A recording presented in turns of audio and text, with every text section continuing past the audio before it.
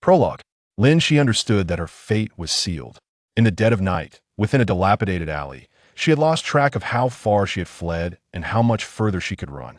Her lungs burned with a searing pain, a reminder of how long it had been since she had exerted herself so desperately. Her high-heeled shoes were nowhere to be found, and the early spring night was still quite chilly. Her feet, clad only in stockings, pressed against the frigid ground, the cold seeping into her frantic heart. With desperate eyes wide open, Lin Xi confronted her impending doom. There was no escape. The men pursuing her had already struck her arm with a brutal blow, forcing her deeper into this dead alley. Under the dim glow of the streetlights, their menacing faces radiated malice. Even if she were to be violated by these brutes, the ultimate conclusion was unmistakably death. Lin Xi stared into the abyss of her mortality, fervently wishing for the existence of supernatural beings. She strained her eyes to discern the faces of those who sought to end her life, hoping that, in death, she might return as a vengeful spirit to exact retribution. Suddenly, a searing pain shot through her leg, and she instinctively reached to shield herself, only to feel a similar agony in her arm. How could she have forgotten? That arm had already been shattered. The brutality of her attackers was undeniable. As an iron rod approached with alarming speed, she barely had time to cover her forehead with her uninjured hand. A sharp crack echoed as her skull met the blow, followed by two more vicious strikes. The world around her erupted in crimson before swiftly descending into darkness. Damn it. What are you staring at?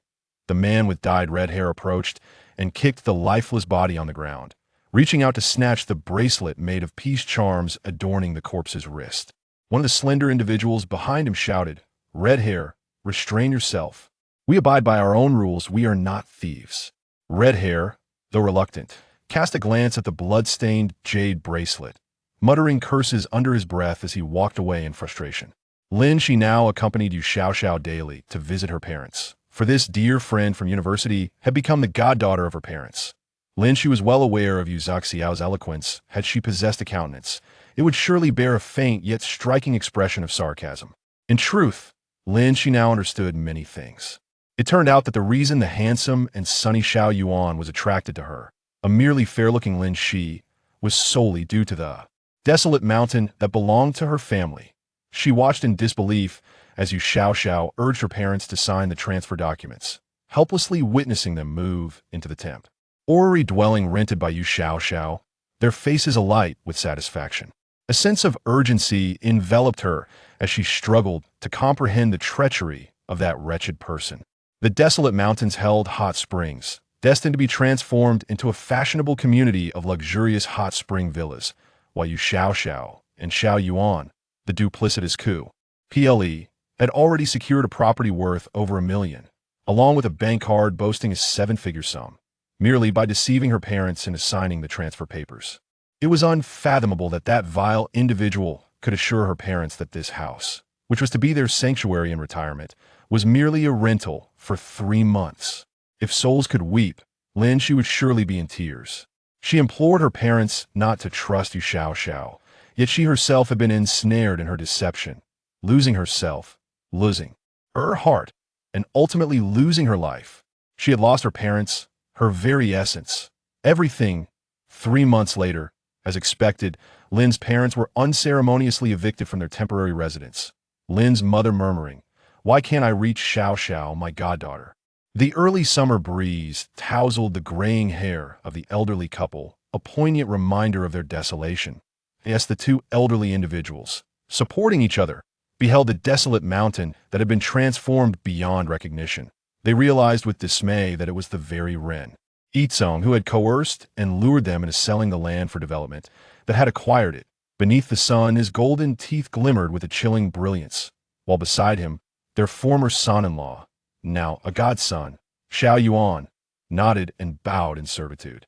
Meanwhile, the gentle goddaughter wore a sycophantic smile directed at the golden grin.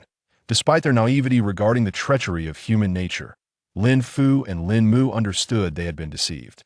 Lin Fu's asthma flared up, his face turning purple as he attempted to confront them, only to be swiftly overpowered and brought to the ground by several burly men.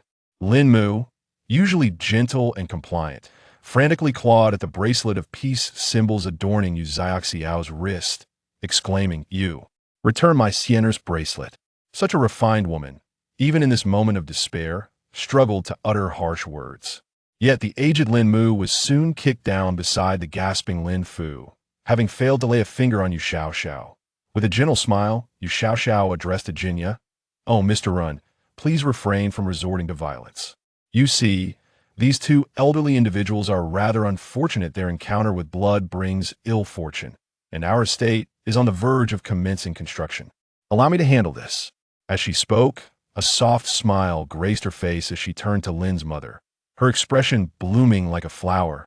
"The predicament you find yourselves in, Toda, why is entirely due to the owner of this jade pendant.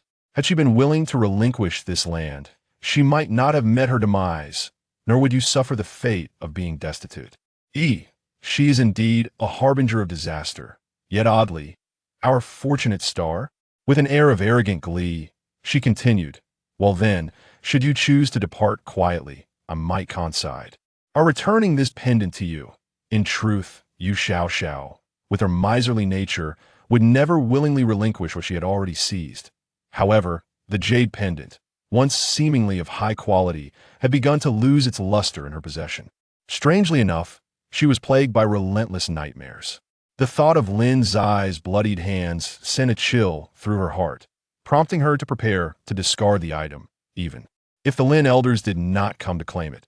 Subsequently, the insincere Yu Xiao became the goddaughter of her parents, while the ancestral jade pendant of the Lin family was bestowed upon her, adorning her hand. Lin she could only watch helplessly as events unfolded before her eyes.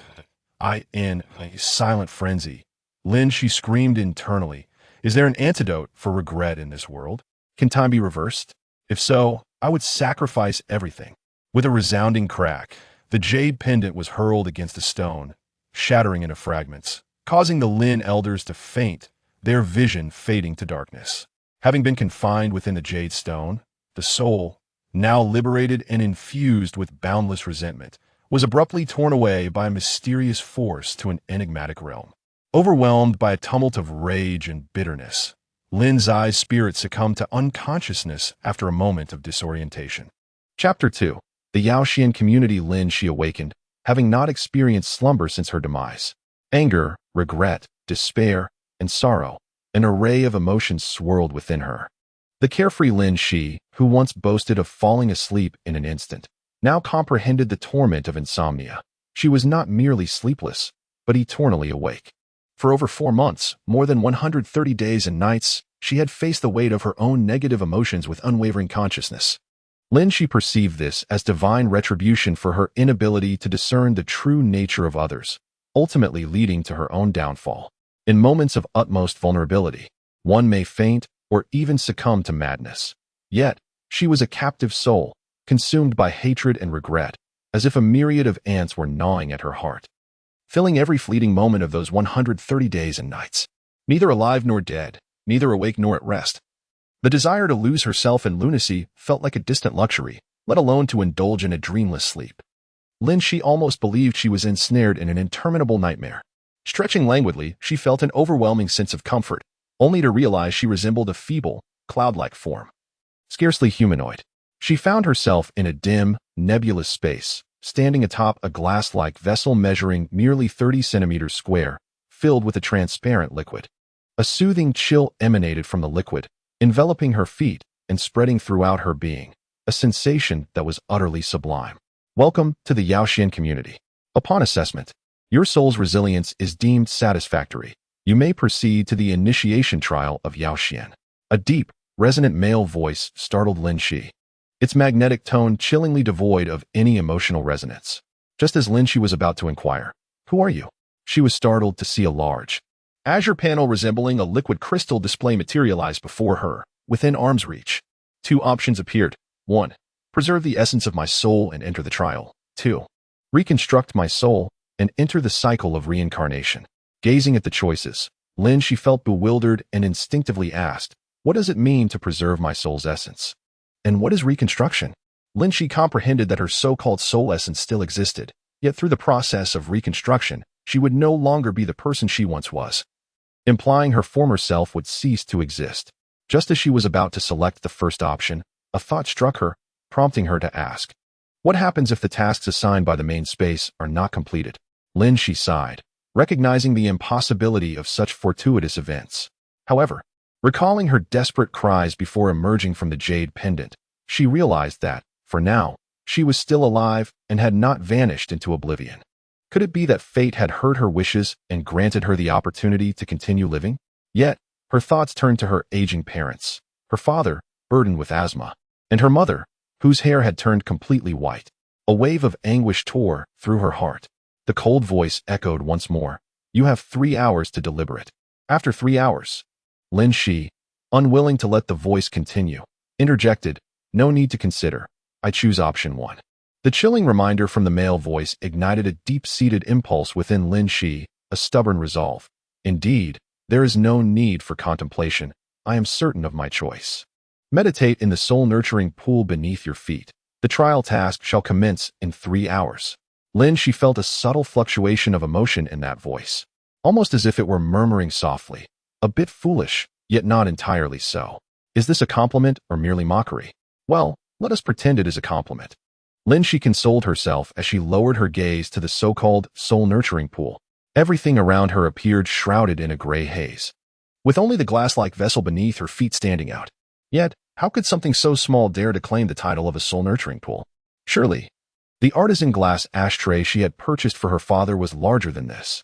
Sitting cross-legged atop the soul, ashtray, Lin Xi silently scoffed, the corners of her mouth, pretending that her soul state could express emotions, curling into a faint smile. Suddenly, she froze.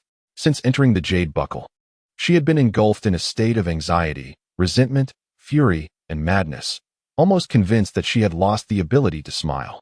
Yet now, a gentle coolness emanated from the soul-nurturing pool, cleansing her spirit and granting her a long-lost sense of tranquility.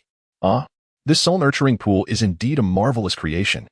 Lin Xi began to comprehend the unspoken meaning behind that cold voice. Perhaps the longer she pondered, the shorter her time in the soul-nurturing pool would be. Although she was granted 3 hours to contemplate, if she was not mistaken, once the 3 hours were up, she would undoubtedly be thrust directly into the trial task. Since they have prepared this soul-nurturing pool for you, adorned with such an impressive name, despite its somewhat unimposing appearance, it undoubtedly offers significant benefits. Contemplating this, Lin Xi set aside all other thoughts, clearing her mind and immersing herself in a meditative state. When the cold, emotionless notification summoned her for the task, Lin Xi discovered that her soul had acquired a tangible essence, no longer in that fleeting state that could dissipate with a mere breath.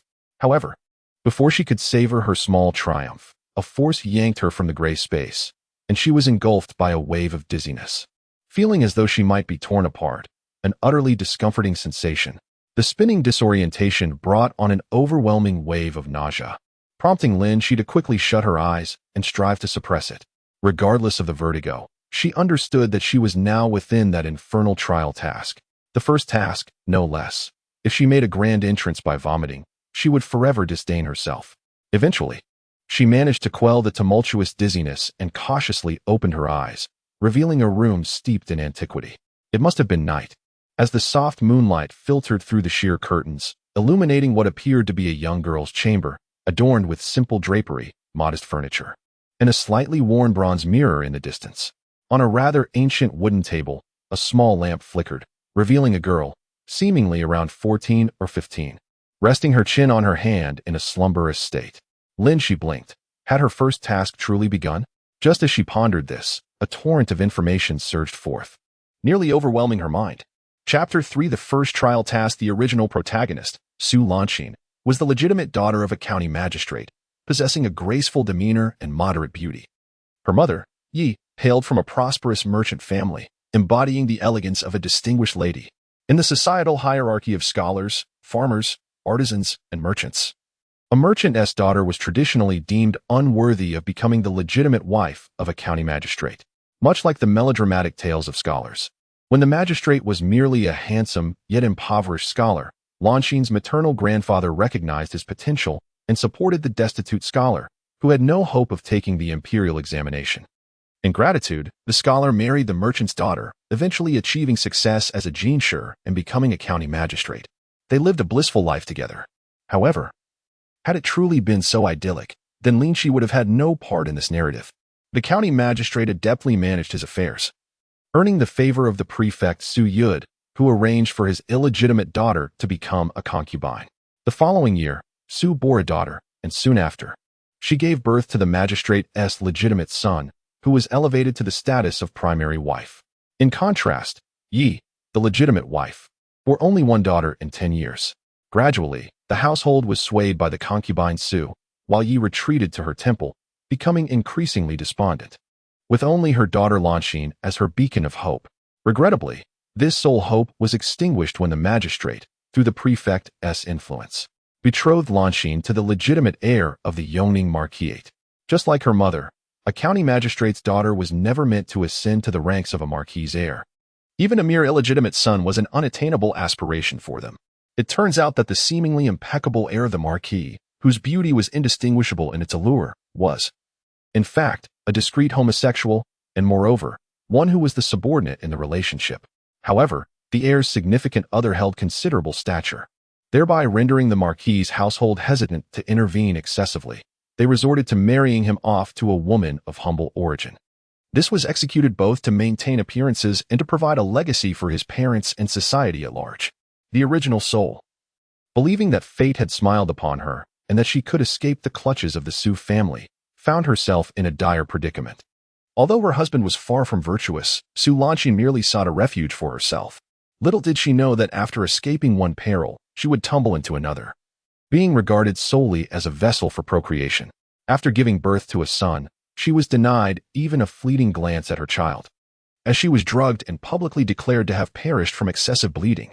Upon learning of this devastating news, the original mother's last glimmer of hope extinguished, leading her to conclude her tragic existence with a silken noose, following her unfortunate daughter into the abyss. The original soul harbored a simple desire: to liberate her mother from suffering, sever ties with her disreputable father, and seek a serene place amidst picturesque landscapes to live a tranquil life with her mother. Having absorbed the narrative, Lin Xi felt a surge of pent-up frustration. In her muddled existence within the Jade Stone, she had believed herself to be the most unfortunate of souls. Yet, upon reflection, she realized that compared to Su Lin Xi, she could indeed be considered fortunate. At the very least, Lin Xi had lived the ordinary, peaceful, and blissful life that the original soul had yearned for. Surrounded by loving parents, the thought of her aging parents brought a pang of sorrow to Lin Xi's heart. It was her foolishness that had invited disaster into their lives. Regrettably, there exists no antidote for remorse in this world. Lin Xi suppressed her emotions, for what had transpired was irrevocable. Dwelling on it further would yield naught but futile thoughts. Thus, she resolved to focus on the task at hand. It is imperative to understand that failure in the trial mission equates to death.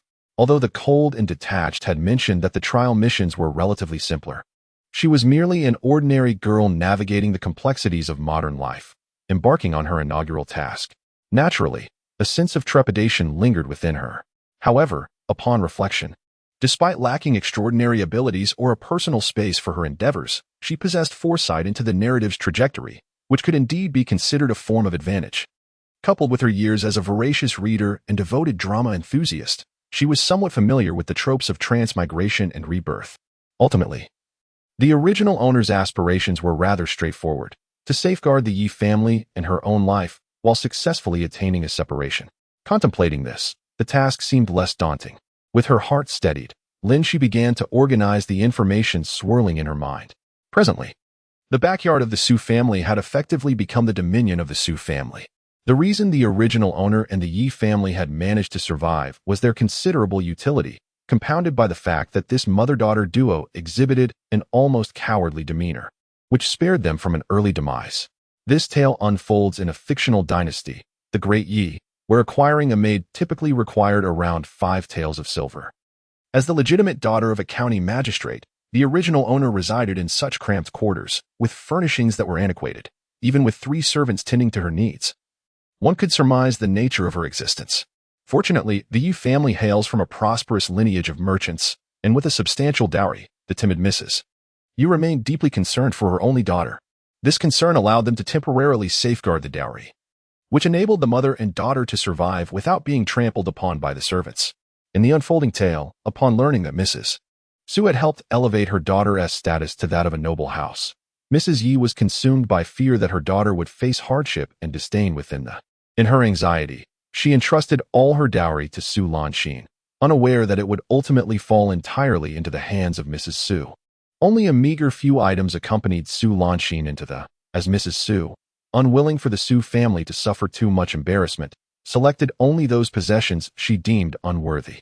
For within the affairs are well known, Su Lin Xi was not marrying into the but rather selling herself to it.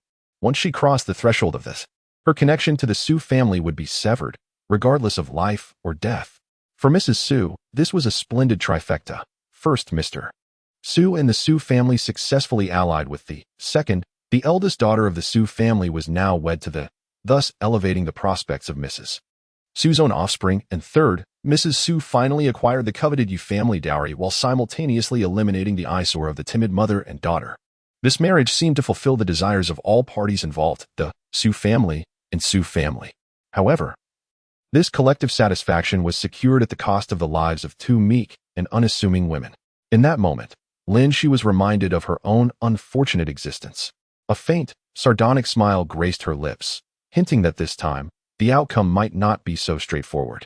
The timing of her arrival was neither particularly opportune nor entirely unfavorable. Presently, the Su family had established contact with Zhang, the esteemed maidservant of the Lady of Yongning Marquis. This maidservant was known for her competence and held considerable influence not only in the presence of the lady but throughout the entire marquisate. It was likely that, under her persuasive eloquence, the lady had already been swayed. This prospective union was truly distasteful. Fortunately, in her pursuit to seize all of the Yi family's dowry at once, Su had feigned indifference towards the lavish dowry for many years. Thus, her mother's wealth remained secure in her grasp. Lin Xi contemplated that she must visit her mother the following day. Ideally, she would persuade her to agree to a divorce. If that proved unfeasible, she would first devise a plan to acquire the dowry list. Everything else could be negotiated, for in any era, the plight of the impoverished was sorrowful. She must safeguard these possessions to ensure her future happiness alongside the Yi family, living the tranquil life the original owner had yearned for. Yes, it was a delightful resolution. Lin Xi glanced at the little maid, Mint, who was battling drowsiness with intermittent nods, a faint smile gracing her lips. She would bring her along.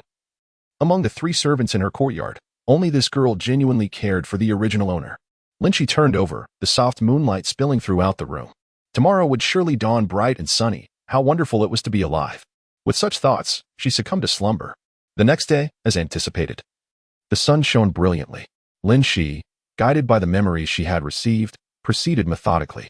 After completing her morning rituals, she prepared to visit her mother, accompanied by the little maid Mint, who had kept her vigil by the lamp the previous night. The interior of the Su residence is rather unpretentious.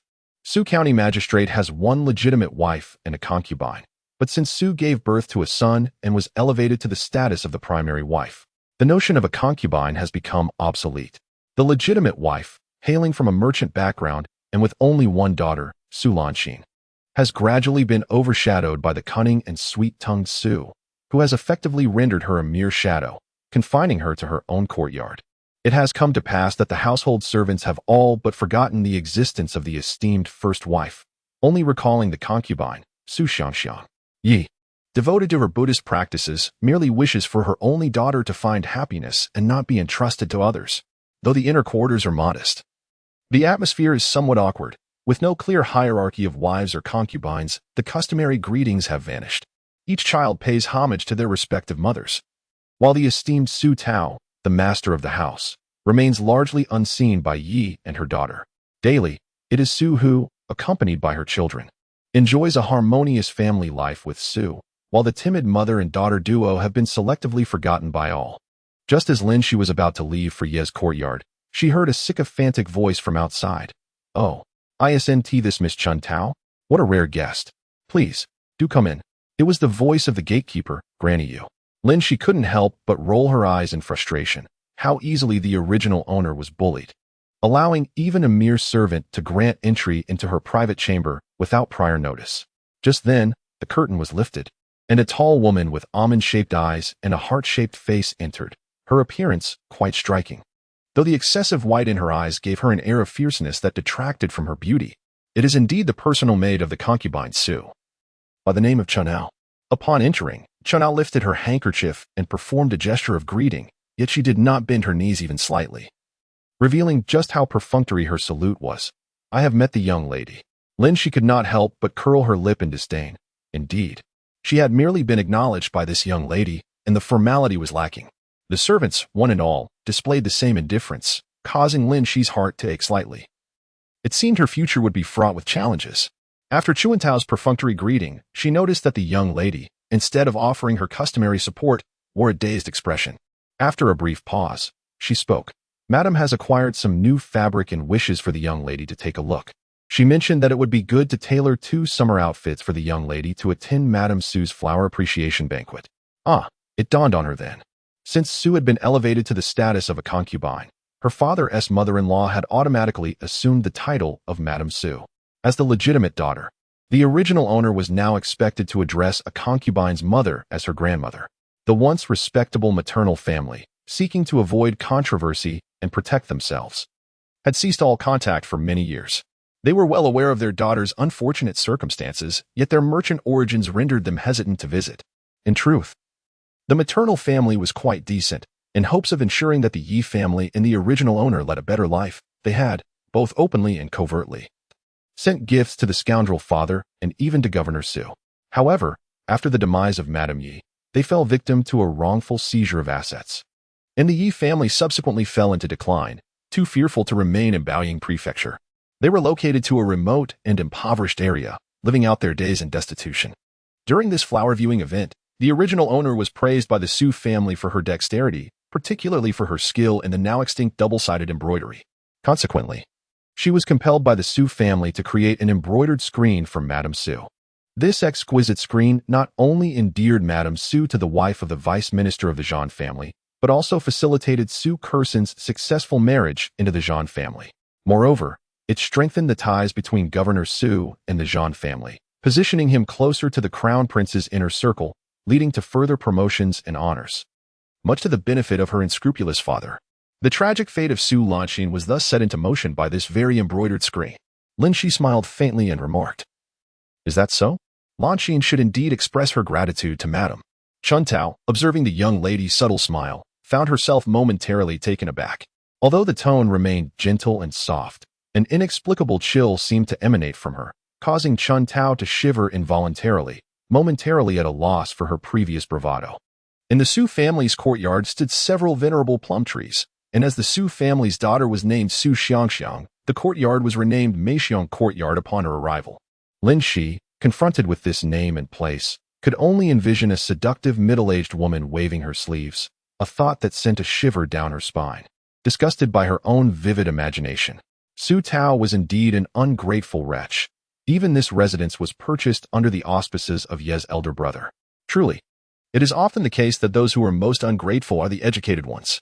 Upon entering the side hall, Lin Xi spotted Madame Su conversing with a tall, over 50-year-old woman, her usually elevated chin now lowered, exuding an air of uncharacteristic subservience. Beside her sat the second young lady of the Su family, Su Kerson, adorned in a delicate dress of water powder, exuding an air of enchanting charm. Lin Xi, recalling the manner in which she ought to greet Su Shi, performed the customary salutation. Su Shi, taking her hand with affectionate familiarity, urged, "Lan'er, come and greet Mama Zhang." As Lin Xi complied with a hesitant bow, a chill crept over her. The mention of Lan'er and the notion of meeting Mama Zhang conjured images of a courtesan's reception, reminiscent of many historical dramas she had watched. The matron displayed a demeanor of lofty arrogance, her towering stature rendering Lin Xi only able to glimpse the pronounced double chin and the 2 dark nostrils, details that evoked the character of Rome Mama.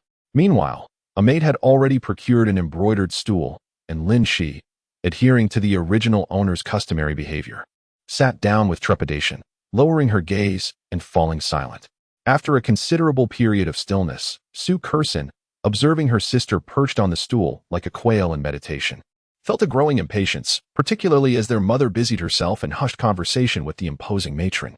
Having already set her sights on 2 fabric swatches, Su Kerson was well aware, even without her mother's guidance, that the magenta ice silk was the finest choice, followed closely by the water powder plain silk. With a glint of mischief in her eyes, she sweetly declared, "Mother, I shall accompany my sister to select the fabrics," extending her hand toward Lin Xi in a condescending manner. Lin Xi, sensing the urgency behind Su Kerson's words, feigned reluctance, casting furtive glances at Su Shi. With a slight nod of acknowledgement from Su Shi, Lin Xi rose gracefully, offering a respectful bow to Mama Zhang before following Su Curson to choose the materials. Behind her, Su and Zhang exchanged satisfied glances at Su Lanqing's performance. Meanwhile, Su Curson unabashedly seized the fabric she had her eye on, chattering away as she assisted her sister in selecting materials, embodying the role of a caring younger sister. A subtle smile tugged at the corners of Lin Xi's lips. Just as the narrative had foretold, she would soon recommend two particularly unique colors that would be challenging for the originally merely delicate protagonist to carry off. Coupled with the protagonist's inherently awkward demeanor, this would only serve to accentuate her clumsiness. Rumors of the eldest daughter of the Su family being unattractive circulated widely, making it difficult for the protagonist to secure a suitable match.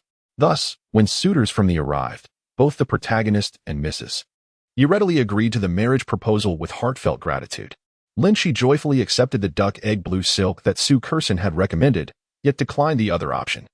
With a gentle voice, audible to all in the room, she remarked, "Sister, this color has always been favored by the lady."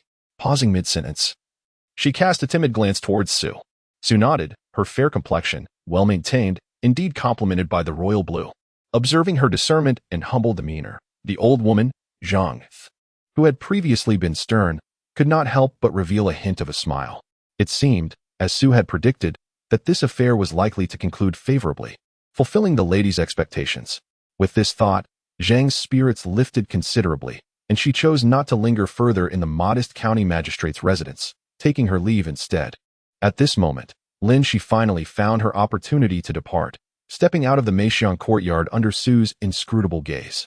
The residence of the Yi family, Hefeng Yuan, stands in stark contrast to the Su family's Meixiang Yuan, revealing the extravagant lifestyle of the Su clan, which has relegated the legitimate wife to a mere corner of their domain, effectively swapping their roles.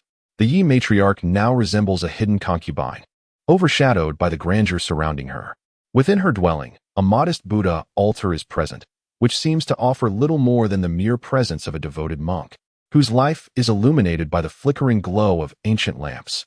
Although she is only in her 30s, her visage bears the weight of weariness, yet upon seeing her daughter, a flicker of warmth dances across her otherwise calm features. Yi Shi gently grasped her daughter's hand, scrutinizing her with eyes filled with affection.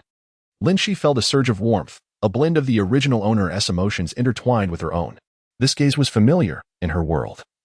Her mother looked at her in the very same way. Overwhelmed by a wave of nostalgia, Lin Xi instinctively embraced Yi Shi, softly calling her mother. Yi Shi was momentarily taken aback. Her daughter, with her virtuous and gentle demeanor, typically adhered to the decorum expected of a refined lady, while they shared a close bond. Such intimate displays were rare. Seeing her daughter embrace her with a hint of suppressed sobs, she initially suspected that Lin Xi had endured some distress at the hands of Su Curson. Generally, Su Xiangxiang maintained the poise of a head matron, seldom overtly challenging lawn air. Thus, Yi Shi invited her daughter to sit beside her on the couch, gently inquiring about the cause of her distress. Lin Xi seized the opportunity to recount the recent events in detail. Although Yi Shi did not manage affairs directly, she was not lacking in discernment and sensed that this old servant might not have the best intentions. Lin Xi remarked, "Mother, I believe that the Su family has marginalized you to this extent while pretending to be so virtuous in front of others. Now that I have reached the age for marriage, I worry that she might seize the opportunity to create trouble. I observe that arrogant demeanor of that woman. She is certainly not a mere servant from an ordinary household. If we were to match our daughter with a family that we cannot provoke." Yi Shi's face also bore concern. After a moment of contemplation, she replied, "She dares not. Regardless of the circumstances, you are still your father's legitimate daughter, are you not? If she goes too far, I would not hesitate to sacrifice my pride to beseech your father. I would never allow her to demean you." Lin Xi scoffed, "Oh, how much can one endure? Look at how they have been humiliated." Yi Shi, being gentle by nature and indoctrinated with the ancient belief that a woman must bow to her husband, finds it difficult to accept the notion of separation unless a grave matter arises. Their meal consisted of 2 bowls of burnt rice and 3 buns that were barely recognizable as flour rolls. The dishes included both meat and vegetables. Yet the chicken wings subtly emitted a rancid odor, and a piece of sauced fish was clearly left over. This was their daily nourishment, which, under the circumstances, was considered relatively decent. At times, they would simply declare that there was nothing left. The two women either swallowed their grievances or resorted to spending their own money to purchase food from their kitchen at exorbitant prices.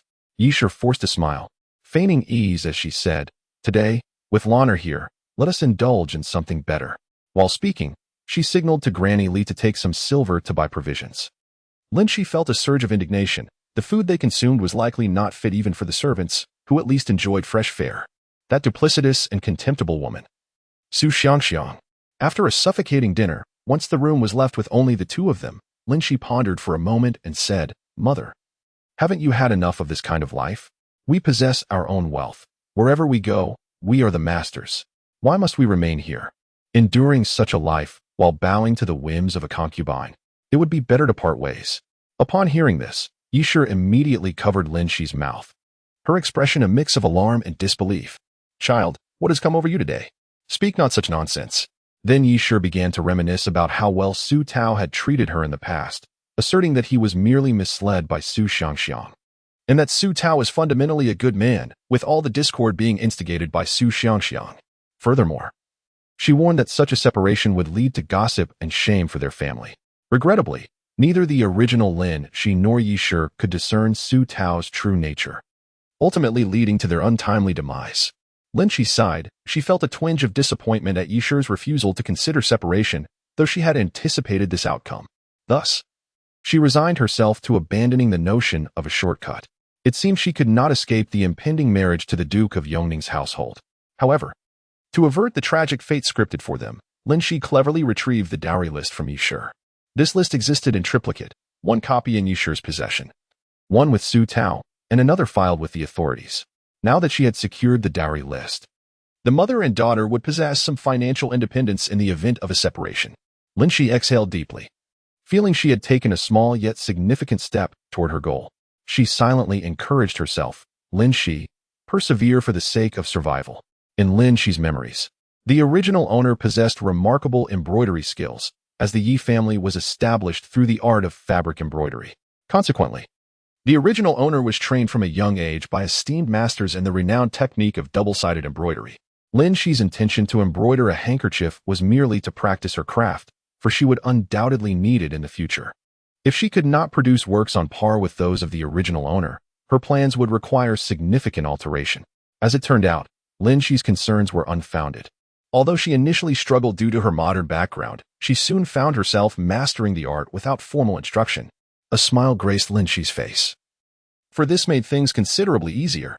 Days passed in tranquil monotony, with the only notable change being that Miss Su Lanxin had undergone a transformation within. While the Yi family continued to uphold their Buddhist practices, Lin Xi would visit her daily, spending some time in her company, while the rest of her hours were spent sequestered in her dilapidated courtyard. After Lin Xi's arrival, she tidied up the seldom used items, leaving only a few commonplace ornaments on display. Naturally, the pampered Su Curson found them unworthy of her attention and ceased to frequent the worn courtyard. Before long, the day of the Su family's flower appreciation banquet arrived. The two sisters donned their meticulously crafted garments and accompanied the Su family to the banquet. On this day, Su Lanxin was initially filled with joy. It was her first time attending such a flower appreciation event. Dressed in a gown crafted from fabric chosen by Su Curson, she arrived with great excitement. However, unbeknownst to her, a calamity awaited. The daughters of officials mocked her attire, and under Su Curson's deliberate promotion, the merchant status of her mother swiftly circulated, isolating her as the subject of derision and scornful glances. Overwhelmed with shame, the original character could no longer bear to remain at the banquet. Kind-hearted Su Shi took her to see Madame Su, who spoke of how the Duchess of Yongning had a fondness for double-sided embroidery, particularly peonies. Devastated and nearly crushed upon hearing that creating a piece of double-sided embroidery could win the Duchess's favor and secure a marriage into the noble household, she lost all sense of reason and eagerly agreed. Thus began the calamity that would befall Su Lanxin. Now, Lin Xi wore a barely perceptible cold smirk. How could such a well-behaved child refuse? Yet, upon seeing Lin Xi's attire, Su Curson's mood instantly soured, and even Su Xiangxiang wore an expression of astonishment. The color of the dress seemed to bring forth an unexpected beauty. How could this be? It was my sister who chose the color, and I thought it lovely. The finished garment looked far more exquisite than usual. Why do you now claim it is unappealing? Lin Xi furrowed her brow, feeling vexed. Furthermore, I have only made one outfit this time, with no suitable alternatives. Although Lin Xi's voice was soft and tender, her words were laced with sharpness. She accused Su Kerson of deliberately deceiving her and lamented her own meager wardrobe, pointing out the favoritism shown by Su Shi, the head of the household. Su Shi was taken aback, wondering when this usually taciturn girl had begun to engage in such indirect speech. Stealing a glance at Su Lanqing, who wore a slightly aggrieved yet unbothered expression, Su Shi thought it strange. Perhaps it was merely coincidental. With a frown, Su Shi admonished Su Kerson, "Stop this nonsense. What kind of behavior is that?" She then beckoned the two sisters to get into the carriage, heading directly towards the Su residence. Upon arriving at Su Manor, the group naturally split into two, with the adults going one way and the young ladies another. The eldest daughter of the Su family led them to the garden. It was Lin Xi's first time witnessing the legendary garden where countless melodramatic tales of love or betrayal were said to have unfolded. Her wide-eyed wonder drew a chorus of giggles from the other girls, and the legitimate daughter of the envoy Wang covered her mouth with a smile, remarking, "Indeed, the daughter of a merchant family is quite different from others." Another girl in a red gown chimed in, "No way. I heard her maternal family is a renowned wealthy clan." Suddenly recalling something, she covered her cherry lips and apologized to the eldest Su daughter. "Oh dear. How forgetful of me. Su sister, please don't take offense." The others exchanged knowing glances, as Su Lanqing's maternal family was, at that moment, the Su family they found themselves in. The eldest daughter of the Su family pursed her lips, wondering why her grandmother insisted on having Su Lanqing come, as it only invited ridicule. Wang Kaiping would surely have much to say afterwards, and of course, Gu Jiner, who had always clashed with her, would not miss the opportunity to embellish the tale. Although she felt vexed within, she maintained an impassive facade while gazing at the girl in the red dress. "Sister Gu, you jest." She merely accompanied Sister Kur, and it is my first encounter with her as well. After speaking, she seized the opportunity while others were distracted to cast a fierce glare at Su Kerson. Beside Su Kerson stood a girl of about 15 or 16, with slightly sallow skin, who bore a peculiar smile. "Is that your sister?" Remembering her mother Su Xiangxiang's instructions, Su Kerson wore a hint of compassion on her face. "Indeed. She is rather pitiable, confined to the manor all day with nowhere to go. I wonder how she heard about the flower viewing banquet at our maternal grandfather's house. I have heard there will be young ladies and gentlemen from our bowing aristocracy." She implored our mother, insisting on attending. "After all, my sister is 16 this year." Upon finishing, she revealed an ambiguous expression that suggested deeper intentions, and the crowd understood, realizing she aimed to seize this opportunity for a suitable match. The young ladies were filled with disdain. Does she even deserve it? A merchant's daughter. Indeed, something so lowly cannot aspire to rise above. In a cacophony of voices, they swiftly denigrated Su Lanqing, and Su Kerson added fuel to the fire. "Do not speak so harshly. Her mother was a merchant's daughter too, yet she married my father." "Ah, so like mother, like daughter. Quite a family legacy indeed." The scorn on their faces intensified. This situation was akin to a slap followed by a sweet date, a tactic Su Xiangxiang had mastered. To be honest, Lin Xi did not care in the least how these aristocratic ladies perceived her. Her battlefield lay elsewhere. Su Xiangxiang, Madame Su, and the unscrupulous father all required the alliance with the Ho residents. In truth, Lin Xi harbored a secret smile. She too yearned for this advantageous union. There exists a saying in the world: one must tread carefully around a rat for fear of breaking the vase. Without any intrinsic value, how could one hope to live a prosperous life? Thus, how could she possibly refrain from performing to their expectations? Consequently, Lin Xi's expression transitioned seamlessly from awkwardness to timidity, ultimately culminating in despair. She covered her face with her hands as if weeping, while her eyes remained dry enough to ignite a flame. In reality, she genuinely wished to cry, yet her acting skills fell short, rendering her unable to shed tears. Certainly, she could not resort to feigning with mere saliva. At that moment, Su Xiangxiang appeared like a timely downpour, kindly embracing the discomposed Su Lanqing and leading her to the old lady's chamber. The onlookers extolled Su Xiangxiang's gentle virtues and her admirable composure, enviously regarding Su Kerson for having such a commendable mother. Neither the successful Su Xiangxiang nor the scheming Su Kerson noticed the icy countenance of a nearby girl with slightly yellowed skin. While being escorted to the inner chamber, Lin Xi seized a moment of respite, observing Su Kerson's obsequious smile as she engaged in hushed conversation with the yellow-skinned girl, whose gaze toward Lin Xi was sharp and menacing, akin to a sword. Lin Xi pondered in silence, rifling through Su Lanxin's memories, yet found no recollection of such an individual. It seemed this person harbored a palpable animosity toward her. Who could she possibly be? Although Lin Xi may seem like a naive and unsophisticated individual in the modern world, she has now acquired all of Su Lanxin's memories. The girl, with her distinctly yellowish complexion, possesses remarkably delicate features. Her lustrous hair is adorned with exquisite ornaments, and her attire stands out among her peers, indicating a background of considerable affluence. Conversely, Su Curson, much like her mother, is a person who only rises early for profit. Lin Xi has been discreetly observing Su Curson's actions. Since her arrival in this garden, she has consistently sought to ingratiate herself with the yellow-skinned girl, rather than clinging to the Su sisters as the narrative would suggest. There is intrigue afoot. By the conclusion of the flower viewing banquet, Lin Xi's suspicions were solidified. Throughout the entire event, Su Curson remained steadfastly by the yellow-skinned girl's side, prompting Lin Xi to ponder the latter's true identity.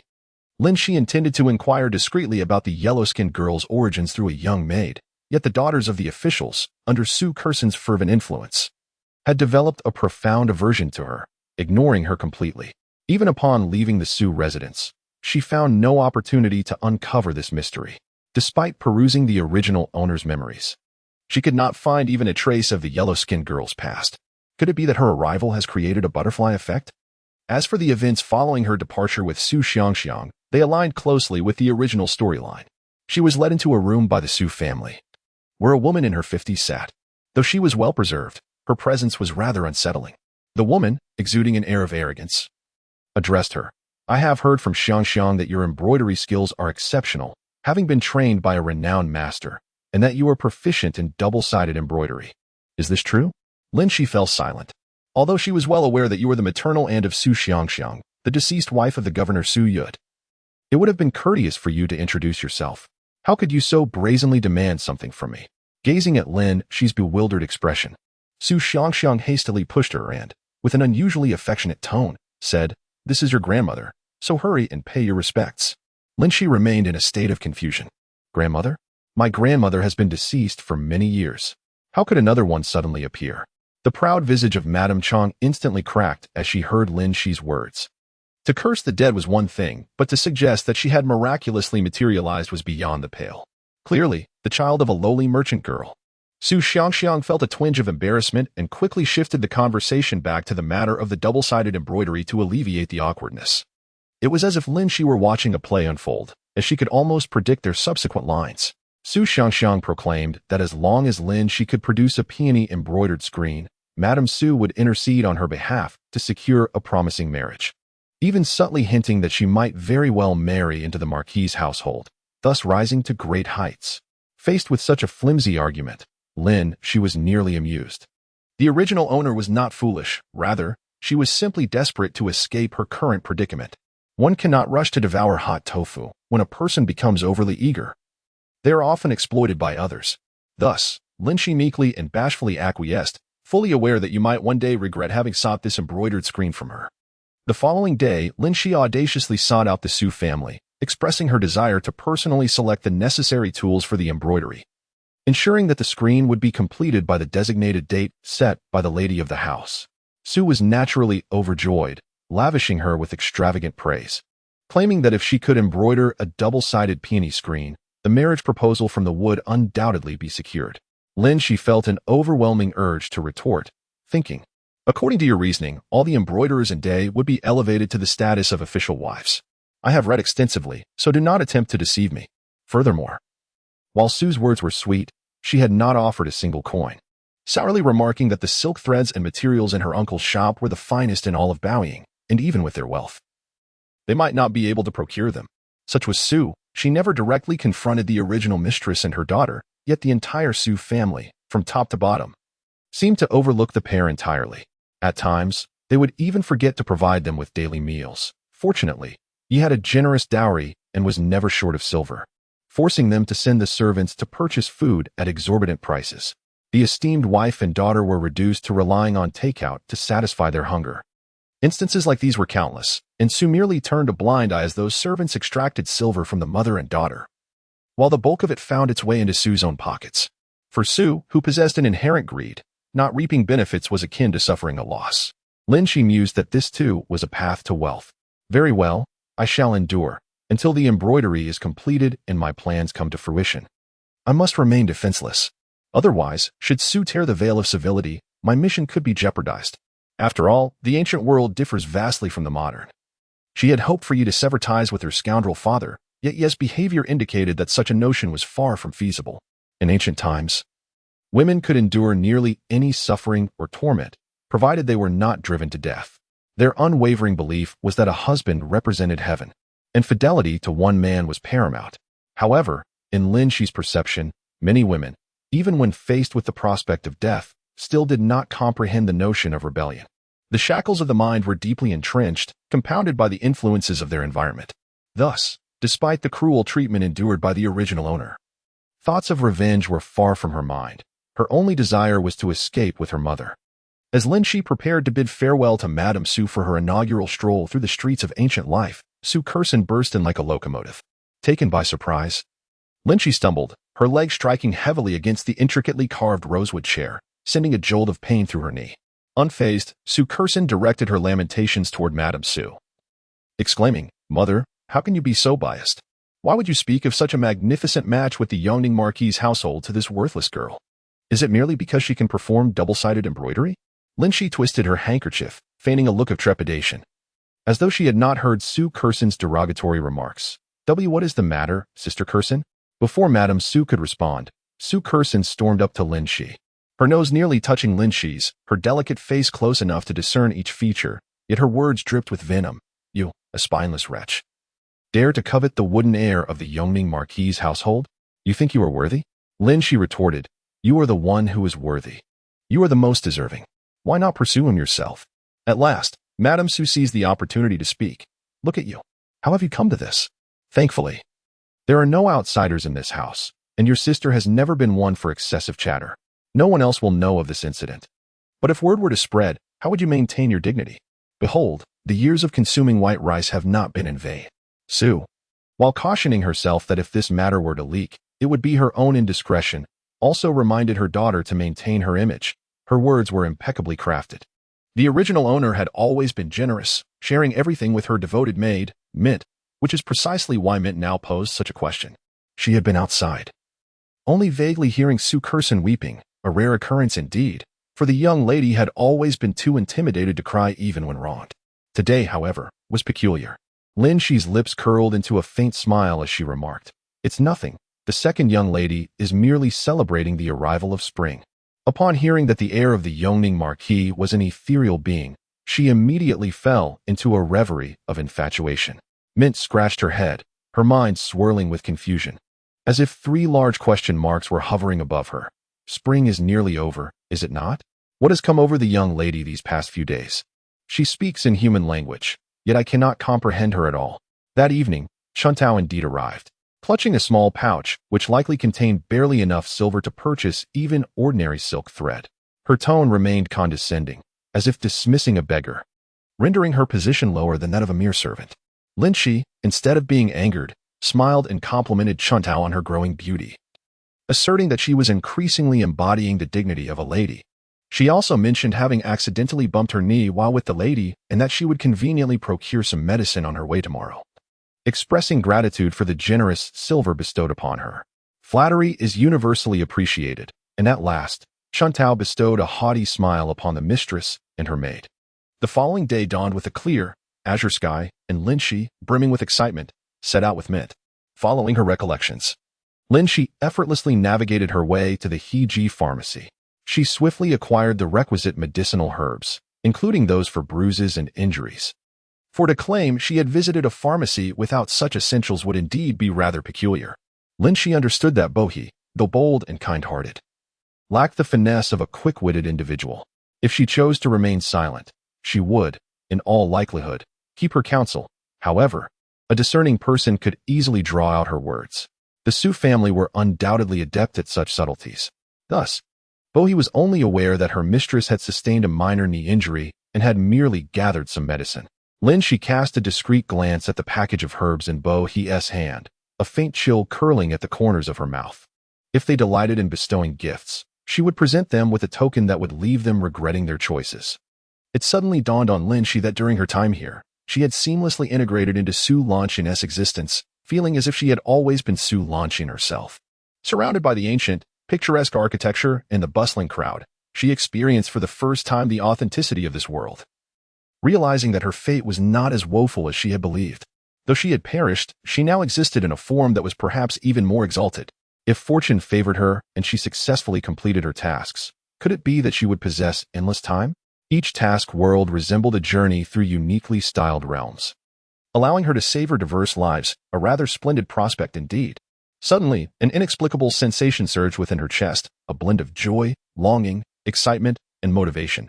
And she nearly exclaimed, "Let us battle, Pikachu." Upon noticing the terrified gaze of Mint beside her, she realized she had slightly lost her composure. Clearing her throat, she remarked, "It has been quite a while since I last indulged in a shopping spree. Let us visit Jin Nishang shortly to procure some fine materials. I shall craft 2 sets of garments for my mother, and perhaps I shall also acquire an outfit for you." Mint, upon hearing this, erupted into joy.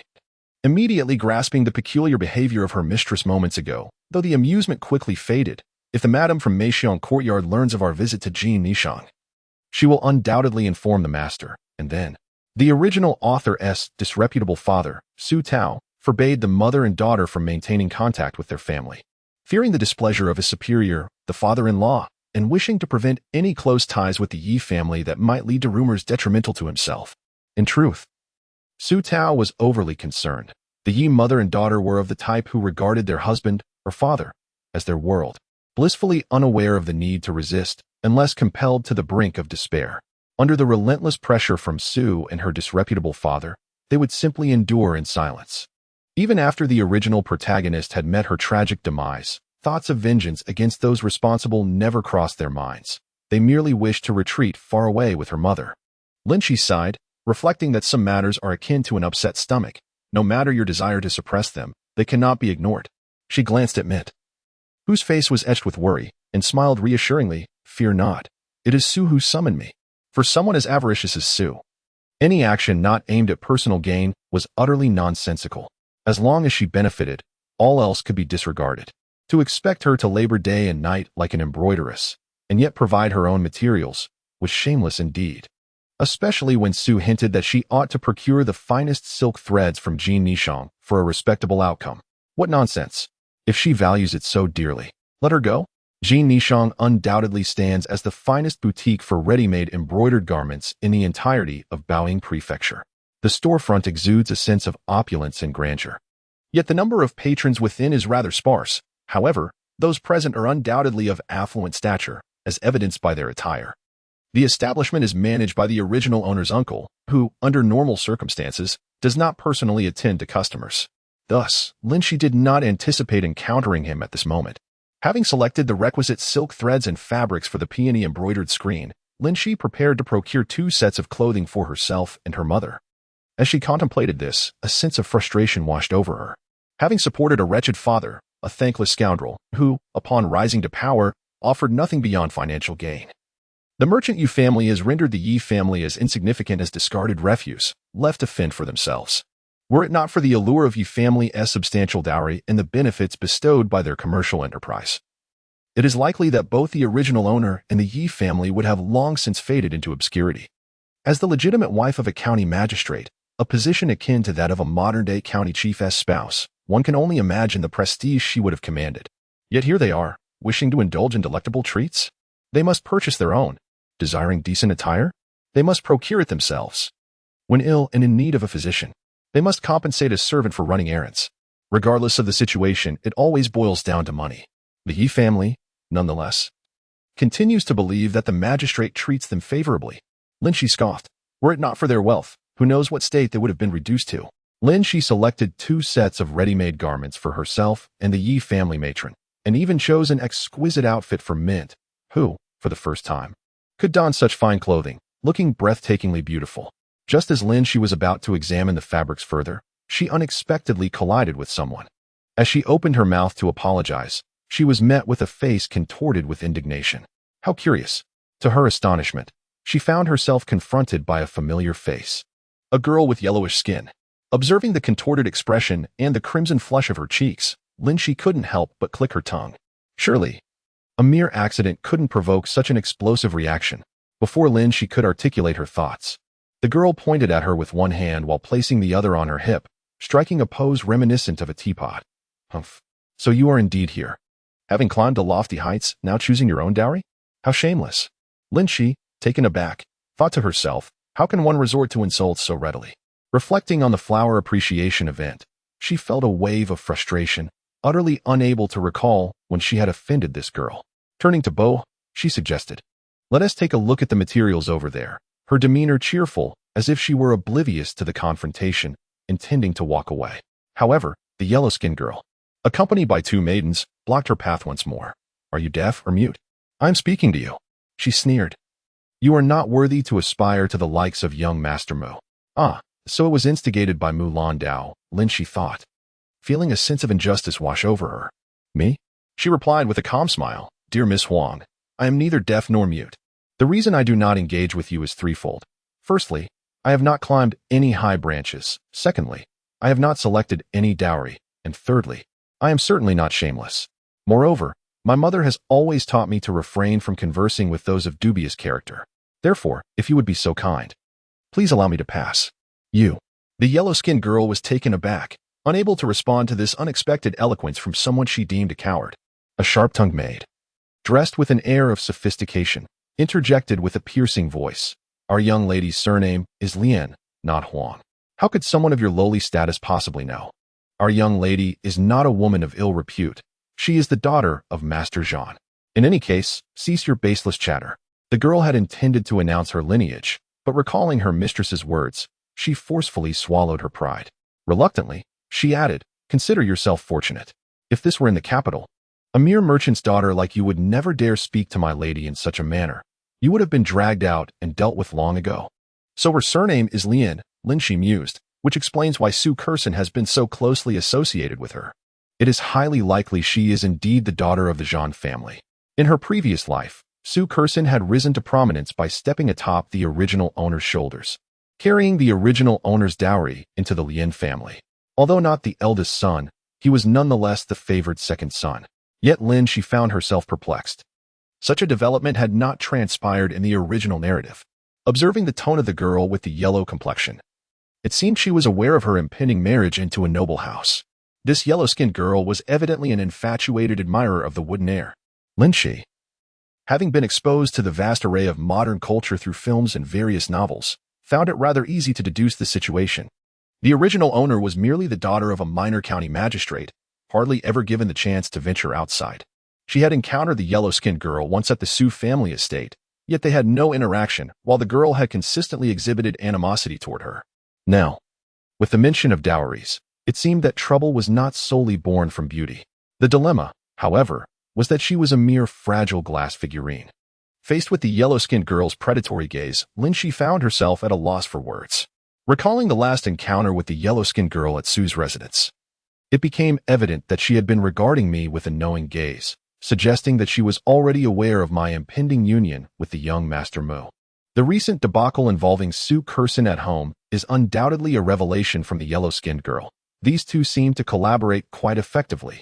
Observing Su Curson's frantic demeanor yesterday, it was clear that although she had never met the young Master Mu, the disparity in our social standings was insurmountable for someone of her ilk, which explains her desperate and almost frenzied reaction. Not only was Su Curson infatuated, but the original protagonist was also ensnared by this toxic allure, ultimately losing her reason and even her life. It must have been Su's family issuing some stern warning, compelling Su Curson to refrain from further provocations, thus prompting her to instigate trouble through the yellow-skinned girl. What a delightful sisterhood this is, with the latter conveniently stationed in a place where the former could easily ambush her. How absurd, to liken myself to a mere rabbit. Lin Xi inwardly rolled her eyes. The reputation of this scoundrel had indeed spread far and wide in the capital. What is so appealing about him? Would I ever find pleasure in such a notion? Lin Xi earnestly wished for the yellow-skinned girl to swiftly remove that insufferable pest. I would be eternally grateful to her ancestors. Initially, Lin Xi had considered that it was better to avoid trouble, as those wretched individuals had caused the original protagonist's demise, not hers.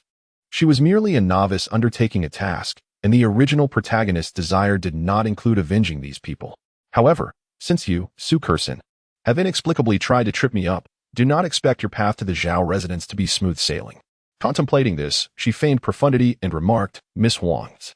It is no wonder that even your maid exhibits such arrogance. The noble ladies of the capital evidently hold you in disdain. Upon arriving at Baoying Prefecture, it is only because of my sister's pity that you are afforded any attention. No wonder my sister mentioned this morning that you are most obedient to her, doing whatever she asks. I initially thought she was exaggerating, but to my astonishment, the esteemed daughter of the Lin family truly behaves in such a manner. With a scrutinizing gaze directed at the yellow-skinned girl, Lin Xi nearly voiced her thoughts of her foolishness. Her eyes were filled with pity and frustration. Mint. It seems I have lost this bet with my sister. I never expected the young lady of the Lin family to be so compliant. It appears that the jade floral bracelet must belong to my second sister now. How unfortunate. Once again, she has triumphed over me. Sigh. Let us depart. Without waiting for the yellow-skinned girl's reaction, she strode out. Mint was left utterly bewildered, her head swirling with confusion. The questions multiplying above her seemed endless. What on earth is happening? She silently pleaded for the young lady to speak plainly. Nevertheless, Mint remained a dutiful maid, firmly believing that whatever her mistress said was always correct. If her mistress was mistaken, it must be due to her own misinterpretation. Thus, she prepared to carry the items Lin Xi had purchased and leave. Lin Xi, realizing that the master mentioned by the shopkeeper was her own uncle, felt a pang of sorrow. To have been deceived by a treacherous wolf, resulting in a family reunion that felt as clandestine as a thief's encounter. Once Lin Xi entered the carriage and vanished from sight, the yellow-skinned girl and Yaru finally processed her words, their teeth gritted in resentment. So, that Su Kursin pretended to be docile, only to toy with her by wagering with her sister. Lin Yaru had long harbored feelings for young Master Mo, yet she had always lacked the courage to reveal them. Regardless of his esteemed family background, virtuous character, and handsome appearance, he was a figure she felt she could never aspire to reach. A few days ago, she overheard her mother discussing with her father the Mu family's intention to marry off a daughter of a little-known magistrate from Baoying Prefecture. This sparked a glimmer of hope within her. After all, she was the legitimate daughter of the Lin family, and her father held a respectable fourth-rank official position, certainly superior to that of a mere country clerk's daughter. Coincidentally, there were relatives in Baoying, specifically the Su family, prompting her to persistently plead to attend the flower viewing event, hoping to encounter her rival. After all, knowing oneself and one's adversary is a path to victory. The Lin family's awareness of this development was largely due to their connection with the Su family. Governor Su had long sought to leverage this familial bond to ascend the ranks toward the crown prince's favor. However, despite his striking demeanor, the Lin family maintained a lukewarm attitude towards him. Consequently, the Su family divulged that the Yangning Marquis wished to form a marital alliance with their family. Lin Hongtu, a man adept at navigating political currents, had already formulated a plan. Should the Su family indeed ally with the militarily powerful Yangning Marquis, and the Su family offer a substantial dowry, he would propose the second daughter of the Su family to his legitimate second son. These two matrimonial arrangements were intertwined, and the governor was well aware of the reasons behind the Marquis' interest in the Su family daughter. Thus, aside from those directly involved, very few were privy to this arrangement, all of which transpired discreetly. Lin Yaru, in a fit of jealousy, arrived in Baoying, and upon learning that Su Kursin held no affection for her sister, she hastily conveyed this information to her seemingly trustworthy friend, Su Kursin. Su Kursin merely obeyed her mother Su Xiangxiang's command to draw closer to Lin Yaru, a young lady of considerable standing in the capital. However, the ever-cunning Su Kursin felt a surge of anger upon hearing this. Her own foolish and timid sister had become the betrothed of a noble family. And what infuriated her more was that their mother had forsaken her in favor of that simpleton, bestowing upon her the serendipitous fortune that had seemingly fallen from the heavens. Having long grown weary of her life in Baoying Prefecture, she yearned for the splendor of the capital and had often listened with envy as Lin Yaru spoke of the illustrious lineage of the Mu family, whose heir was said to be a paragon of grace and beauty. She could hardly suppress her desire to wed into it. She would gladly settle for being a concubine if it meant gaining such a status, given that her own mother was but a concubine. Was it not apparent that the entire Su family was at the mercy of her whims? To her astonishment, her cries and even her hunger strike did not sway her indulgent mother. Instead, she received an unprecedented slap. as Su Xiangxiang declared that this arrangement had been set by her maternal grandfather and father, immutable by any means. Thus, a clever plan began to form in Su Kerson's mind. If they would not allow her to marry, then neither would they permit that wretched Su Lanqing to secure a favorable match. She quickly devised an excuse to visit her maternal grandparents and engage in whispered conversations with the seemingly kindred Lin Yaru. In truth, Su Xiangxiang was a formidable figure, meticulously orchestrating her daughter's affairs without a hint of awareness, only for the unexpected arrival of Lin Xi to complicate matters.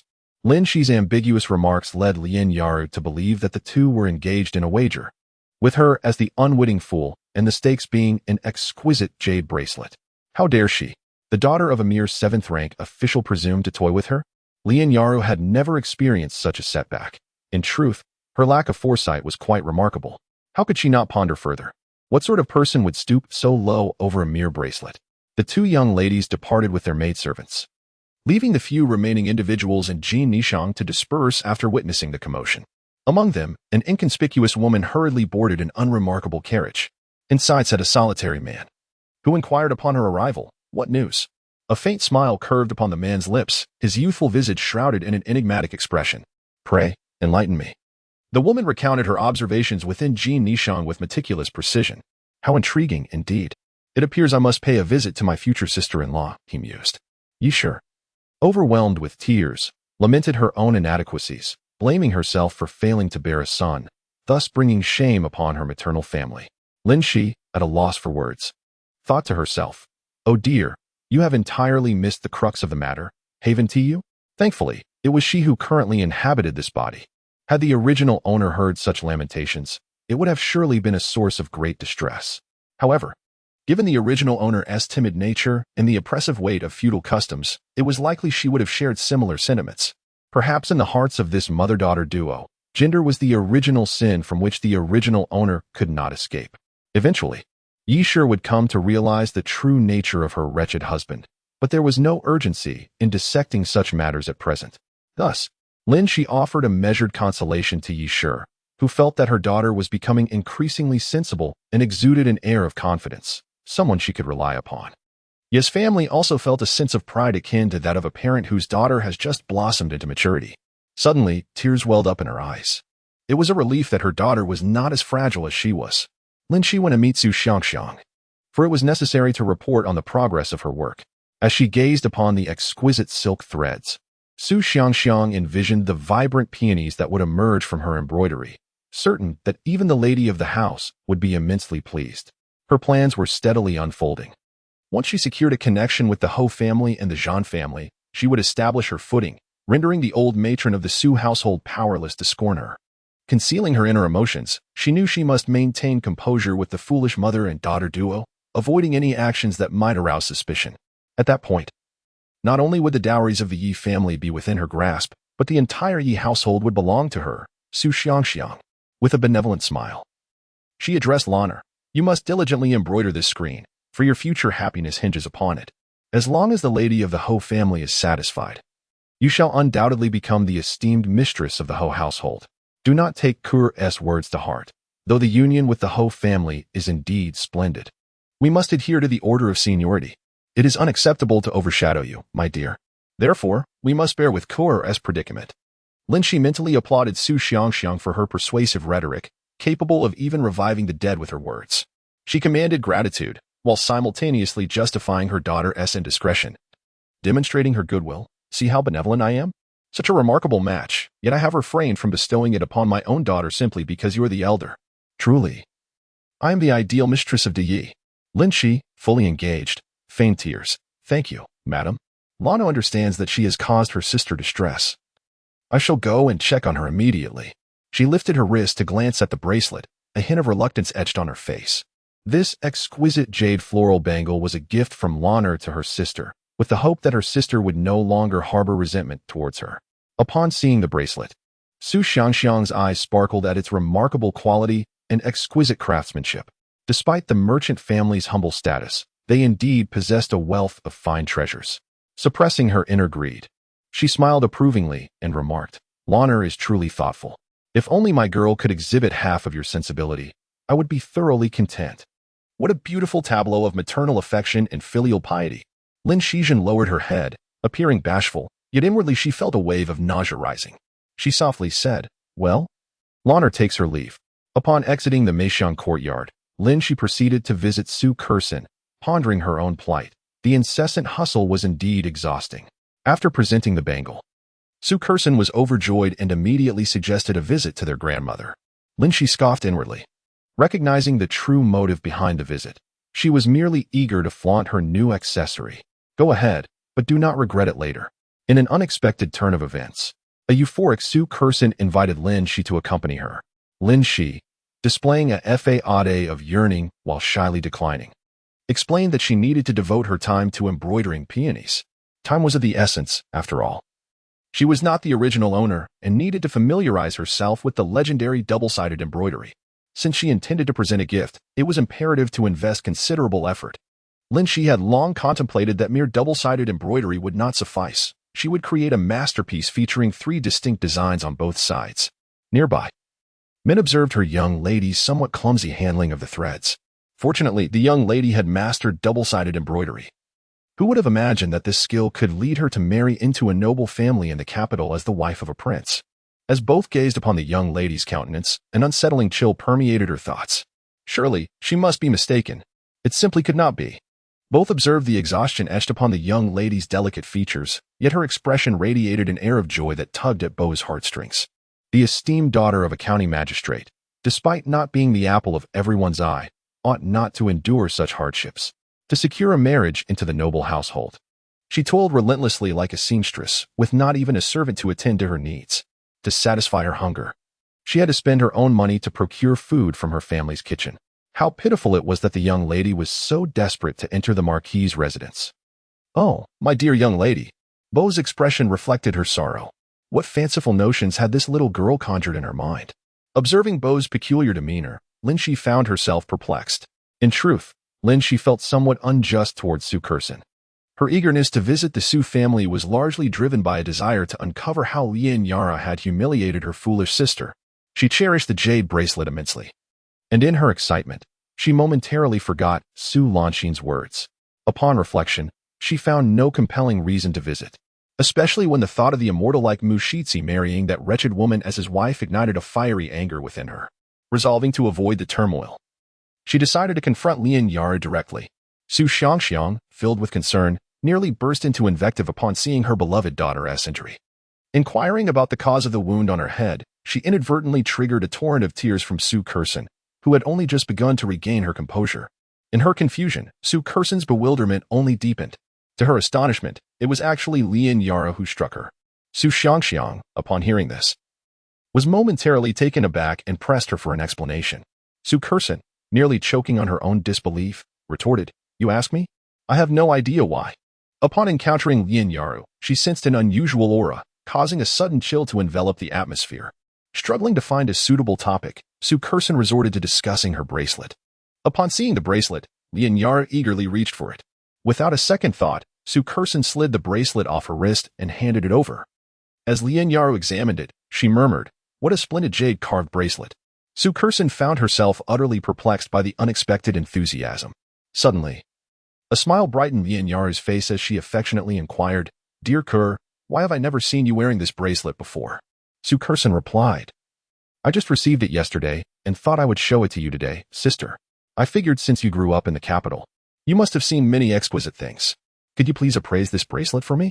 In a subtle attempt to flatter Lin Yara, she was unprepared for the sudden shift in Lin Yara's demeanor.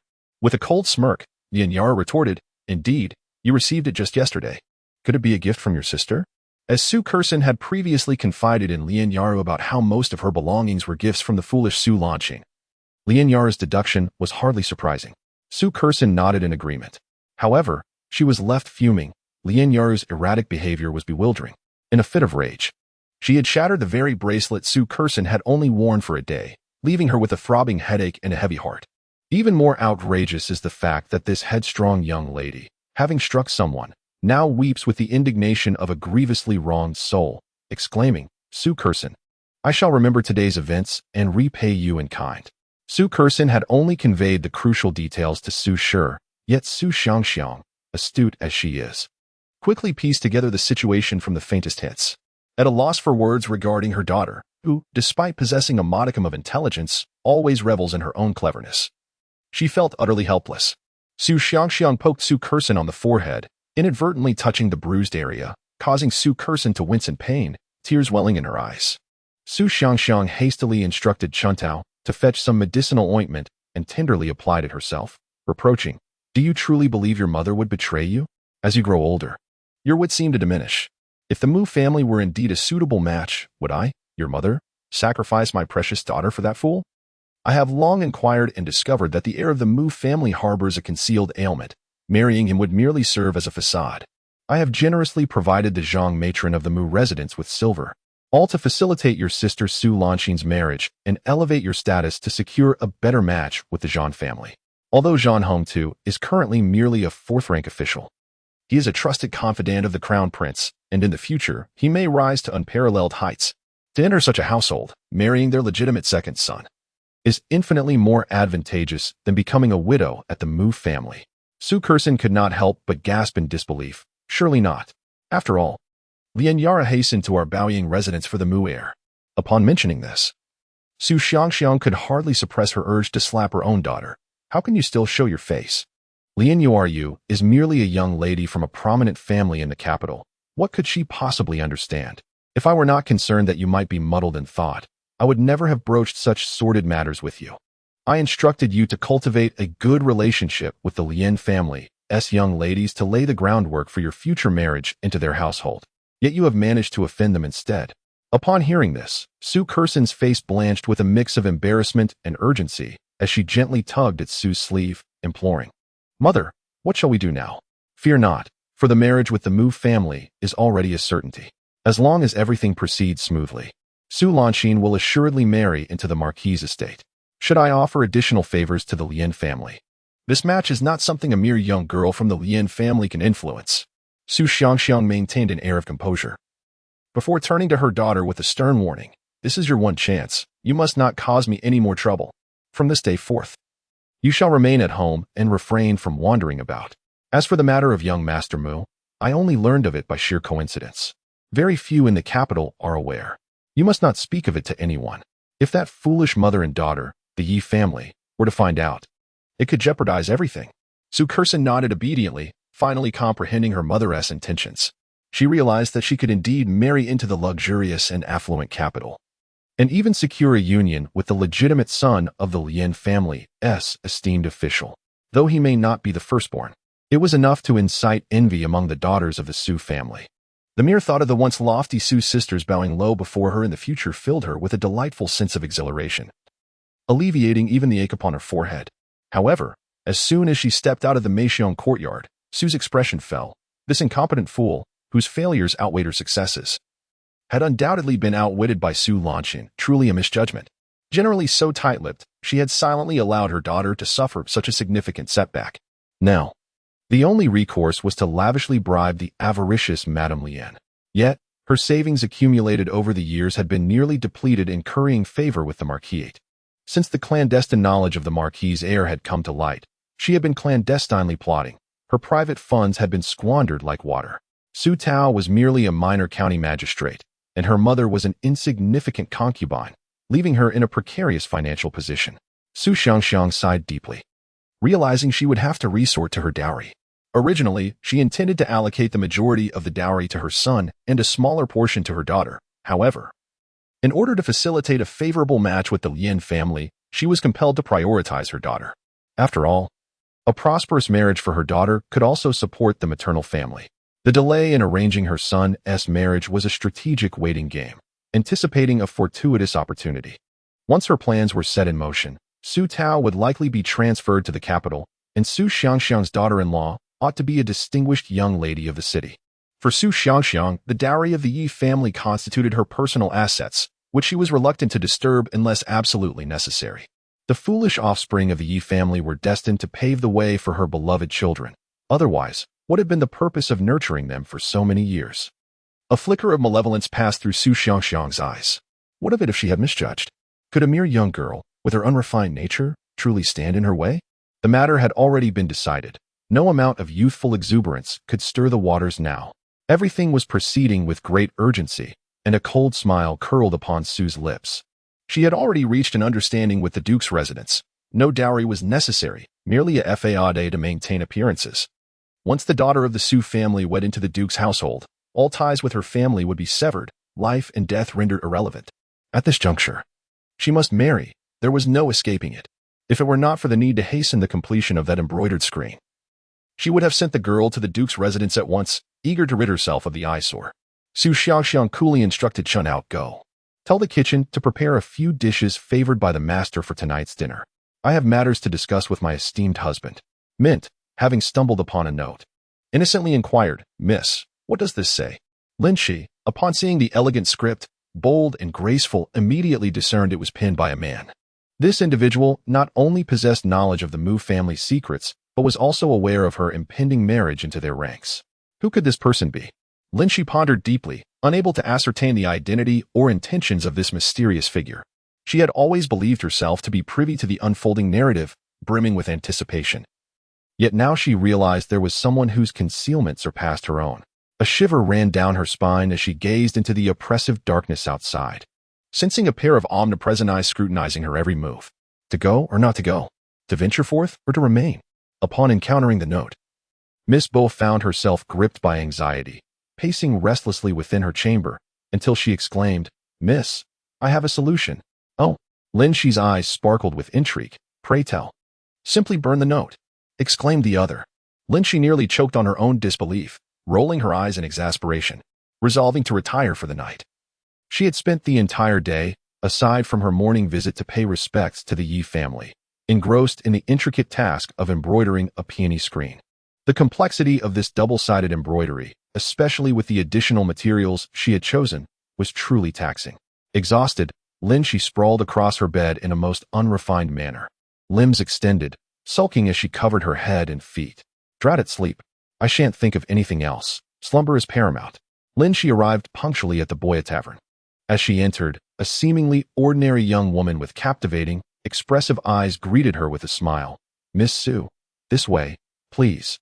Stealing her nerves, Lin Xi maintained her composure and followed the young lady into a private room. Inside sat a strikingly handsome youth, appearing no older than 17 or 18. With rosy lips and gleaming teeth, clad in modest attire, he nevertheless exuded an undeniable charm. In her own world, he would undoubtedly be considered a remarkable young man. And at that moment, Lin Xi was certain that the note had originated from him. The youth nodded for her to take a seat, and without hesitation, Lin Xi settled down, quietly observing him. She neither sought to accuse nor to inquire. She merely gazed steadily and calmly at the young man before her. The two individuals gazed at each other for an extended period, and the youth could not help but marvel.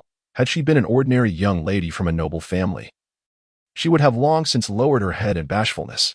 Yet, Miss Su was no ordinary woman. Unbeknownst to him, this Miss Su hailed from the modern era, having encountered all varieties of young men at her school, though she appeared to be merely 15 or 16 years of age. The soul within her was that of a 23-year-old woman. A flicker of a smile, both mischievous and righteous, suddenly appeared on the youth's otherwise stern countenance. "Should I address you as sister-in-law, or shall I continue to call you Miss Su?" Upon uttering these words, the youth's expression shifted dramatically, while Lin Xi maintained an outward composure, inwardly exhaling in relief. "I guessed correctly." The tale of the wood young master's peculiar inclinations was known to Su Xiangxiang only by sheer chance. In the narrative, this matter was scarcely known, and even the original owner of this body had only discovered it moments before her demise. Moreover, her clandestine engagement to the wood young master was shrouded in utmost secrecy. The only individual likely to possess knowledge of both matters, aside from Su Xiangxiang, was this second young master of the wood family, who had remained quietly observant. Lin Xi deduced it was he because the original owner had a vague recollection of having encountered Mu Zixuan once, but more significantly, this young man was not one to accept the status quo. In the original narrative, he had persistently sought to eliminate the wood young master. Yet the latter's influence was formidable, and he was unsuccessful until the original owner met her untimely end. As for the eventual outcome of that conflict, Lin Xi was left in the dark. The youth's demeanor swiftly returned to normal. "Although the wicked grin had faded, I did not anticipate that my name would reach the ears of Miss Su. It is indeed an honor for Zixuan." Lin Xi took a teacup and handed it over. The young man raised an eyebrow. scrutinizing Lin Xi for a moment before picking up the teapot to pour her a cup, remarking with a double entendre, "You possess quite the audacity." Lin Xi set down her teacup, rising with a smile. "Indeed, it is considerable. Otherwise, I would not dare to seek an audience with you, esteemed sir. I presume young Master Mu is quite a busy individual. If you sought me solely for a compliment, I shall take my leave. I am quite occupied. Much like Sister Dong Fong, who is busy with embroidery and have no time to engage in profound conversations with a mere child." Mu Zixuan ceased his banter and got straight to the point. "A few days ago, I had the pleasure of meeting Miss Su, and I found her to be exceptionally unique. To be succinct, the matter of your marriage to my brother is far from the idyllic scenario you envision. My brother." He cast a sharp glance at Lin Xi, his gaze piercing. "If you choose to believe my words, we could collaborate. What I can offer you surpasses what Mu Ziyang can provide." "Oh, are we stirring the pot?" Lin Xi, intrigued by his words, took a seat, sipped her tea, and replied nonchalantly, "I am all ears. The enemy of my enemy may not be a friend, but at the very least, they can be of assistance." Which is preferable to her fighting alone. Lin Xi left Boya and made her way to Jin and Ichong. This time, she directly went to the inner chamber to meet Yi Jintang, her body's uncle. Upon her exit, she held a bundle of silk thread, having used that excuse to come out. Lin Xi also visited Wang Ji's food house to purchase several delicacies favored by the Yi family, as the delectable meals from the Su residence were considerably more expensive than those outside. This excursion not only secured her an ally but also advanced her plans significantly. Lin Xi carried some pastries into the courtyard of the Yi family, her spirits quite uplifted. Although she did not possess the same extraordinary abilities as others, the knowledge of the plot granted her a sense of advantage. With careful caution, she believed this novice task should be manageable. However, upon entering the house, she sensed an unusual atmosphere. Yusher did not greet her with the usual warmth but sat with her head tilted, calling out in a heavily nasal tone, "Loner, what brings you here at this hour?" Lin Xi replied, "I went out to purchase some silk threads and took the opportunity to buy some pastries from Wang Ji for mother." As she spoke, she instructed a maid to fetch a high-footed plate for serving, and then, noticing Yisher's red and swollen eyes, she approached her with alarm. "Mother, what is the matter?" Yisher, wiping away her tears, attempted to mask her distress. "Seeing how much Lana cares for me, mother is happy. Beside Yisher we're only a maternal aunt, Li Mama, and a maid named Haidang, who was already in her 20s. Observing Yisher's reluctance to speak, they revealed the unfolding events at Lin Xi's prompting.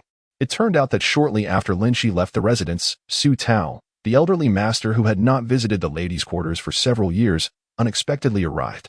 Yusher, overjoyed, initially thought her daughter had found a suitable match and that the master would regard her with greater esteem. To her dismay, Su Tao entered and unleashed a torrent of scolding upon Yisher, demanding the dowry list. Confused, Yisher naturally refused. Su Tao, in a fit of rage, exclaimed, "Is it not your precious daughter who has angered Miss Lien with that worthless bracelet intended for Kur, jeopardizing a promising marriage?" After much contemplation, it became clear that Loner had gifted Su Kurson a jade bracelet, which, unbeknownst to her, had incited the ire of her future sister-in-law. Su Tao had hoped to leverage this marriage to elevate his standing with the Zhan family, but instead, he was compelled to offer significant compensation to the Lien family. As merely a county magistrate, Su Tao found himself unable to present anything of value, especially since he believed that the disaster stemmed from Su Lanqing's broken bracelet. Thus he naturally expected the mother and daughter to make amends. Previously, he had often entertained ideas regarding the dowry, and Yisher had always acquiesced. However, ever since Su Shi had taken control of the household, Yisher had become exceedingly protective of the remaining dowry, refusing to part with even a fraction of it. Consequently, Su Tao opted not to enter Yisher's quarters, allowing Su Shi to exert her influence and allow matters to unfold as they may. Old Madame Li wiped her tears and lamented. The master, seeing that the mistress is unwilling to part with anything for appeasement, erupted in fury and even struck the mistress, declaring that if she does not produce the dowry by tomorrow, she shall be relegated to the status of a concubine. As she spoke, tears flowed abundantly. How could this ungrateful wretch treat the mistress in such a manner? Lin Xi embraced Yisher, noting the evident swelling on her left cheek. The imprints of fingers starkly visible, a testament to the ferocity of the assault. Lin Xi's anger surged. How shameless it was to seek glory through the sale of one's daughter, and to even consider using Yisher's dowry to pave the way for Su Shi's daughter. Where was the dignity in that? With a gentle pat on Yisher's back, Her countenance icy, she declared, "Mother, there is no need to worry. Everything shall be resolved by your daughter. Should they dare to touch what is mine, I shall have their fingers severed. If this is how you choose to act, do not blame me for the consequences. Li Mama, please fetch something for mother to eat." She called Haidang to fetch water for Madame Ye's cleansing ritual. Madame Ye went to the box to retrieve money, but Lin Xi intervened, saying, "From this day forth, we shall no longer purchase food with money. I shall instruct them to deliver it to me obediently." She directly commanded the matron surnamed Li, "Go to the kitchen and request whatever Madame typically enjoys.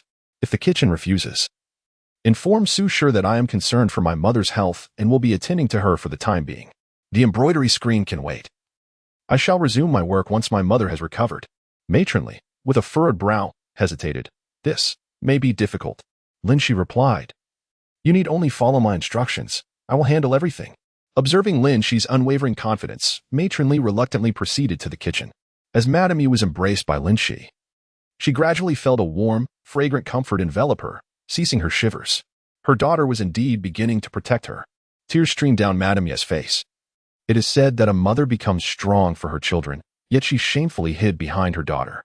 Reflecting on this, Madame Yi tightened her embrace around Lin Xi and, with determination, said, "Lanner, do not confront them head-on.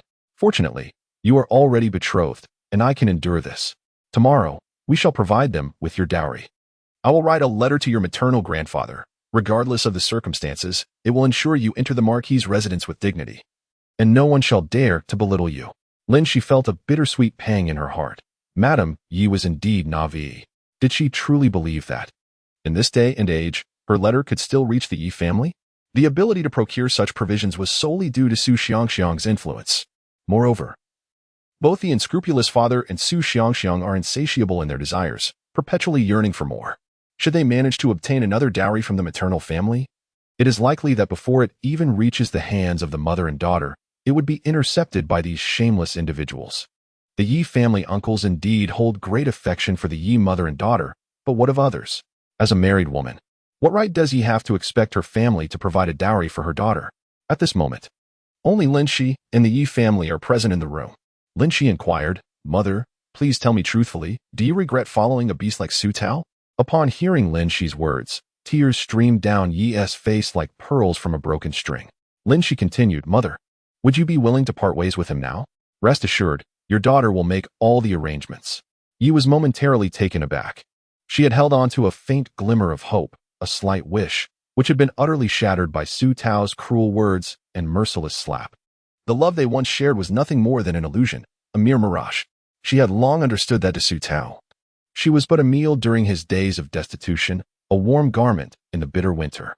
Had Su Tao remained a failure, perhaps they could have lived out their days peacefully together. Unfortunately, as he ascended to the position of county magistrate, his thirst for power grew wildly, like rampant weeds.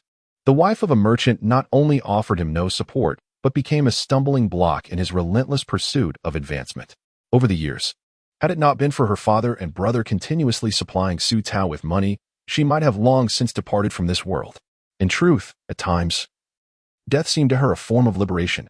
Yet, if she were to perish in such a manner, what would become of her daughter? Thus, she endured, patiently awaiting the moment her daughter would find a good match, at which point she would conclude her suffering with a single piece of white silk. When she heard from Su that her daughter had caught the attention of the Duchess of Yongning due to her exceptional embroidery skills and graceful demeanor, and was being considered for a marriage to the heir, she found it hard to believe. It was only when her daughter confirmed this revelation herself that the burden she had carried for years began to lift. Thankfully, her daughter did not share her fate of encountering ill fortune. She was not a wretched soul. Little did Yi know that Su Lanxin's circumstances were even more tragic than her own. Yi contemplated that if her daughter successfully wed into the Marquis's family, she would have no further attachments in this world.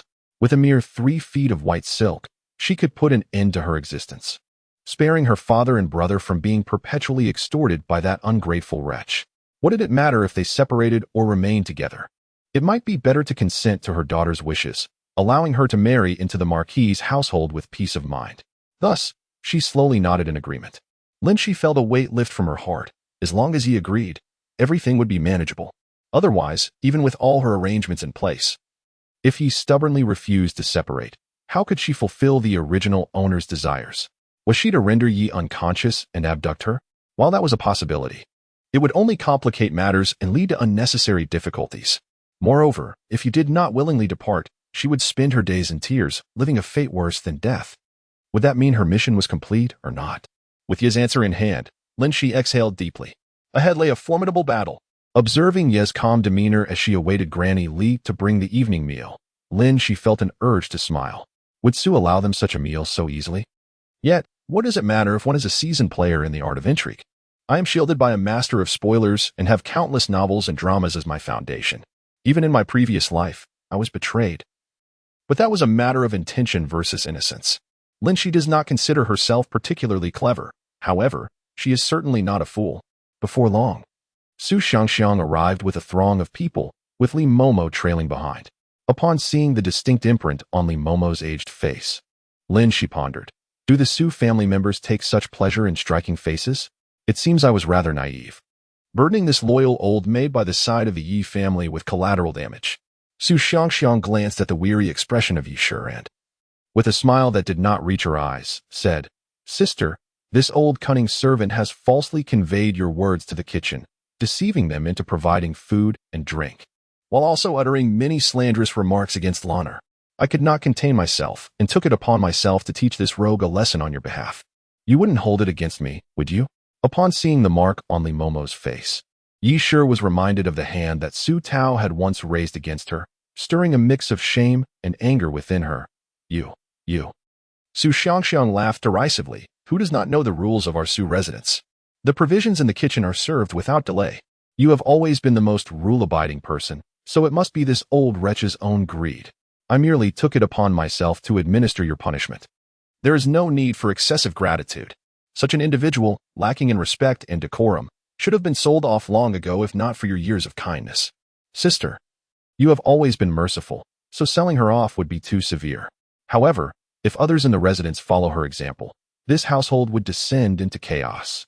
Lu Momo, take this old wretch away and give her 10 strikes. Su Xiangxiang's haughty demeanor made it evident that she considered herself the true matriarch of the Su residence, while Yi Shi, even as a favored concubine, seemed to possess more dignity than she did. The kitchen indeed adhered to outdated customs. Yet those rules were meant for the servants, not for the masters. Was Su Xiangxiang implying that Yi Shi had been relegated to the status of a servant? Yi Shi, accustomed to enduring humiliation in silence, trembled with rage, yet found herself unable to utter a single word. Lin Xi, witnessing this, shook her head in dismay, reflecting on how the kind-hearted are often preyed upon, reminiscent of the Arab merchant cast out of the tent by a camel in a fable, always demanding more, insatiable in greed. Wait, Lin Xi called out sharply, swiftly approaching Lu Pozi, who was dragging Li Mama away. With a swift motion, she delivered a resounding slap. The sharp crack reverberated in the air, leaving not only the timid Yi Shi, but even Su Shi momentarily stunned. Was this truly the once timid Su Lanxin? Who couldn't he even muster a defiant word? Su Xiangxiang's face flushed with fury, and before she could respond, Lin Xi continued. As for the mammy by my mother's side, not only has she committed no offense, but even if she had, it is my mother who shall decide her fate. Who are you, a lowly servant, to overstep your bounds? With a sardonic smile, Lin Xi preempted Su Xiangxiang yet again, saying, the second madam ought to verify the facts. After all, my mother is the legitimate wife of Su Leoi. Is it so unreasonable for her to receive a little extra care? Su Xiangxiang nearly spat blood in disbelief. When did this once submissive echo of compliance break free from her control? Did she truly believe that her impending marriage into the marquisate would elevate her status? The maidservants who entered with her could not help but widen their eyes. Is this truly the same young lady? Some even suppressed a sneer. How dare she speak to the madam in such a manner? She would soon reap the consequences. Su Xiangxiang did not respond to Lin Xi, but coldly remarked, What? Are you already starting to put on airs with me? Su Lanxin, you have yet to marry into the Marquis's residence. Do you not fear your father's discipline for such insolence towards your elders? Well, it suits me fine, as I am weary of embroidering day in and day out. A break would be welcome. Lin Xi spread her hands, examining them closely, as if counting the pricks of the needle. Su Xiangxiang paused. Was this a threat? Impossible. She could not possibly know the true purpose of the embroidered screen.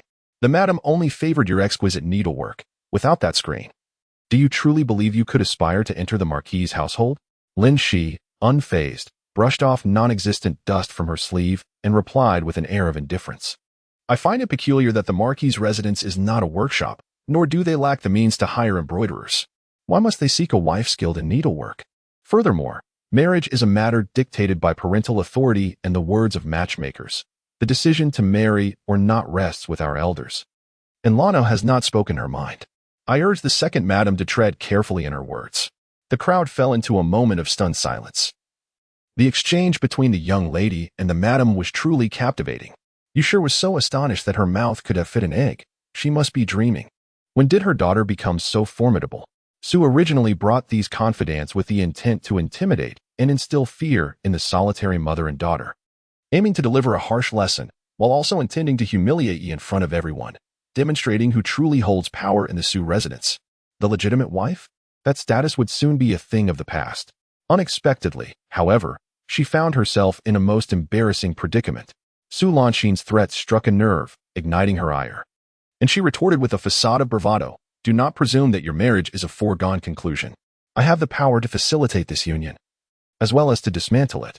After much effort, I discovered that the Countess has a fondness for peonies, and I kindly pointed this out to you. Yet you choose to be ungrateful. Very well.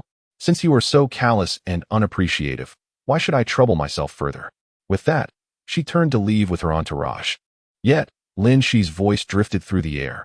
I would appreciate it if the second madam could kindly inform the kitchen that my mother may not receive palatable meals, which could jeopardize her health. As her only daughter, I must attend to her bedside, and it seems the embroidered screen may not be completed on time. It was an unmistakable threat. Chuntao trembled in fear and hastily made her exit, feeling a twinge of disdain.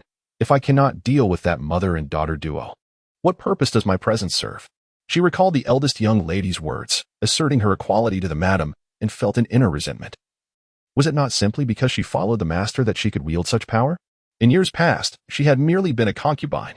Su Xiangxiang seethed inwardly, recognizing that she had lost both face and substance this time. Su Lanxin, you wretched creature. Do you think that your marriage into the Count's household grants you the right to act so arrogantly?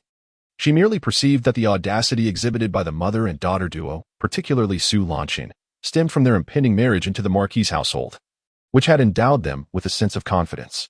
Su Xiangxiang cast a cold, icy gaze into the dark night, her lips curling into a disdainful smile. Let you revel in your arrogance for a while longer. Once I acquire that screen, I shall first dismantle your claws, rendering you incapable of producing any more exquisite double-sided embroidery. Then I shall cast you into the Marquis's estate. As for the Marquis's wife, she knew little. Yet the presence of Zhang, the old servant by her side, indicated that she was not one to be trifled with. You, Su Lanxin, wretched girl, will soon learn the true meaning of suffering. Lin Xi accompanied Yisher for dinner and decided to stay with her, aware that Su Tao, that scoundrel, would likely return to cause a ruckus. Lin Xi understood that Yisher's timid nature, despite having lost all hope in Su Tao, would still leave her vulnerable. Following their separation, the dowry represented the very foundation of their livelihood, and it was imperative to keep a vigilant watch over it. Yisher trembled like a leaf in the wind at the sight of the approaching Su Tao, yet she forced herself to remain composed, shielding Lin Xi behind her. Lin Xi felt a warmth in her heart. However, she broke free from Yisher's grasp and boldly approached Su Tao. Are you here to demand the dowry from my mother? Having endured years of torment in the Su household, both mentally and physically, Yisher was utterly worn down. A kick from Su Tao could spell her doom. Initially poised to deliver a kick, Su Tao halted mid-motion, his rage igniting upon hearing the impudent girl liken his foot to a hoof.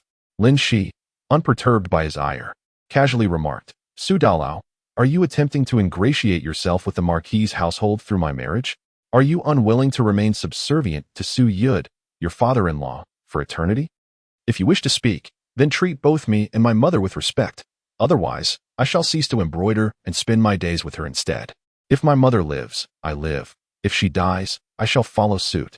As for this, those who wish to marry may do so. Upon hearing Lin Xi's declaration of life and death, tears streamed down Ye's face. Lin Xi spoke in a calm tone, yet her words resonated with a powerful intensity, akin to the clashing of swords. Her fearless gaze bore into Su Tao, reminiscent of a provoked lioness baring its teeth, ready to roar. Su Tao was taken aback, or more accurately, felt threatened. Indeed, he could seize the dowry outright. Yet this bold girl was daring him with her very life. In the past, it would have been clean and simple if this mother and daughter were to perish. However, now he could not bring himself to do it. The only reason the Lin family was willing to consider a union with someone as lowly as a mere county official was due to his connection with them. Otherwise, no amount of silver or dowry would elevate him to their level, for who was unaware that Lin Hongtu was favored by the crown prince? After much contemplation, Su Tao ultimately retreated, his tail between his legs. They were compelled to compromise. The root of his frustration stemmed from the sudden cessation of support from the Yi family. Lin Xi schemed quietly, realizing that her uncle now offered no financial aid to her father. With no other options, her father was forced to resort to corruption to fill the Lin family's coffers. Little did he know that such actions would only provide others with leverage against him. Digging his own grave. Initially, they sought to exploit the Su family to gain access to the Zhan family, intending to sever ties and rid themselves of the Su family, which they perceived as a parasitic leech. Over the years, the financial tributes that the Yi family offered were but a pittance, as the bulk of the wealth was brazenly appropriated by Su Yud. Now, however, they find themselves reliant on the Su family, given their connection to the Lin family. With the Su family extending a helping hand, the Lin family would inevitably relent, as their relationship is mutually beneficial. The Lin family merely feigns reluctance. Su Xiangxiang is aware that Lin Hongtu originally served as a retainer at the prince's residence, presenting an illusion of prosperity while fundamentally lacking in resources, connections, and finances in the capital. By allying with the Su family, they have established a tenuous link to the Yongning Marquisate. And Su Xiangxiang generously promised a substantial sum of money, even issuing a blank check for future endeavors to dismantle the Yi family, sharing the spoils thereafter. Ultimately, the two families toiled relentlessly to finalize the Lin family's matrimonial arrangements, and the Lin family, seeing the benefits, chose to overlook Su Kursen's affront towards Lin Yaru. Meanwhile, Lin Xi's days were spent in delightful leisure, accompanying the Yi family and busily embroidering a screen. Once completed, she intended to present it in a manner that would dazzle them all. In contrast, the Su family, now with idle time, seethed quietly, feeling aggrieved that a mere bracelet gifted to Kursen had cost them at least 20 times its value to appease Lin family's exorbitant demands. This debt would soon be settled. For once the embroidered screen was delivered, they would demand retribution for their perceived slight. Both sides braced themselves for the impending confrontation, uncertain of who would ultimately emerge more favorably. Unbeknownst to them, Lin Xi had already spent over a month there. Outside, the cicadas sang in concert, the foliage flourished, and the blossoms bloomed vibrantly. From late spring to early summer, Lin Xi felt a remarkable adaptability to ancient life, even thriving in the confines of imprisonment. Yet within the room, Yi Shi appeared utterly despondent. Ever since Lan Er surrendered the embroidered screen, Su Shi's demeanor had soured, promptly relegating the two to this storage room, with a maid stationed at the entrance to oversee their every need. The mother and daughter found their existence had deteriorated even further than before. Though they managed to scrape by, the guarding maid incessantly mocked and berated them, yet the daughter remained unfazed. As Yi Shi gazed at her daughter, who was peering out the window at the scenery beyond, her heart ached profoundly. Had she known, she would have acquiesced to Lan Er's desire to part ways with Su Tao. Even facing the scorn of outsiders would have been preferable to their current plight, where even a mere maid dared to insult her to her face. Yi Shi wept silently, lamenting her own folly that had ensnared Lan Er in this predicament. "Mother, why are you crying again? Did I not assure you this is only temporary?" Yi Shi had long since relinquished any hope. Feeling certain that Su Shi had conspired to use Lan Er's embroidered screen to usurp this marriage for Su Xin, given Su Xiangxiang's cunning, she knew they would reap no rewards, and it was a surprise they were still alive. In the early days, she had mistakenly believed Su Shi was behind their plight, pleading with the maid to summon Su Tao. When he did arrive, it was to hurl insults and humiliation at her, revealing that he was aware of everything. This was the man she had entrusted her life to. "Mother, do not fear, rest assured. The marriage with the Ho residence shall be mine alone. No one can take it from me. Indeed, none would wish to claim it, except for the foolish fans of the wooden heir, the yellow-skinned girl. Moreover, within a mere 10 days, they shall undoubtedly release us, rest assured." How could this be? Yi merely perceived Lin Xi's words as an attempt to cheer herself, forcing a smile that resembled more of a grimace than joy for her daughter. "Yes, mother believes you." Regret washed over her. Just over a month ago, her daughter had been urging her to part ways with Su Tao, declaring him unworthy of a lifetime commitment. How lamentable that after living for over half a lifetime, she was less discerning than her own daughter. The mother and daughter exchanged idle chatter when suddenly the sound of a door opening interrupted them. He found it peculiar. They had only just finished breakfast, and yet someone had returned to deliver more food. Then, a familiar voice, laced with indignation, rang out, "Su Lanqing, you wretched girl, come out at once." With a creak, the door swung open, revealing Su Curson. Her face contorted with fury, followed closely by Su Xiangxiang and two other maidservants. The expressions on their faces were far from pleasant, particularly Su Curson, whose countenance was as foul as if she had consumed something repugnant. Su Xiangxiang appeared unusually distressed, a blend of anger and fear etched upon her features. Lin Xi's lips curved into a sardonic smile. After a few days apart, my sister's decorum seems to have improved. Though I wonder if these words originate from your own lips or are merely a reflection of your mother's sentiments. They are my own words. What will you do about it?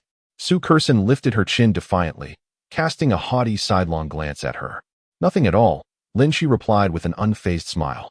Stepping closer to Su Curson before suddenly raising her hand and delivering a sharp slap across her face. Su Curson instinctively covered her cheek. Disbelief etched across her features as she stared at Lin Xi. You dare strike me? You wretched. Speak another word, and I shall strike you again. Lin Xi shook her hand, acknowledging the reciprocal nature of force. Her hand ached, and it seemed that Su Curson possessed quite the thick skin.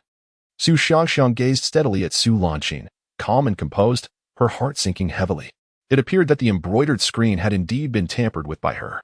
This wretched person had been underestimated. Who would have thought she would be waiting here? Regardless of whether she was the one behind the scenes, this matter undoubtedly required her to take the fall. If mishandled, Su Xiangxiang's prospects of a marriage alliance with the Ho family could very well be dashed, rendering her meticulous plans and sacrifices for naught. With her thoughts racing, Su Xiangxiang spoke sternly to Su Curson. Curson, how can you speak to your sister in such a manner? She then turned to Lin Xi with a smile. Lanner, your sister is still young. Do not stoop to her level. Quickly freshen up, for I am taking you to meet a guest. Lin Xi scoffed. Have I miscalculated? Isn't it still some time before the Ho family comes to collect the bride? Why am I being permitted to go out now? Su Shi felt a twinge of discomfort. That was merely a jest. How could you take it seriously? Come along with me. I take everything my mother says to heart. Regardless of what others might say, we are inclined to believe it. My mother and I are quite content here. We have no desire to meet any guests. Lin Xi's words only heightened Su Xiangxiang's embarrassment, even as Yinru tossed her a bracelet in disdain. Su Xiangxiang felt resentment brewing within, yet she endured it for the sake of a potential marriage into the bustling capital. But what was Su Lanqing to dare strike her? As she turned her gaze, she found Su Lanqing's eyes, cold as the moon, fixed upon her with a tranquil demeanor. For reasons unknown, a sense of trepidation surged within her, rendering her unable to utter the curses that had formed on her lips. Lin Xi cast a quiet glance at Su Xiangxiang, pondering whether the embroidery screen had encountered an issue, or if it had transformed entirely into heartless peonies. Upon hearing this, Su Curson's fury ignited, with a swift motion. She raised her delicate hand, poised to strike Su Lanqing across the face. I knew it was you, wretched woman, who had meddled, even with Ye's typically gentle temperament. She could not suppress her anger at the indignity her daughter had endured. Just as she prepared to voice her grievances, Lin Xi intervened. With a languid tone, she remarked, It appears you still lack wisdom. I had originally intended to assist you in restoring the embroidery screen, but now it seems I shall refrain. Su Xiangxiang's eyes sparkled with sudden realization. What did you say? You can restore the embroidery screen? She had indeed seen the screen at the Lin residence. Adorned with resplendent peonies, the craftsmanship exquisite and unparalleled. Yet, each flower's core had inexplicably turned blank, leaving the presenting lady of the Lin family utterly embarrassed. The heartless peonies had since become a sensational topic in the capital. In that instant, Su Xiangxiang made up her mind. She eagerly reached for Lin Xi's hand. A disingenuous smile plastered across her face. Oh, my dear Lanner, let us hasten to go. Lin Xi deftly evaded Su Xiangxiang's hand, a smirk of derision gracing her features. You bicker and berate each other incessantly. Moreover, I have just bestowed the embroidered screen upon you, only to find myself confined with my mother in this dilapidated storeroom. Now you demand I go at your behest? If I were to acquiesce, it would indeed echo your precious daughter's words, rendering me nothing short of a harlot. If you wish for me to restore this embroidered screen, summon Su Tao. With the two of you alone, you lack the authority to dictate such matters. Su Curson shrieked. How dare you utter my father's name so casually, you wretched creature! Lin Xi unabashedly displayed a gleeful malice. Isn't it most painful to be thrashed by your own mother? Su Xiangxiang, overwhelmed by a sense of helplessness, found herself exasperated by her daughter's lack of intellect. It dawned on her that there exists a type of daughter that belongs to others. Sighing deeply, Su Xiangxiang addressed Lin Xi in a tone unfamiliar to her. One filled with a newfound gravity. May I first hear your terms? This signified a shift, no longer perceiving Lin Xi as a fool, but treating her with the seriousness one would afford a peer. Lin Xi nonchalantly uttered 2 words, divorce. At this, both Su Xiangxiang and the previously silent Madame Yi were taken aback. The term divorce undoubtedly referred to Su Tao and Madame Yi. For despite Su Xiangxiang's status as a concubine, legally, there could only be one wife. A concubine, like a mistress, could be dismissed with a mere document. Madame Yu had not anticipated that just when she was preparing for a divorce, a scene of family reunion would unfold. Little did she expect that her daughter was so astute and resolute. The entire negotiation was conducted solely by her daughter, leaving her with little opportunity to interject. Su Tao insisted on restoring the embroidered screen before discussing the divorce, as they were uncertain whether it could be restored at all. The daughter coldly retorted, I do not believe you. However, you must choose to believe me. Observing Su Tao, who resembled a defeated rooster with his head bowed while he pinned the divorce agreement, and seeing Su Xiangxiang glaring fiercely at the members of the Yi family as they meticulously carried away her dowry, Ye's heart swelled with pride. This was her daughter. Yet, she had not anticipated that in the end, her daughter would choose to remain behind, accompanying them to the capital to restore the peony embroidered screen. Yi wept. Refusing to board the carriage, Lanner, come with me. You cannot stay in this den of tigers and wolves. I cannot bear the thought. Lin Xi gazed deeply at Yi. A wave of bittersweet emotion washing over her, her eyes stinging with unshed tears. She leaned close to Ye's ear and whispered softly, Mother, rest assured at grandfather's house. It will not be long before I come to find you. I will be fine, do not worry. They are counting on me to marry into the Marquis's household for a union. Observing that Yi still clutched her hands tightly, unwilling to let go, Lin Xi smiled brightly. Trust me, Mother. I will certainly be all right. All my efforts are not for my own suffering. If you stay here, I will feel constrained. Rest easy and have faith in me. At last, Yi reluctantly released her grip, nodding in agreement. Very well, I will await your return. Take care of yourself. She was aware that her daughter was quite capable. Neither Su Tao nor Su could gain any advantage over her. Her daughter would certainly be able to protect herself well. Lin Xi watched as the Yi family's carriage gradually disappeared from view, when suddenly, she was unexpectedly shoved by Su Tao, nearly losing her footing. We have fulfilled all your requests. Now it is time for you to honor your promise. Stop dawdling and get into the carriage. Yet, if she were fully aware that the Marquis's residence was a veritable pit of fire, why was she still so anxious about the marriage to the Marquis's family? So intent on marrying into it? The more Su Tao pondered, the more perplexed she became. No matter, after all. Xiang had declared that once the embroidered screen was finished, she would be unceremoniously cast into the Marquis's household. Once there, as a mere inexperienced girl, no matter how clever she was, she would be unable to stir up any trouble. 3 carriages rumbled onward, journeying northward. In the first carriage were Madame Su and the eldest daughter of the Su family, Su Jiao. In the middle carriage were Lin Xi and her maid, Bo He, while Su Tao, Su Xiangxiang, and Su Keixin followed in the rear.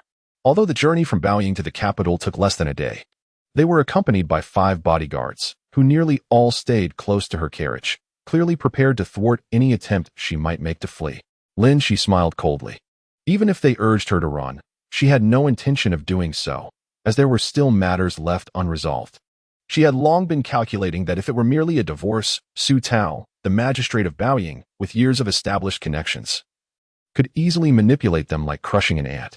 In the original narrative, the Yi family had been thoroughly devoured by the magistrate, Su Yud and Su Tao, ultimately losing everything and being reduced to a life of hardship in a remote place. What could be done? After all, they were merely lowly merchants. The magistrate of a broken family, the governor of a ruined house, how could a mere commoner contend with officials? Thus, after much contemplation, she deemed it prudent to collaborate with Mu Zixuan while also securing a contingency for herself. The advantage of being well-versed in the narrative is evident. No matter how eloquently Su Xiangxiang may speak, she is already aware that the embroidered screen adorned with peonies is ultimately destined for the illustrious Princess Yue. The princess, being the sole legitimate sister of the current emperor, holds considerable esteem, particularly since she and her husband contributed significantly during the emperor's ascension. There exists even a narrative suggesting that the husband was slain while valiantly protecting the emperor. Consequently, the princess enjoys great favor in the emperor's eyes. The bond between the husband and the princess was profound, and on the day of his demise, the 2 pots of peonies, Yao Xuan and green butterfly, that he had gifted her unexpectedly bloomed, leading the princess to develop an exclusive affection for peonies. Although these tales may not be universally known among the citizens of Day, they are indeed widely circulated. Lin Xi is aware that even the esteemed lady of Lianhong too, who is often likened to a stingy hen, is more like a plucked rooster, devoid of feathers to be plucked. Yet, this very individual, for the sake of an embroidered screen of peonies, has consented to allow her son to marry a county magistrate's daughter, and a concubine at that. Her pursuit of this embroidered screen is certainly not a trivial pastime. Furthermore, considering her husband's position as an official in the Zhanshi Bureau, which serves as the foundation for future emperors, he may even ascend to the role of prime minister one day. Coupled with the insights shared by the second young master of the Mu family, Yao Xuan, it becomes evident that the lady's intent in acquiring this peony embroidered screen is undoubtedly to present it to the Grand Princess, with the underlying objective of swaying the emperor to ensure the crown prince's stable ascension. For the Grand Princess, who has developed an almost pathological love for peonies, this embroidered screen depicting the flower serves as a significant bargaining chip for the Lin family. Should any mishap befall this exquisite piece, the Lin family would undoubtedly be incensed. And the Su and Su families, who presented the screen in hopes of currying favor and wealth, would surely bear the brunt of their wrath. Despite Lianhong being merely a 4th-rank official, he commands a level of respect that even 2nd and 3rd-rank dignitaries must acknowledge, especially in the midst of a transition between old and new imperial authority. After a hurried journey, the group finally arrived at the Lin residence just before nightfall. After much animated discussion, it was decided that they would take Lin Xi directly to the princess's residence. The Lin family, along with Lin Xi, set off that very night for the Grand Princess's palace. Lin Xi silently thanked her fortune for having eaten something along the way. Otherwise, she would have been famished before even stepping foot in the princess's abode. Su Xiangxiang and the others anxiously awaited news at the Lin residence, while only Madame Lin and Lin Xi made the trip to the Grand Princess's palace. Throughout the journey, Madame Lin incessantly advised Lin Xi on the proper etiquette to greet the princess and how to converse, emphasizing that any issues regarding the embroidered screen were entirely her own fault, a fact of which Madame Lin was blissfully unaware. Moreover, Madame Lin was well aware of the Grand Princess's obsessive affection for peonies and recounted the arduous journey she had undertaken to find someone capable of double-sided embroidery.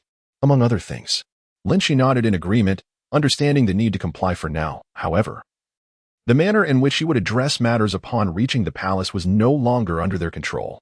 It was not in her nature to become a mere pawn for others. Since her arrival, Lin Xi had remained discreet and patient, all in the hopes of making the acquaintance of the Grand Princess. The grandeur of the princess's residence is truly beyond description, with intricately carved beams and painted ceilings. Lin Xi quietly followed Madame Lin into a remarkably elegant room, accompanied by a maidservant. The Princess Yue, in her 40s, possessed an elongated face and exceptionally fair skin.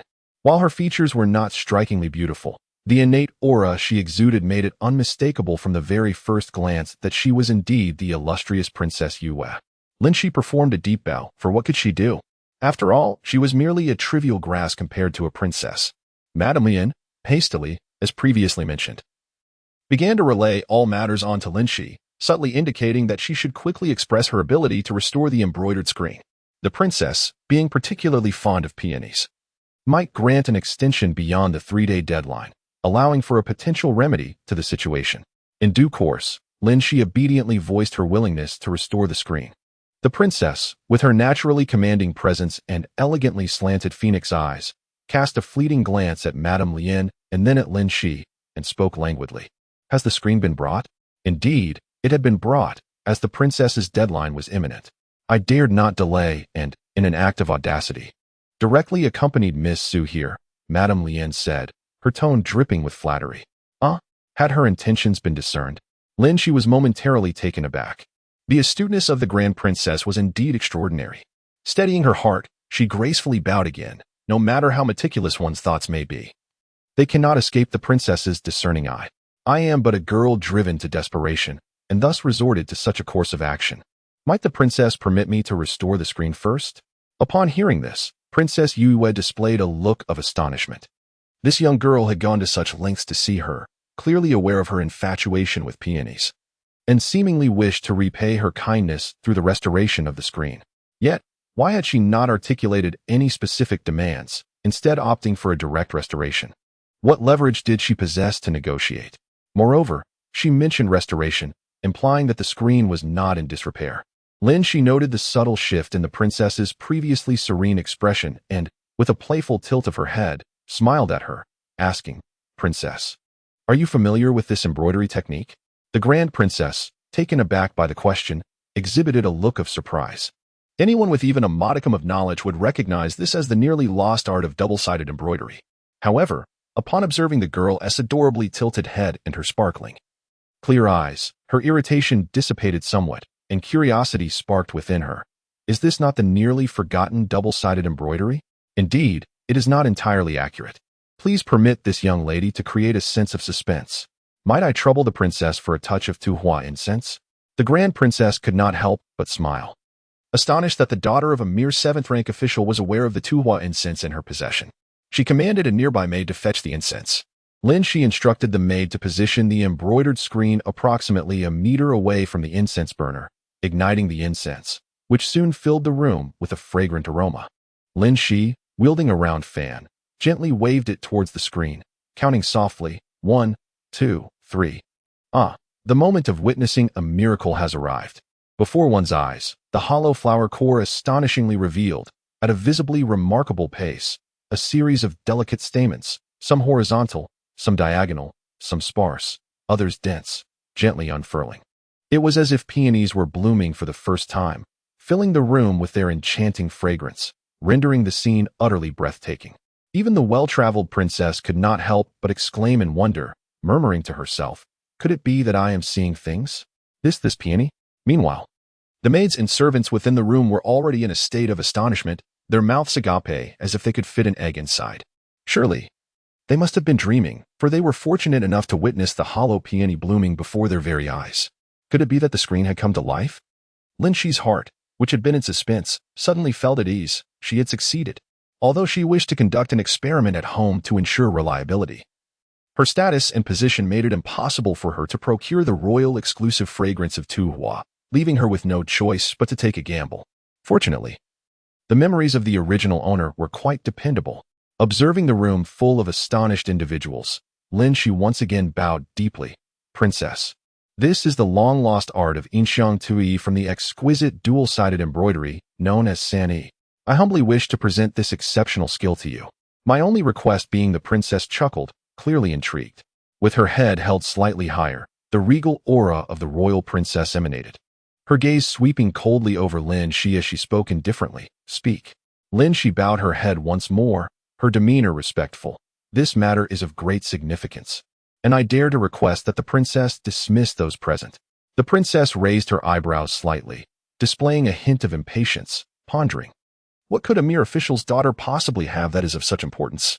Gazing into the serious eyes of the young maiden, she calmly addressed the individuals within the room. "You may withdraw." At once, several maidservants filed out, leaving the princess silently observing Lin Xi, her lips sealed. Lin Xi offered a faint smile, though it bore a hint of bitterness. "Your Highness must be aware that I am betrothed to the heir of the Yangning Marquisate, and that our wedding is imminent. As merely the unremarkable daughter of a little-known county magistrate, how could I possibly aspire to such heights?" Lin Xi succinctly conveyed her circumstances to the princess. After a prolonged silence, the princess replied, "Since time immemorial, virtuous officials have found it arduous to mediate familial affairs. My dear girl, even if your words ring true, as a princess of the realm, it would be inappropriate for me to meddle in the private matters of the Yangning Marquisate. Thus, I am unable to assist you in dissolving this engagement." Lin Xi smiled knowingly. She had anticipated this response, showing no signs of disappointment at the refusal. She continued, "While it may be improper for you to intervene in domestic matters, what if the situation concerns the crown prince of the nation? Bold girl, who permits you to speak of state affairs so recklessly?" The eldest princess's face flushed with indignation, a storm brewing on the horizon. Yet Lin Xi remained unperturbed. "Have you considered, your highness, The implications of the heir's companion? Struggling to articulate the nature of their relationship in a manner suitable for an ancient princess. She opted for vagueness. What stature must that individual possess to compel the powerful young marquis to retreat into silence?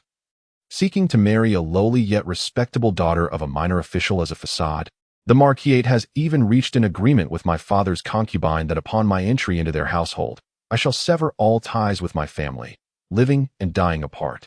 The expression on Princess Yue's face suddenly turned grim. She had come to believe the words of the young girl before her. Indeed, there seems to be substance to the rumors. The crown prince and the young master Mu. No wonder the Lin family, with whom there had been little interaction, was frequently visiting the princess's residence, even catering to her preferences by procuring the exquisite double-sided peony embroidery. It appears that the emperor's favoritism towards the third prince must be making the individual who bears the title of crown prince yet wields no real power quite uneasy. Lin Xi knelt down with a thud. Though I am but a sheltered maiden, I understand that the princess, despite her gender, harbors aspirations for the realm. Surely, the great principles of the princess would not allow the vast lands of Day to fall into the hands of such a person. This flattering remark elicited no sign of pleasure from the long princess, who continued to regard Lin Xi with a stoic expression, remaining silent. Lin Xi was left with no choice but to remain on her knees, equally mute, feeling somewhat like a loyal minister offering his life in counsel. The silence in the room was palpable. The sound of a pin dropping could be heard. Alas, her knees felt as if they might shatter. Why must she kneel? The cruelty of this feudal society. Just as Lin Xi was beginning to think she might kneel until the sea ran dry and the stones crumbled, the long princess finally let out a cold snort and spoke. I must admit, I underestimated you, this seemingly insignificant young lady. Do you realize that if what you say is false, your only fate is death? Yet, if your words bear truth, and you have uncovered royal secrets, the best outcome for you would be to spend your remaining days in a dim temple, lit only by the flickering of ancient lamps? A look of sorrow crossed Lin Xi's face. Indeed, this was the tragedy of the insignificant. Regardless of right or wrong, individuals of her stature would always be the expendable pawns in the grand game of power. She offered a sorrowful smile, tears glistening in her eyes. The princess pondered whether her young charge could still find a path to survival if she were to enter the marquis's residence in such a manner. It seemed merely to serve as a vessel for the marquis's lineage, before succumbing to the fate of mothers leaving behind their offspring. Rather than perish in obscurity, the young lady preferred to lay everything bare, even if the world remained unaware. At least the princess would recognize that she had made a modest contribution to the realm of Day. Even in death, it would be a choice of her own making, rather than a senseless surrender to fate. As Lin Xi uttered these words, 2 streams of tears gently cascaded down her cheeks. She had no intention of weeping, yet, upon expressing her thoughts, tears inexplicably flowed.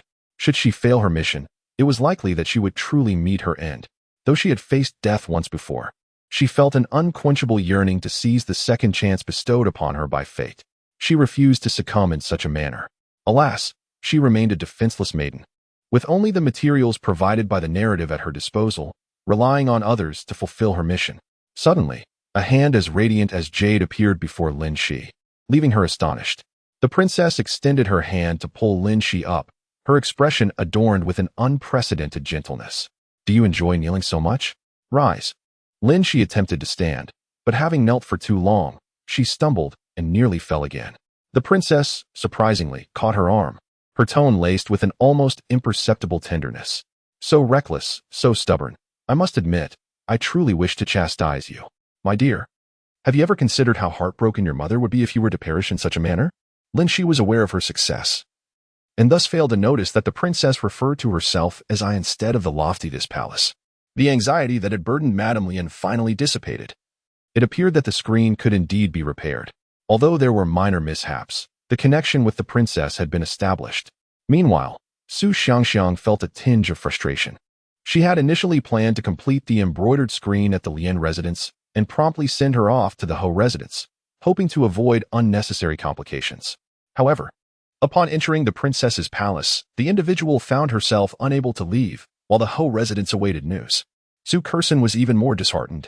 Despite the young master Mu harboring a concealed ailment, he was still an extraordinarily handsome nobleman, and the Ho residence was of such esteemed lineage. Why then did that foolish Su Lanqin manage to marry into it so effortlessly? Now, She was even able to remain as a guest in the illustrious Long Princess's palace, a woman renowned throughout the land.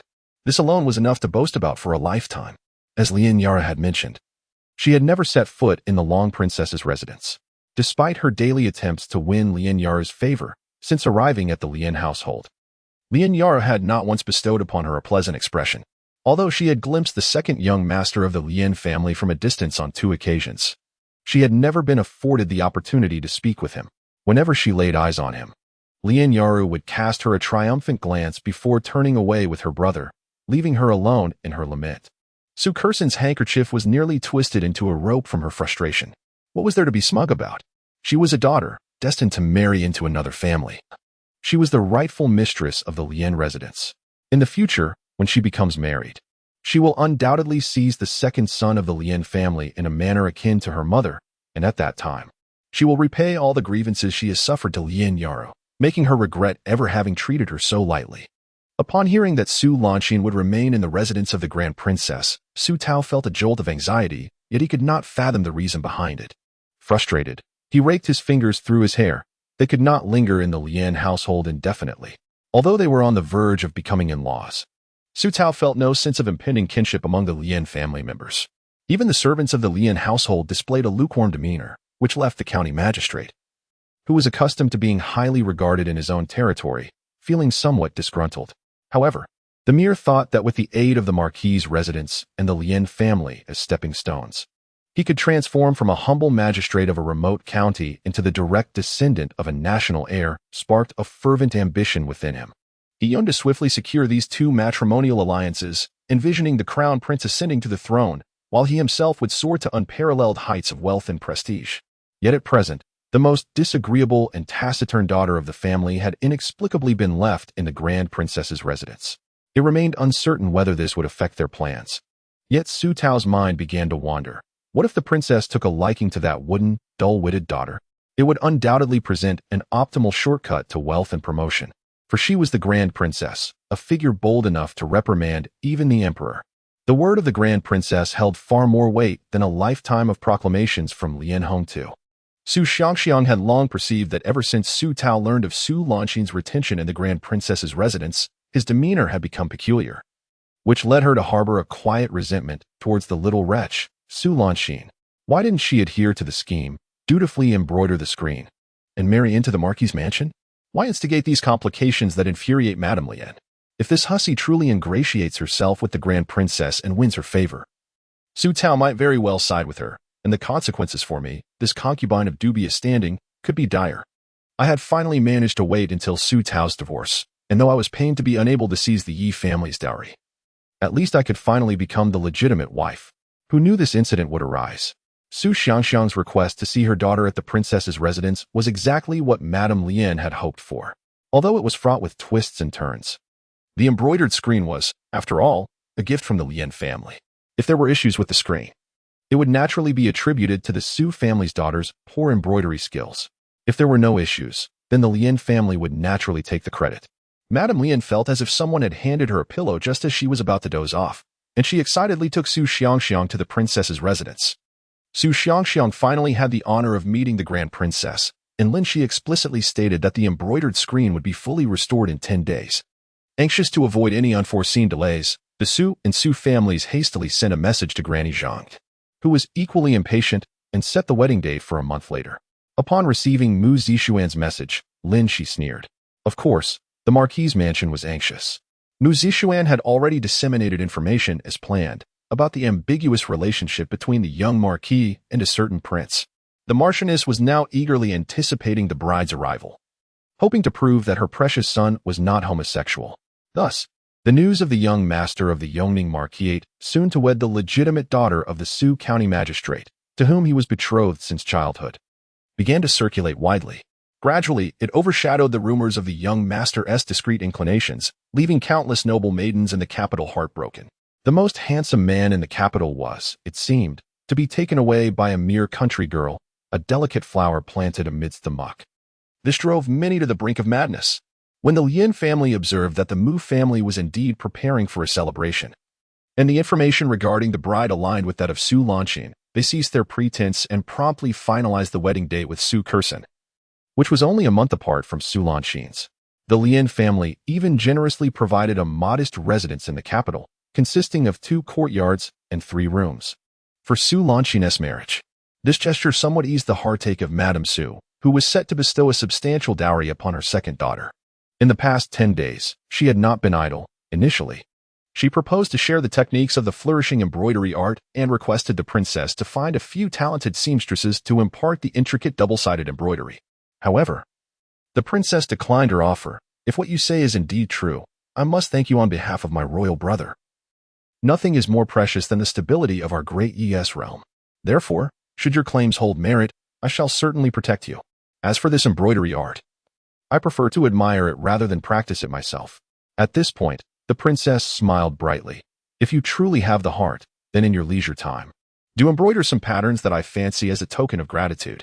And do visit the princess's residence often for a chat. Lin Xi responded playfully with a smile.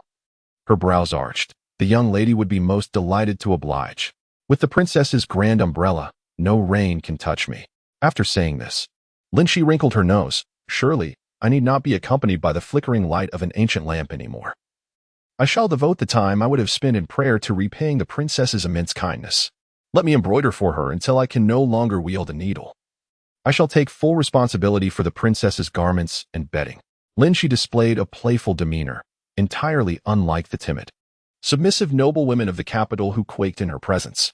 The eldest princess felt a pang of melancholy. She and her husband had shared an innocent bond in their youth, and their marriage had been filled with harmony. Yet, the treacherous power struggles of the year had driven him away to protect his royal brother, leaving her with 2 young sons. In truth, she had once borne a daughter, who tragically passed away too soon, never having drawn a breath in this world. She felt a deep sense of loss. Her husband had often remarked that if they had a daughter, she would undoubtedly be as charming as Lin Xi. Had that daughter lived, she would be of a similar age now, tugging at her sleeve and speaking softly, rather than causing chaos like her 2 unruly sons. Suddenly, a strange emotion seized her, and the eldest princess found herself exclaiming, "Lan Xi, would you be willing to reside at the princess's residence and keep me company?" Tomorrow marks her wedding day, yet within the entire estate, there are no signs of a wedding, no guests arriving to offer their congratulations, nor even a single character of joy displayed. Naturally, being new to the city, they lack the family and friends who traditionally accompany a bride. In her humble chamber, Lin Xi embroidered a delicate garment for the princess, a charming dress of primrose hue adorned with a flourishing European flower at the chest. Upon donning it, the already fair-skinned princess would surely appear as radiant as jade. Lin Xi, with a gentle smile, leisurely stitched peonies on that summer afternoon, the cicadas chirping melodiously, and the fragrance of blossoms wafting through the air. This small courtyard was quite delightful, even if the residence were to lie vacant. It far surpassed the austere abode of the Su family. How perfect it would be to embrace modern comforts while living in an ancient world. She languidly stifled a yawn, contemplating that she must be the most unprepared bride. "Su Lanxin, come forth." A sharp call interrupted her daydreaming. It was none other than Su Curson and Lin Yaru, accompanied by 3 formidable matrons, with the clumsy Mint following behind. Lin Yaru's delicate visage twisted in fury, her eyes ablaze with indignation, igniting an unsettling feeling within Lin Xi. The fiery-tempered Huang Pai girl seemed to be seeking trouble. Mint rushed forward in a flurry, her steps unsteady, attempting to shield her mistress, only to be forcefully shoved aside by a burly matron, stumbling to the ground. Seeing her mistress in peril, Mint cried out in desperation, "Second Miss Lien, I implore you, spare my mistress. She is to be wed tomorrow. I beseech you, I beg of you." The moment those words escaped her lips, Lin Yaru erupted like a cat whose tail had been stepped on. "I shall not relent. Let us see what you can do about it." Lu Momo. With her cries echoing, the burly woman who had just shoved aside Mint swiftly approached Lin Xi, joined by another woman, and together they restrained her. Their coordination was seamless, indicating that they had engaged in such actions frequently. The room, already small, felt even more cramped as several individuals surged in. Lin Xi found herself with no means of escape. Almost instantly, the 2 women had her arms twisted, rendering her immobile. Despite her helplessness, Lin Xi fought desperately against her captors, fully aware of the futility of her efforts. Her intent was merely to buy time for Mint, signaling her with her eyes to seek help. The more commotion she created, the less attention would be drawn to Mint. Struggling, She shouted for acknowledgement. How dare you treat me this way? I am the wife of the heir to the Yoning Marquisate.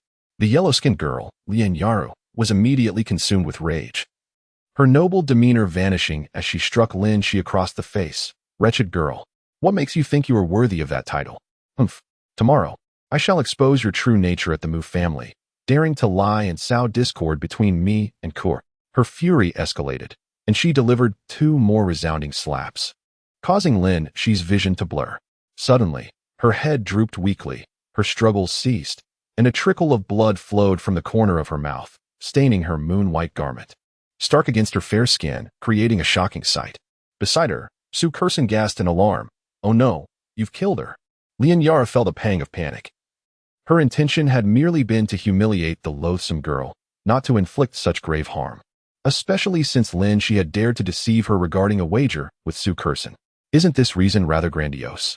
She would never admit that the mere thought of the ethereal Jinyi marrying this woman tomorrow causes her heart to ache agonizingly, compelling her to seek an outlet for her emotions, even if her anger led to excessive force. Surely she could not have struck the girl to death with just 3 slaps. Yinru glanced at the equally pale Sekeksen and, with a voice filled with false bravado, declared, No, impossible. I only gave her a couple of gentle taps. It's all her fault for deceiving me first. Sekeksen's face bore a semblance of panic. Yet in her heart, she reveled in the misfortune of others, thinking it served them right. Regardless of who had wronged whom, they both deserved their fates. Neither should escape unscathed. A cacophony of hurried footsteps accompanied by the tearful voice of Bo broke the tension. Miss, are you all right? As the footsteps grew nearer, Zuxiangxiang entered, accompanied by several maidservants. The small room barely afforded them any space to stand. What has happened here? Zuxiangxiang asked, feigning ignorance while holding her head high. The maidservants stood by, their expressions betraying a sense of amusement at the unfolding drama, while only both rushed to support Lin Xi. Upon seeing the blood at the corner of Lin Xi's mouth, Bo was immediately alarmed, tears streaming down her cheeks as she shook Lin Xi, pleading, Miss, please wake up. Seeing Lin Xi unresponsive, Bo even attempted to pinch her acupoint. How earnest she was. With no other option, Lin Xi had to awaken. She stood unsteadily, not bothering to wipe the blood from her lips, appearing timid and fragile as she leaned against Bo. The onlookers exhaled in relief upon seeing Solangsen rise, thankfully. It seemed that no grave harm had been done. Su Kursen felt a tinge of disappointment. Even Lin Yaru's combat prowess was evidently lacking. She had wasted so much breath inciting her to trouble Su Lanxin, only to land a few slaps, such grandiosity with little substance. She had hoped to seize the moment to vent her frustrations with a few kicks. Noticing the silence around her, Su Kursen laughed sweetly. Why has even Mother been stirred? It's nothing, really. I simply accompanied Sister Lien to visit my sister. Everything is perfectly fine, isn't it, sister? Lin Xian smiled gracefully, gesturing for both to support her as she replied, Indeed, there is nothing amiss. We are merely enjoying some light-hearted banter among sisters. Seeing the conciliatory tone in her words, Lin Yar's lips curled into a cold smirk. Humph, at least you are perceptive. Su Xiangxiang was equally pleased with Lin Xi's words. She had little interest in these trivial matters. Su Xiangxiang felt a twinge of frustration towards her daughter for instigating Lin Yaru to confront Su Lanxin, as any repercussions would inevitably fall upon them. Foolishness. Fortunately, nothing serious had occurred. As long as everyone was alive, sending them to the Marquis's residence tomorrow would suffice for her peace of mind. Bo assisted Lin Xian as they walked past, perhaps due to the recent beating. Su Lanxin appeared to be suppressing dizziness, her face marked by distinct handprints, her steps unsteady like a drunken man, looking quite disheveled. The disdain on the faces of those present was unmistakable. What of the young master's wife? After receiving a flurry of slaps from Miss Lien, she did not dare utter a word in protest. As a result, Su Lanxin inadvertently stumbled into Su Kursen, who was engaged in a playful exchange of glances with Lin Yaru. Consequently, their faces collided in an unexpectedly intimate manner. Ah, woe is me. Su Kursen cried out in distress. Are you blind? Lin Yaru scolded angrily, delivering another slap to Su Kursen's face. Su Kursen winced in pain, bearing the brunt of Lin Yaru's wrath. Goodness, Su Lanxin must have done this on purpose. Lin Xi remarked, Indeed, it was intentional. Come and take a bite out of me. The maidservants were bustling about, tending to their duties with great fervor, caught off guard by the force of the collision. Both young ladies found themselves in a similarly dire predicament, tears and blood streaming down their faces, their complexions resembling that of a monkey's backside. Su Kerson's nose was reddened, blood gushing forth, while tears cascaded down her cheeks. A maid, wiping her tears, gently urged, "Second miss, please do not cry." Su Kerson was nearly beside herself with rage. Who is crying? Who in the world wishes to cry? Come. You try hitting your nose like that. She sobbed, feeling the sting anew. The most unfortunate aspect was that it was Su Lanxian who had tripped her, yet Lin Yaru, in her foolishness, placed the blame squarely on Su Kerson. The true instigator feigned dizziness, claiming she needed rest, lest she be unable to attend the wedding with Master Mu the following day. And she left them to retreat to her chamber. Lin Xi lay on the bed, while Bo rolled a boiled egg over her eyes and swollen cheeks, tears streaming down her face. Hearing Bo's soft sobs, she smiled faintly and said, "Silly girl, why are you crying? Have you not seen those two collide even more tragically than your young mistress?" Though she was comforting Mint, her heart brimmed with indignation. In ancient times, without a powerful backing and lacking personal strength, one could possess all the justifications in the world, yet still remain a mere victim of oppression. In stark contrast to the dismal atmosphere surrounding the Su family, the Mu family radiated opulence. The entire Mu residence was adorned with colorful lanterns and resounded with the crackling of firecrackers. The air was filled with fragrant attire and lively figures. As guests thronged to celebrate, Lady Mu, resplendent in her lavish garments, greeted everyone with a joyful countenance, clearly delighted with the marriage arrangements. The radiant air, Mu Ziyang, further stirred the hearts of numerous noble young ladies, leaving them feeling despondent.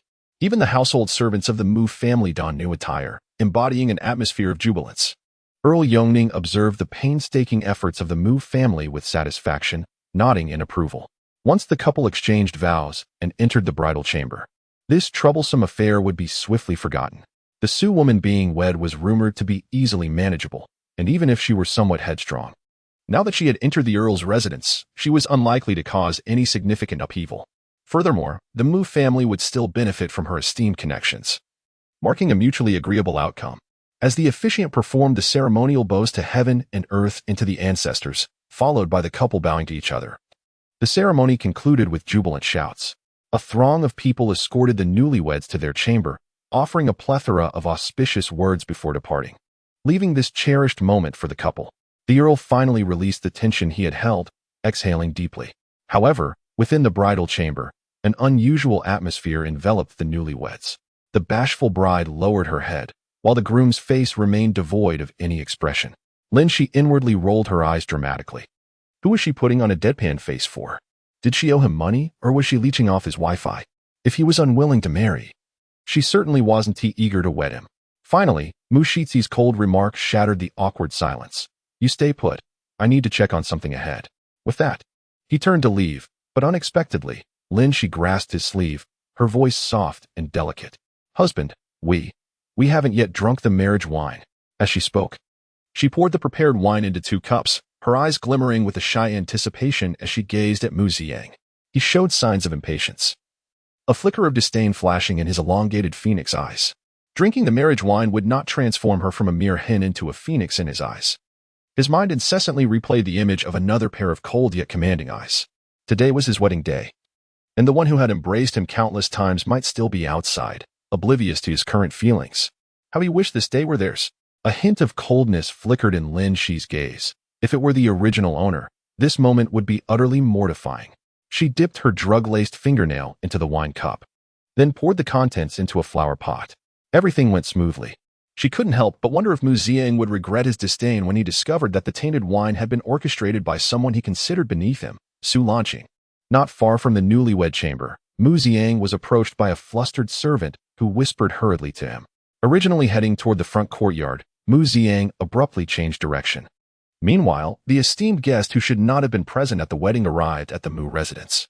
As the majority of the guests began to disperse, the once lively atmosphere of the Mu household quieted, only to be interrupted by a sudden exclamation. Madame Mu, accompanying the distinguished guest, was taken aback. Was there an issue with the bride?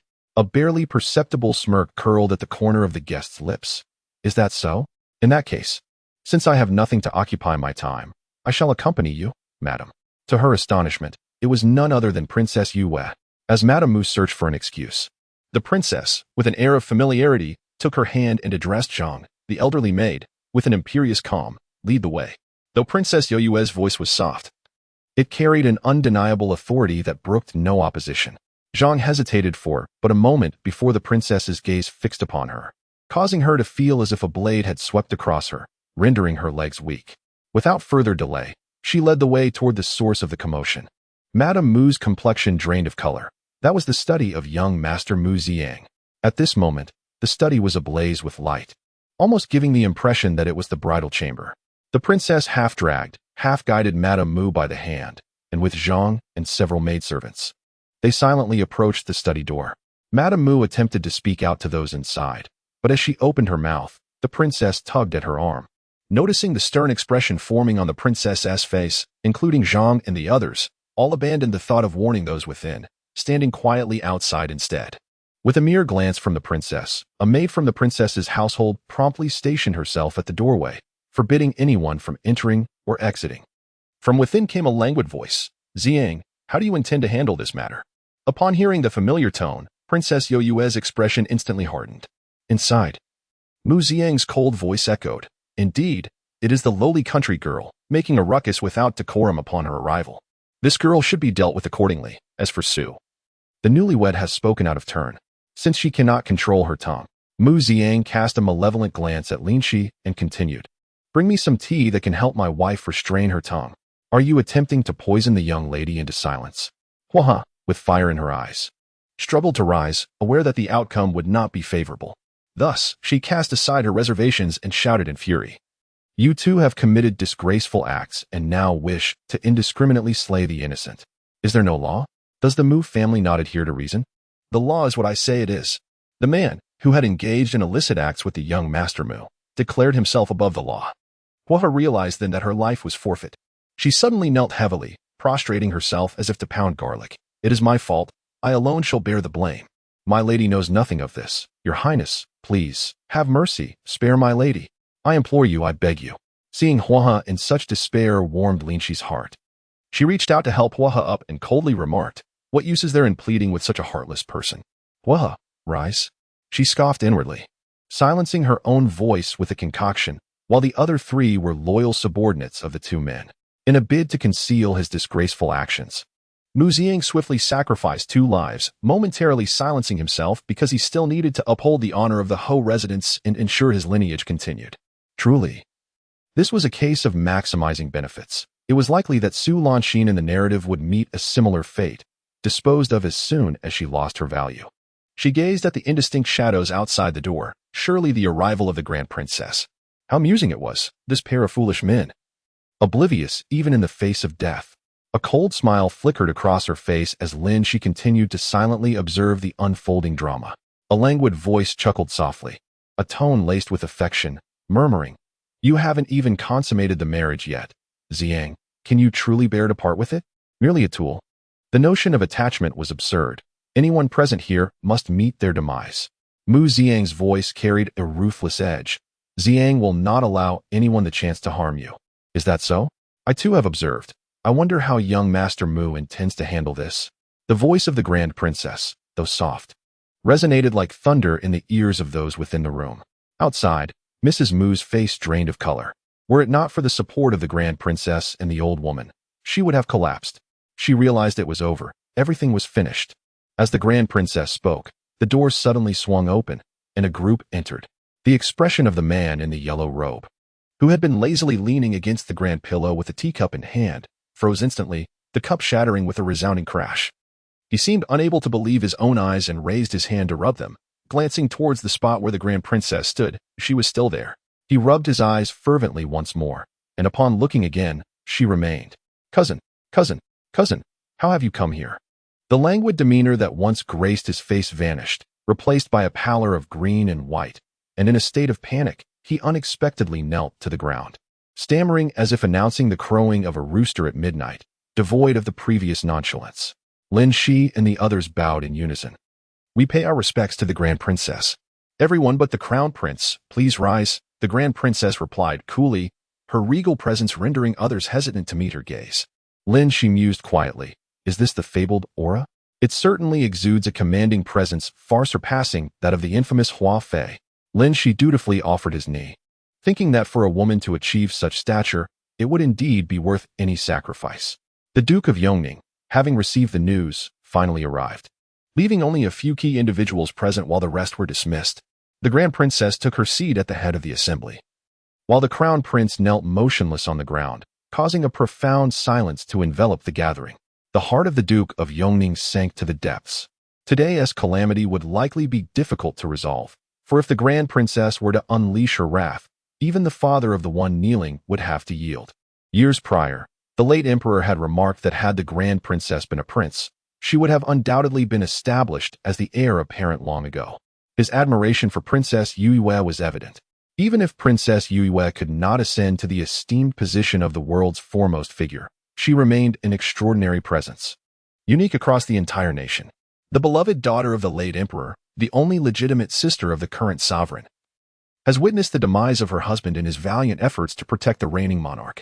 With the secret of Dark Lin guards left to her by the former emperor, she enjoys a life of splendor surpassing that of any son of the previous emperors, save for the emperor himself. And, allow me to explain, the Crown Prince, his complexion ashen, struggled to mask his distress, only to be abruptly interrupted by the cold voice of the Grand Princess. You might as well prepare to explain yourself to your father. He should be arriving shortly. The other individuals present in the room, save for Lin Xi, were momentarily stunned. The Duke of Yongning could no longer suppress his trembling legs and collapsed to the ground, while Madame Mu fainted with a roll of her eyes. The Crown Prince nearly lost his composure. Father has also arrived? Bohuo, who was on the verge of being dragged out for punishment, wore a ghastly expression. Could it be that she would face the emperor?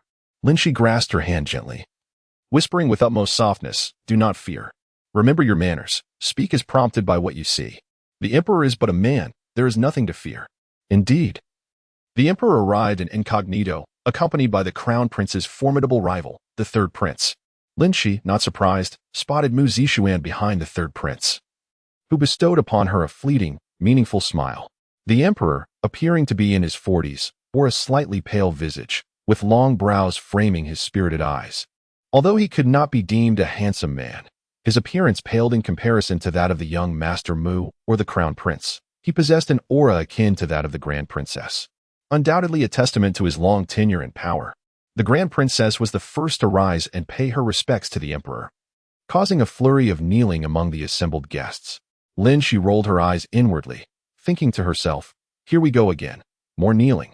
The emperor took his seat at the head of the court, gesturing for everyone to rise and granting the eldest princess a place. The room fell into a profound silence, the sound of a falling pin audible. The emperor's countenance had darkened to a hue reminiscent of a soot-laden pot.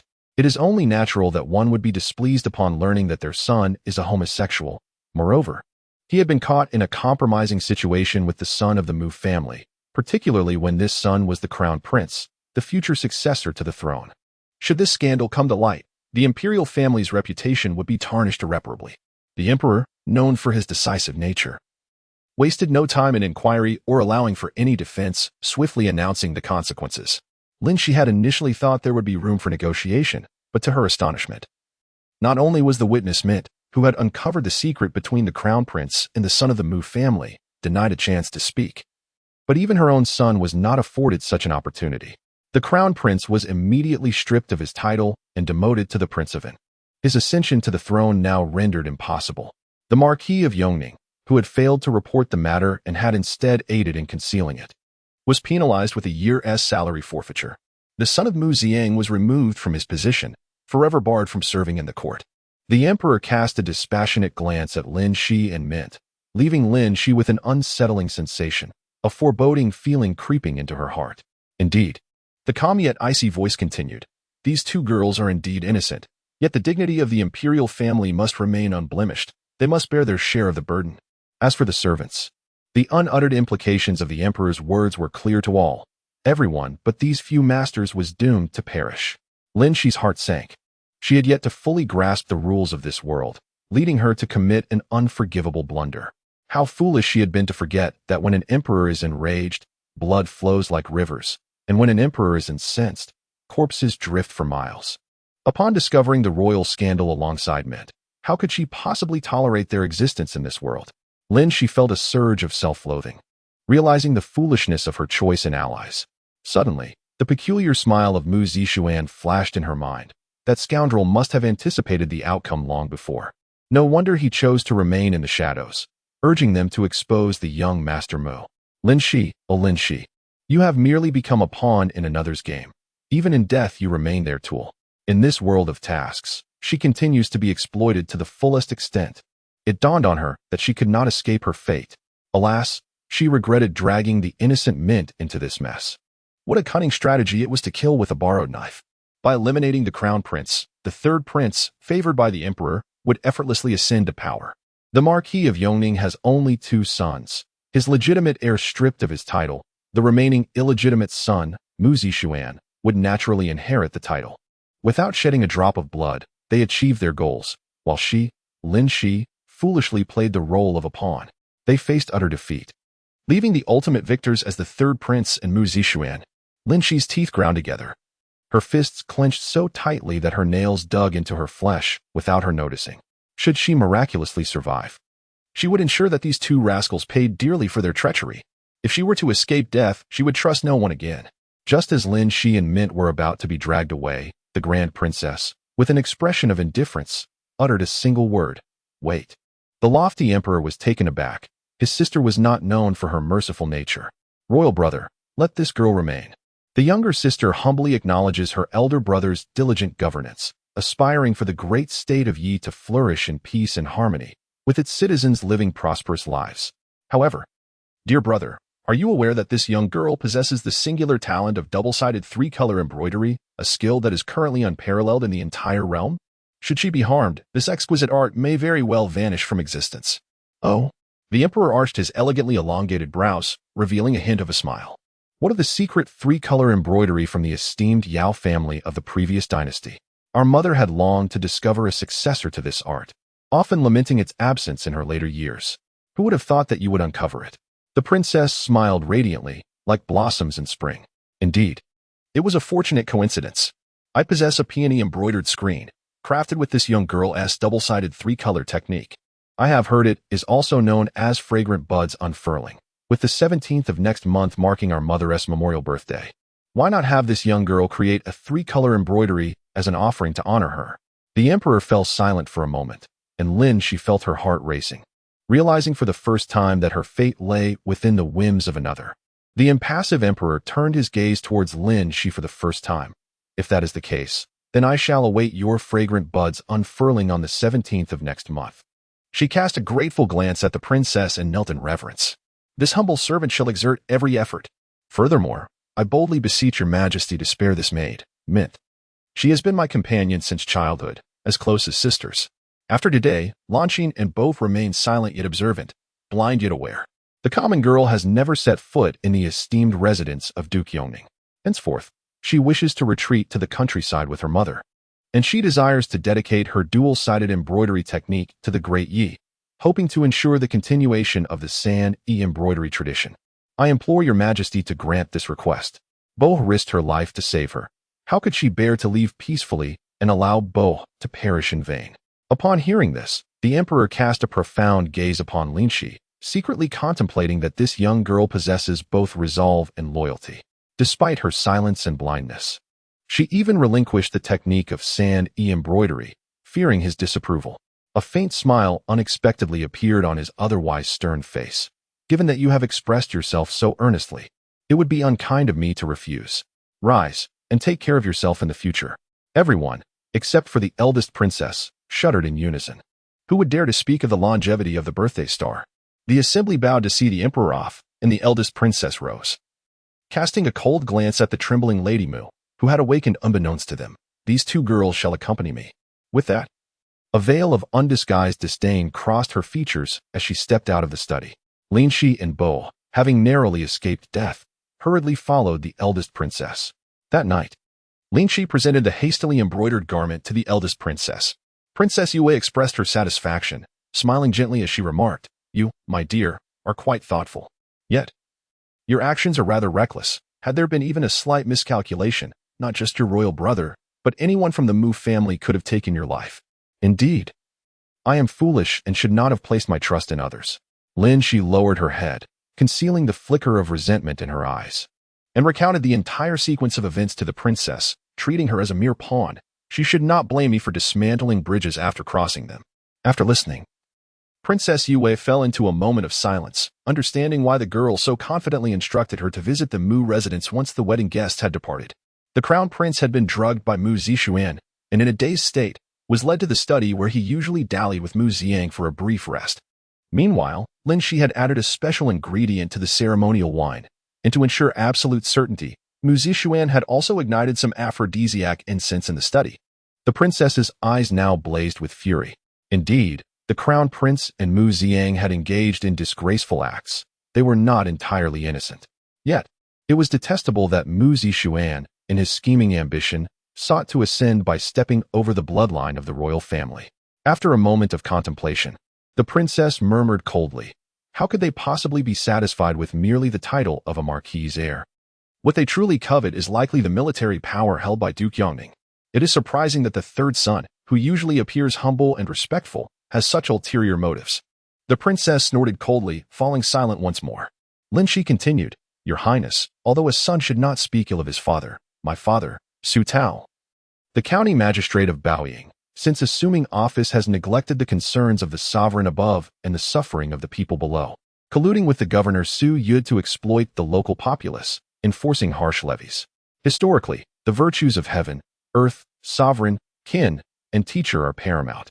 Though he is my father, he is also a citizen of Day. Now, he is further selling his daughter for personal gain, seeking to advance his career through a marriage alliance with the marquis, currying favor with the likes of Lin Xi, forming cliques for personal gain. Such a person is unworthy to hold an official position in court. As Lin Xi recounted the series of events, the expression on the long princess's face grew increasingly grim. Were it not for the lateness of the hour, she might have rushed to the palace to seek an audience. Although the long princess had spoken of the double-sided embroidery solely to save Lin Xi's life, one must remember that a ruler's word is binding. After contemplating for a moment, the long princess instructed Lin Xi to stay at the princess's residence and focus solely on her embroidery. From that point onward, Lin Xi became oblivious to the outside world, dedicating herself entirely to the art of double-sided embroidery. Despite having taken a few detours, she had essentially completed her task. Now, she awaited news from her uncle regarding the evidence against her disreputable father and Su Yud. In a surprising turn of events, the highly favored third prince was not appointed as the new crown prince. Instead, the emperor chose the relatively unremarkable fifth prince as the heir apparent, a decision that left many astonished. The emperor swiftly conferred titles and estates upon the princes, decisively ensuring that those who were to govern would do so, thereby extinguishing any unwarranted aspirations among them. In a shocking incident, the newlywed wife of the young Marquis of Yongning suddenly passed away, leaving the heir in profound grief, leading to a debilitating illness. The emperor approved the request for the second son of the Yongning Marquis, Mu Zixuan, to inherit the title of heir. Yet he divided the military power held by the Yongning Marquis into three parts, distributing it among three different factions. The once illustrious Yongning Marquis' residence found itself in a precarious situation, having failed to secure the crown prince, ultimately reducing their influence to that of a mere shell. Meanwhile, news from her uncle revealed that her disreputable father had lost his official position, having nearly squandered the family fortune in attempts to secure his freedom from imprisonment. Although Su Xiangxiang had been legitimized, she faced competition as Chun Tao successfully became a concubine, leading to a rivalry that was both entertaining and intense. The emperor expressed immense satisfaction with the double-sided, three-variant embroidery presented by Lin Xi, particularly praising the peony that appeared to bloom before him like a genuine flower. Not only did he elevate the Yi family to the status of imperial merchants, but he also personally inscribed the words Ingxiang Tu Rue as a gift to them. Consequently, the Yi family found themselves inundated with guests, a stark contrast to their previous circumstances. Lin Xi, meanwhile, resided with the Yi family in a villa located in the outskirts of the imperial city, graciously arranged by the princess. Although the princess claimed with cheerful laughter that the villa was a reward for her efforts in promoting the three-variant embroidery, the truth was that the figure on the dragon throne feared she might reveal the prince's secret and thus brought her closer to avoid further complications. Lin Xi found no fault with this arrangement. Having salvaged her life from the emperor was a stroke of fortune in itself. After all, only she and Bo He were privy to the true nature of these events, and she had not breathed a word to the Yi family or anyone else. The court merely believed that the unrest stemmed from the prince's struggle for succession, with few aware of the actual cause. The royal family preserved their dignity. Su Lanxin maintained her life, and Lin Xi safeguarded her mission, an outcome pleasing to all. As the imperial merchants, the Yi family also acquired properties in the capital, with most of the direct descendants relocating there. The residence in Baoying Prefecture became their ancestral home. Hearing of this turn of events, Su Tao, who had deteriorated into a disheartened scholar, was filled with regret. He could hardly fathom that the once lowly Yi family had risen to become imperial merchants, and that the eldest daughter, whom he had always disdained, had received the emperor's personal inscription. Watching the loathsome Su Xiangxiang engage in daily verbal duels with Chun Tao, and the impending fate of his younger daughter Su Curson becoming a concubine to a wealthy merchant older than himself, despair filled his heart as he murmured in a voice only he could hear, "How could this be? It shouldn't be. It shouldn't be." He harbored deep regrets, pondering whether everything would have unfolded differently had he chosen to align himself with the Yi family and their eldest daughter.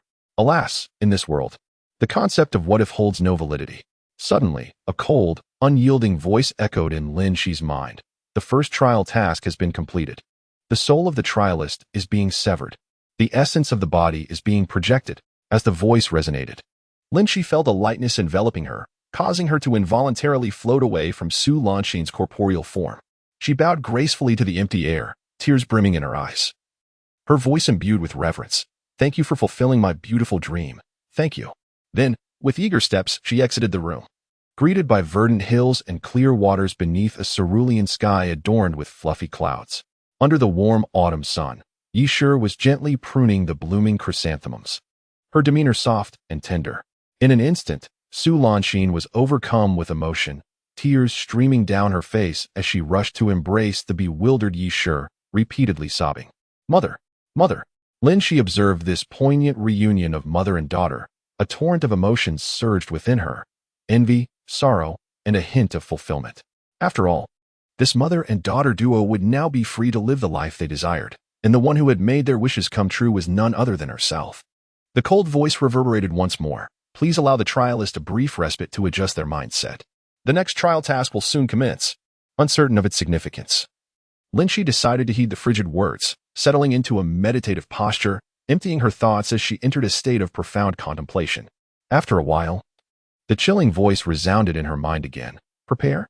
Entering the second trial task, it is challenging to articulate the emotions of that moment. Lin Xi felt as though she were being drawn into a swirling vortex of darkness, spinning at an unimaginable velocity. After a disorienting whirlwind, she sensed that she had entered a new body. "Arya, come with Brother Yongfu. I promise you a life of indulgence and luxury. As long as you stay by my side, anyone who dares to bully you shall face my wrath." A bony, withered hand reached out, attempting to grasp hers. Lin Xi furrowed her brows, contemplating for a brief moment, before parting her crimson lips. Ugh! Unable to suppress the tumultuous wave of nausea, she embarrassingly expelled the contents of her stomach, the foul, rancid odor splattering onto the astonished face of the hand's owner. Alas, she found herself unable to escape her destiny, making her entrance in such a repulsive manner. Here she was, a grand trial bearer capable of altering fates and rescuing the downtrodden from peril. How utterly disappointing her debut was, Lin Xi inwardly lamented. Ugh, the very brother who had intended to grasp her hand also succumbed to vomiting, and far more violently than Lin Xi. The odor overwhelmed him, and as he wiped the sticky residue from his face, the memory of the previous events triggered another violent spasm in his stomach. Crouching down, he continued to heave, expelling a torrent reminiscent of a picturesque landscape suddenly turned chaotic. By the time he managed to compose himself and rise once more, he realized that the individual responsible for his current embarrassment had vanished. Gone. How could it be? That little wretch, causing him to suffer such humiliation, had the audacity to flee without a word. According to her previously bashful demeanor, should she not be filled with both compassion and guilt, tenderly caring for herself? How dare she run away? Sooner or later, I shall have her in my grasp. With a frustrated stomp of his foot, the man spat disdainfully, muttering profanities under his breath as he staggered off. Once he vanished from sight, a young girl's head emerged from behind a nearby earthen mound. Indeed, it was Lin Xi. No, in this world, she was known as Yutong. Recently acquainted with the narrative, she felt a twinge of discontent at allowing that scoundrel to escape so easily. Had she known, she would have spat in his face. This man, Lan Yongfu, was notorious in the surrounding villages for being a despicable rogue, idling away his days in petty thievery and mischief, a wretched creature who engaged in every vice except honest labor. And the chief architect of the original owner's tragedy was none other than Lan Yongfu. The original owner hailed from a remote village named Nanpingo, where she lived with her parents, an elder sister, and a younger brother, making her the second daughter. In the low-productivity environment of ancient rural life, frail and delicate girls were often labeled as burdensome from the moment they were born. A son would be cradled in a lavish bed, adorned with fine garments and precious jade, while a daughter was relegated to the ground, clutching a spindle, a clear indication that, from a tender age, she was expected to contribute to the household by weaving cloth. Such was the lamentable fate of Yu Tong, the original owner. The original protagonist's parents were simple, honest folk from the countryside, leading a life of toil and hardship, facing the soil by day and the sky by night. Yu's mother, Lu, bore her first child, a daughter who was deemed a disappointment. At that time, the elderly matriarch of the Yu family was still alive. Upon hearing the news, she merely scoffed coldly and turned away without even entering the house. Nonetheless, being the firstborn, Yu's father, filled with the joy of fatherhood, sought out the only literate man in the village to bestow a name upon her, Yulan. After endless anticipation, Lu was expecting again, only to bring forth another daughter, the unfortunate original protagonist. This led to a growing sense of disappointment for Yu's father. The greater the hope, the deeper the disappointment, thus. The original protagonist was almost entirely overlooked from the moment of her birth. When she turned 3, Lu finally delivered the family's long-awaited son. Overjoyed, Yu's father brought a plump pig to the village's literate man to name the precious boy, who was christened Yu Liabao in exchange for the pork. In a generous gesture, the name Yu Tong was also bestowed upon the original protagonist, who had been referred to as second girl for the past 3 years. This illustrates the original protagonist's position within the family. Even her name was acquired via buy one get one free deal involving a pig. The elder daughter, Yulan, was lively and charming, the apple of her father's eye, while the younger son, Yu Liabao, was undoubtedly Lu's pride and joy. As for the original protagonist, she was left without affection from her maternal grandmother or her uncle. Upon her birth, her sister was still vying for nourishment, and after the arrival of Yu Liabao, the original protagonist scarcely received even the remnants of warmth. Children, by nature, are sensitive from a tender age. The original protagonist was acutely aware of her status as the least favored in her family. The neglect of the parents directly resulted in the protagonist's diminishing presence, leaving them nearly mute and perpetually sullen. Lu, the mother, expressed her discontent vocally, incessantly berating the protagonist as a burden, questioning whether she had failed to provide food or drink. This created a vicious cycle. The more the parents overlooked the protagonist, the more they succumbed to feelings of inferiority, which in turn elicited further disdain from their parents. By the age of 12 or 13, a time fraught with rebellion, the prolonged suppression led the protagonist to suspect they might not be the biological child of their parents, fostering a deeper sense of self-pity and resentment towards them. The saying "a crying child gets the milk" held true for the elder sister, Yulan, who rarely engaged in household chores, preferring to seek out her cousin Yumei and play with other village children. Occasionally, Lu would scold her, but a mere display of affection towards Yu Laopo would swiftly absolve her of any wrongdoing. The youngest son, being the sole male in the family, was naturally indulged. Despite the Yu family's modest means, Yu Liabao was undoubtedly the most cherished member of the household, the quiet protagonist.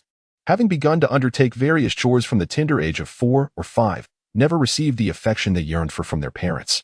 In Chapter 26, the second trial task unfolds.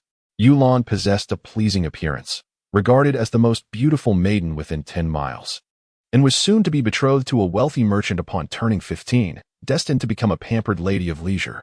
The protagonist, however, suffered from chronic malnutrition, appearing frail and diminutive.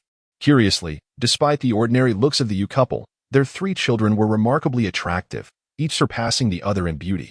Though Yu Tong may not possess the exquisite beauty of Yulan, she is still a charming young lady, and thus has caught the eye of the scoundrel Lan Yongfu from the neighboring village.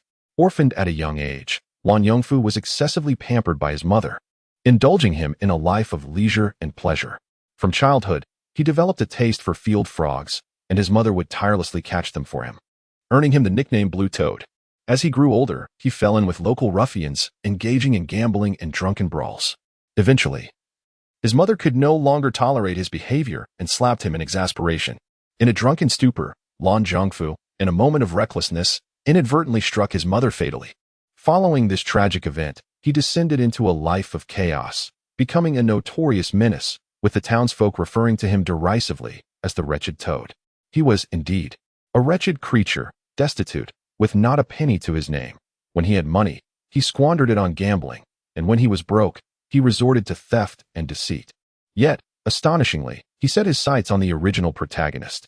Feeling abandoned by the world, the unsuspecting protagonist was quickly ensnared by Lan Yongfu's sweet words of flattery. After a particularly distressing day filled with a kick from her irritable brother and a scathing rebuke from Lu Shi, the protagonist's heart shattered, leading her to stealthily leave with Lan Zhongfu that very night. Thus began the tragic downfall of the Yu family. Lu Shi's daughter was abducted, her husband crippled. And upon hearing of this calamity, the prospective in-laws hastily canceled Yulan's engagement. The once formidable Lu Shi was left utterly devastated, succumbing to an eye ailment as a result. In a desperate bid to treat her father's leg, Yulan reluctantly wed a widower who offered a bride price of 20 taels of silver. At such a tender age, she found herself confronting 2 stepchildren nearly her own age. The widower's family treated Yulan as a mere servant, subjecting her to ceaseless toil and relentless abuse, while she tirelessly catered to the needs of the 3 of them, suffering severe mistreatment. Yu Liebao, on the other hand, squandered his days in idleness. The Yu family was impoverished, with both of Yulan's sisters having married under less than respectable circumstances, which rendered the hope of a suitable match for her increasingly bleak, leading to a reckless abandonment of her own prospects. Once the novelty of the original owner wore off, Lan Yongfu revealed his true character, reverting to his former debauched lifestyle. With a mere flick of his tongue, he had secured himself a beautiful wife, yet he frequently summoned his raucous friends to their home for feasting and revelry. When funds for drinking and gambling ran low, he would demand money from the original owner, who, unable to produce any silver, would face his wrath. Gradually, the debts incurred by Lan Zhongfu spiraled out of control. One fateful day, he conceived a nefarious plan to settle his debts through a most sordid means, using his wife as collateral, since he deemed her utterly incompetent. Having long since lost any affection for the original owner, he viewed her as a hindrance. Thus, when Yu Liebao arrived to reclaim his daughter, it aligned perfectly with Lan Zhongfu's intentions. With shameless audacity, he claimed that the original owner had cost him a considerable amount of silver over the years, portraying her as foolish and inept, suggesting that a mere 10 taels would suffice to take her away, for the sake of appearances in their rural community. It was only then that the original owner realized her parents had indeed cared for her. Her assumptions had been misguided. Yet, by then, the die had been cast. To avoid burdening her parents further and overcome with shame and indignation, the original owner tragically took her own life at the doorstep of the Lan household. Lin Xi let out a long sigh, realizing that indeed, one would not perish if they abstained from action. A portion of the original owner's tragedy stemmed from poor communication with her family, while another part arose from her inability to discern the true nature of those around her. Of course, the detestable blue scoundrel was also to blame. If given the opportunity, Yutong fervently wished to amass a fortune. Believing that the Yu family's misfortunes were largely due to their poverty, she yearned to elevate her family to a life of comfort, ensuring that her parents and sister would not suffer, and that her younger brother would not remain aimless. Additionally, she was determined to seek retribution against the vile Lan Yongfu. Not long ago, the original owner encountered Lan Yongfu while gathering pigweed with a widow from the village, and since then, he had begun to orchestrate various chance meetings. Although their relationship had not yet escalated to the point of elopement, Lan Yongfu had already begun to shower the original owner with flattery.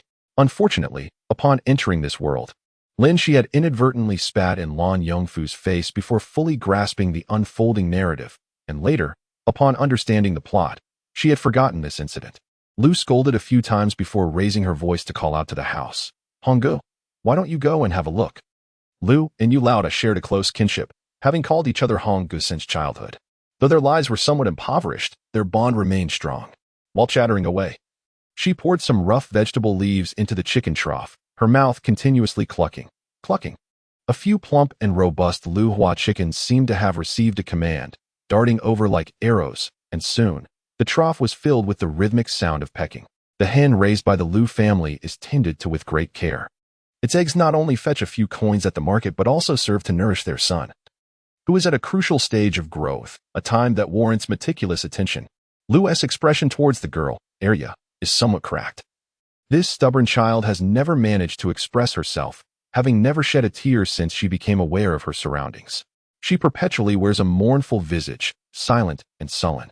What, one wonders, has prompted this unusual display today? Lin Xi, with one hand wiping away her tears and the other tending to her runny nose, is weeping uncontrollably. She is no actress, and the tears are not something she wishes to shed. Yet, upon catching sight of her father Yu emerging from the doorway, an overwhelming impulse to wail takes hold of her.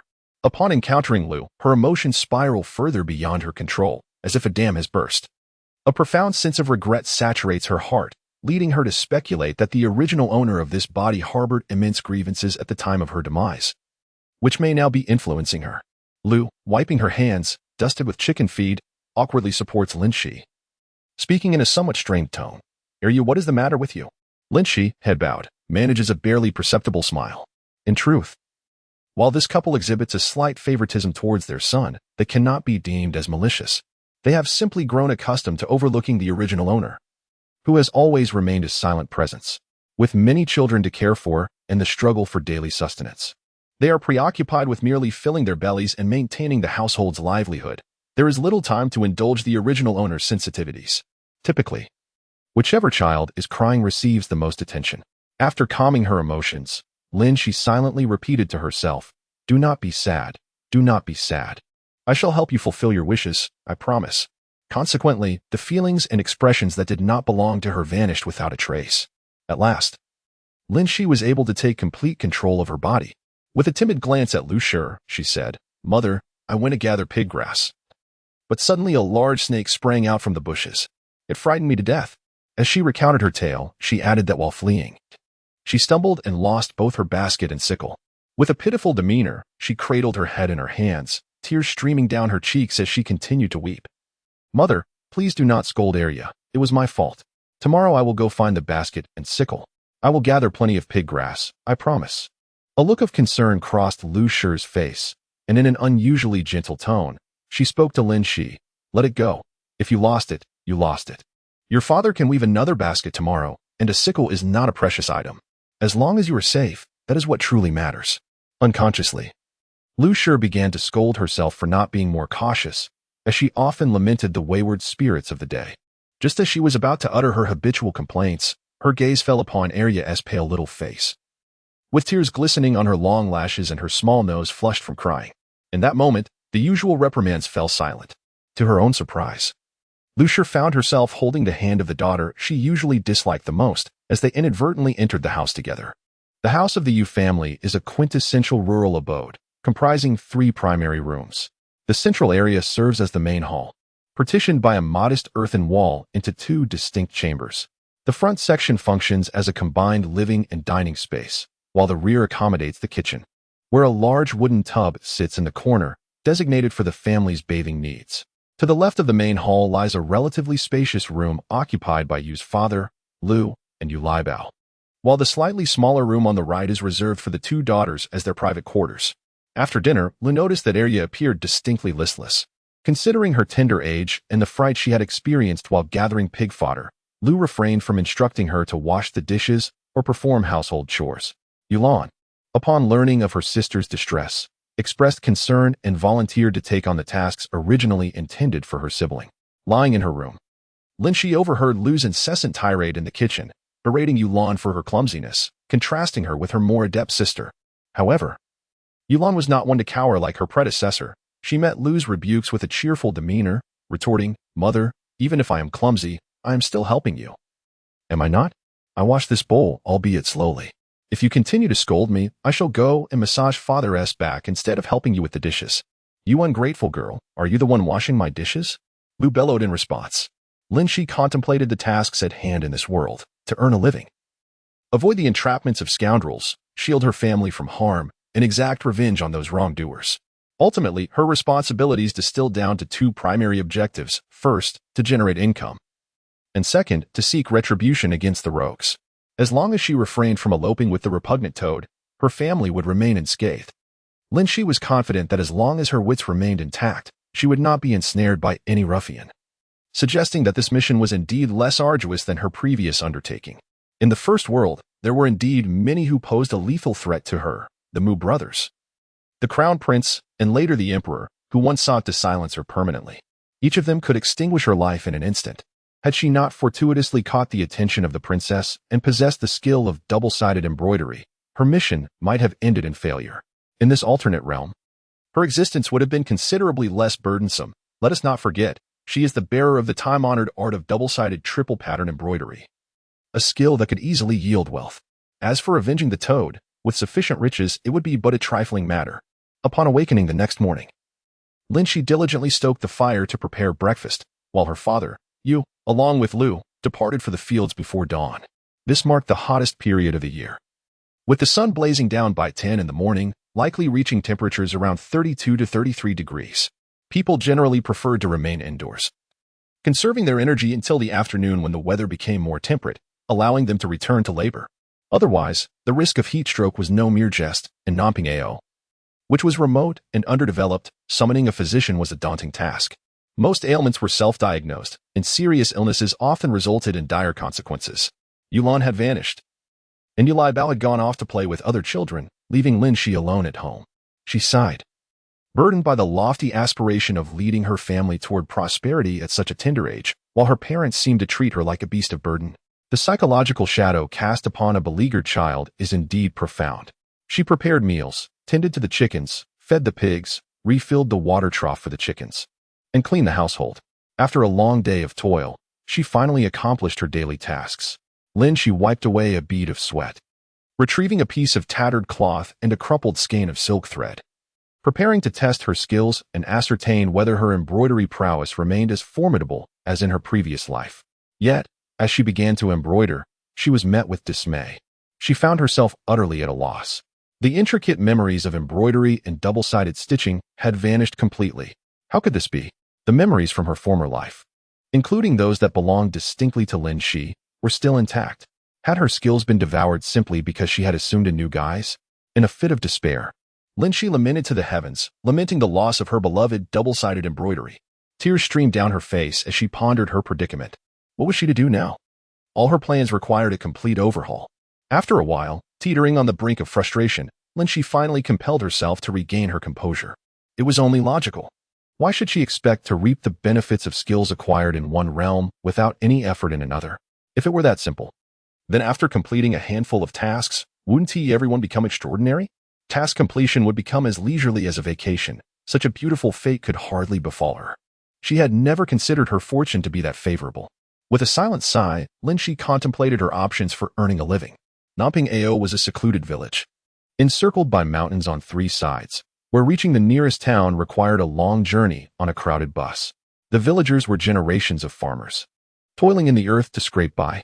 Here, one could only rely on imagination to find a means of income. Given her frail and youthful physique, hunting in the mountains was simply out of the question.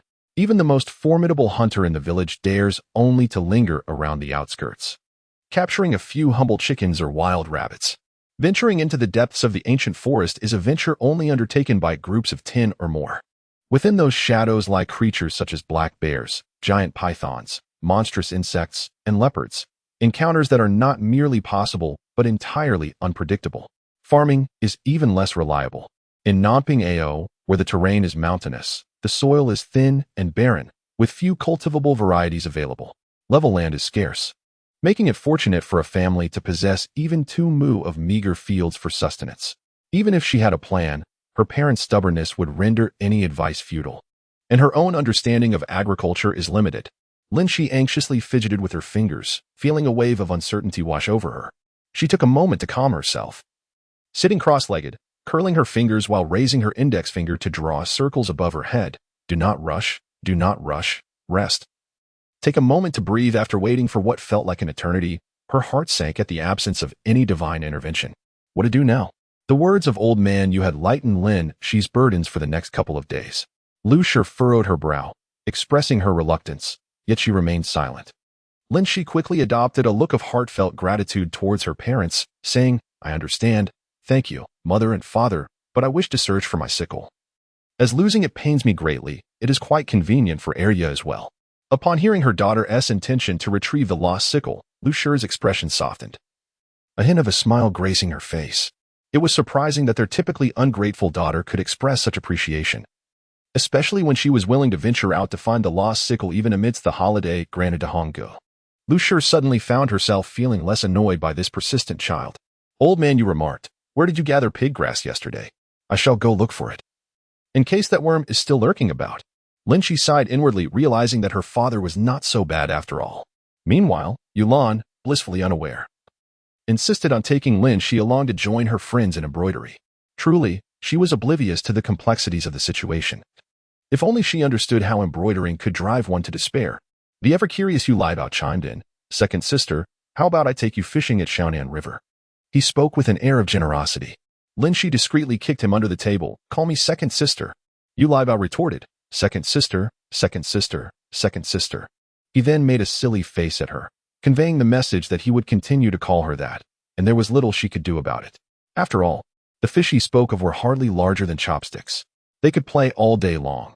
Mrs. Lu was bound to commend them for their antics, while Lin Xi, toiling at home, had never received a single word of praise, her fragile heart suffering 1,000 cuts. Nevertheless, Mrs. Lu's words sparked an idea in her mind. Perhaps she could uncover a means of making money? Grateful to Yu Liebao for inadvertently prompting her, Lin Xi resolved not to pursue fishing, but instead to venture into the nearby mountains to gather wild goods or herbs to trade for some coin. In her previous life, her parents had indeed contracted an entire wasteland, and she recognized several common medicinal herbs. As she rifled through the original owner's memories, she found no mention of herbs, leaving her uncertain whether they were simply absent from this region or if the inhabitants of Nanping Ao were entirely unaware of them. Regardless, with Old Man Yu granting them a holiday over the next few days, she would seize the opportunity to explore and discover the truth. Nanping Ao is surrounded by mountains on 3 sides. Lin Xi chose to venture into the back mountains because the original owner had visited this place several times with others. The locals typically prefer to go to the back mountains to gather wild produce, and with more people venturing there, any unexpected situations could be better managed. Additionally, the likelihood of encountering dangerous beasts is relatively low. As Lin Xi ambled along, whimsically humming a tuneless song about a girl gathering mushrooms, she found herself traversing the mountain with remarkable agility. Despite the original owner's frail and diminutive physique, the body possessed an extraordinary level of stamina, allowing her to ascend with surprising speed. Soon, Lin Xi discovered several common medicinal herbs, such as purple-flowered ground ivy, nettle, and motherwort. Unfamiliar with the local prices, she assessed that these herbs would likely hold little value. Hence, she continued her journey, stopping intermittently to unearth whatever caught her eye. In addition to her basket, she carried a small cloth bag for unforeseen needs. While digging for a clover-like herb, a small snake suddenly darted out, startling Lin Xi. In her fright, she tossed the herb into her basket and dashed away, regretting the fib she had told Lu upon entering this task-driven world. Indeed, the debts of June are swiftly repaid. When Lin Xi felt the danger had subsided, she realized she had strayed from the path and found herself in a small hollow surrounded by dozens of towering trees. It was midsummer, and the trees appeared to be festooned with an abundance of fuzzy white flowers, provoking a sense of discomfort for those with a fear of clusters. However, Lin Xi recognized that these were not insects, but rather the soft, fluffy blossoms of a chestnut tree. At that moment, she felt a surge of exhilaration akin to winning the lottery, barely suppressing the urge to leap and cheer. It was indeed chestnuts. Some may wonder what is so extraordinary about encountering chestnuts. In Yutong's recollections, chestnuts have never graced her memories. It is highly likely that the people here are unfamiliar with them and unaware that they are edible. She reminisces about her childhood, when she would bury chestnuts in the earth stove with her parents, eagerly awaiting their roasting. The sweet aroma seems to linger in her nostrils, yet a sudden pang of longing strikes her heart. Mother, father, are you still alive? With a basket on her back, Lin Xi joyfully descends the mountain. Although this does not lead her down a path to sudden wealth, she has at least discovered a narrow, winding trail. Once September arrives, if all goes according to her expectations, earning money will become significantly easier. An impish figure in her heart laughs heartily. Ahia.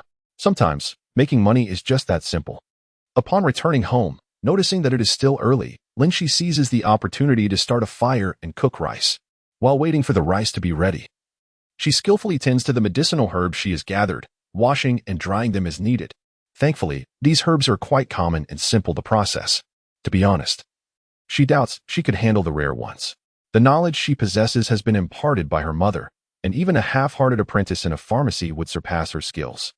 However, she has no desire to pursue a medical license. As long as the items she produces can be exchanged for money, that is sufficient. Suddenly, caught in the flurry of her tasks, Lin Xi pauses for a moment, struck by a thought. Why has she completely forgotten the art of double-sided embroidery, yet retains all the skills she learned in her previous life? Could it be?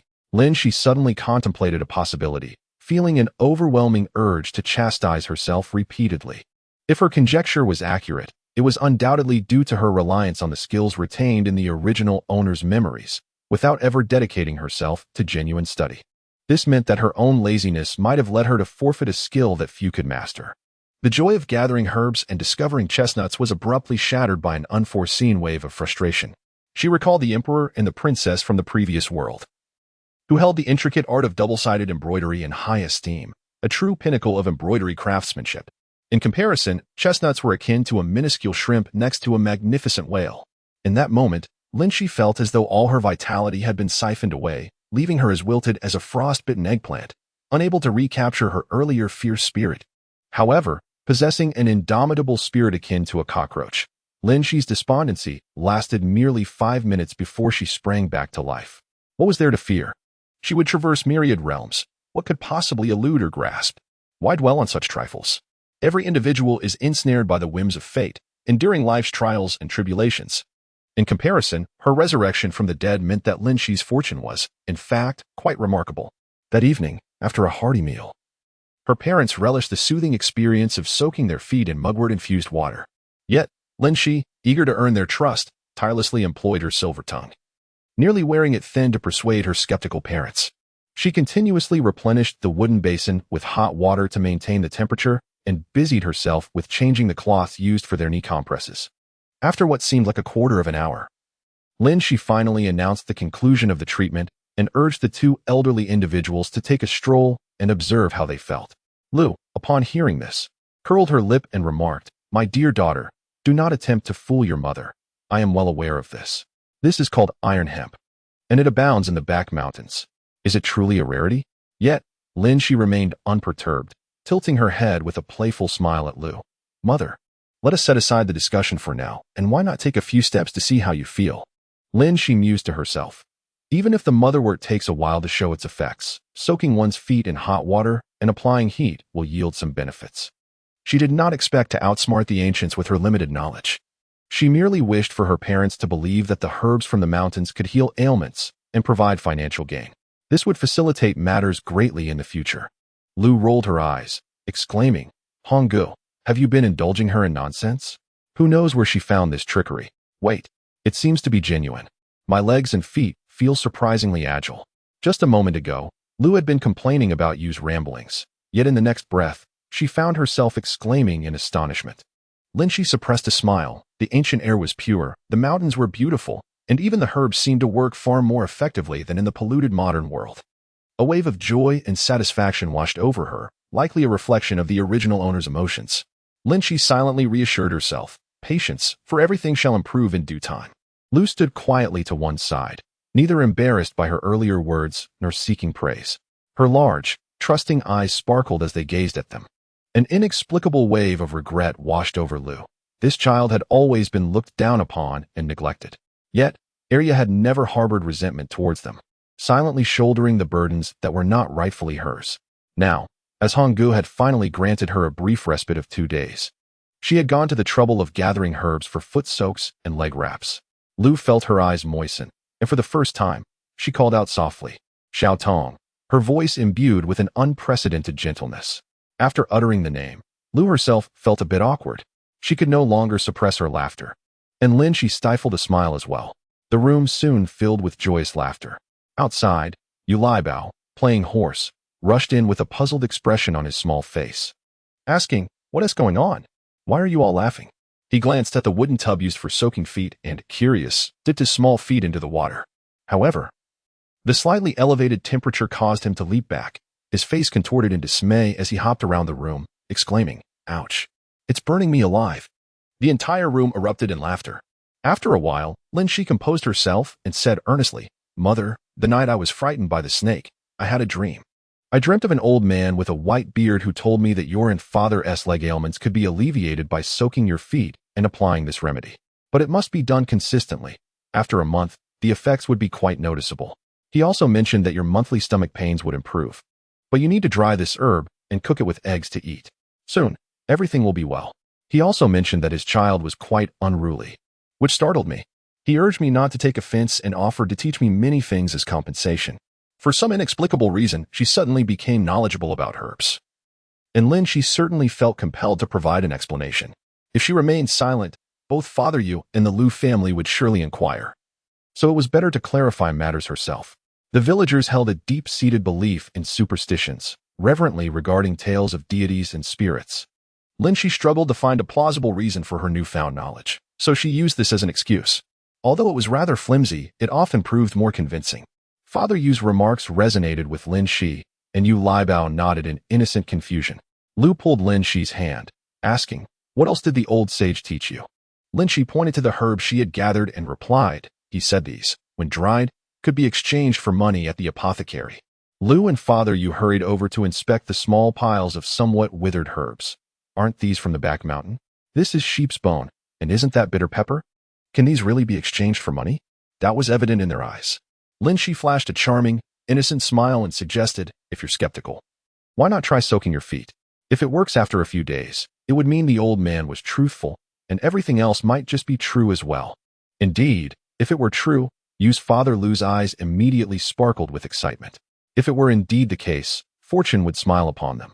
The treasures that Arya had unearthed from the mountains would undoubtedly augment their household income significantly. The two elders promptly succumbed to their respective daydreams, indulging in various fantasies.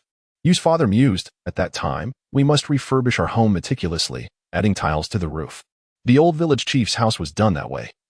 It not only appears grand, but also alleviates our worries about leaks during the rainy season. Moreover, we should construct a couple of additional rooms. As our son is growing up," Liu's mother chimed in, "with newfound wealth, I must ensure our precious son receives ample nourishment, perhaps even indulgences like extra meat. I shall refrain from selling any eggs. All shall be for him. Well, the eldest daughter and Arya can have some as well. After all, these benefits stem from Arya's efforts, and it would be unjust to overlook her. The eldest daughter is no longer a child. So I shall make clothes for all three children, and the two girls could use some jewelry as well." Lin Xi observed the jubilant expressions on the faces of the two elders and realized they were perhaps indulging in excessive optimism. Were it not for their physical limitations, they might have already soared beyond the Milky Way. The more they envisioned, the more delightful their thoughts became. In the days that followed, their cooperation with Lin Xi was unparalleled. They even alleviated some of her responsibilities, expressing intentions to purchase new clothes and exquisite hairpins with their future earnings. Yulan willingly volunteered to share in household chores, while Yu Liebao eagerly exclaimed his desire to accompany Arya to the mountains to gather medicinal herbs for profit. Lin Xi sighed, thinking, "Is this a complete family mobilization? The pressure is immense. What if those herbs turn out to be worthless or fail to sell? Will the entire family collectively take it out on me?" In any case, Lin Xi's relationship with her family has significantly improved. By preparing foot baths for her parents daily, she has genuinely enhanced her presence in their lives, and Yulan occasionally shares whispers with her. Her younger brother, Yu Liebao, is not the kind of spoiled child who is uncontrollable. He is merely a bit willful and mischievous. Lin Xi quietly sighs, recognizing that this is, in fact, a warm family, albeit somewhat impoverished. It is all a consequence of poor communication. One day, Lin Xi returned home once more, laden with the fruits of her labor from the mountains. The oppressive heat of the day had dissipated, and the lingering rays of the setting sun elongated her shadow. The evening breeze caressed her cheeks, mingling with the faint scent of fresh grass, making her feel as if she might take flight. Lin Xi felt a profound sense of contentment.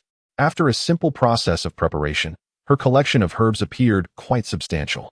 She planned to persuade Liu Shi to accompany her to the market in a couple of days, as the eggs at home were nearly sufficient for a sale. Today, Lin Xi discovered numerous mushrooms resembling chicken drumsticks. However, she recalled that in her previous world, such mushrooms were cultivated. To her surprise, they appeared wild here. Clusters of tender fungi that looked like enlarged baby fingers. Lin Xi carefully harvested the mushrooms, placing them atop her basket, mindful of their delicacy, as they could easily be bruised. Tonight's meal would be enhanced with these mushrooms, aptly named for their flavor reminiscent of chicken drumsticks, which are exceptionally delicious. Lin Xi intended to stew them with potatoes, garnished with chopped cilantro, a tantalizing thought. Just as she was savoring this delightful prospect, a shadow suddenly darted out to block her path. Startled, Lin Xi thought, could there truly be road robbery in this remote countryside? Arya, where have you been? It's been several days since I last saw you, and Brother Lon has missed you dearly. Goodness, you startled me.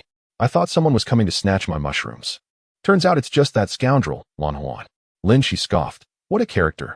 Brother Lon, indeed. You might as well call yourself Sister Lon. Over there on that mountain and across that sea, there's a whole group of blue elves. She circumvented him without uttering another word and continued on her way. Hey. Lon Zhongfu hurriedly stepped back in front of Lin Xi, grinning widely as he reached out to tug at her sleeve. Arya, why are you ignoring me? Didn't we have a good chat a few days ago? You were going to become my bride, remember? Who are you? I don't know you. Lon Yongfu exclaimed.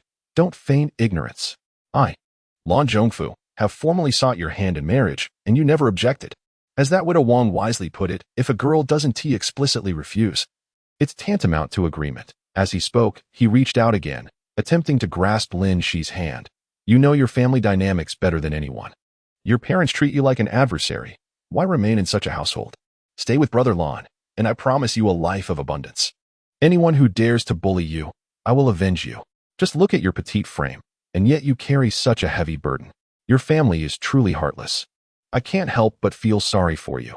Upon realizing she had been ensnared, Lin Xi quickened her pace as they approached the village. With people coming and going, this ancient society adhered strictly to traditional values. If anyone were to witness this exchange, her reputation would be irrevocably tarnished. In the present moment, without a hint of hesitation, he shouted furiously, "Get lost! I do not know you. If you do not leave, do not blame me for being rude." Lon Yongfu, with his thick lips parted to reveal a grotesque set of yellowed teeth, retorted, "Oh really? Let us see just how rude you can be. Aren't we about to become husband and wife? Why bother with pleasantries?" Indeed, Lon Yongfu's notorious reputation was well known for miles around. Even if he sought to entrap her, no one would believe that a slender, seemingly innocent girl could commit murder without reason. Although Lin Xi's physique was petite, her years of engaging in manual labor had endowed her with considerable stamina and explosive strength. In contrast, Lon Yongfu squandered his days in indulgence and vice. Despite the inherent disadvantage of her gender, with a weapon in hand, Lon Yongfu found himself at a distinct disadvantage. Though a rogue, Lon Yongfu was not devoid of wit. He noted that the girl aimed her strikes at vital points, her gaze akin to that of a venomous snake, brimming with ferocity, which sent a shiver down his spine. In a moment of carelessness, Lin Xi managed to slice his left arm with a shovel, blood instantly gushing forth, prompting Lon Yongfu to flee in a panic. He was left bewildered, pondering. Everyone says that the girl from the Yu family is timid, yet here she is, behaving like a fierce tigress. With a tumult of emotions, hatred, affection, and reluctance, he shouted back at Lin Xi as he retreated, "Just you wait. I am determined to have you as my bride. I want to rest until I possess you. If I fail, I shall not bear the surname Lon." Lin Xi and Lon Yongfu had been at odds for quite some time, both panting heavily and feeling a twinge of frustration. Deep down, Lin Xi was not a person of decisive action. Otherwise, upon their first encounter, he could have simply shattered Lon Yongfu's leg. While Lin Xi did not possess the courage to take a life, incapacitating him would indeed fulfill the desire for revenge against Lon Yongfu. He could then contrive to find an alibi, rendering any report to the authorities futile. After all, would anyone doubt the integrity of the honest Yu family over the dubious character of Lon Zhongfu? Yet now, having missed the opportune moment, he could only defer his intentions for another day. As Lin Xi arranged the wicker basket, he noticed that some of the chicken leg mushrooms on top had been bruised, and a few others had fallen out and were no longer fit for consumption. With twilight encroaching, he hastened his steps into the village. That evening, the family relished a fragrant stew of tender chicken leg mushrooms and potatoes, a feast beyond compare. The normally discerning Yulan indulged heartily, while Yu Lai Bao, burning his mouth, exclaimed between bites, "Arya, what kind of mushroom is this? I've never tasted anything so delicious." At first, I thought we had killed an old hen. Lin Xi shot him a sidelong glance and corrected, "It's second sister. These are chicken leg mushrooms. They are named so because they taste like chicken legs when stewed. Oh, Yu Liebao mumbled through a mouthful of rice. Tomorrow, I'll accompany you into the mountains to gather more of these chicken leg mushrooms. They are truly delectable. That one tea do. Lin Xi and Lu Shi spoke in unison, their tones remarkably similar. Lu Shi glanced at Lin Xi, initially believing that the girl would be pleased to have someone accompany her, only to be taken aback when Lin Xi rejected the idea. Lin Xi remarked, "The mountains are teeming with snakes, insects, rodents, and ants. If you wander into the hills, you might get bitten or stung. You are our mother's precious darling. She would surely be furious with me if something happened to you." Lu Shi chuckled, playfully pinching Lin Xi's cheek. "Your tongue is becoming increasingly sharp. What nonsense are you spouting? Aren't you all my children?" After uttering this, she herself fell into a moment of astonishment. Lin Xi pondered the necessity of informing her family about Lan Yongfu's situation. Given his character, she feared he had developed an interest in her, and it would be better to address it up front rather than face unexpected complications later. Upon hearing this, her father's expression shifted dramatically. He set down his water pipe and spoke in a grave tone. "You mean Lan Yongfu from Lin Shui village?" Lin Xi hesitated slightly, uncertain, before nodding. "It seems to be him." Lu Shi's countenance darkened. "What nonsense has that good-for-nothing been saying to you? Ignore whatever he says. Avoid him if possible. If you can't, grab something and defend yourself. A dog's mouth cannot utter ivory. Do not entangle yourself with him, or you will be finished. I wonder what misdeeds his ancestors committed to have produced such a wretch." A twinge of sorrow stirred within Lin Xi. Lu Shi was truly perceptive, almost intuitively grasping the situation with Lan Yongfu. It was lamentable that within the narrative, she did not confide in her daughter. Had she done so, perhaps many of the ensuing tragedies could have been averted. Lin Xi nodded, her cheeks ablaze with a rosy hue, filled with both embarrassment and indignation as she recounted. "He insisted that I should become his wife. I couldn't escape, so I used a shovel to slice his arm. That scoundrel. Father Yu was quite furious. Oh, my dear child." Mrs. Lu promptly set down her chopsticks and hurried after him. Before long, Father Yu re-entered the house, holding the struggling Yu Liebao, who was vociferously shouting for someone to beat him senseless, while Mrs. Lu followed closely, panting heavily. At this moment, Father Yu, in the prime of his strength, bound Yu Liebao with arms like iron hoops, while Yu Liebao's short legs flailed in the air, creating a comical sight. Yet, Lin Xi felt a sudden urge to weep. Alas, this was the sentiment of the original silly girl. Her younger brother seemed to wish to avenge her. This bond of affection, Lin Xi felt compelled to acknowledge, so she approached Yu Liebao and gently said, "Little Bao, look at you, rushing into someone else's home without a thought. What did you expect to say? Who told him to bully you?" Yu Liebao's small face turned a deep crimson. "You want me to confront that rogue and tell him he has wronged me? What if he admits his fault and claims he wishes to take responsibility by marrying me?" Upon hearing this, Yu Liebao immediately ceased his struggle, his expression paling slightly. In ancient times, there was a strong emphasis on the separation of the sexes. Countless tragic tales of woe are chronicled in the records of women. Without delving into distant history, one can find absurd and unfortunate events having transpired right in Lin Shui village. In a relatively affluent household, the daughter was inadvertently seen by a frail and impoverished young man while she was relieving herself outside the village. Subsequently, the young man engaged a matchmaker to propose marriage. With a third party present at that moment, the family found themselves with no recourse but to send their daughter off to wed, tears in their eyes. Furthermore, out of compassion for their cherished daughter who would suffer in her new life, they did not demand any dowry, and instead had to part with a considerable sum of their own money. Incidents akin to the tragic fate of the Hu family, who met an untimely end, are not uncommon in this world, where fairness and justice for women have long been absent. Lin Xi remarked, "In the end, he is the one at a disadvantage. While I have nothing to lose, let us maintain our distance from him in the future and exercise caution. There is no need to stir up trouble that could become widely known and lead to misunderstandings." Even after Lin Xi and Yu Liebao had stepped out of the grand door, the incessant chatter of Lu Shi could still be heard. Lin Xi and Yu Liebao exchanged a knowing smile, suddenly feeling an inexplicable camaraderie blossoming within them, an unarticulated bond growing robustly. "Area, do not forget to gather the chicken leg mushrooms." Yu Liebao remained fixated on food. Lin Xi playfully tapped him on the head. "It's second sister. Area. Second sister. Area. Second sister. Area."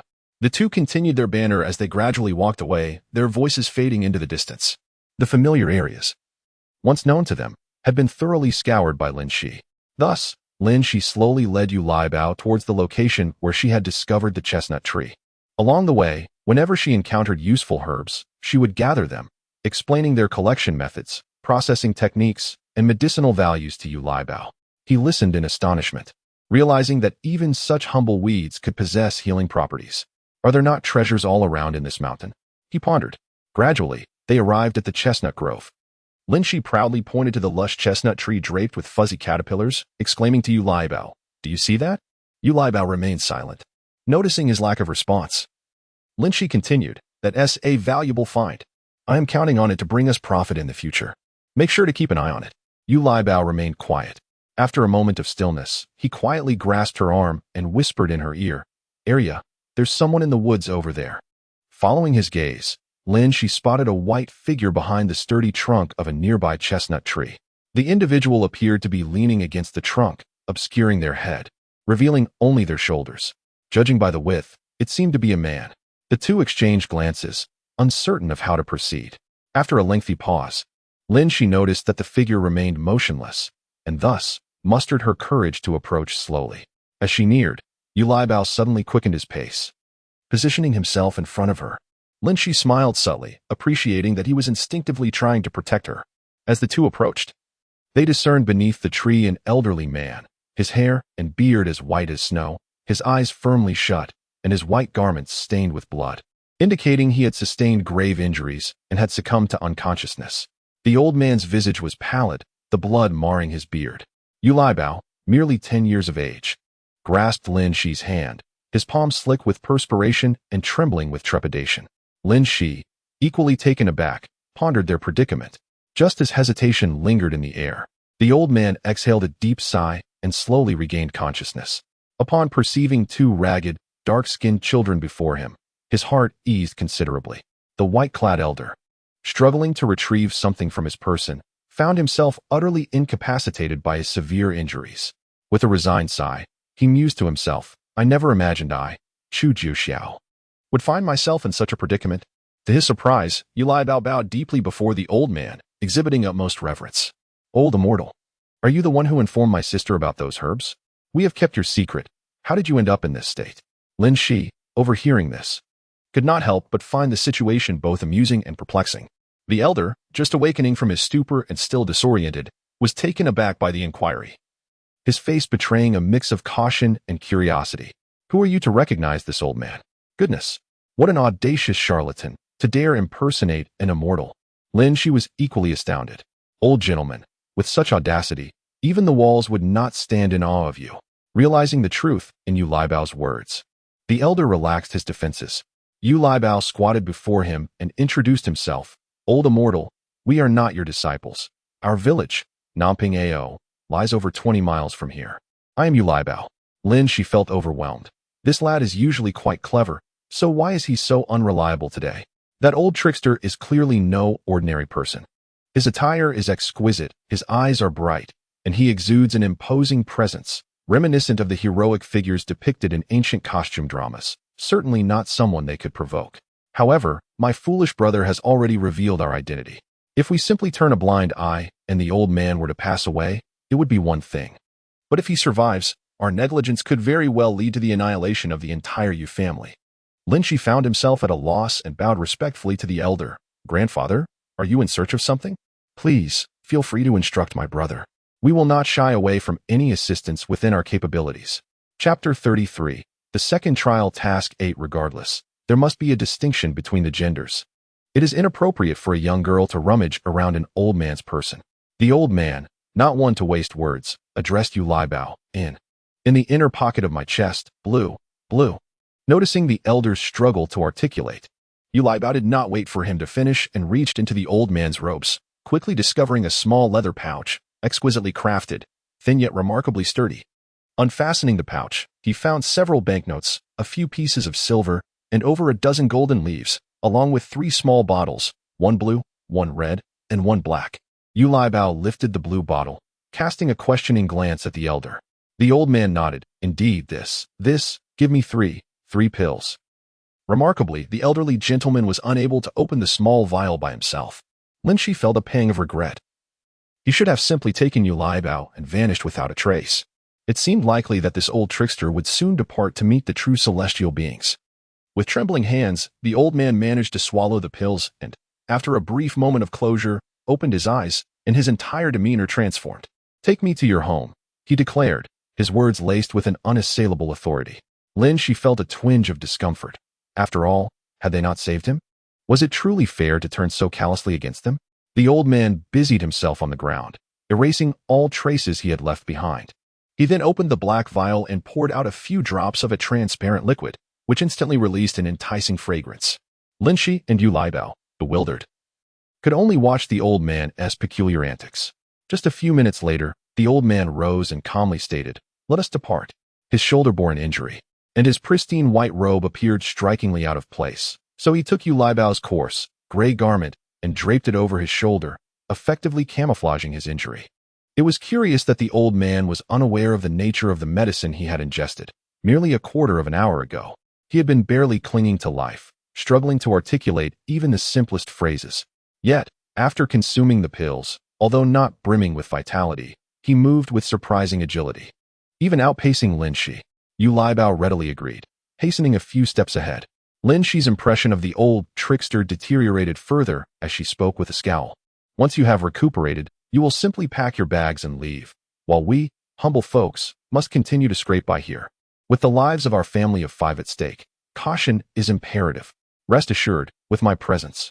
Before the old man could finish his boastful tirade, Lin Xi coldly interjected, "It is precisely because you are here that I feel uneasy." The old man remained silent. The two continued along the narrow path when suddenly, a voice akin to a powerful trumpet echoed ahead. "Uncle Zhong, where are you off to?" An irate retort followed from an elderly man. "You rascal. Do you intend to deafen me with that boisterous racket? You nearly frightened me to death." "Haha, I didn't mean to. Lately, I can't quite fathom why my voice has become so loud," came Yu Liabao's apologetic laughter, though his volume only grew more thunderous, likely making his uvula visible. Lin Xi immediately surmised that Uncle Zhong was indeed approaching, and a wave of panic washed over her. Noticing the old trickster's unperturbed demeanor and his sly, mischievous grin, as if he awaited her embarrassment, Lin Xi felt a surge of irritation. Without a second thought, she pushed the old man down to the ground, then positioned herself on his back, setting a wicker basket at her feet and fanning herself with a straw hat, effectively concealing his silhouette. As Uncle Zhong passed by, Lin Xi stood up, adjusted her basket, and playfully stuck her tongue out at the old man, whose face had darkened to the point of resembling ink. "Let us go." The old man, however, bore it with stoicism, silently following the siblings into the small courtyard of the Yu family. The old man inquired which room belonged to Lin Xi and unceremoniously entered, commanding them to boil water. Yu Liabao was inexplicably compliant, as if possessed, hurriedly gathering firewood. Lin Xi kindled the fire, prepared the water, and assisted the old man in tending to his wounds, tearing strips from the old man's own white garments to fashion into clean bandages. Fortunately, it was summer, and the items dried swiftly. Lin Xi applied an unknown medicinal powder, which the old man had produced from somewhere, and meticulously bandaged his injuries. Given the old man's abrasive demeanor, Lin Xi deliberately wrapped the bandages clumsily, causing the old man considerable discomfort. Yet, the old man remained stoic, uttering not a word. Eventually, Lin Xi felt a twinge of embarrassment and ceased her playful antics. The old man simply muttered a request not to disturb him before slipping into a deep slumber. Lin Xi quietly led Yu Liabao out of the room and softly asked if anyone had seen them. "Only encountered Uncle Lao Zhong," he replied. "How did you manage to evade detection?" "There was nothing to conceal ourselves behind, and I thought we were surely caught by Uncle Lao Zhong." Lin Xi playfully tapped Yu Liabao's head, admonishing him to call her second sister. She recounted the events briefly, and with each word, Yu Liabao's eyes sparkled with excitement. "Second sister, I didn't realize you were so clever." Lin Xi fell silent, her mind drifting to the old trickster's dark, grim face. Imagining a girl seated upon his neck, and a dignity any ancient man would find intolerable, unlike Han Xin, who could endure such humiliation. "How remarkably kind I am," Lin Xi thought, as she silently commended herself. The Liu family, along with Yu's father, has become remarkably agile, no longer suffering from the aches and pains that accompany windy or rainy weather. They are deeply convinced of the efficacy of the old sage's remedies, thus harboring a profound reverence for the venerable figure mentioned by Lin Xi. Consequently, the entire family has resolved to keep this extraordinary presence a closely guarded secret. What if someone were to catch a glimpse of him? Yu Liebao inquired.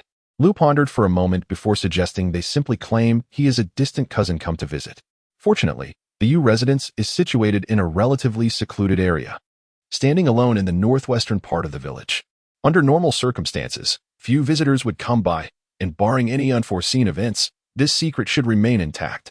In Chapter 34, during the second trial task, Lin Xi and Yulan find themselves with an inexplicable old man residing in their room, prompting them to squeeze in with Yu's parents.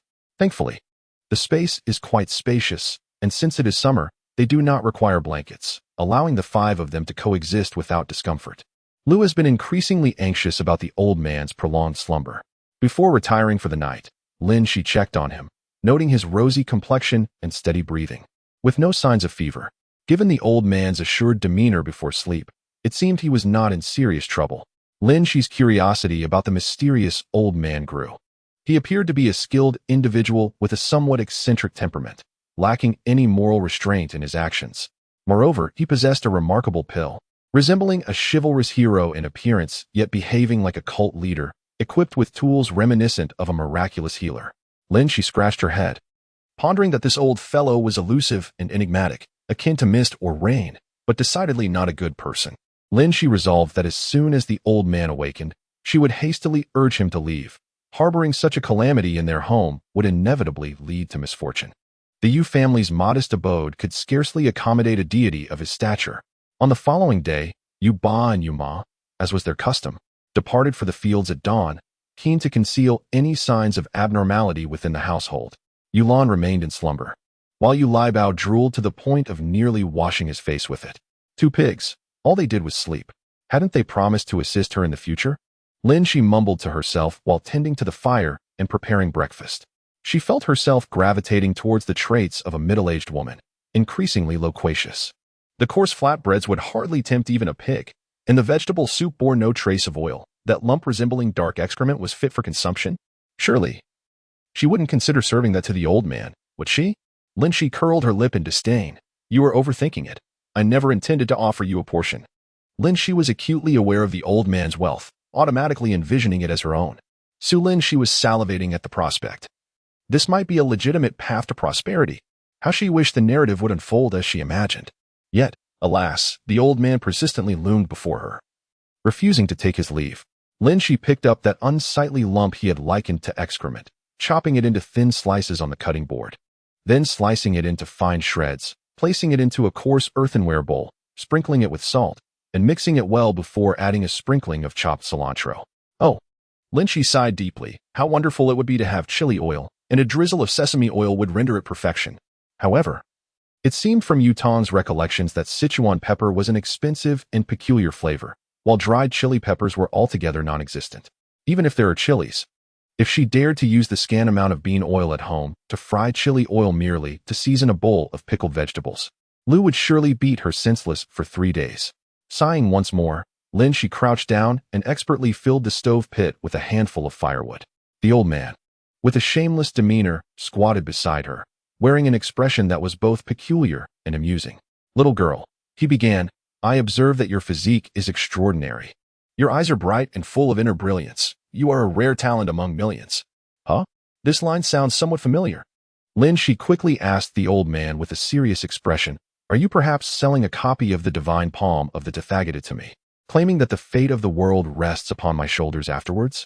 The old man's snow-white beard and his utterly cracked expression, paired with his dazed little eyes, evoked a sense of unintentional humor, appearing somewhat endearing. Indeed, I wish to teach you a skill, but what is this Tathagata nonsense? Lin Xi felt a flicker of irritation. Did he not comprehend how she had sustained her injuries? If your adversaries were to find this place, it would endanger our entire family. At the very least, you owe me your life, and is it truly right for you to repay kindness with malice? I do not seek riches. I have always regarded wealth as mere dirt. I only wish to repay your life-saving grace. The old man declared passionately. Lin Xi rolled her eyes in exasperation. Fine, then leave the dirt behind and make yourself scarce. This is not gratitude. It feels more like revenge, if I may emphasize it thrice. Seeing her daughter in a dazed stupor, Lu delivered a precise kick to her thigh. causing Lin Xi to collapse dramatically before the old man. Lin Xi's eyes brimmed with tears as she exclaimed, "Mother, the one you summoned is not a master, but a harbinger of misfortune." For the illiterate Lu, expressing respect was already a formidable challenge. In her final threat, she declared, "If I find out that you have shown disrespect to the old immortal, I shall break your legs." Well, life is already fraught with misery. What harm is there in enduring a bit more? Lin Xi resigned herself to her fate.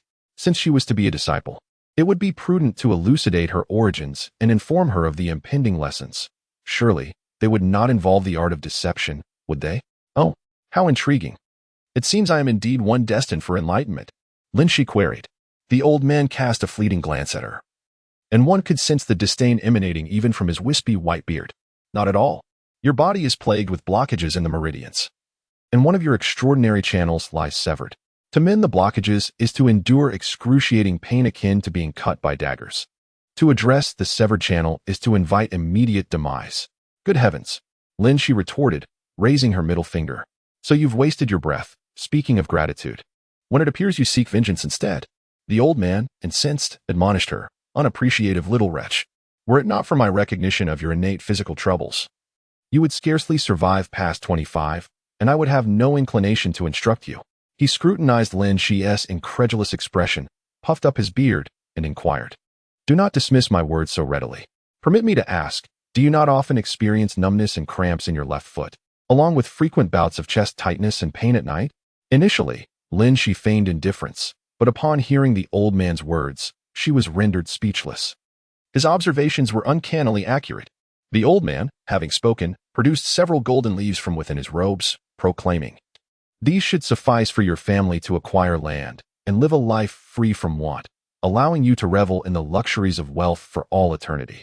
Should you choose not to learn, I shall take my leave, and these will belong to you," thus concluding our fateful connection.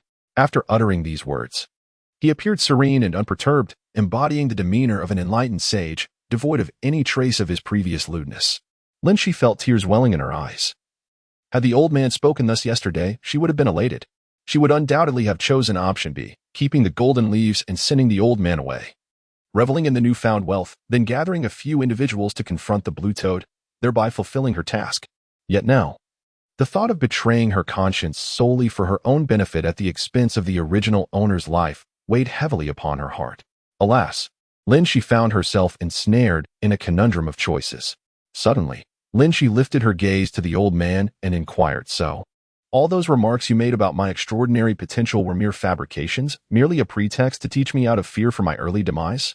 Indeed, the old man nodded. Most young girls, upon realizing they might not live past 25, would be driven to madness. Even if they retained their sanity, they would lead a monotonous existence, merely surviving. Yet, your courage is commendable. At that moment, the old man regarded Lin Xi with newfound respect. Who would have thought that the old trickster, her master, was in fact a benevolent soul? Lin Xi appeared moved. "Then, if I were to agree to study under you, how long would it take to master the craft?" she queried. "At best, 5 years. At worst, 12, the old man replied with unwavering certainty. "Such specific figures you provide. Are you certain?" Lin Xi responded with skepticism. "If all goes well, in 5 years, your meridians will be more resilient than those of ordinary individuals, and your health will naturally improve. However, if fortune does not favor you, upon reaching the age of 25 and 12 years, you shall meet your demise." Lin Xi reflected. Should I choose to retain the golden leaves now, the task would be swiftly accomplished. Yet the original owner is destined to perish at the tender age of 25, thus completing her brief existence. 25, a blossom-like age. Is it not true that I, too, was forsaken in my prime, leaving behind aged parents? She couldn't help but recall her father, hunched and gasping for breath, and her mother, whose hair had turned white with sorrow. Their faces continuously overlapped with those of Yuba and the Liu family. Whether labeled as a soft-hearted fool or a saint, if this world were to be filled solely with indifference and deceit, with treachery lurking at every corner, what significance would remain in existence? Contemplating this, Lin Xi respectfully knelt down and, with genuine sincerity, bowed 3 times to the elder. "Master, I, disciple Lin Yutong, pay my respects." In a surge of emotion, she nearly revealed her name. A flicker of understanding passed through the elder's eyes. Yet his expression remained impassive as he accepted her gesture with calm. The elder inquired, "It will be painful, Are you certain you will not regret this? Lin Xi nodded resolutely. No regrets.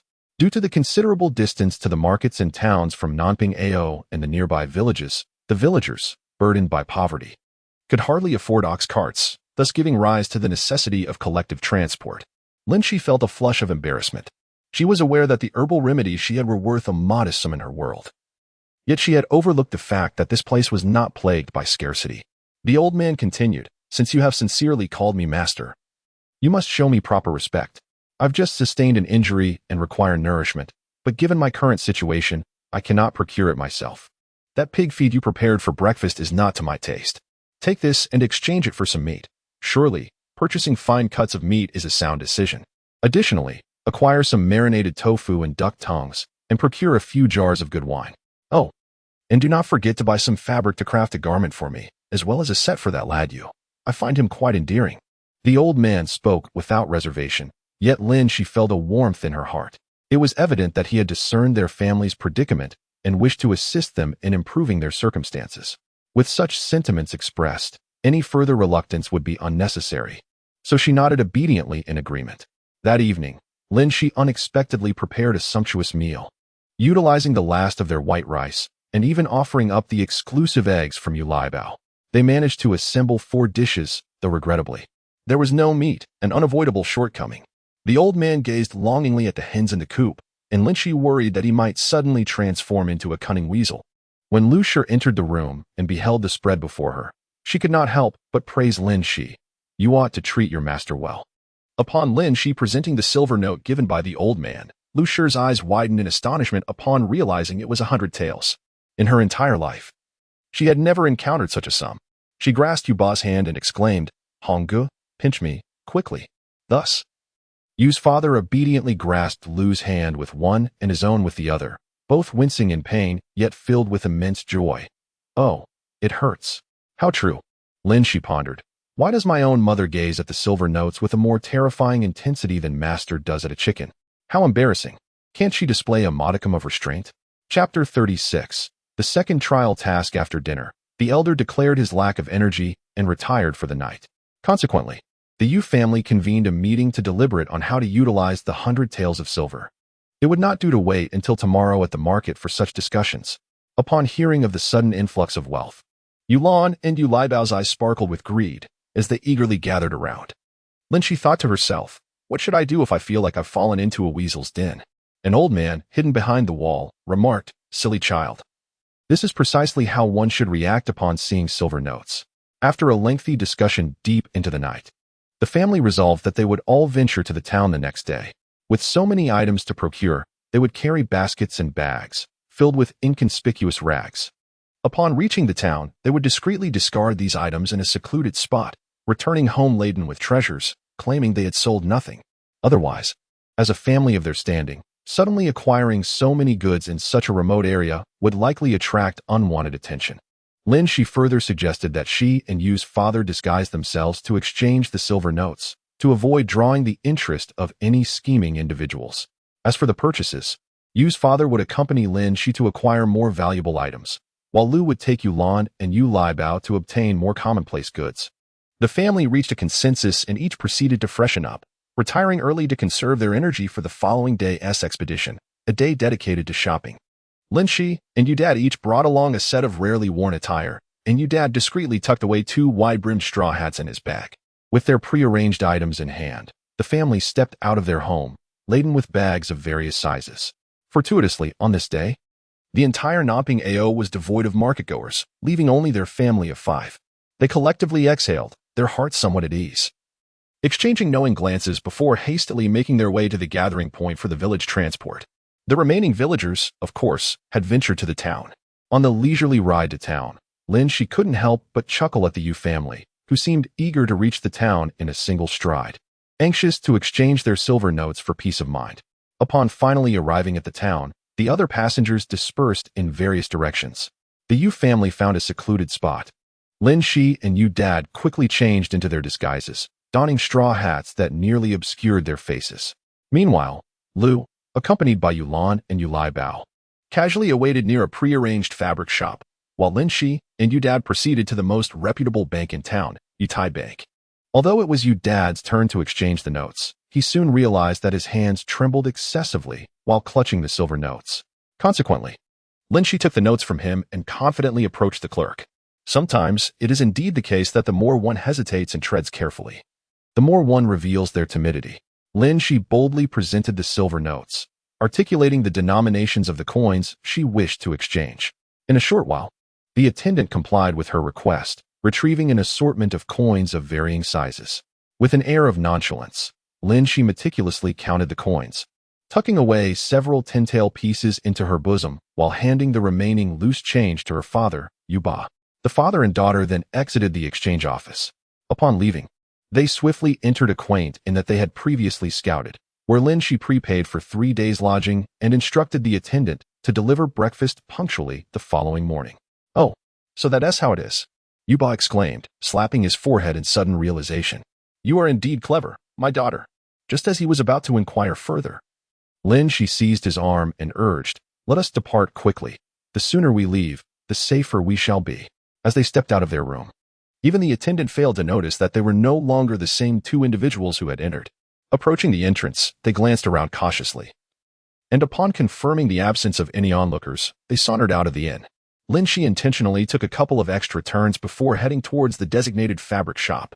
After sharing this account, Lin Xi noticed her father gazing at her with a peculiar expression, prompting her to ask curiously, "Father, why do you look at me like that?" Yu Ba scratched his head and chuckled sheepishly. If it weren't for your constant presence beside me, I might have thought you were not my daughter at all." Lin Xi, slightly embarrassed, replied, "Father, you have uncovered the truth." Upon their arrival at the agreed-upon fabric shop, they spotted Lu Shi waiting eagerly at the entrance. Upon their arrival, Yu Laibao approached them with a mischievous grin, exclaiming, "You finally made it. Father, if you had delayed any longer, Mother would have turned to stone."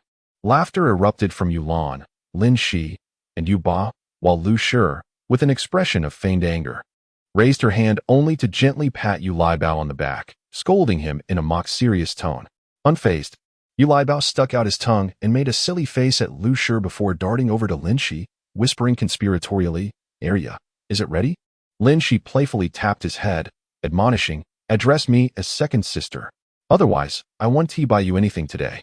Complying immediately, Yu Laibao understood he would receive the desired answer and cheekily stuck out his tongue, retorting, "Dare not buy it for me? Just wait until Mother finds out." To avoid drawing too much attention and wasting time, the 5 family members decided to split up as per their arrangement from the previous day. Meeting later at the designated gathering point, the elder relished a hearty meal and copious drinks, and the family joyfully distributed their purchases among one another, each person brimming with festive cheer. Lin Xi discreetly soaked the medicinal herbs she had acquired, improvising with a large earthen pot in the absence of a specialized herbal decoction vessel. As she bent down to kindle the fire, the elder, resembling a snuffling hound, hurried over, exclaiming, 3-7, Prince Ginseng, astragalus, goji berries." He rambled on, listing the ingredients that Lin Xi intended to use, leaving her astonished at his knowledge of herbal medicine. Chapter 37, The Second Trial Task 12. Upon witnessing Lin Xi's expression of bewilderment, the old man immediately began to boast. "Who has suffered such a depletion of vitality and energy?" Lin Xi scrutinized him from head to toe, and the answer was self-evident. The old man, in disbelief, pointed at his own nose and exclaimed, "Me? Do I, an old man, require medicine prescribed by such a quack? Do you know who I am?" His voice trailed off as he hesitated to utter his name. "Cricket? Master, your name is truly melodious." Lin Xi responded with enthusiasm. The old man, infuriated, began to leap about in agitation. "I am not a cricket. Do I look like I can speak? Is there a disciple like you?" Hearing the old man's outburst, Lu Shi quickly approached and slapped Lin Xi on the shoulder. "You, girl, quickly apologize to your master." Although Lu Shi still resorted to slapping, her demeanor had softened considerably. Yet, Lin Xi pouted and muttered, "What did I do? Apologize for what? You dare to retort? What do you mean by that?"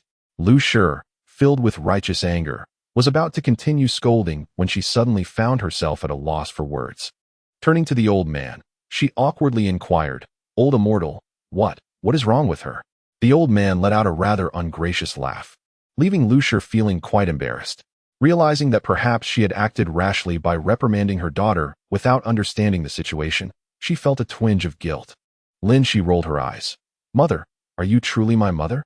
Why do I feel as if I was switched at birth? At home, father favors my sister. You favor my brother, and I am neglected by both grandma and uncle. Surely, I must have been misplaced. As Lin Xi uttered these words, her eyes began to redden, and she found herself at a loss, unable to control her emotions. Her words seemed to escape her mind. For a moment, she felt a pang of regret. Lu Shi stood there in a daze, witnessing her daughter's eyes gradually welling up with tears, on the verge of breaking down. Helpless, Lu Shi wiped her hands and approached, gently caressing Lin Xi's head, saying, "How could there be a mistake? You are indeed my daughter. When you were born, you weighed only 3 pounds, as frail as a tiny kitten, with barely enough strength to cry. Yet, in that moment, you bore an uncanny resemblance to me in my childhood." The old man, recognizing the turmoil within the girl, chose to remain silent, content to serve as a mere backdrop. In ancient times, conditions were rudimentary. A woman giving birth often danced perilously close to death, and the survival rate of infants was tragically low. Particularly in the impoverished and isolated vicinity of Nanping Ao, children were susceptible to untimely demise. Some midwives, lacking faith in certain infants, would advise families to raise them lightly, meaning to refrain from excessive affection, lest they diminish the child's fortune. This practice stemmed from the ancient belief that lavish care could inadvertently deplete a child's blessings, and to prevent deep emotional attachment, which could lead to unbearable sorrow in the event of a child's early passing. Lu Shi, lost in her own tears, lamented, "Raising you lightly became a habit, and it was my fault. Arya, you are truly my beloved daughter." As Lu Shi's rough hand stroked Lin Xi, she was struck by the realization of how emaciated her daughter appeared. Devoid of the vitality expected of a 13-year-old girl, she seemed, at most, only 10 years old. Reflecting on the countless years that have passed, she had silently shouldered the burdens of domestic chores, never uttering a word of complaint. Nor had she ever indulged in any display of affection. A profound sense of guilt and regret washed over her. Meanwhile, nestled in Lu's embrace, Lin Xi found herself weeping inconsolably, her tears flowing freely. Although she cried, a wave of relief surged within her, as though she had reached a state devoid of any lingering regrets. This must be the sentiment of the original owner of this heart. How astonishing it was that matters unfolded in such a manner. At the break of dawn the following day, individuals began to arrive at the Yu household, delivering an array of construction materials, items that Yu's father had arranged for the previous day. The Yu family intended to reciprocate the favor by constructing a more comfortable dwelling for the patriarch. They would present the external rationale that a distant cousin was seeking refuge. And besides, their son had grown up. In Nanping Ao, the number of households was quite limited, and the rural lifestyle was rather monotonous and simple. One could hardly resist gossiping about even the slightest occurrence, such as a sneeze or a couple of farts. Thus, it was imperative to provide a plausible explanation for any actions taken. In contrast, in the city, no one would concern themselves with such matters. As long as one possessed wealth, one could build a palace, and there would be no repercussions. Given the Yu family's secluded location and spacious yard, they decided to construct 2 additional rooms adjacent to their current home, ensuring that Yu Liebao would have his own space in the future. They resolved to undertake the construction all at once, thereby eliminating any future inconveniences. After breakfast, the old man vanished, and Yu Liebao also seemed to have disappeared.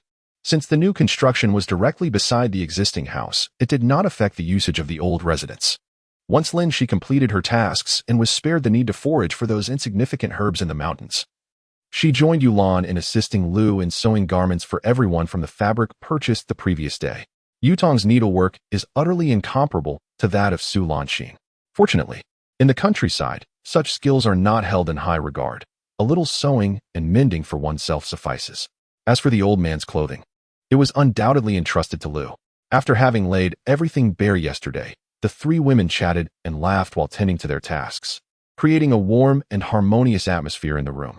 Although Lu still resorted to scolding now and then, her physical reprimands had become infrequent. Even when she did strike, it was more bluster than substance. The 3 children were hardly intimidated by her. Lin Xi found the sounds familiar, and with a cold scoff, she thought to herself that even though she hadn't fallen for Lan Yongfu's deceitful ploys and eloped, he still harbored ulterior motives. It seemed he was intent on making his way into their home. Upon hearing commotion at the door, Lu, without a second thought, rose and stepped outside, followed closely by Lin Xi and Yulan. Indeed, It was the shameless Lan Yongfu. With the house under construction, there were already plenty of helpers, and now, with many more drawn by the news, it felt as though the whole village had mobilized. One might mistakenly think the old village chief was convening a meeting. Uncertain of what Lan Yongfu had said, Lin Xi noticed Yu Dad's face turning a deep shade of purple with anger. Observing Yu Dad in such a state, Lan Yongfu pressed on, "Father-in-law, my affection for Arya has been mutual for quite some time. My mother passed away early, and I have no one to facilitate matters for me. However, I cannot keep Arya waiting indefinitely, so..." He scratched his head, struggling to find an appropriate phrase, and faltered, "I shall propose myself as her bedfellow." What a fool. Is that how one suggests such a thing?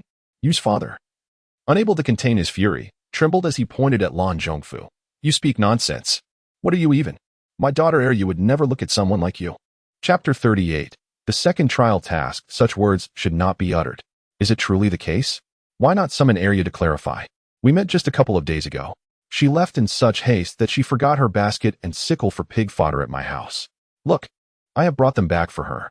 As he spoke, Lan Yongfu produced the items from his hands, and upon seeing them, Yu's father's expression darkened. He recognized his daughter's belongings, which indeed had been lost that day. He could hardly fathom how this scoundrel had come to possess them. Noticing the change in Yu's father's demeanor, Lan Yongfu felt a surge of triumph. He observed the villagers around him whispering among themselves and smirked. "As long as that girl's reputation is tarnished, she will have no choice but to marry me. It seems this bride is almost within my grasp. Arya, your brother Lan has come to see you." With Yu's father rendered speechless, Lan Yongfu grew bolder, stepping towards the entrance of the Yu household while calling out. Lin Xi emerged leisurely from behind. "Who are you? Why are you calling for me?" The crowd, interpreting Lin Xi's words as a sign of unfamiliarity, began to jeer. "Hey Toad, Arya doesn't recognize you. You're just blabbering." In recent days, Lin Xi had ventured out less frequently, enjoying better food and an improved mood, which rendered her radiant, fresh, and youthful. Much like the tender buds of willows sprouting in the spring, Lan Yongfu was instantly captivated by her beauty. Such a beautiful young lady must surely be taken to the bedchamber. Lan Yongfu resolved silently, no longer hesitating, as he reached out to grasp Lin Xi's hand. Suddenly, with a sharp slap, his arm was nearly sent flying, causing him to stagger. It was Lu, who had reacted a moment too late, after swatting away his grasp. She began to berate him. "You shameless wretch, daring to covet someone else's ideas. Have you even looked in the mirror to see what sort of person you are? Get out of here immediately, or I shall make you regret your audacity. Mother-in-law, this is rather uncalled for. I understand that my sister has married well, and that her future brother-in-law's family is affluent, but must you be so disdainful of the less fortunate?" He raised both hands, one holding a wicker basket and the other a short-handled sickle used for cutting pig fodder. The implication was clear. "Look, your daughter has left her belongings at my place," which signifies our extraordinary connection. Such a peculiar token of affection, unparalleled in history and likely unmatched in the future, made Lin Xi's expression darken as if charred like a pot's bottom. "Just the other day, while I was gathering fodder on the back mountain, a snake suddenly sprang from the grass, causing me to drop my basket and sickle in fright and flee. I wondered why I couldn't find them afterwards. It appears you picked them up," Lin Xi remarked nonchalantly. Upon hearing this, Lan Yongfu grew anxious. "Arya, you must speak the truth without fear. So many are witnessing this. Even if your father looks down upon the less fortunate, he would not dare to act against us. Had the original host truly succeeded, it would have been a different story. However, standing opposite him was Lin Xi, and with the Yu family enjoying harmonious relations, any attempt to incite discord would be futile." Lin Xi smiled at Lan Yongfu, extending her hand, and he, entranced by her smile, foolishly reached out to grasp hers. The onlookers erupted with excitement, for it became apparent that Lan Yongfu's claims were indeed true. The two appeared to be a couple deeply enamored with one another. The young maidens and matrons flushed with embarrassment, some casting furtive glances while others shielded their eyes, peeking through their fingers. Yet, a larger faction regarded the scene with disdain, surprised to discover that the seemingly reticent second daughter of the Yu family was, in fact, such a frivolous woman. Lu's countenance turned a ghastly green, and just as she was about to voice her indignation, a piercing scream from Lan Yongfu echoed through the air. It transpired that Lin Xi had, unbeknownst to anyone, seized the sickle from Lan Yongfu's grasp and was now frantically pursuing him with it raised high. As the glinting blade bore down upon him, Lan Yongfu let out a terrified cry and fled for his life. Lin Xi chased after him, hurling insults. Which pigsty left its gate ajar, allowing such a foul-mouthed beast to roam free? You tarnish my reputation and dare to defame my parents. I shall slay you today. And you can go confess to the magistrate afterward. Lan Zhongfu, being of a frail and gaunt stature, accustomed to a life of idleness, found himself thoroughly outmatched by Lin Xi, who wielded the sickle with fierce determination. However, as he dove into the crowd gathered at the entrance to witness the spectacle, Lin Xi's ability to strike was hindered, for she could not risk harming innocent bystanders in her pursuit. In a sudden flash, Lan Yongfu's mind conjured the image of that day when Arya chased him with a short spade. The scab on his arm throbbed as if it were reopening, filling him with dread at the thought of being struck by her once more. He shielded his head and vital areas with a rattan basket, dodging left and right while uttering nonsensical cries. Alas, murder! Arya of the Yu family is attempting to slay her husband. Yuba swiftly caught up with Lin Xi, snatching the knife from her grasp, fearing that in her moment of fury, she might harm either herself or others. Lu Shi firmly grasped Lin Xi's small shoulders, reassuring her with a gentle embrace. Do not be afraid. Your mother and father are still alive. This scoundrel shall not dare to bully you. Meanwhile, Lan Yongfu, exhausted from running, finally realized that Arya had lost her weapon and was now being held safely by her mother, the danger having passed. Suddenly, he spotted a short, stout old man with a grizzled beard amidst the crowd. An idea sparked in his mind. He approached the elderly gentleman, dropping to his knees before him with a thud. Old Master Lu, I pay my respects and bow before you. The Yu family has truly gone too far. I beseech you to arbitrate this matter. Why am I forbidden from seeing my wife? The stout old man, surnamed Lu, was the village chief of Nanping Ao, and a distant relative of Lu Shi, who would refer to him as uncle. Having served as village chief for many years, he had developed a certain instinct. Whenever he sensed any disturbance, he felt compelled to investigate. Hearing the uproar at the village entrance, the old man had instinctively strolled over to see what was amiss. The toad, audaciously appearing in broad daylight at Nanpingo to bully others, insisted that my daughter, Arya, concerned about her reputation. Lu felt a surge of indignation and retorted, Uncle, you are aware of our family's character. We have always been honest and straightforward, and our children are well behaved. How could they possibly engage in such disgraceful acts? Uncle, you must stand up for our child. The onlookers, hearing Lu's claims of her family's integrity in the previous explosive scene, found it increasingly difficult to tolerate the blatant falsehoods being uttered. Is it truly acceptable to speak such blatant lies?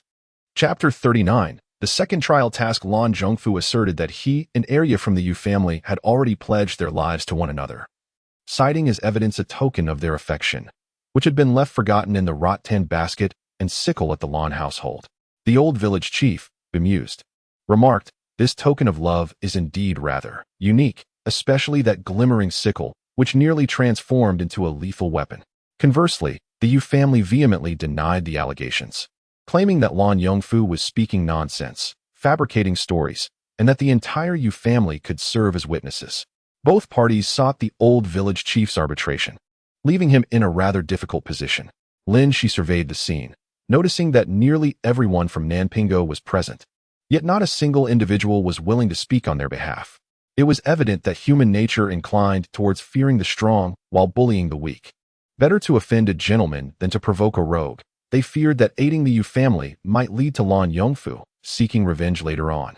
Lin Xi then turned her scornful gaze towards Lan Yongfu, exclaiming, You despicable creature, dare you bare your arms for all to see? Should there be any marks upon you, you shall bow to the Yu family in apology and depart from Nanpingo, never to set foot here again. Had it not been for the scars, I, the second daughter of the Yu family, would have acknowledged the rumors he spread and walked away with him, harboring no resentment towards others. Lan Yongfu did not anticipate that Lin Xi would respond in such a manner, and his expression faltered slightly. The onlookers, witnessing this, erupted into a clamor, chattering fervently. One shouted, Indeed, you toad, why not roll up your sleeves for everyone to see? Another chimed in, Indeed, since the second daughter has spoken so boldly, you, Lan Zhongfu, are no delicate maiden. What is there to fear in revealing your arm?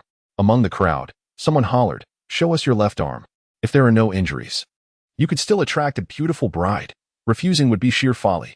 The common folk often display such behavior, while no one dares to confront malevolent forces alone. A collective uprising reveals a multitude of heroes. Consequently, Jeers filled the air. No wonder they call him a toad. He even attempts to deceive us in Namping Diao with marriage proposals. The second daughter of the Yu family is like a blossoming flower, daring to dream. Lan Yongfu gritted his teeth, gazing into the crowd for a moment before suddenly shouting, "Indeed, my arm bears wounds. That's because, that day, the second daughter saw me in the nude at my home, which is how she knew. Moreover, I have a witness. Widow Wang." The widow Wang he called upon was from Nanping Diao, possessing a fair share of beauty. Her husband had passed away several years ago, leaving her to raise her 3 children, 2 daughters and a son, alone. Lin Xi glanced at widow Wang, a smirk of derision curling her lips. In the narrative, she could be considered the matchmaker between Yu Tong and Lan Yongfu. How amusing. The crowd was momentarily perplexed, unsure how the matter had somehow involved widow Wang amidst the commotion. Lan Zhongfu raised his voice, yet widow Wang did not emerge. He cleared his throat forcefully, a flash of menace crossing his face, and shouted again, "Widow Wang, did you not hear me calling you?" There was a distinct undertone of threat in his tone. Finally, a woman in her 30s stepped forward from the crowd, impeccably dressed, with her slanted eyes and delicately arched brows conveying a slyness that seemed somewhat out of place for a country dweller, mingled with the unique allure of a woman of her age. Before the watchful gaze of the crowd, widow Wang exhibited no signs of discomfort. Upon her emergence, a smirk of triumph spread across Lan Yongfu's face. "I understand you are all from the same village. The bonds of camaraderie may lead to mutual concealment, but nothing can surpass the essence of reason. Arya, you were the one who initiated advances towards me that day, and now you refuse to acknowledge it. Luckily, widow Wang chanced upon us. Otherwise, your blatant abandonment would have left me truly at a loss." Lin Xi could only admire the shamelessness of this toad-like figure. Lu Shi, upon hearing this, was incensed. "Shut your filthy mouth. In these 10 miles and 8 villages, who does not know what kind of person you, Lan Yongfu, are? My daughter Arya would never stoop to seduce you. Widow Wang, if you truly witnessed this, speak the truth without fear of this scoundrel. If he dares to trouble you over this, I shall have his head." As she spoke, Lu Shi gazed fervently at widow Wang, fully aware of her daughter's integrity, confident that she would not have engaged in any inappropriate relations with that beast. Widow Wang, being from the same village, should logically stand by their side. Widow Wang lowered her head, lost in thought. After a moment, as if she had made a resolute decision, she abruptly lifted her gaze and spoke. "A few days ago, I indeed witnessed the second daughter of the Yu family in an intimate exchange with Lan Zhongfu. I faintly heard her utter the words that she would marry no one but him." Gasps of disbelief arose from the crowd, and Lu's face darkened, more so than the bottom of a pot. Even Yu Ba, standing beside her, felt a heaviness in his heart. Widow Wang's revelation was akin to salt thrown into a hot pan, causing a sudden uproar. It was true. "Second daughter, let us be clear. Our arrangement is one of mutual consent, so you shall patiently await your role as my daughter-in-law." Lan Zhongfu wore an expression of smug satisfaction. "Father-in-law, should we not discuss when to formalize this matter?" He even cast a lingering, unsavory glance at Lin Xi's abdomen. "That day with the second daughter. If by chance, oh dear, since it has come to this, let us hastily invite Yongfu inside to deliberate and expedite the proceedings." A sharp female voice exclaimed, betraying unmasked glee. Yulan, who had been too terrified to speak, now voiced her disbelief. "Aunt, how could you say such a thing?" Despite her usual carefree demeanor, Yulan recognized that her aunt was intent on forcing her sister into marriage with that scoundrel. Lu, upon witnessing this, nearly spat blood in fury. That woman was Zhao, the wife of Yu Shun, Yu Hong's elder brother.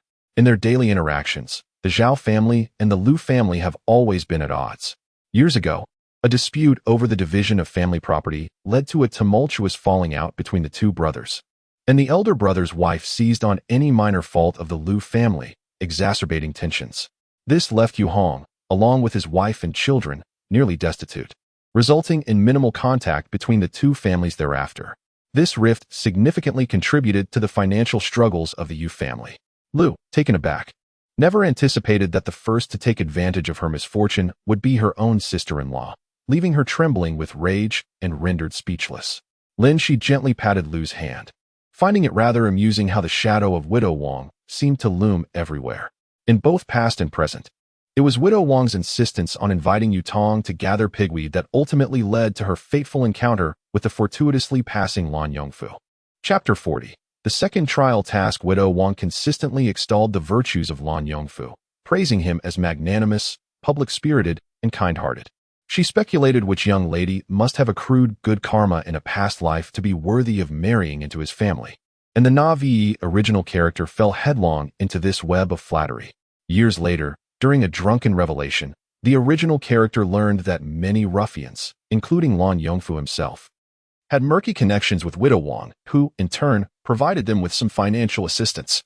This support allowed her to thrive even as a single mother of 3. Widow Wang was astute, carefully concealing her schemes from prying eyes. Mother, do not let it upset you. For allowing someone like the elder brother's wife to infuriate you is simply not worth it. Lin Xi whispered softly to Lu, then approached Widow Wang, fixating her gaze upon her. She circled around the widow in silence, casting a penetrating look that sent shivers down Widow Wang's spine. With feigned bravado, she declared, "What are you staring at? I merely spoke the truth. If you have done it yourself, you should not fear what others say." Seemingly emboldened by her own words, she lifted her chin defiantly. Lin Xi continued to gaze at Widow Wang, suddenly breaking into laughter. "Aunt Wang, did you claim to have witnessed me enticing Lan Yongfu just a few days ago?" Widow Wang steadied her nerves. After all, Lin Xi was merely a young girl. Now, with her back against the wall, what was there to fear? Resolving herself, Widow Wang decisively nodded. "Yes, I indeed saw it with my own eyes." "On what day did you see it?" Lin Xi inquired further. "4 days ago." "Oh, and where was I when I supposedly lured him?" Lin Xi maintained her cheerful demeanor. "On the path to the back mountain." Widow Wang had rehearsed her answers with Lan Yongfu beforehand, so she responded effortlessly. Lin Xi did not allow her a moment's respite for contemplation, asking, "What was I wearing that day? And what was Lan Yongfu wearing?" Widow Wang pondered briefly before responding with a forced smile. "Arya, I lack the remarkable memory to recall every detail from 4 days ago. Your questions, though numerous, are likely to prove futile." The onlooking villagers mused among themselves. "Oh dear, this child is truly foolish. She is caught in a web of her own making." With the truth laid bare before her, why does she not hasten to resolve the matter privately instead of uttering insipid words that cannot remedy the situation? Lin Xi, unperturbed, remarked, "But I witnessed you leaving your home with Lan Yongfu 4 days ago.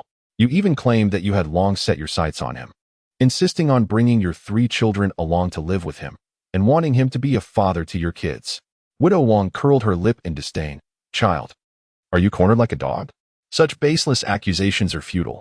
"No, I refuse," a small child in the crowd cried out, rushing to Widow Wang's side, vehemently questioning, "Mother, is this true? I don't want him as my father, no?" The speaker was Widow Wang's youngest son, merely 5 years old. "Indeed," Lin Xi's voice leisurely echoed. "Aunt Wang, you are over 30, past your prime, widowed, and burdened with 3 children. If even someone of your caliber looks down upon him, what folly would it be for me to consider him?" Looking around at the elders and relatives of Nanping Ao, Lin Xi pointed at the increasingly pallid-faced Lan Yongfu. "This man is a ne'er-do-well, lazy and indulgent, engaging in debauchery, deceitful, and possessing nothing of substance. If someone like Aunt Wang would not deem him a suitable husband, how could I possibly be so foolish as to want him?" First, she diminished Widow Wang to nothing, then underscored that even a person of such low merit would not consider him, thereby emphasizing how unlikely it was for her to do so. The Widow Wang's complexion displayed a spectrum of colors: red, orange, yellow, green, blue, and purple, as she inwardly cursed the cunning Yutong. She feigned nonchalance, attempting to lower her guard while half-heartedly uttering her words, fully aware that she would not be deceived. Alas, her true intention was not her own safety, but rather the well-being of her 5-year-old child left amidst the crowd. While Yutong could not extract information from the widow, what if she could draw it from a mere child? The widow's heart grew increasingly icy, yet she still attempted to salvage the situation. That may not necessarily be the case. Auntie, being of advanced years and possessing a mature mindset, naturally understands the art of discernment. However, you are filled with youthful fantasies about gallant young men, and your judgment may indeed differ. It is entirely possible that you have developed affections for Lan Yongfu. At this juncture, the Widow Wang continued her nonsensical discourse with utmost seriousness. Were it not for her being a woman, U.S. father would have surely confronted her. Lin Xi, choosing not to engage with the widow's words, knelt before her young son, offering a serene smile as she gently inquired, "Little Lei, why not let him be your father? Isn't he quite kind to you? He always brings you delicious treats." The Widow Wang trembled, her face betraying sheer terror. Impossible. It could not be. How could she possibly know? She had been so discreet. Then, little Lei's innocent voice broke the tension. He is not a good man. He comes to our home and hugs my mother, not allowing her to hold me. Always sending me out to the yard. Oh, then he is truly not a good man. Lin Xi's eyes sparkled with a haunting light. Her gaze fixed unblinkingly upon the widow Wang as she offered a mocking smile. Auntie Wang. You are truly putting in a great effort for those 2 taels of silver given to you by Lan Yongfu. Do not forget. The kind-hearted people of Nanpingao have always shown compassion towards you, the orphans and widows. The old village chief possesses a heart of gold. Every year, he not only waives the land rent for your family, but also subsidizes you with a couple of silver coins, a gesture shared by the entire village, including our Yu family. You reside in Nanpingao and benefit from our community's generosity, yet you conspire with outsiders to undermine the very people who have supported you. What grievances do we harbor against you? Can you truly ignore the pangs of your conscience? Widow Wang, your words are profoundly reasonable. I am left speechless. This discourse was remarkably satisfying, and Yu Liebao discreetly gave Lin Xi a thumbs up. This indeed has stirred the animosity of the entire village, a remarkable feat. Widow Wang finally bowed her head, rendered speechless. At this juncture, the truth lay bare for all to see. Chapter 41. The second trial task blew Yongfu's heart felt as if it were being carved by a knife. His attempt to steal the proverbial chicken had resulted in an unforeseen loss. He had meticulously plotted his course, even going so far as to bestow 2 taels of silver upon Widow Wang, hoping to force the Yu family's daughter into a corner, thereby sealing the marriage. 2 taels of silver. With a bit more, one could procure a maid to warm one's bed. Yet, ever since the incident where the second daughter had injured him, Blue Yongfu found himself devoid of any vigor, consumed by the singular desire to possess her, to toy with her, to torment her. Once he had thoroughly enjoyed the cat-and-mouse game, he would discard her. This obsession had taken root in his heart. Little did he anticipate, at the brink of triumph, he would suffer a complete failure. Lan Yongfu harbored a deep-seated animosity towards the second daughter of the Yu family, resenting her inability to recognize his affections and her audacity in repeatedly rebuffing him. He also despised her unique beauty, despite having pursued numerous women. None had etched themselves into his heart quite like her. Furthermore, he loathed the insufferable little wretch beside the widow Wang, who had thwarted his endeavors. After delivering his insincere vows, he left, akin to a dog stripped of its backbone, retreating amidst the villagers' victorious jeers, stripped of the arrogance he once possessed. Lan Zhongfu ground his teeth in fury, vowing revenge. You shall all await my reckoning. I will not rest until this grudge is avenged. Unexpectedly, this scandal not only provided the villagers with an entertaining spectacle, but also inadvertently rid Nanpingao of a menace. Over the years, Lan Yongfu had wreaked havoc upon his neighbors, leaving them powerless to retaliate. Now, it seemed he would not dare return to this patch of land for at least several years. As for the unchaste widow Wang, there were suggestions that she should be sunk into the pond. However, her deceased husband was an outsider, and since the victim had long since passed, no one would pursue the matter. Moreover, if she were indeed cast into the depths, who would care for her 3 children? Thus, following a gathering convened by village chief Liu and the local party committee, it was collectively resolved that while she might escape the death penalty, her living transgressions could not be overlooked. Given that widow Wang had shown a knack for financial gain, the annual relief funds allocated to her family would henceforth be revoked, and her land would be subject to regular taxation. Additionally, widow Wang was mandated to extend an apology to the Yu family. In truth, widow Wang possessed a certain shrewdness. Otherwise, she would not have been able to navigate life with 3 children so adeptly following her husband's demise. After all, mere pity will not secure the annual relief funds. Thus, one should not always look down upon women. At times, a woman herself can be a formidable weapon. Regrettably, she is merely a humble peasant from a remote village, and her narrow perspective has constrained her intellect. It would be one thing if she did not provoke Lin Xi, although it is true that in the original narrative, widow Wang indirectly contributed to Yutong's demise. However, Lin Xi believes that Yutong's tragedy is largely intertwined with her own character. Moreover, Lin Xi adheres to the principle that it is better to avoid unnecessary trouble. As a novice, she is solely focused on completing her task and has no desire to play the savior. Every river has its source, and every mountain has its roots. All matters of right and wrong have their causes. There is an old saying, without the right tools, one cannot undertake delicate work. Lin Xi currently feels quite feeble herself, and matters of heroism are best left to the uncles. Until she becomes stronger, her sole wish is to live in peace. Arya, please forgive your aunt. It was my foolish heart that led me to lie in support of Lan Yongfu. He claimed to have taken a liking to you, and promised that if I assisted him, he would treat you well. He warned that if I did not comply, he would take my daughter away. I had no choice. Widow Wang knelt before Lin Xi, tears streaming down her face, her demeanor a stark contrast to her earlier arrogance. Nonetheless, her words seemed to have some effect, for the eldest daughter of the Wang family is somewhat simple-minded, already 14 years old and still without a suitor. Widow Wang has been deeply troubled over her, knowing that the girl could be easily lured away with a mere candied hawthorn. Indeed, it is not beyond Lan Zhongfu to do such a thing. Therefore, if what she says is true, it is somewhat understandable. Many villagers displayed traces of sympathy on their faces.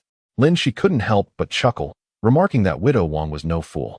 She began by asserting that Lan Yongfu had genuinely loved her, which compelled him to offer assistance. Subsequently, she portrayed her own misdeeds as those of a victim, constrained by circumstances rather than as an accomplice. Lin Xi glanced at Widow Wang and said, "Is that so? Aunt Wang, your daughter is indeed precious. But does that mean the daughters of others can be sacrificed for your family's sake? If you believe Lan Yongfu is sincere, why not offer your eldest daughter to him? Will you allow him to threaten you again if he fancies another girl in the future, all for the sake of your cherished daughter?" The villagers, who had shown some sympathy towards her, suddenly paused, realizing the absurdity of her claims. Indeed, who wouldn't cherish their own daughter, especially those with unmarried daughters? They began to regard Widow Wang with growing disdain. The strategy of invoking pity had failed. Widow Wang lowered her head, dragging her son away in frustration. Yet, a flicker of malice crossed her eyes. This time, she had miscalculated. "Yutong, you have caused me not only to lose my relief funds, but also to pay land taxes like everyone else, and now the scandal about the toad is common knowledge." She had never anticipated that her scheming with Lan Zhongfu would be thwarted by such a cunning prey. To be honest, she was not afraid of her misdeeds being exposed. Reputation meant little to her. However, the impending consequences gnawed at her, for she had invested so much to gain those benefits, only to see them vanish in an instant. Meanwhile, the Yu family was in high spirits. Yu Liebao grasped Lin Xi's hand and exclaimed, "Irya, you were truly impressive just now." Lin Xi glanced at the spectators nearby and smiled nonchalantly. A person of integrity fears not the shadows that may fall upon them. Falsehood cannot transform into truth, nor can truth be rendered false. Consequently, certain individuals have unwittingly adopted the roles of petty villains, eager to trample upon us, only to find themselves stumbling blindly into a mess. Amidst the knowing laughter of the crowd, the Zhao family retreated in disgrace, while the Lu family spat in the direction of their departure and scolded Yulan, "You heartless wretch. If you dare to associate with such morally bankrupt individuals again, I shall break your legs."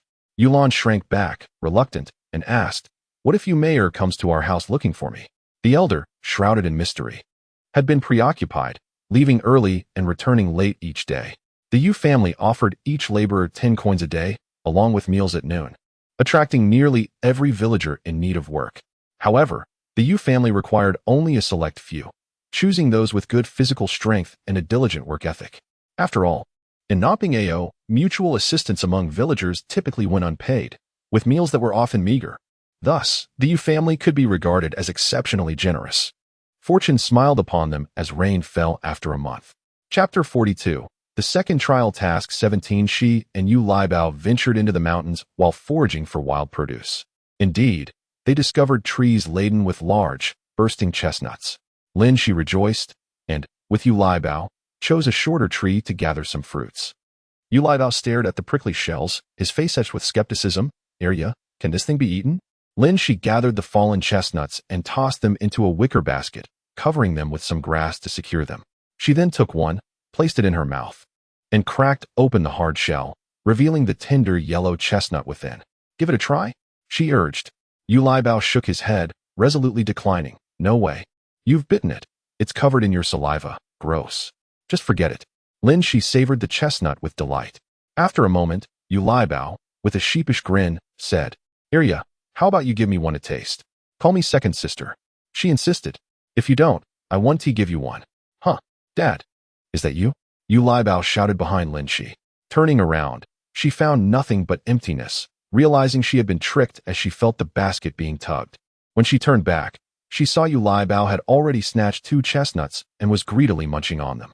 Since the old man arrived, the Yu family had never been short of meat, as the money he brought had covered the house and left a surplus. That evening, Lin Xi prepared a dish of chicken stewed with chestnuts. The old man devoured a large bowl and shamelessly asked Lin Xi if there was more. Lin Xi inquired if he knew what he was eating, to which the old man responded with a blank expression. Lin Xi couldn't help but feel that, given his extensive experiences, how could he not even recognize chestnuts? As a seasoned logician, she found this quite perplexing. Moreover, it was the first time for the Yu family to indulge in chestnuts, and they all overindulged, rendering their appearances utterly disheveled. The following morning, breakfast consisted of chestnut porridge. The old man slurped down 2 bowls, and as Lin Xi gazed into his hopeful eyes, she was suddenly reminded of the expression her former Siberian husky would make when it begged for bones. She felt an overwhelming urge to reach out and stroke his fur. It was rumored that the Yu family intended to venture into the mountains that day to gather the chestnuts, and the old man eagerly volunteered to join them. Lin Xi, however, was cautious. She feared that their conspicuous group would attract the attention of the villagers. Thus, they decided to enter the mountains in staggered groups. Lin Xi took charge, leading Yulan and Lu Shi, while Yu Bao was responsible for guiding Yu Ba. The old man insisted on trailing behind them. Once the Yu family had gathered, Lin Xi, as the commander, began to delegate tasks. The tall Yu Ba was assigned to use the long bamboo pole they had brought to knock down the ripe chestnuts, while the others were tasked with collecting them. Lin Xi repeatedly emphasized the importance of wrapping their heads and hands in the old clothes and rags they had brought to avoid injury from the prickly husks of the chestnuts. This was Yu Ba's first time undertaking such a task, and he was somewhat clumsy. After a considerable amount of time, he had barely managed to knock down a few, causing those responsible for collecting them to nearly doze off from the weight. The old man could no longer bear to watch. He turned to Yu Ba and said, "Give me the pole, you go and collect the chestnuts." "Old immortal, that won't do," Yu Ba protested, aware that his efficiency was being ridiculed. Yet he dared not let the elderly man, whose beard was as white as snow, perform such labor. He firmly refused. Suddenly, a white flash appeared before him, and the long bamboo pole vanished from his hands. Almost immediately, a cacophony of sounds erupted, and Lin Xi was left astounded. This method was undeniably crude, yet gazing at the ground strewn with plump, large chestnuts, Lin Xi felt an exhilarating sense of delight. Lin Xi gazed at the abundant pile of chestnuts, her eyes sparkling with delight. The old man, standing nearby, observed her expression, which resembled that of a rogue witnessing a naked maiden in a warm bed, and could not help but smirk. "Candied chestnuts, sweet chestnut jelly, my exclusive secret recipe. This is all money. Do you understand?" Lin Xi rolled her eyes in response. "You're no different. All you do is eat, eat, eat." With a resounding thud, the old man slammed his fist onto the table, momentarily stunning Lin Xi. He opened his hand to reveal 2 golden leaves nestled within. "Go prepare that. Whatever it is, candied chestnuts and sweet chestnut jelly. Surely, these 2 golden leaves are sufficient for the chestnuts you have at home." "Yes, yes." Lin Xi, lacking any semblance of pride, seized the golden leaves, her demeanor transforming entirely, as if she were a dog wagging its tail in exuberance. That very day, the old man indulged in candied chestnuts. Lin Xi mused to herself that this might qualify as a form of fortune. She wondered how many silver coins those golden leaves might fetch, and if she had truly struck a lucrative deal. That night, Lin Xi's mind brimmed with thoughts and delightful imaginings. However, come the next day, she learned that her term of imprisonment had come to an end. A moon gate separated the new courtyard from the old, creating a secluded space when closed.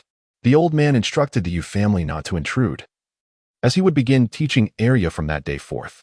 The elder members of the Yu family had long revered the old sage's words, and Lu had earnestly advised Lin Xi to diligently follow her master and heed his counsel. Otherwise, she might find herself with broken legs, as the saying goes. Lin Xi stepped into the wooden tub that had been meticulously prepared, filled with an array of medicinal herbs, some commonplace, while others were quite rare, and even a few that she did not recognize at all. In that moment, Lin Xi comprehended the old man's recent disappearances during the early and late hours. On the day of his injury, he had possessed only 3 vials and some silver coins, with no other items in sight. After immersing herself in the fragrant medicinal bath, she couldn't help but wonder if it would lead to an experience akin to that of the unfortunate Xiao Yuer. The aroma wafting from the bath was particularly delightful, leaving her curious about the old man's secret concoctions. Dressing in the training attire she had prepared in advance, Lin Xi was dismayed to discover that the old man was indeed waiting for her with a slender wooden stick. "Oh no," she thought, feeling a flicker of relief that the old man's claims of torment might not be as severe as he suggested. However, as he approached with a silver needle in hand, he commanded, "Do not move. Maintain this position, and whatever you do, do not shift." Suddenly, an excruciating pain radiated from the soles of her feet, and she could not suppress a wretched cry. Chapter 43. The second trial task, the pain one cannot endure in life. Lin Xi was no stranger to suffering. She had once met her demise at the hands of several assailants wielding iron rods in a dark alley. The agony from that experience lingered vividly in her memory. Yet, the torment she was about to endure now was at least several-fold greater than that which she had previously faced. Beads of sweat, as large as mung beans, cascaded down her forehead, and though her body trembled uncontrollably, she remained utterly still, for the old man had already sealed several of her acupoints, rendering her body almost beyond her control. At this moment, Lin Xi was rendered incapable of even crying out in distress. The old man, at last, produced a slender wooden stick and began to strike her feet, alternating between gentle and forceful blows. Gradually, Lin Xi perceived that the agony seemed to dissipate from a singular point, with the excruciating pain being alleviated as it was shared across various regions, until it eventually vanished altogether. Subsequently, the old man withdrew the needles, releasing the blocked acupoints, prompting Lin Xi to shift into her next position before inserting the silver needles anew. The sharp pain returned, followed by the sealing of the acupoints and the dispersal of discomfort. This cyclical process continued until Lin Xi lay exhausted on the ground, or rather, incapacitated by pain, resembling someone who had just been pulled from water. The old man regarded her impassively, his expression betraying no emotion. "Is this all you can endure? We have only just begun." Lin Xi queried. "Master, are you certain you are not here to exact vengeance?" She then implored, "Is there no other method? This is truly agonizing. I feel I cannot persevere." The old man remained silent, instead lifting Lin Xi by her collar as though she were a mere parcel and guiding her to the large wooden tub prepared for her bath. He gestured toward a gray substance within the tub, stating, "This is ambergris, beneficial for nourishing the marrow and invigorating the blood. That is musk, which can alleviate the pain associated with the expansion of your meridians. The black substance is tiger balm, which I have sought for over 10 days. It can reconnect your severed meridians." Lin Xi was profoundly shaken by this revelation. While she was unclear about the latter items, the first two alone were worth hundreds of thousands, even millions, per kilogram in her world. No wonder the fragrant aroma had enveloped her during the bath. "It was simply delightful. When I initially inquired, you mentioned it would be painful. Are you certain you will not regret this? Do you remember?" the old man asked, his expression devoid of emotion. Lin Xi nodded. "I remember," disciple said, "no regrets." "And what of now?" The old man suddenly erupted in fury. "Just because you once declared no regrets, I, Chu Jiuxiao, have traversed countless places and expended countless resources in search of these items for you. Do you comprehend?" Lin Xi was genuinely unprepared for such anguish, yet at this moment, no apology would suffice. "Master, I am truly sorry. I was wrong. I shall never utter such words again. Trust me." Lin Xi earnestly knelt in reverence. The old man's expression softened, and he reached out to lift Lin Xi, saying, "I am not lamenting over my possessions. It is merely that I have previously outlined your circumstances, the pain you would inevitably face. You proclaimed no regrets. I made my decision to support you for the sake of your life, based solely on your declaration. Yet now, I, a mere passerby, have never spoken of relinquishing my efforts, and you choose to yield? Over such trivial pain?" Lin Xi clenched her fist, realizing how she had forgotten the depth of her contemplation before making such a decision. She mused that perhaps the funds and medicinal resources bestowed upon her by the old man had long repaid any debt of gratitude. Furthermore, she had not done much. She merely offered him his own medicine and sheltered him for a few days, a mere act of kindness. Indeed, the most challenging endeavor for any individual is to remain true to their original intentions, and the value lies in persistence. Lin Xi resolved to forever remember this moment, to always bear in mind that once a decision is made, it should not be easily forsaken. For one can never fully grasp the sacrifices others have made on their behalf, for there may be those who have not even a single opportunity to persevere. And what right does she have to speak of surrender? In the days that followed, Lin Xi remained silent, enduring the pain without uttering a word. Indeed, what is pain? After all, in comparison to the torment of those endless nights trapped in the jade clasp, what does it signify? Compared to her profound hatred for Xiao Xiao, what weight does it carry? Lin Xi stood firm, bowing deeply to the old man, a look of shame on her face. "Master, I understand now. Thank you." The old man wore a stoic expression, yet the disappointment in his eyes had faded. He returned to his usual demeanor, as if nothing had transpired. But Lin Xi knew that she had transformed.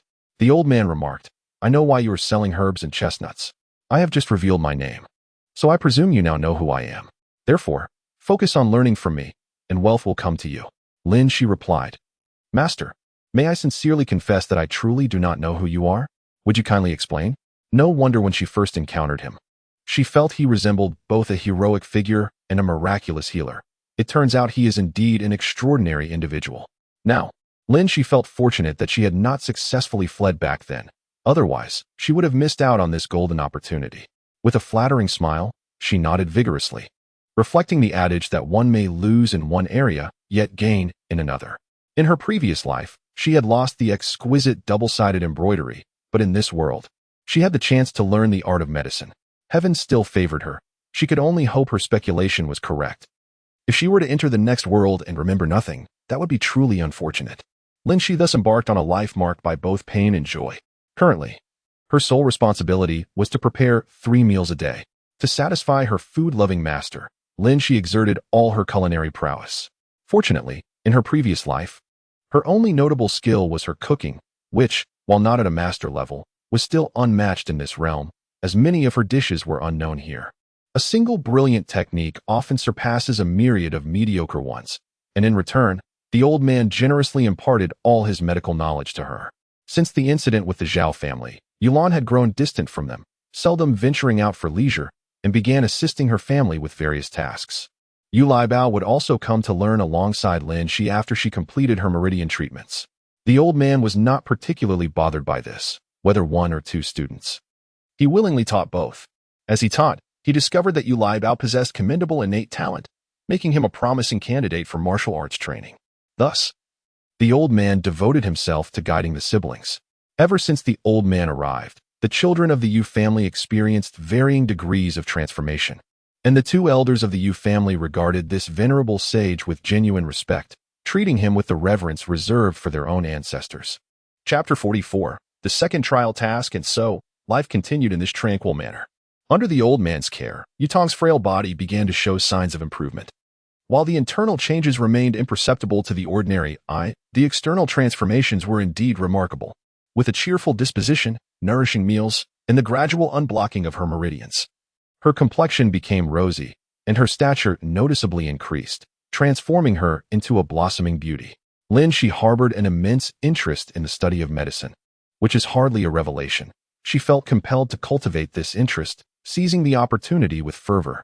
Conversely, Yu Liebao exhibited an exceptional aptitude for martial arts, prompting the elderly mentor to tailor his teachings to their respective talents.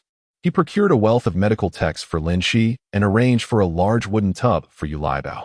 Lin Xi found the transformation of the enigmatic elder into a figure reminiscent of Doraemon quite amusing as she observed Yu Liebao, immersed in the tub, awaiting his turn for instruction, much like herself. The elders of the Yu family were elated upon learning that the mentor was imparting medical knowledge to their son and daughter. Their joy was boundless. In Nanping Ao, apart from Mr. Air at the eastern end of the village, they struggled to find anyone literate, let alone a physician. The elders eagerly volunteered to become the subjects of their children's experiments, even enlisting Yu Lan's participation. Lin Xi remained skeptical about the elders' claims of a legendary physician. She perceived the rapid approach to learning as somewhat unreliable, preferring instead a methodical and steady progression. She diligently practiced diagnosis and treatment on her parents, utilizing techniques such as massage and cupping, and had now begun to experiment with acupuncture, much to her parents' delight. With Yulan's affluent in-laws having confirmed the wedding date for the end of October, Lin Xi focused on her sister's health and well-being. She meticulously searched through medical texts and, in conjunction with the elders' advice, assembled an array of affordable yet effective beauty and skincare products for Yulan, striving to ensure she would be the most radiant bride. Under the care of the aspiring physician Lin Xi, Yu Ba and Yu Ma found their health improving day by day, and news of their cousin, a practicing physician who was instructing the Yu children, began to spread throughout the village. Due to the impoverished families in the vicinity of Nanpingo, few doctors were willing to travel such a distance.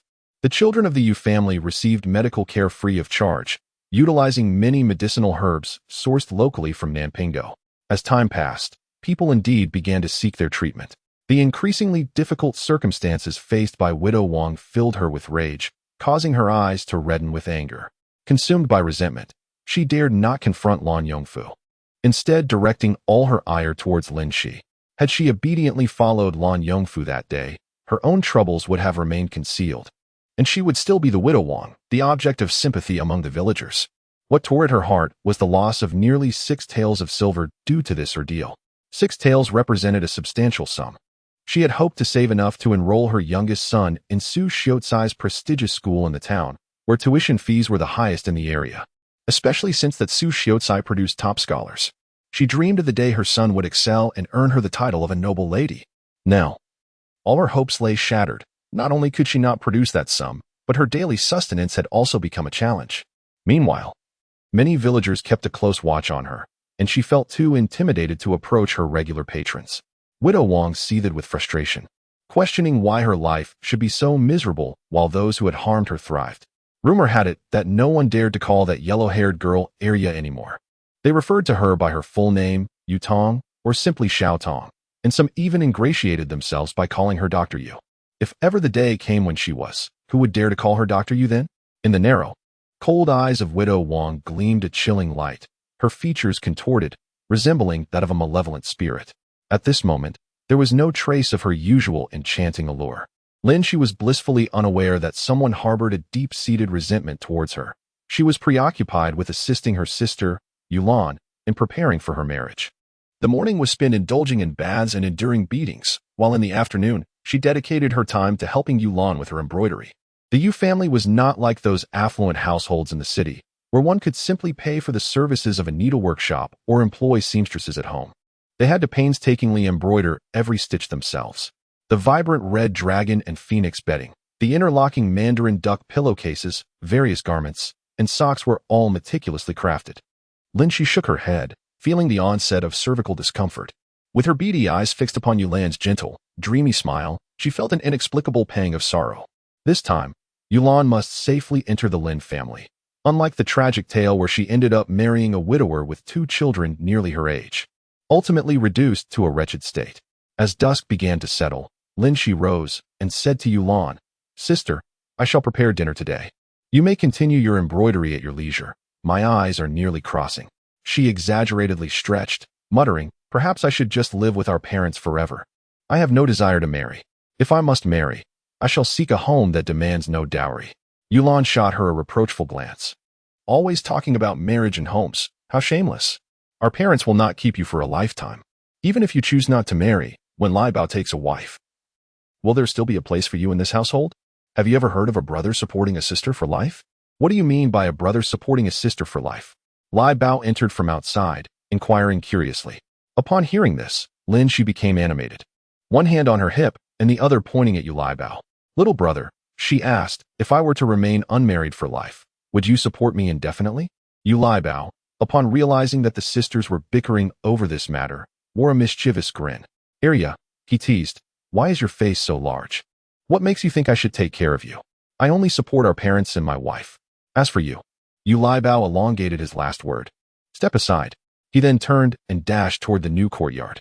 Lin Xi promptly pursued him, and in a moment, the two had raced to the new courtyard.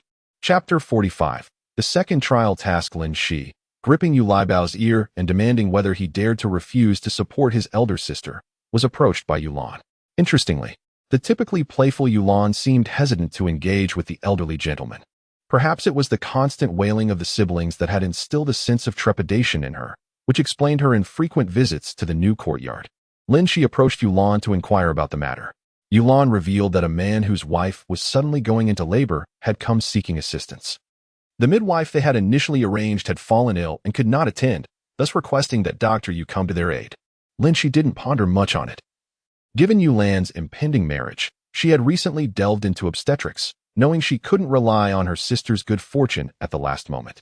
Unexpectedly, while her sister was not in need, others had sought her help.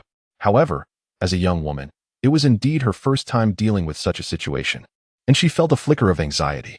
After greeting the elderly gentleman, Lin Xi hurriedly grabbed her medical kit and, with Lai Bao in tow, made her way to the old courtyard. A young man in his 20s approached, his eyes darting back and forth as he scrutinized Yulan and Lin Xi. Upon their arrival, he quickly donned a smile and exclaimed, "Dr. Yu, let us hasten our departure. I fear my wife may not endure much longer. I am Cheng Hui from Linshui village." The man spoke with an exaggerated bow. Lin Xi, however, paid him no mind. She merely nodded at Yulan before turning to Yu Laibao and saying, "Let us be off." Throughout their medical endeavors, Lin Xi had always taken the lead, with Yu Laibao primarily serving as a mere assistant. Yet, the man interjected, "It might not be appropriate for this young lad to accompany us. Considering it is my wife's childbirth, I believe it would be better if that young lady came along instead." His gaze shifted towards Yulan. Lin Xi shot the man a sharp glance and replied coolly, "A healer's heart is akin to that of a parent. What does gender have to do with it? Even the noblemen in the palace are treated by male doctors. Are their wives any less precious?" Cheng Hui shook his head vigorously like a rattle. "My wife is shy and cannot bear the sight of strangers, especially men. It would be best if that young lady accompanied us." Seeing his stubbornness, Lin Xi ceased her insistence, a cold smile gracing her lips. "Very well, let us go together then." With that, she mischievously winked at Yu Laibao, adding, "Since it is so, you should learn from the side. We wouldn't want your uncle's teachings to go to waste, would we?" Yu Laibao was taken aback. They claimed the old man was an uncle. Yet he had taught him little regarding medicine, focusing instead on martial skills. What did you mean by that? Was there to be a brawl? The fearless spirit of a newborn calf prevails, and ever since Yu Laibao began learning martial arts from the old man, his days have been filled with training and light-hearted sparring with Lin Xi. He has yet to engage in a genuine battle, but upon hearing those words, he felt a thrill of excitement rather than fear. No matter your intentions, if you dare to bully the Yu family, I will ensure that even your own mother won't recognize you. The village of Linshui lies adjacent to Nanping Ao, and after traversing a stretch of woodland for a few miles, they arrived. Thus, the four companions journeyed in silence, familiar with the path leading to Linshui village. Indeed, as they entered the grove, Cheng Hui ominously remarked, "You, my young brother, you need not accompany us any further. It suffices for the two young ladies to follow me." "What if I refuse?" Despite being merely 10 years old, Yu Laibao's presence was formidable, matching Cheng Hui's tone. "Then today marks your demise." Suddenly, a voice echoed from behind. Yu Laibao swiftly turned and delivered a powerful elbow strike to the speaker's abdomen. The individual, taken aback by the agility and strength of a mere child, staggered back with a cry of anguish. Yet, despite his successful strike, Yu Laibao's expression bore no trace of joy. He felt a twinge of frustration. His small stature had hindered him. The elbow strike should have landed squarely on the opponent's chest, capable of rendering them unconscious. Instead, the assailant merely cried out and retreated a few steps, failing to meet the expectations set by his uncle. Sensing something amiss, Yu Laibao glanced in a certain direction, his expression slightly sheepish. "Ah, little brat, you can hold your own, can you?" Cheng Hui was somewhat taken aback upon seeing the few individuals that had appeared in the woods. But a look of determination soon graced his face. They needed to swiftly eliminate this little brat before the young master grew impatient. Everyone thought that it was undoubtedly the boy's overconfidence that had led to this moment. Yet they did not anticipate that this child was as slippery as an eel in water. Initially, only two of them attempted to subdue him together. But they found themselves caught off guard, having not even touched him before being unexpectedly kicked back. The expressions of several individuals turned grim. They could discern that their opponent was not particularly strong or skillful, but rather relied on his diminutive stature, quick movements, and agility, mastering the art of using minimal effort to achieve maximum effect. After a round of scuffles, no one emerged victorious. Some even harbored thoughts of despair.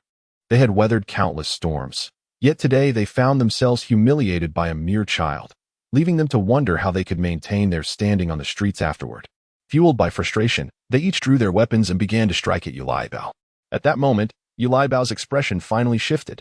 Those were genuine weapons. Good heavens! It frightened the very life out of him. Lin Xi, upon noticing Yu Laibao's state, sensed impending doom. This boy, who usually appeared quite astute. Could it be that he would faint from fear? Just as a blade was about to descend upon Yu Laibao's arm, he stood there motionless, seemingly dazed. Lin Xi swiftly pulled Yulan behind a tree, then darted in front of Yu Laibao, delivering a kick that sent the blade flying before it could strike him. Following that, he moved like lightning, either kicking or striking, forcing several adversaries to retreat. However, Yulai Bao's expression grew increasingly grim, and for the first time in history, he shouted at her, "Second sister, be careful." Chapter 46. The second trial task. She had no time to ponder further and used all her strength to protect Yulai Bao, hoping the old man could arrive in time to provide assistance. Otherwise, they would both meet their demise here.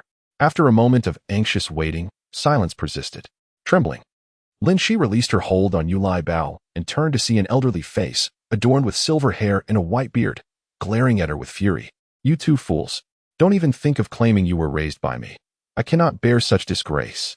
Both individuals felt a wave of shame, lowering their heads and fidgeting with their hands.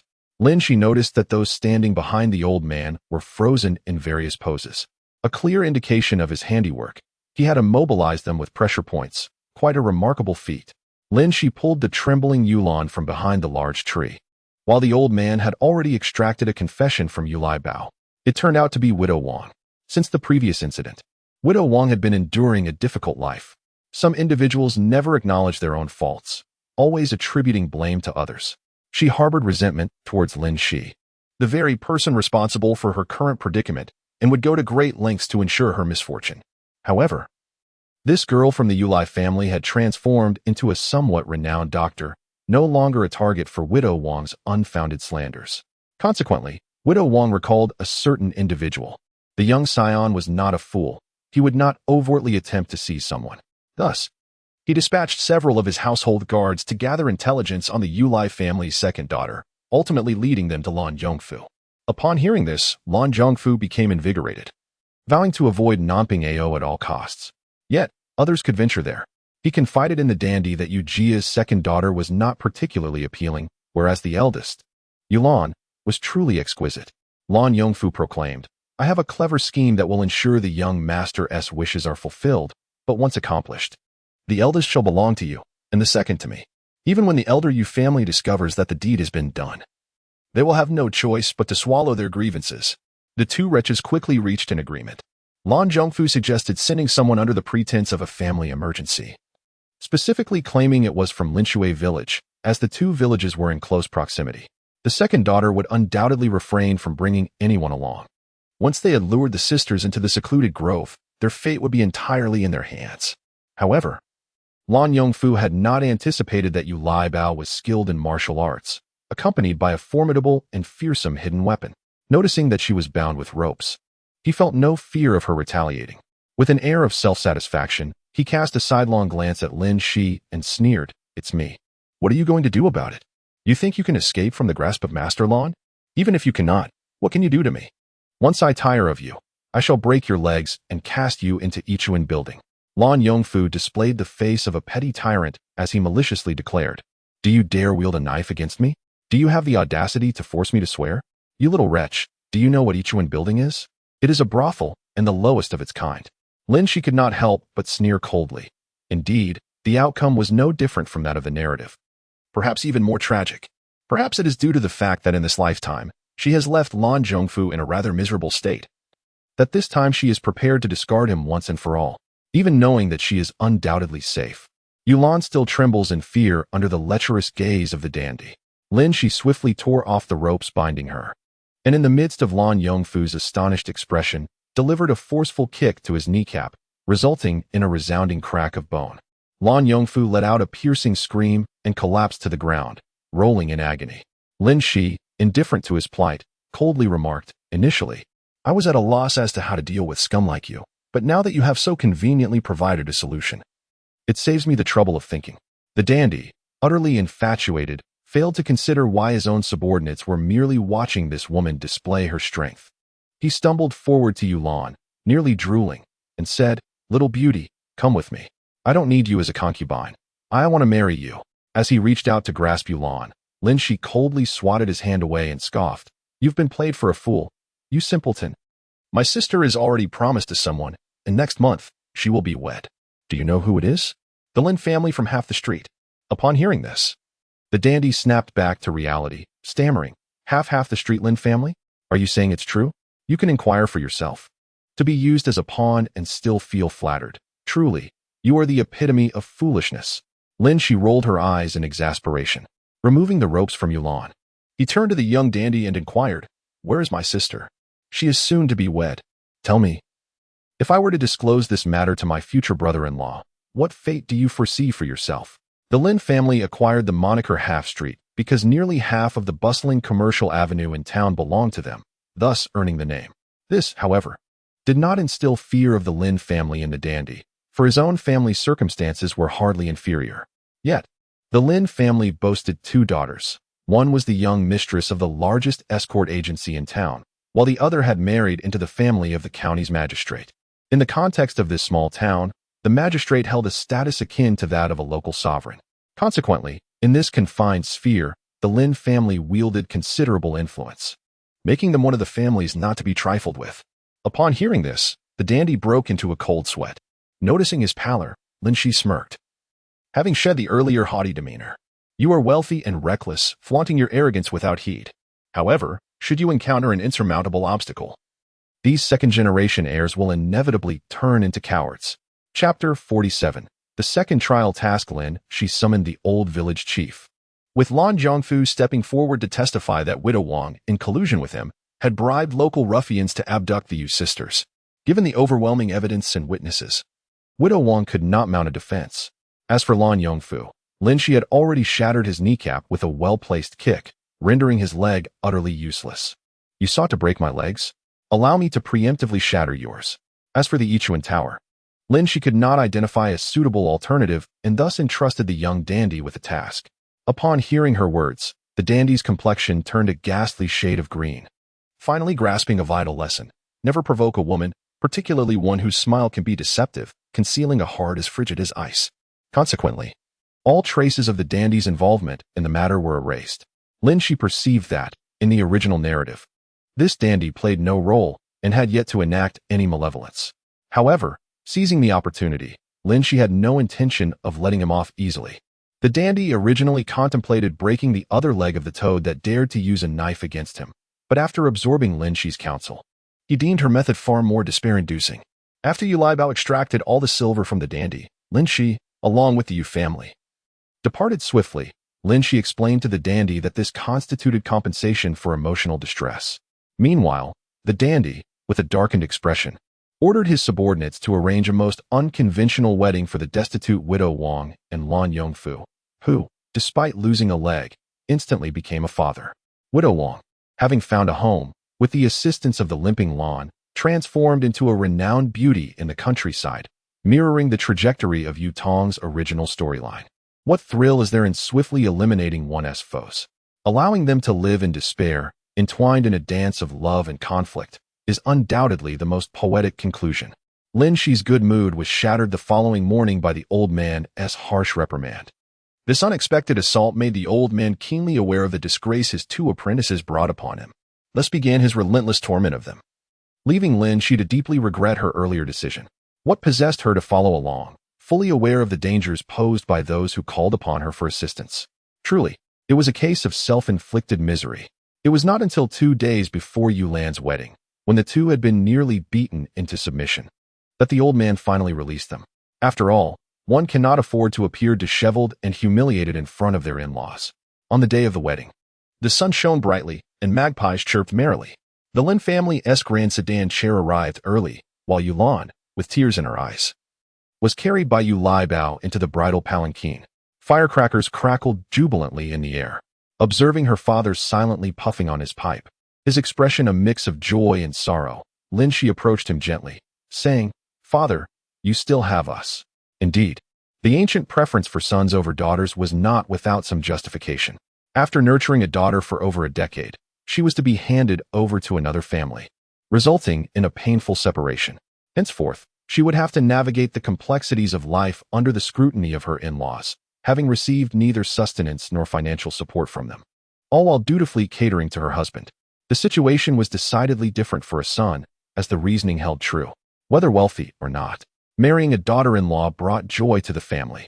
The Lin family was certainly looking forward to the festivities, while the Yu family remained somewhat subdued, for after the new year, the old man would also depart. It is indeed a matter of necessity. The old man, in his quest to save Lin Xi's life, expended considerable resources. Consequently, not only did his friends become aware of his whereabouts, But it seems even his adversaries, the very ones responsible for his grievous injury who had fled to this place, have gleaned certain clues to prevent bringing calamity upon the Yu family. The old man resolved to depart after the new year. When he emphasized the word I, Lin Xi's heart skipped a beat. What could he possibly mean? The old man smiled knowingly and remarked, I once believed that my fruit was that person, and it was to save him that I sustained my injuries. Little did I know, he was but my cause. Later, upon encountering you all, I assumed this girl was my fruit, only to realize that, in truth, you are my fruit.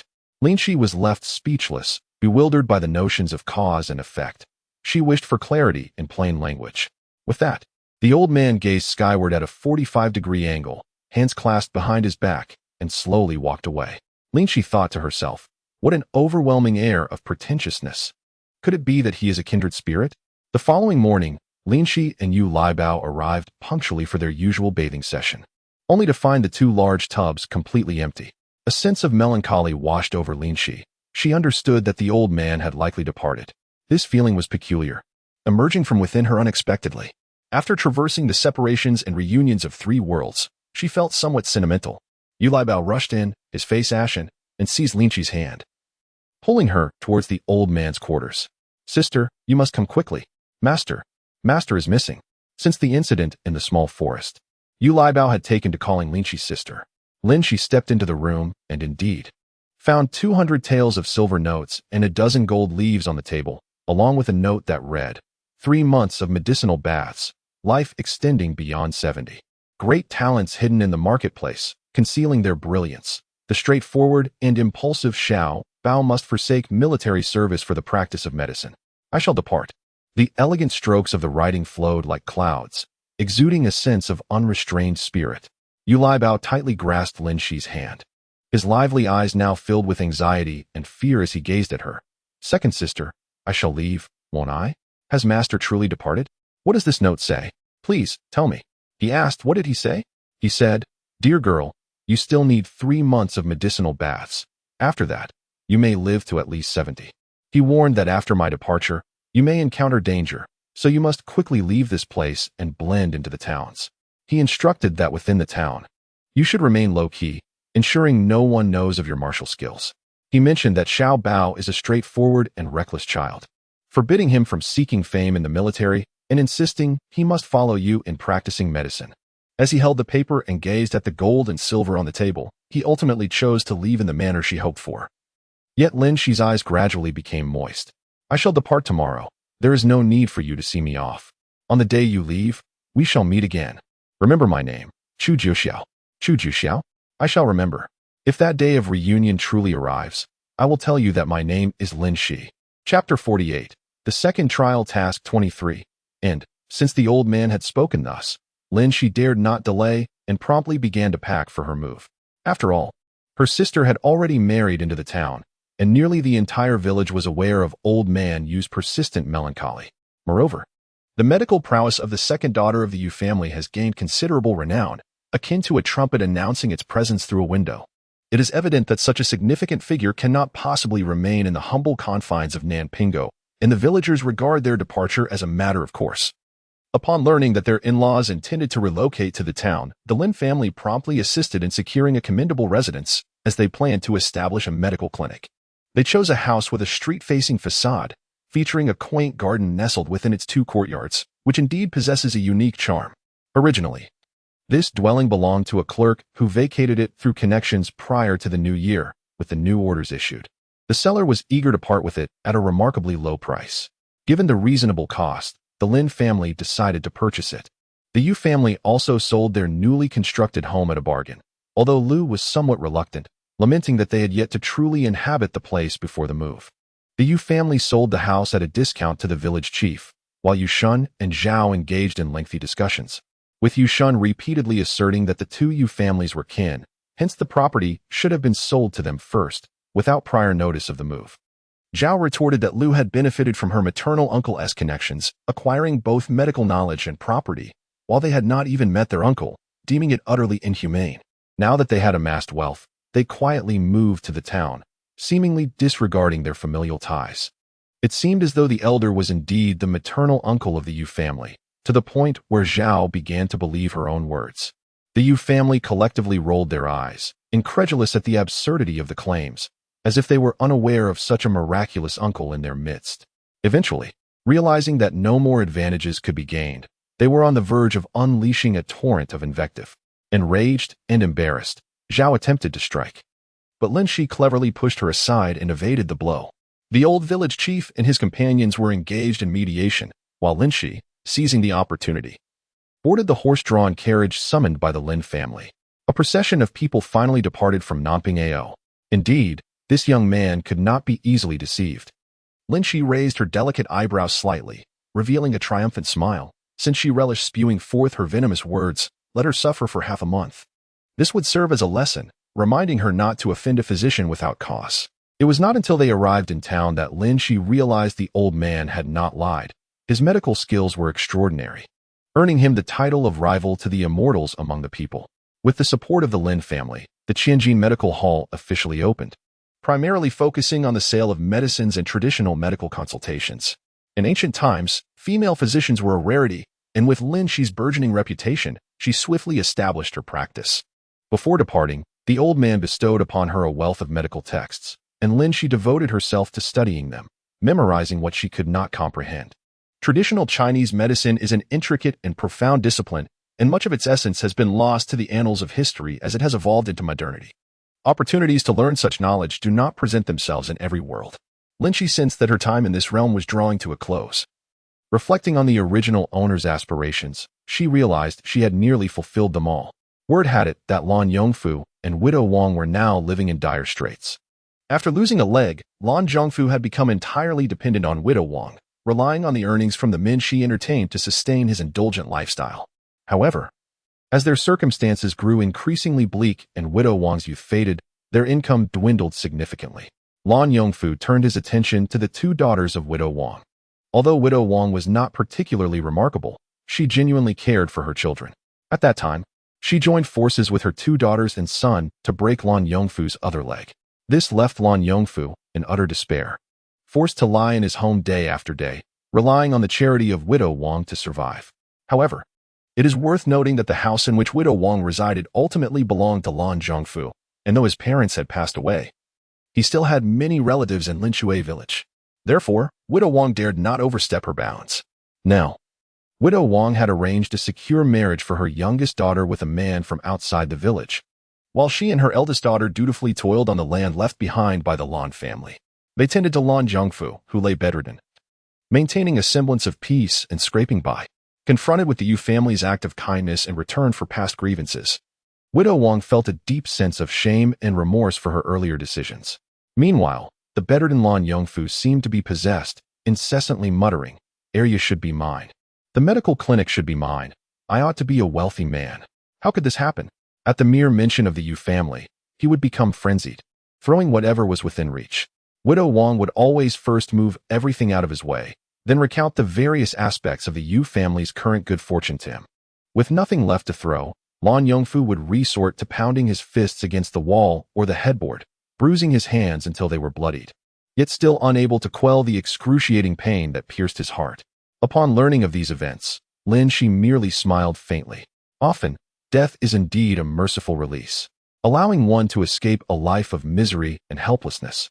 Watching one's sister thrive in prosperity becomes the greatest torment of all. The second trial task has been completed, and the soul of the tester is being severed. The essence is being projected. A cold, emotionless voice finally echoed on a late spring afternoon. Lin Xi gazed at the medical book in her hands, which she had yet to finish reading, feeling a faint sense of regret mingled with an anticipated sense of relief. She sensed herself once again suspended in midair, while the version of herself that had been reading stood up, stretching her limbs to acclimate to the body. She then walked to the window, where a gentle breeze carried willow catkins, and swallows nestled together on the branches, whispering sweetly. Lin Xi once more heard the gratitude emanating from the original soul, to which she responded with a serene smile. "No need to thank me. I assist others. Yet I am also rescuing myself." Although Lin Xi had long been prepared, she nearly succumbed to the dizziness caused by the rapid spinning as she was abruptly drawn into a colossal vortex. After a whirlwind of sensations, she felt herself land within a corporeal form. Slowly, Lin Xi opened her eyes. This time, she did not feel nauseous, yet discomfort lingered. as she suspected that this soulless transportation had inflicted upon her a case of vertigo. After regaining her composure, she quietly turned her head to survey her surroundings, only to realize the source of her lingering dizziness. She was aboard a ship, likely not of considerable size, for it swayed quite violently. In the four-person cabin, under the dim yellow light, she could vaguely discern 3 other young women asleep on their respective bunks. Lin Xi observed her surroundings and concluded that she had finally arrived in a modern realm. However, the subsequent chilling voice reverberating in her mind caused her complexion to drain of color. Chapter 49, The Final Trial Task 1. It turned out that their destination was an island ominously named Death Island. In this world, there exists no intricate plot, merely the delineation of a corporeal identity. Yang Bingbing, a rather frigid name, is it not? She was raised in an orphanage from a tender age, aware of her unappealing appearance and her dire circumstances. The original owner of this body always knew her aspirations and diligently pursued them. She balanced work and study to complete her high school education and successfully gained admission to her coveted institution, University A. However, Liang Bingbing's academic performance fell short of scholarship eligibility. By chance, she stumbled upon an advertisement online, a survival game on a deserted island. With no registration fee and provisions for food and accommodation, the task was simple: survive on the island for 7 days to claim a prize of 1 million yuan. Subsequently, they were collectively transported onto a vessel, the very ship where Lin Xi currently finds herself, bound for the fateful island of the survival game. Cold and distant, she conveyed to Lin Xi, "Your primary objective is to survive and secure the 1 million yuan for the original owner. As a trial participant, one could enhance their performance by resorting to murder, thus attaining superior scores." A total of 100 individuals were cast onto the island, among whom 57 shared the same mission as Lin Xi. The reward for eliminating a fellow participant was double that of slaying an ordinary person. After delivering this chilling information, Cold and Distant fell silent, leaving Lin Xi with an unsettling shiver.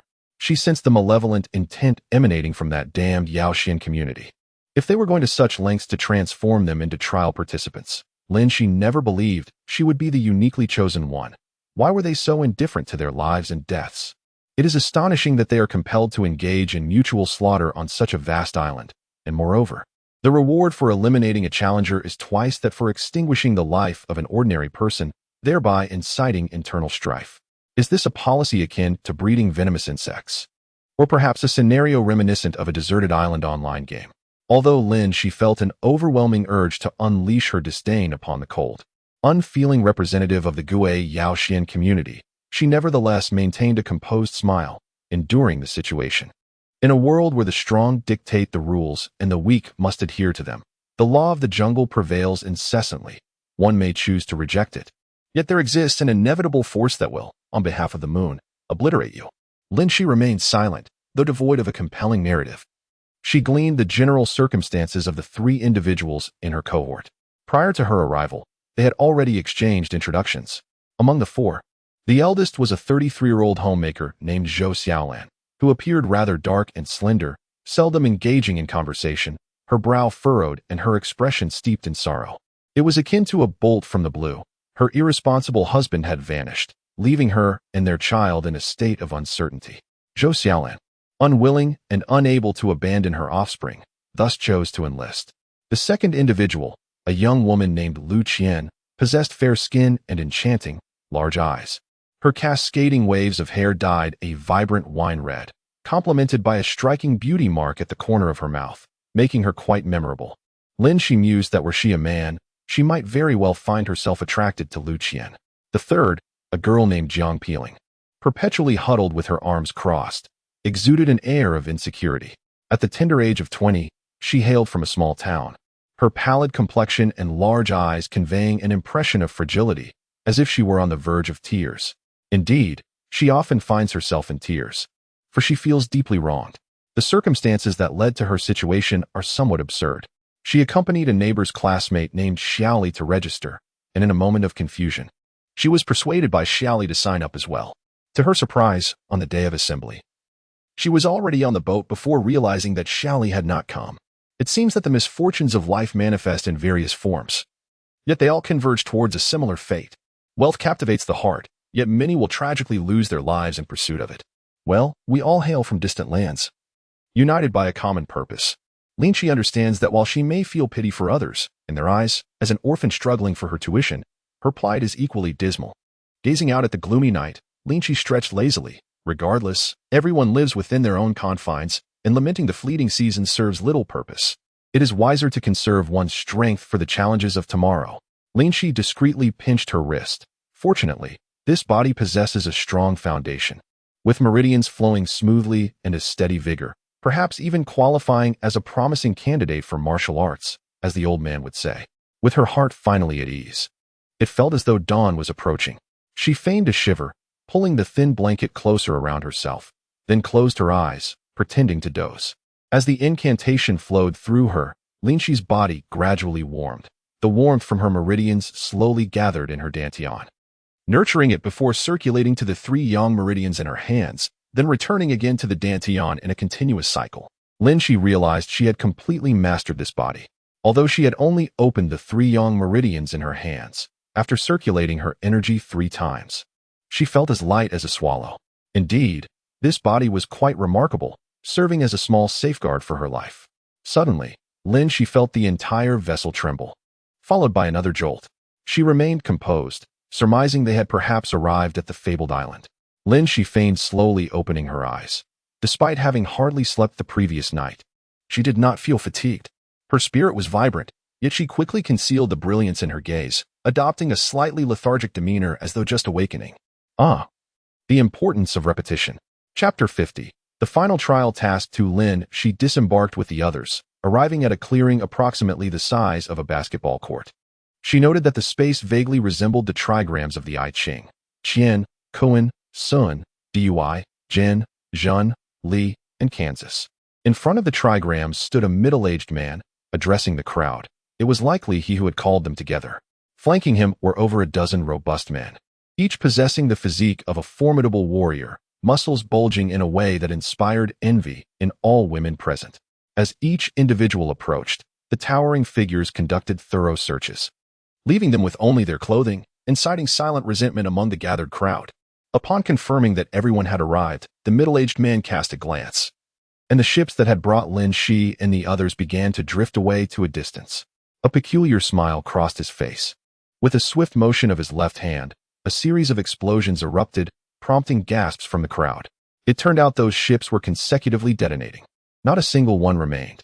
A middle-aged man pressed his hands down in a gesture of calm, yet it proved futile. The woman who had initially screamed was on the brink of collapse, wailing incessantly. The man cast a glance at a muscular figure beside him.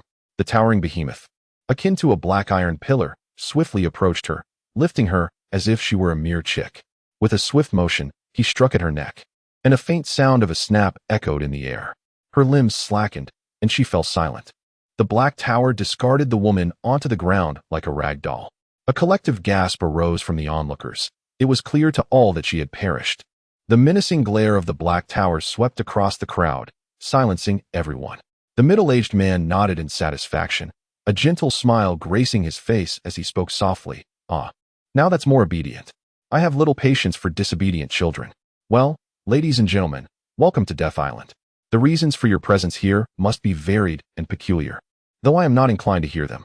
However, if you comply with our requirements and fulfill your tasks, there is but one outcome. Each of you will depart with a sum of 1 million. It may not be a fortune, but it will certainly resolve your current dilemmas. Of course, you may choose not to cooperate, in which case I shall have no choice but to send the disobedient to keep. He gestured towards the woman who had just been killed, continuing in a gentle tone, to keep her company. Your task is quite simple. Once the game commences, you will be randomly deployed to any location on Death Island. The words I am about to utter are of utmost significance.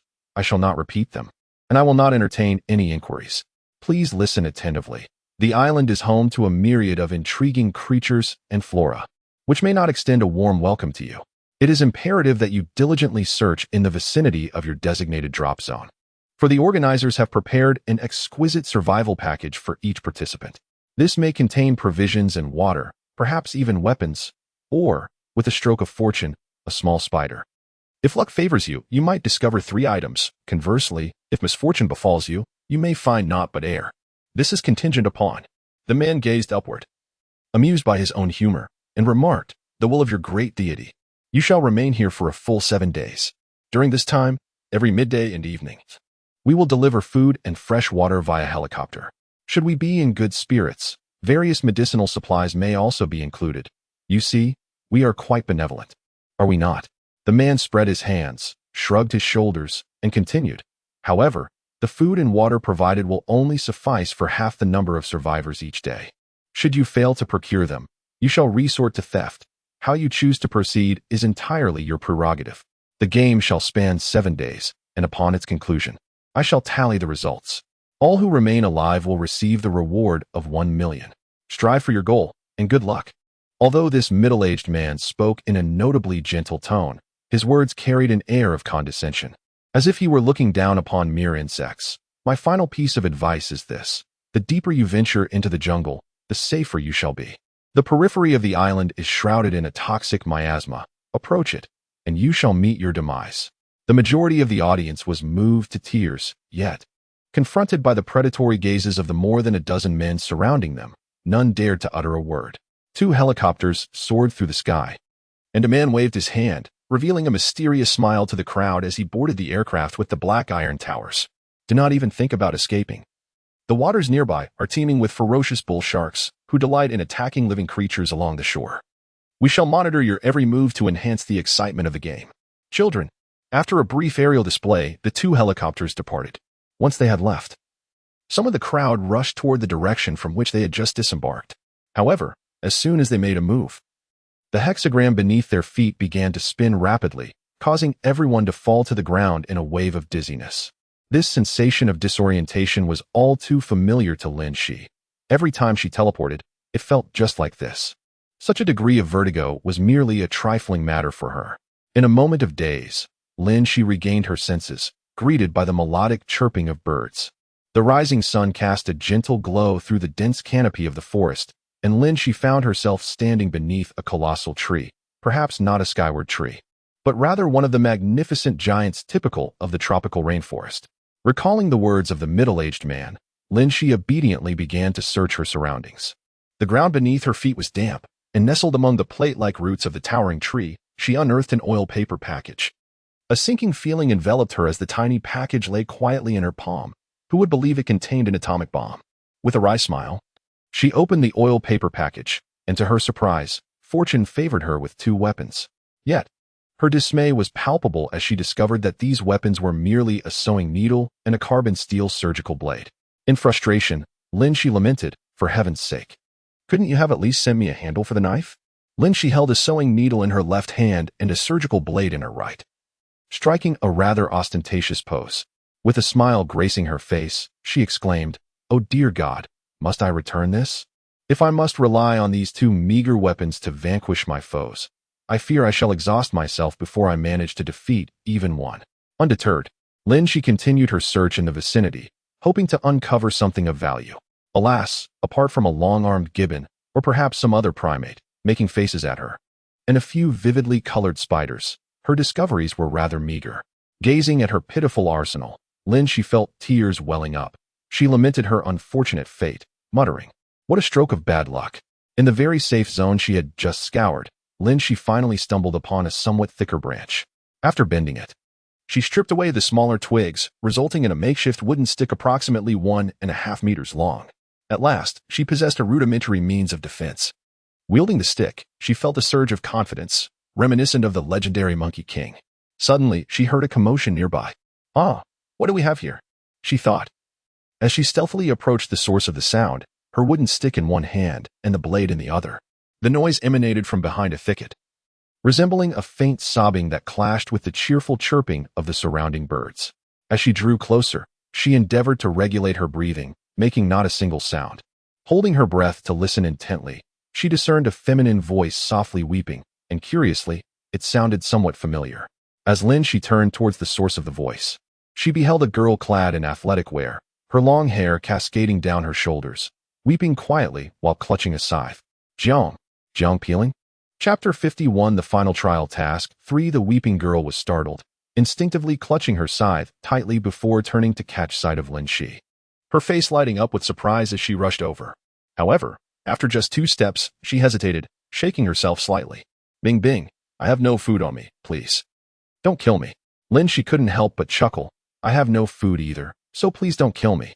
Upon hearing this, Jiang Peeling's expression softened, and she quickly approached, discarding the scythe and enveloping Lin Xi in a hug, sobbing, Bing Bing, I'm so scared. There are spiders and that lizard with a long tail. It terrified me. What should I do? Lin Xi pushed Jiang Peeling away, producing a small surgical blade and pressing it against the artery on her neck. Jiang Peeling's face drained of color, and she was too frightened to speak loudly, fearing the blade might graze her vessel. Observing her reaction, Lin Xi gathered the blade and, with grave seriousness, said, Jiang Peeling, see, if I had malicious intent, you would already be dead. Remember, never let down your guard, regardless of who you face. Oh. Jiang Peeling finally grasped Liang Bingbing's message, but I believe you want to harm me. Her long eyelashes fluttered, and her clear eyes sparkled with inexplicable trust. Lin Xi replied, Don't think that your beauty will save you from my wrath. Lin Xi patiently articulated, Did you not hear that fellow mention that the daily provisions of food and water amount to only half of the total population? This implies that even if no one perishes today, only half of us will have access to sustenance. Therefore, the relationships among all of us here are inherently adversarial. Do you understand? Thus, do not trust others lightly. You may not intend to harm anyone, but you cannot guarantee that others will not inflict harm upon you. Such a foolish child. Only those who survive will earn 1,000,000. Human nature is fundamentally malevolent, and in the face of such a dire survival scenario, staying alive must be our foremost priority. Jiang Peeling, in her innocence, nodded and reached for the sickle, but Lin Xi interjected, Hand the sickle to me. Oh. Jiang Peeling obediently passed the sickle to Lin Xi. Lin Xi remarked, so all that was said was in vain. Taking the sickle from Jiang Peeling, Lin Xi swiftly sharpened both ends of her wooden stick to a point and found a stone to hone it further. Given her physical capabilities, she could inflict injury with all her might. It was not that she perceived others as inherently malicious. Perhaps ordinary individuals would not easily resort to murder. Yet those trial participants akin to herself would undoubtedly do so. Those who arrived here likely had undergone at least 2 tasks, even if they had never witnessed bloodshed. Their hearts must be steeled. Killing could enhance one's chances of survival and accumulate trial points. Only a fool would refrain from such actions. Regrettably, she might very well be that fool. Lin Xi was resolute in her conviction that she would not randomly take another's life, for after all, the cold voice had stated that merely surviving these 7 days would suffice to complete the trial task. Jiang Peeling watched Lin Xi skillfully wielding the wooden stick, her eyes brimming with admiration. Sister Bingbing, you are incredible. May I accompany you? There are so many spiders here, and I feel so frightened alone. Lin Xi rolled her eyes inwardly at Jiang Peeling's eagerness to call upon Sister Bingbing. Though timid, Jiang Peeling was far from foolish. She recognized that Lin Xi harbored no ill intentions and thus sought companionship. This sentiment echoed the thoughts of many, who among us, when traversing dark paths alone, would not yearn for a fellow traveler? After all, a shared journey can bolster one's courage. Lin Xi glanced up at Jiang Peeling. This place harbors not only spiders, but also monkeys, snakes, and potentially even lions and tigers. There may be others among us who harbor malicious intent. You may accompany me. But let me make this clear. You must heed my instructions. I have no patience for those who become liabilities. Upon hearing Sister Bingbing's consent, Jiang Peeling's face lit up with joy, eagerly nodding her head and responding, Sister Bingbing, just call me Shaoling. That's what my mother calls me. Lin Xi's expression darkened slightly at this remark. Am I that old? She retorted, before directing her attention back to Jiang Peeling. Shaoling, grasp your sickle firmly and remember to stay close to me. It was approximately 9 o'clock. Lin Xi recalled that the individual had mentioned food, water, and medical supplies would be distributed around noon and in the evening. However, no specific locations were given for these provisions. It was likely that their placement would be as random as their own appearances. This would ultimately be a matter of fortune. Now, Lin Xi intends to accompany Jiang Peeling in search of herbs and provisions they might utilize for unforeseen circumstances. She believes that given her remarkable fortune in acquiring those 2 exquisite weapons, the likelihood of obtaining the provided sustenance is rather slim. Lin Xi possesses minimal experience in wilderness survival, yet she recognizes that absolute composure is of utmost necessity at this juncture. The air is heavily humid. The flora is diverse and intricate, presenting a dazzling array of life, with various small creatures occasionally emerging to display themselves, seemingly unafraid of human presence. Lin Xi surmises that the climate here resembles that of a tropical rainforest, thus venomous insects and rodents are inevitable. She ponders the possibility of discovering items such as taro or okra, while simultaneously scouting for a suitable campsite before daylight wanes. This thought brings her a sense of reassurance. As long as the mission does not falter, she possesses ample time. With Lin Xi leading the way, Jiang Peeling follows closely behind as the two begin their slow advance. Lin Xi hands Jiang Peeling a wooden stick, gently tapping the ground and surrounding vegetation, not for any other reason, but to startle any lurking creatures. Most of these may be harmless, yet some could pose a threat. With plenty of time until noon, Lin Xi remains focused on her surroundings, contemplating what items may prove useful. Their luggage was quite minimal. Upon disembarking, they were forcefully retained aboard the vessel, only to witness a subsequent explosion that reduced everything to ashes. Their personal belongings had been confiscated by those burly men, leaving them with naught but the items given to them. Suddenly, Lin Xi crouches down and calls out to Jiang Peeling behind her, "Xiaoling, pass me the sickle." Jiang Peeling, noticing her sudden distress, anxiously handed over the sickle and inquired, "What's wrong, Bing Bing Jia?" Lin Xi accepted the sickle and began to slice through the underbrush, continuously tossing instructions back to Jiang Peeling. "Peel the outer layers of these plants, but try not to snap them. The longer, the better." Jiang Peeling possessed a commendable quality. Although perhaps not particularly astute or daring, she was undeniably obedient. After a while of diligent labor, they had stripped a considerable amount of the underbrush, and Lin Xi fashioned them into a rather unsightly sack. It paled in comparison to what old you would have crafted, and Lin Xi shook her head in dissatisfaction. Nevertheless, it was somewhat acceptable, certainly better than nothing. For the remaining, finer pieces, Lin Xi and Jiang Peeling collaborated to braid them into a rope resembling a twisted strand. Jiang Peeling's eyes sparkled with admiration. "Bing Bing Jia, you possess such vast knowledge.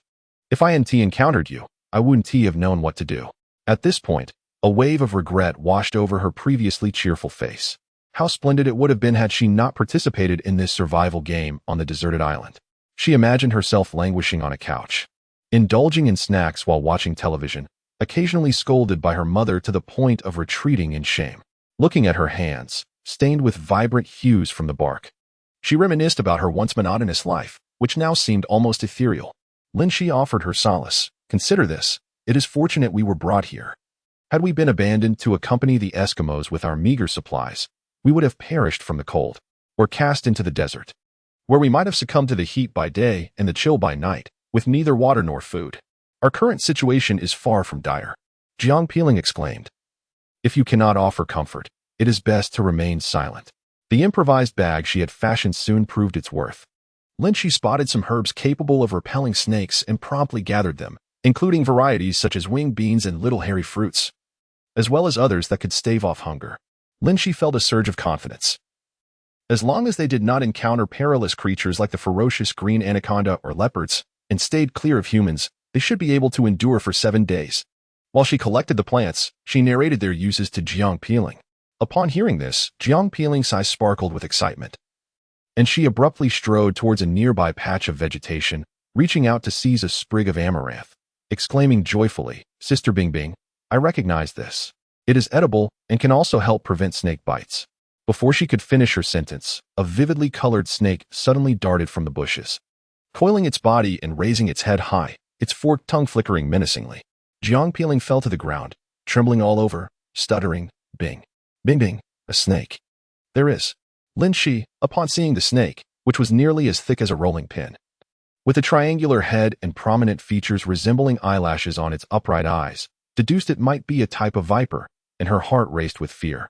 Vipers are generally highly venomous. The snake's head was directed straight towards Jiang Peeling, and there was no time to reach her. Without a moment's hesitation, Lin Xi swung the wooden stick in her hand with all her might at the snake's head. It must be said that Jiang Peeling's life was not meant to end here. Lin Xi's strike was remarkably accurate. The serpent's head was struck squarely by the wooden stick. Lin Xi then dashed over in a flurry, snatching the sickle from Jiang Peeling's grasp, unleashing a frenzied assault upon the serpent's head. She had heard tales that even after decapitation, a serpent could still inflict harm. Now, with the viper's head crushed beyond recognition, it posed no further threat. Yet its body coiled and writhed, as if seeking to ensnare the source of its demise. Jiang Peeling, trembling with fear, approached Lin Xi. And upon witnessing the serpent's ghastly visage, she shuddered involuntarily, gripping Lin Xi's arm tightly. Is it dead? She stammered. Upon seeing Lin Xi nod, Jiang Peeling clung to her arm and wept openly. In a flurry, she covered her mouth, shaking her head vigorously. Yet tears cascaded down her cheeks like pearls slipping from a broken string. With a resigned sigh, Lin Xi bent down to retrieve the wooden stick and sickle, handing the latter back to Jiang Peeling. Such occurrences will be frequent henceforth. If you cannot bear it now, I shall head east while you go west. I refuse to carry a burden with me. I will not. This is the last time I promise, Jiang Peeling declared, raising her hand as if making a solemn vow. Lin Xi regarded the timid young girl with a shake of her head, feeling a pang of sympathy for her plight. However, this merciless world would not extend its leniency due to her timidity. To survive, one must grow. It is the individual who must adapt to the world, rather than the world accommodating one's frailties. Jiang Peeling, perceiving Lin Xi's icy demeanor, understood that her harsh words did not reflect a genuine desire to abandon her. She gently tugged at Lin Xi's sleeve and implored, Bing Jia, please do not be angry. I will handle the snakes myself from now on and will not behave this way again. You are quite exhausted. Let me carry the bag. With a flattering smile, she reached for the woven bag made of tree bark that Lin Xi had slung over her shoulder. Lin Xi allowed her to take the burden, her expression remaining frosty. Shouting, she began, Do you recognize your mistake? I should not have been so timid, nor should I have cried out at the slightest provocation. Such loud outbursts may invite unnecessary trouble. Lin Xi interjected, No, your gravest error was when you spotted the wild vegetable. Why did you not first use a stick to probe the underbrush for hidden threats? We are in the wilderness, not your backyard. Luckily, it was merely a small snake. What if a more dangerous beast lurked within? Seeing Peeling lower her head in silence, Lin Xi sighed and continued, Sometimes, it is not the colossal beasts that bring us harm, but rather our own momentary lapses in caution. In unfamiliar jungles, danger lurks everywhere. The most crucial element is one's mindset. Jiang Peeling nodded earnestly and said to Lin Xi, Thank you, Bing Jia. You have not only saved me but have also imparted so much wisdom. Only my mother has treated me with such kindness. Lin Xi, with a dark expression, retorted, I am not that old. Above them, towering trees flourish in lush greenery, adorned with a myriad of climbing plants, while vibrant flowers occasionally burst forth in splendid hues. The air is refreshingly crisp, and how delightful it would be, were it not for the lurking dangers. The symphony of chirping insects and melodious birds fills the atmosphere. She even catches a glimpse of a Helena butterfly flitting by, truly a beautiful yet perilous place. As the temperature gradually rises, the air becomes increasingly humid and stifling, with the ground growing ever slick beneath their feet. Lin Xi must tread carefully with each step. Now, both their garments cling to their bodies, indistinguishable whether it is perspiration or something else, and after the initial novelty has worn off, a sense of irritation settles in. Occasionally, Lin Xi gazes skyward, feeling the strain of her neck, uncertain if the supplies airdropped from planes will ever reach the ground. Along their journey, they discover a nut, smaller than a coconut yet resembling it closely. Lin Xi deftly uses a sickle to slice it open. Within, the flesh appears akin to that of a cantaloupe, exuding a delightful aroma. Unsure of its edibility, she scoops out a morsel and tosses it to the ground, curious if ants will be drawn to it. Chapter 53. The final trial task. Lin Xi, feeling quite parched after nearly 3 hours without water, tentatively extends her tongue to taste. The flavor mirrors the sweet scent, prompting her to smile at Jiang Peeling and say, I shall take a bite first, and if it proves unwholesome, you must chew that grass and feed it to me. Should I perish, remember, this substance is to be avoided at all costs. Jiang Peeling had tightly clutched the small red grass that Lin Xi had mentioned in her hand. But upon hearing Lin Xi's subsequent words, she could not help but burst into tears. Lin Xi chuckled and said, I was just teasing you. It's not so easy to perish. The two of them divided the melon flesh, leaving the rind intact, which could serve as a container for water when a source was found. Beneath a board-like root that stood nearly half a person's height, Lin Xi discovered a suitable spot to establish their camp for the night. She hesitated to set up directly beneath the trunk, uncertain of what might be lurking in the vast canopy above. Suddenly, a buzzing sound resonated overhead, prompting Lin Xi to rise and look up. Indeed, a helicopter soared above, intermittently dropping various items. Lin Xi noticed a package descending nearby. Where the foliage was sparse, it became ensnared on a vine. As she reached out and grasped the package, a nearby thicket rustled, and a man's head and half of his body emerged. Upon spotting Lin Xi with the package, a glimmer of greed flickered in his eyes. "Beautiful lady, luck seems to be on your side. Care to join forces?" The man, noticing Lin Xi was alone and armed only with the package and a sharpened stick, relaxed slightly, as his weapon was merely a kitchen knife. Observing the expression on his face, Lin Xi could easily discern his intentions and calmly declined.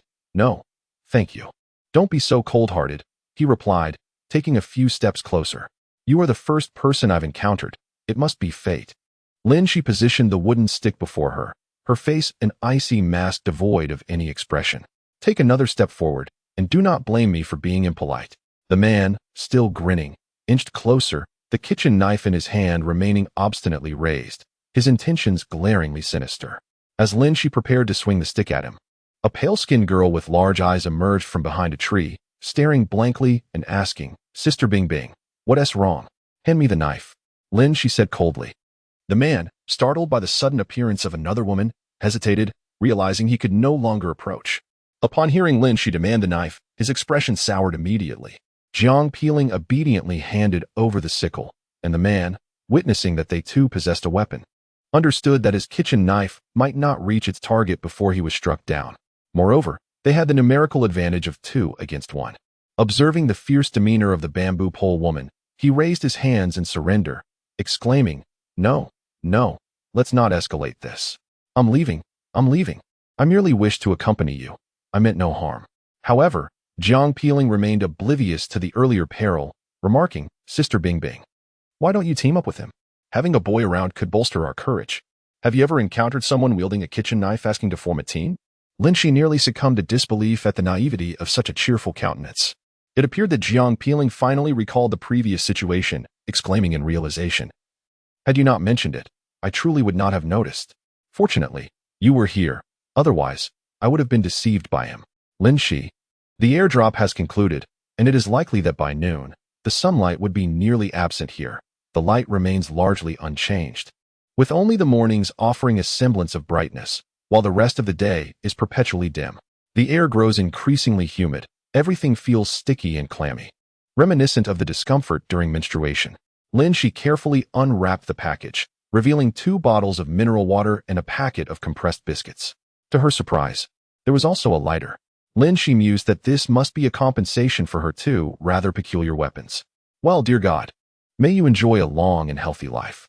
The 2 of them each took a bottle of water and shared a biscuit, alleviating their earlier anxiety considerably. Lin Xi meticulously folded the oil paper and set it aside, as it might prove useful at some point. After all, it is waterproof. They laid down thick leaves as a base to prevent moisture from seeping through, followed by a generous layer of soft, dried grass and leaves, thus creating a makeshift bed. Since the airdrop had finished and their campsite was established, they decided to rest in place rather than wander aimlessly. Lin Xi advised Jiang Peeling to seize the moment to sleep, as they would take turns keeping watch at night, in such an impenetrable jungle. Who could predict the lurking dangers? Jiang Peeling obediently nodded and settled down to sleep. The 3 young meridians in her body were activated through Yutong's physique, which was rather frail. After nearly 9 months of practice, she could only barely open the 3 young meridians with the aid of medication. Upon inhabiting this new body, she diligently practiced her internal techniques for an entire night, effortlessly unblocking the 3 young meridians. Lin Xi surmised that it was akin to honing a skill. As she gradually cleared each channel, she could seamlessly inherit the abilities. Secretly relieved, she began to attempt the unblocking of the 3 yin meridians. She summoned the warm currents from her dantian to gently impact her meridians. The pain from this assault on her channels, in comparison to the agony she had previously endured, felt trivial, akin to the sting of an ant bite. However, lacking the restorative elixirs to supplement her vitality, her progress was rather sluggish. Along her journey, she encountered her companions, Zhou Xiaolan and Lu Qian. In contrast to her own state, Zhou Xiaolan appeared somewhat disheveled. Lu Qian possessed a commendable weapon, a Type 54 semi-automatic pistol, yet regrettably, she lacked the proficiency to wield it. When she acquired the firearm, vague images of aiming and shooting flickered through her mind, but now, her recollections had dwindled significantly. Thus, the pistol proved less effective than Lin Xi's makeshift firewood stick. Subsequently, she was bitten by an unknown creature lurking in the underbrush, prompting her to retreat in fright and run aimlessly, only to encounter Zhou Xiaolan amidst her panic. Chapter 54. The final trial task. Zhou Xiaolan's weapon was notably exquisite. A compact recurved bow. While Lu Qian was rather brash, Zhou Xiaolan's cautious nature balanced their dynamic, and they remained relatively stationary thereafter. When the midday airdrop arrived, they followed the sound but found no bounty. Lu Qian stumbled upon a patch of moss, slipping and tumbling into a pit, resulting in a sprained ankle and scraped arm. Zhou Xiaolan exerted considerable effort to pull her back to safety. Then they found themselves utterly lost, and soon encountered Jiang Peeling. Lin Xi glanced at Lu Qian's leg, where a wound from a bite had turned dark and swollen, evidently venomous, though it did not seem to be fatal. Otherwise, after all this turmoil, Lu Qian would have long been a lifeless corpse. Lu Qian herself could not ascertain what had bitten her. Lin Xi gathered the medicinal herbs she had collected, applying the usable ones to Lu Qian's injury, while also tending to her abrasions and realigning her bones. With a soft crack of bone, Lu Qian let out a sharp cry, only to discover that her foot was miraculously healed, leaving her in utter astonishment. Lin Xi merely smiled and suggested they rest on the bed where she and Jiang Peeling had been earlier, while she and Jiang Peeling set about assembling another sleeping area. The climate in this jungle closely resembled that of a tropical rainforest, leading Lin Xi to believe that finding water and food would not pose significant challenges. Consequently, she allocated some water and biscuits for the two of them, who expressed their gratitude, marveling at the kindness of Liang Bingbing, despite their mere acquaintance. Jiang Peeling, with a hint of pride, remarked, "Sister Bingbing is the best, knowledgeable, and kind-hearted." As dusk gradually descended, Lin Xi contemplated whether to start a fire. It was indeed necessary, as they were all damp, yet she hesitated.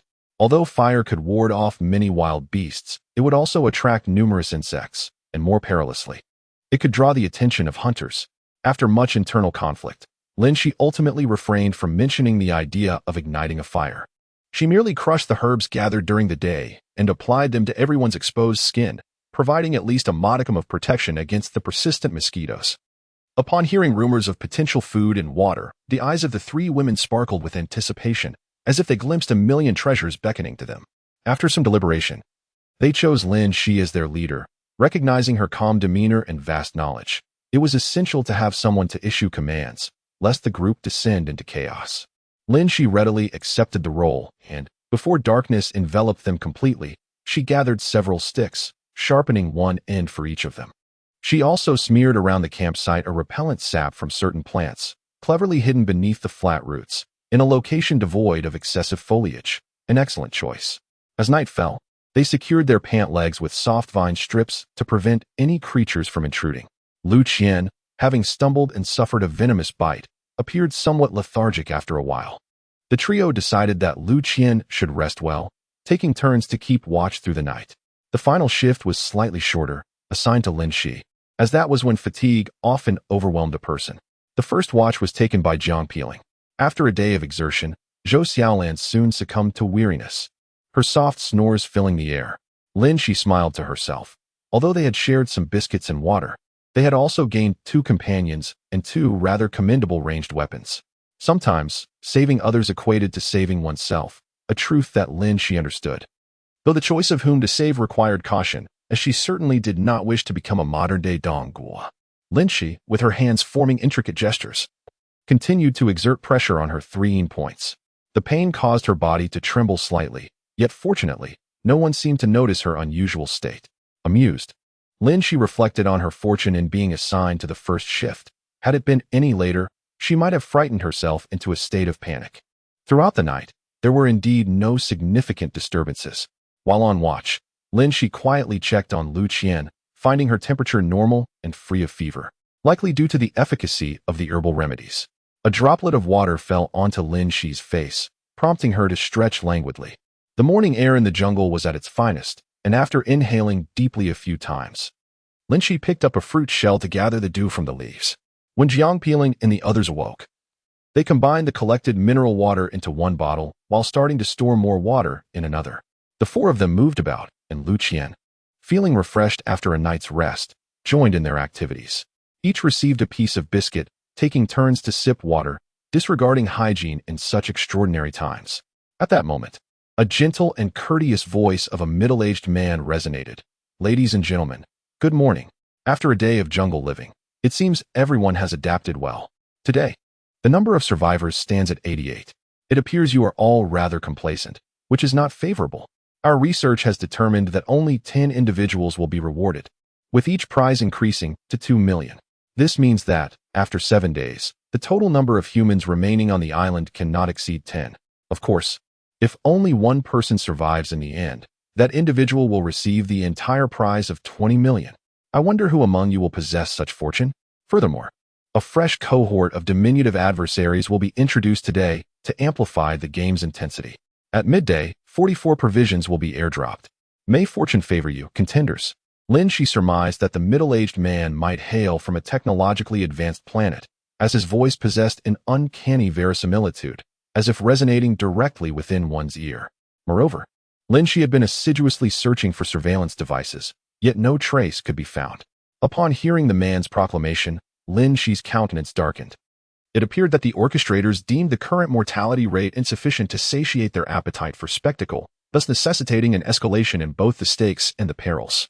If Lin Xi's conjecture held true, these so-called diminutive adversaries would undoubtedly consist of lethal beasts and predatory birds, certainly not harmless rabbits intended to supplement their rations. Verily, the days ahead promise to be fraught with peril. Chapter 55, The Final Trial. Task 7. Even Lu Qian, typically impervious to nuance, recognized the gravity of the situation. Jiang Peeling's delicate face paled, her gaze fixed intently on Lin Xi. Sister Bingbing, what course of action should we pursue now? Do they seek to incite internecine conflict among us? Lin Xi, her expression hardening, nodded in affirmation. Originally, I had entertained the notion that the paucity of wildlife in this jungle would allow us to seek refuge in a secure location, obviating the need to vie for the airdropped supplies. Food and water are not scarce here, and with prudence, we could endure the 7 days. Alas, Zhou Xiaolan, usually reticent, cast a glance at Lin Xi and slowly articulated, we must deliberate meticulously on the optimal path forward. Now several individuals have laid their weapons bare, including the lighter that Lin Xi has also produced, for the spark is of utmost importance. In this moment, transparency is the wisest course of action. Zhou Xiaolan, who possesses a rather intricate weapon, confides in Lu Qian that upon acquiring their arms, a sudden understanding of their usage flooded her mind. Though their weapons appear rather sophisticated, Lu Qian finds herself with only 6 bullets, while Zhou Xiaolan fared slightly better, possessing a mere 10 crossbow bolts. However, the automatic comprehension of how to wield these weapons seems rather implausible. Suddenly, Lin Xi extends her hand toward Lu Qian. Lu Qian, may I take a look at your gun? Lu Qian, reminiscent of Jiang Peeling, obediently hands over the firearm without a hint of inquiry. Lin Xi grasps the gun, yet feels no sensation whatsoever. Frustrated, she strikes a shooting pose, still met with an absence of feeling. A realization dawns upon her as she returns the handgun to Lu Qian and reaches out for Zhou Xiaolan. Before Lin Xi can utter a word, Zhou Xiaolan has already surrendered her recurve bow. Lin Xi replicates the action, and indeed, the same result ensues. Observing Lin Xi's expression, Zhou Xiaolan inquires, is it only the rightful owner of the weapon who understands its usage? Indeed, Lin Xi affirms. At the very least, prior to this, she would not have known how to operate a handgun or recurve bow, and whether she could utilize previously mastered skills remains uncertain. This feels somewhat like a tongue twister, Lin Xi remarks. Zhou Xiaolan ponders, for instance, poisoning? The two share a knowing glance, a subtle yet palpable understanding weaving itself between them. Lin Xi intended to continue using this place as their camp, but she needed to consider the forthcoming food situation. Although a larger group possessed greater strength, their consumption would also be considerable. Suddenly, Lin Xi recalled something and asked Zhou Xiaolan, Sister Lan, do you remember what the pit where Lu Qian fell looked like? Approximately where is it located? Zhou Xiaolan furrowed her brows slightly, contemplating before replying. The pit isn't very large, about 6 square meters, and it's not particularly deep, but it's steep, almost like it collapsed suddenly. Wonderful. Lin Xi's eyes sparkled, and her previously unremarkable face now radiated with enthusiasm. Do you remember exactly where it is? Zhou Xiaolan hesitated. I should be able to. She had begun to grasp Lin Xi's intentions, and as for the other two, they merely needed to follow instructions. Thus they had no objections to Captain Liang Bingbing's proposal. Understanding her meaning, the group set to work, gathering large leaves to collect water. While they couldn't store much, it was certainly better than having none at all. Normally, In such a lush environment reminiscent of a tropical rainforest, one would expect to find a water source. However, no one could guarantee they would indeed discover one. Everything here, including the middle-aged man, was somewhat peculiar and could not be assessed by ordinary standards. It was prudent to keep some contingency plans in place for unforeseen circumstances.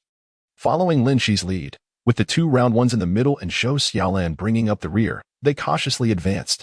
Having gained some experience from their trek the previous day, they adhered to the principle that haste makes waste, opting for a slower pace to avoid any potential dangers. Lin Xi observed a man at the forefront, likely in his 20s, clad in a camouflage t-shirt that accentuated his masculine yet alluring physique. In one hand, he wielded a sharp dagger, while the other arm encircled a strikingly beautiful woman. Compared to the others in their group, these two resembled a couple on vacation. However, Lin Xi's eyes widened in alarm when she noticed that the woman nonchalantly bore a submachine gun slung over her shoulder. Even with her limited knowledge of weapons, she could discern the spare magazine dangling from the woman's belt. A twinge of envy washed over Lin Xi. Not only did the woman possess formidable weaponry, but she was also well equipped with ammunition, leaving Lin Xi feeling somewhat overshadowed. Trailing behind them were two men, their voices laced with curses. One brandished a spiked club, while the other was not visibly armed. Lin Xi caught snippets of their conversation, and her heart sank. All four of them were indeed challengers. Furthermore, they had arrived together in the same compartment. Lin Xi gradually pieced together the implications. Their teleportation location was likely not entirely random, but rather a collective transport of the entire compartment. This realization illuminated why they had fortuitously encountered Lu Qian and Zhou Xiaolan nearby. If this group were to be discovered, their fate would surely be death, with little hope for escape. Jiang Peeling's face was etched with questions, yet she remained silent, obediently refraining from speaking. The first rule of their survival team on the deserted island was clear: the leader is always right. The second rule stated that if the leader were to err, then they all were in the wrong. As they pressed onward, Lin Xi suddenly halted before a tree, prompting the others to come to an abrupt stop as well. Lin Xi scrutinized the tree before her, its trunk adorned with protrusions and cloaked in a slate-gray bark, while peculiar fruits dangled from its apex. Although uncertain, the lack of any vegetation beneath it, not even a blade of grass, strongly suggested its ominous nature. With a sickle in hand, she meticulously sliced through the bark, from which a milky sap began to flow. Cautiously, she coated the pointed end of a wooden stick with the white liquid, then summoned the others to replicate her actions, warning them to avoid any contact with the tree, as if even its leaves bore poison. Once everyone had applied the sap, Lin Xi noticed Zhou Xiaolan treating the tip of her crossbow bolt with the same substance, prompting a smile to grace her lips. They would need to exercise utmost caution. They must not touch any area contaminated with the toxic sap, for this tree was likely the feared poison arrow tree. As the heat intensified, signaling that noon was approaching, Lin Xi reflected on the airdrop that day, which they dared not hope for. Encountering the small treasures dropped by the middle-aged man would be considered a stroke of luck. Unfortunately, it seemed that their fortune had fled too swiftly. Before Lin Xi could use her stick to clear the thorns ahead, a gray figure leapt forth, lunging directly at her. Lu Qian was momentarily paralyzed in shock, muttering, "Wow, what a big dog. It's a wolf." Zhou Xiaolan swiftly readied her recurved bow, aiming it at the approaching beast. As Lin Xi sidestepped to evade the gray shadow's attack, she discerned that this creature was certainly no dog.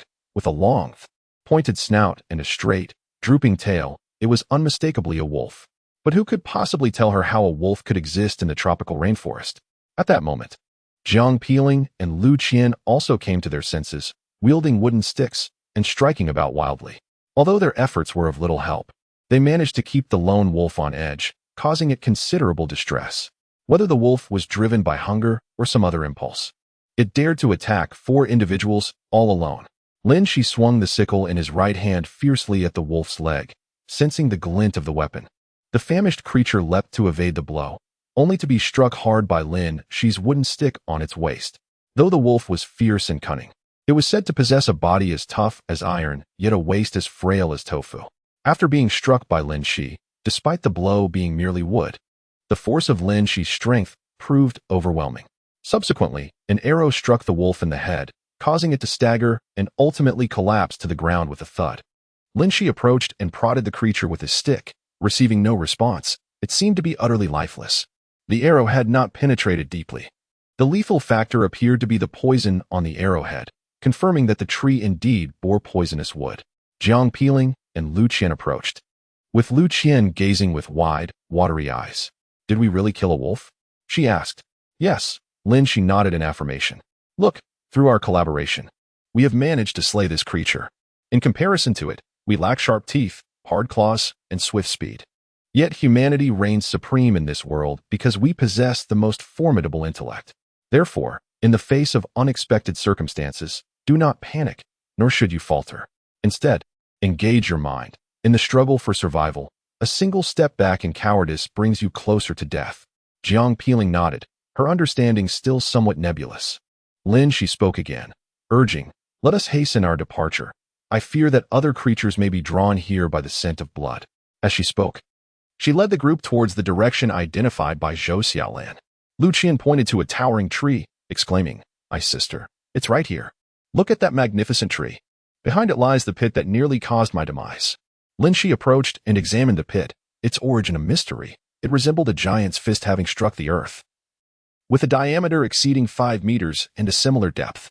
The walls were steep, neither perfectly round nor square, with only a few exposed roots visible on the side adjacent to the tree, suggesting that Lu Qian must have climbed up from here initially. Lin Xi nodded to herself, recognizing that this could serve as an ideal campsite for the night. The pit could be arranged as a trap, and its location was advantageous. At least the side by the tree would require no vigilance. The group scoured the vicinity for sturdy wooden sticks and, to their delight, stumbled upon a thicket of bamboo not far away. Lin Xi was overjoyed. Bamboo was far superior to mere sticks, so she selected some with good flexibility. Their greatest fortune lay in discovering numerous bamboo shoots and mushrooms, causing the girls to momentarily cast aside their earlier caution and revel in laughter and joy. They sharpened the bamboo into pointed stakes and inserted them into the bottom of the pit, ensuring that anyone who fell would have a rather unpleasant experience. Once their makeshift bedding was arranged, the four of them shared their biscuits, taking turns sipping water and enjoying a brief respite. Lin Xi skillfully adorned the trap with numerous elongated vines, leaves, and branches, rendering it nearly imperceptible under the cloak of night. Even in daylight, the dim lighting could easily deceive the unobservant. How strategically advantageous. As dusk enveloped the jungle once more, the four individuals lost all sense of time. Everything had been removed from the boat after their departure, with promises of restitution once the activities concluded, though such promises now seemed hollow, especially with the vessel having been destroyed. No one could ascertain the passage of time. They simply arranged shifts for their vigil, swapping out as fatigue set in. They gathered sturdy leaves to collect water, and the four of them routinely applied herbal ointments to their bodies, complemented by plant juices that repelled wild animals. Lin Xi took the last shift as usual, continuing to channel her focus into her technique. Chapter 57. The final trial task. In the midst of the vast expanse, a solitary wild goose soared through the azure sky, breaking the silence with its cries. As she turned towards the grand mausoleum, the abyss beckoned, yet she remained undeterred. Lin Xi silently recited her incantation. A warm current of energy surged from her chest, coursing through her body, descending through her arms and into her hands. Her ring finger quivered involuntarily, the pain causing it to tremble incessantly. With unwavering concentration, Lin Xi launched into her endeavor. Once, twice, thrice. At last, a sharp, intense pain shot through the tip of her ring finger, nearly eliciting a cry of anguish from her lips. At last, the acupoint of Guanchong was successfully opened, and a refreshing current flowed back to the hands, Shaoyang, Sanjiao Meridian. She immediately sensed an indescribable comfort surging from her chest through her arms, returning to her chest and abdomen before finally reaching her mind. The two meridians had finally connected, and Lin Xi felt an exhilarating clarity in her senses, her body imbued with newfound swiftness and boundless strength. Suddenly, her ears perceptibly twitched, and Lin Xi's expression shifted instantly. Grasping the sickle beside her, she tightened her waist and abdomen, springing up like a coiled spring, her sickle cutting through the air with a whistling sound. The sound of the blade striking its target was accompanied by a horrifying hiss, followed by a thud as a heavy object fell, startling Lu Qian, who was dozing with a wooden stick in her arms. Nearby, Zhou Xiaolan reacted swiftly, in the pitch darkness. She wisely chose not to grab the crossbow but instead picked up the wooden stick, aiming the poisoned end at the source of the sound. A dark mass writhed and twisted, soon becoming utterly still. Lin Xi breathed a sigh of relief, grateful that she had coated the sickle with poison and that she had, at that moment, unblocked the Shaoyang Sanji meridian. Lu Qian trembled with her arms wrapped around her shoulders, while Jiang Peeling rubbed her sleepy eyes and mumbled, "Sister Bing." What happened? Lin Xi prodded the dark figure with the wooden stick, confirming it was lifeless, before retrieving a lighter and approaching to ignite it. An oval snake head with a mottled pattern of yellow and black came into view. Lin Xi was certain it was the common, non-venomous flower snake. Although this snake was known for its aggressive nature and ferocity, even daring to confront cobras, it was, in fact, harmless and quite a delicacy among serpents. In the desolate mountains of Lin Xi's home, such serpents are quite common. Lin Xi paid them no heed as she skillfully kindled a fire, a proficiency honed from her previous experience as Yutong. To speak candidly, she felt a flicker of trepidation. However, the circumstances demanded resilience. As the leader, she could not afford to show weakness. What would it signify for the others? Survival was paramount, not merely the act of slaying a serpent. Even if a person were to charge at her, any threat to Lin Xi would be met with unflinching resolve. Lin Xi was certain she would not take the life of another merely to accumulate points or achieve accolades, yet if others sought her demise, she would not hesitate to embrace a ruthless disposition. Having endured treachery and deceit, her heart had gradually hardened. She would no longer permit others to wound her so effortlessly. Furthermore, the future remained uncertain, and they were yet to confront myriad challenges.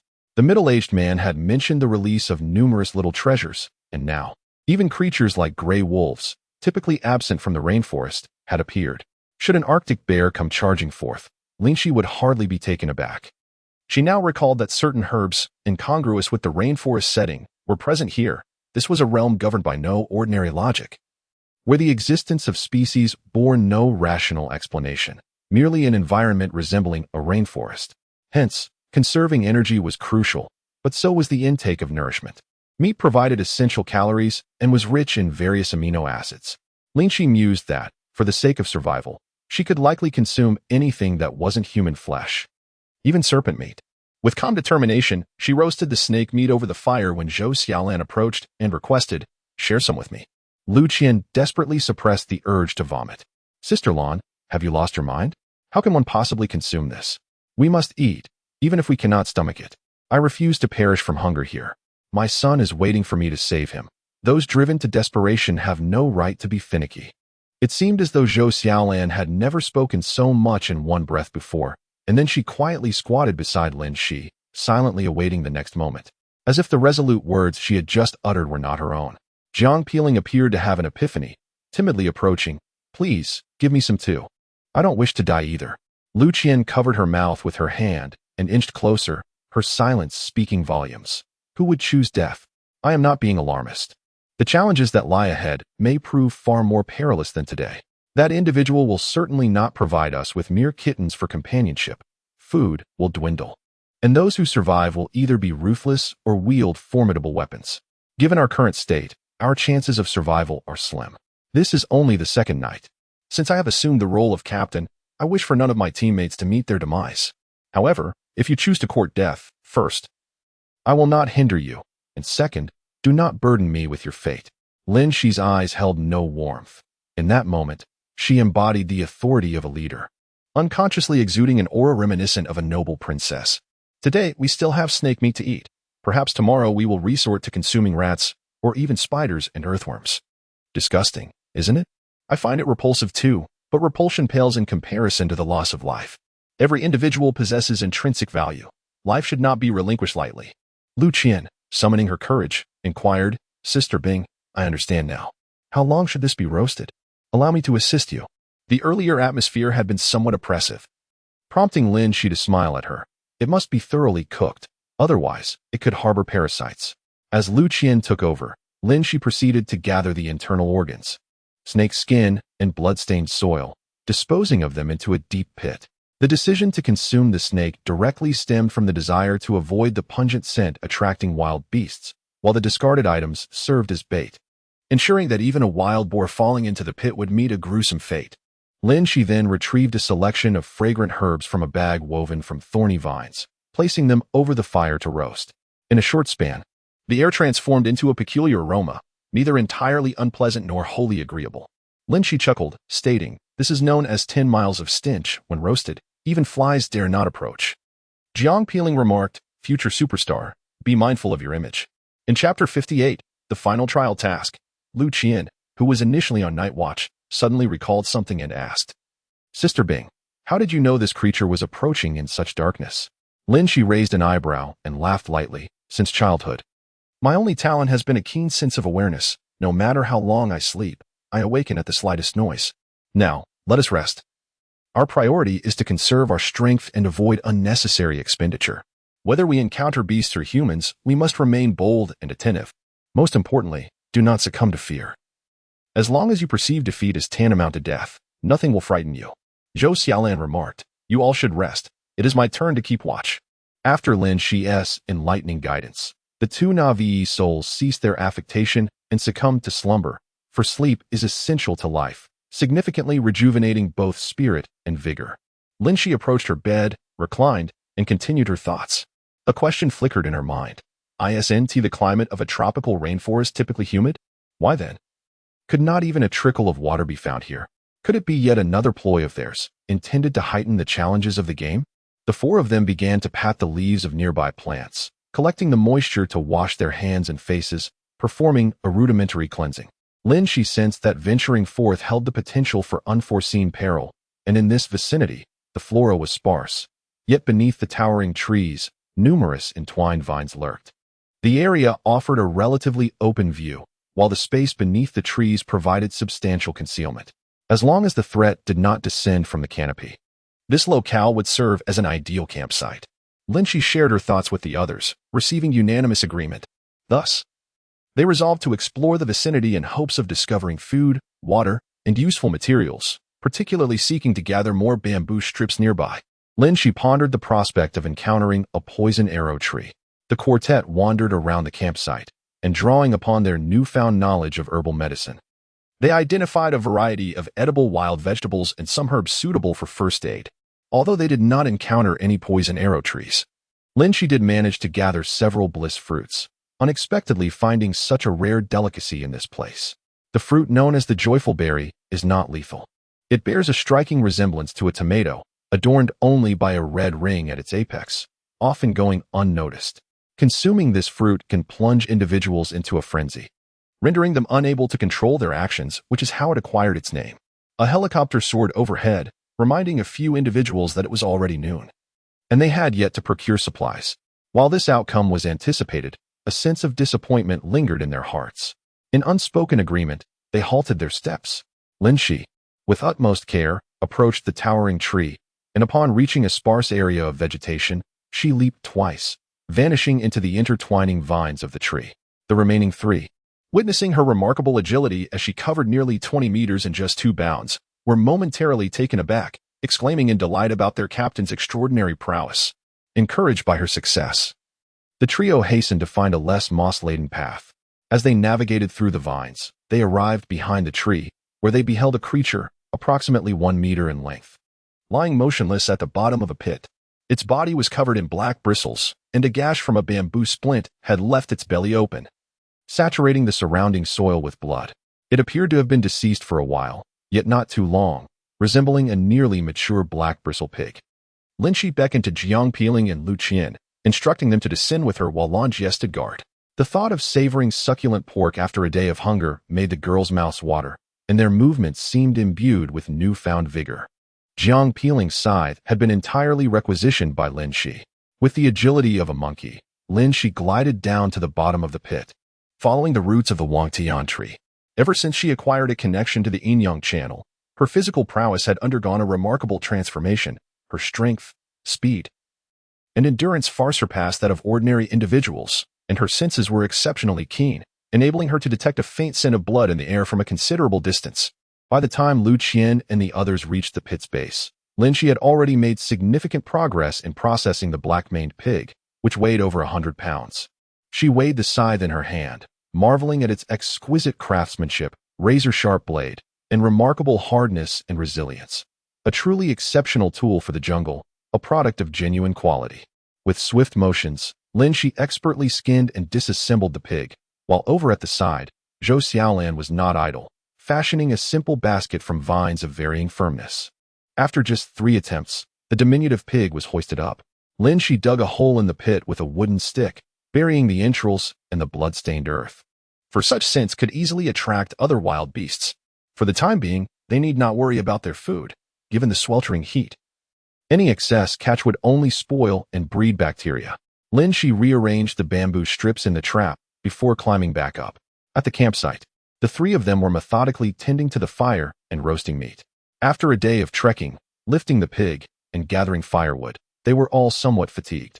Yet, smiles radiated from each of their faces.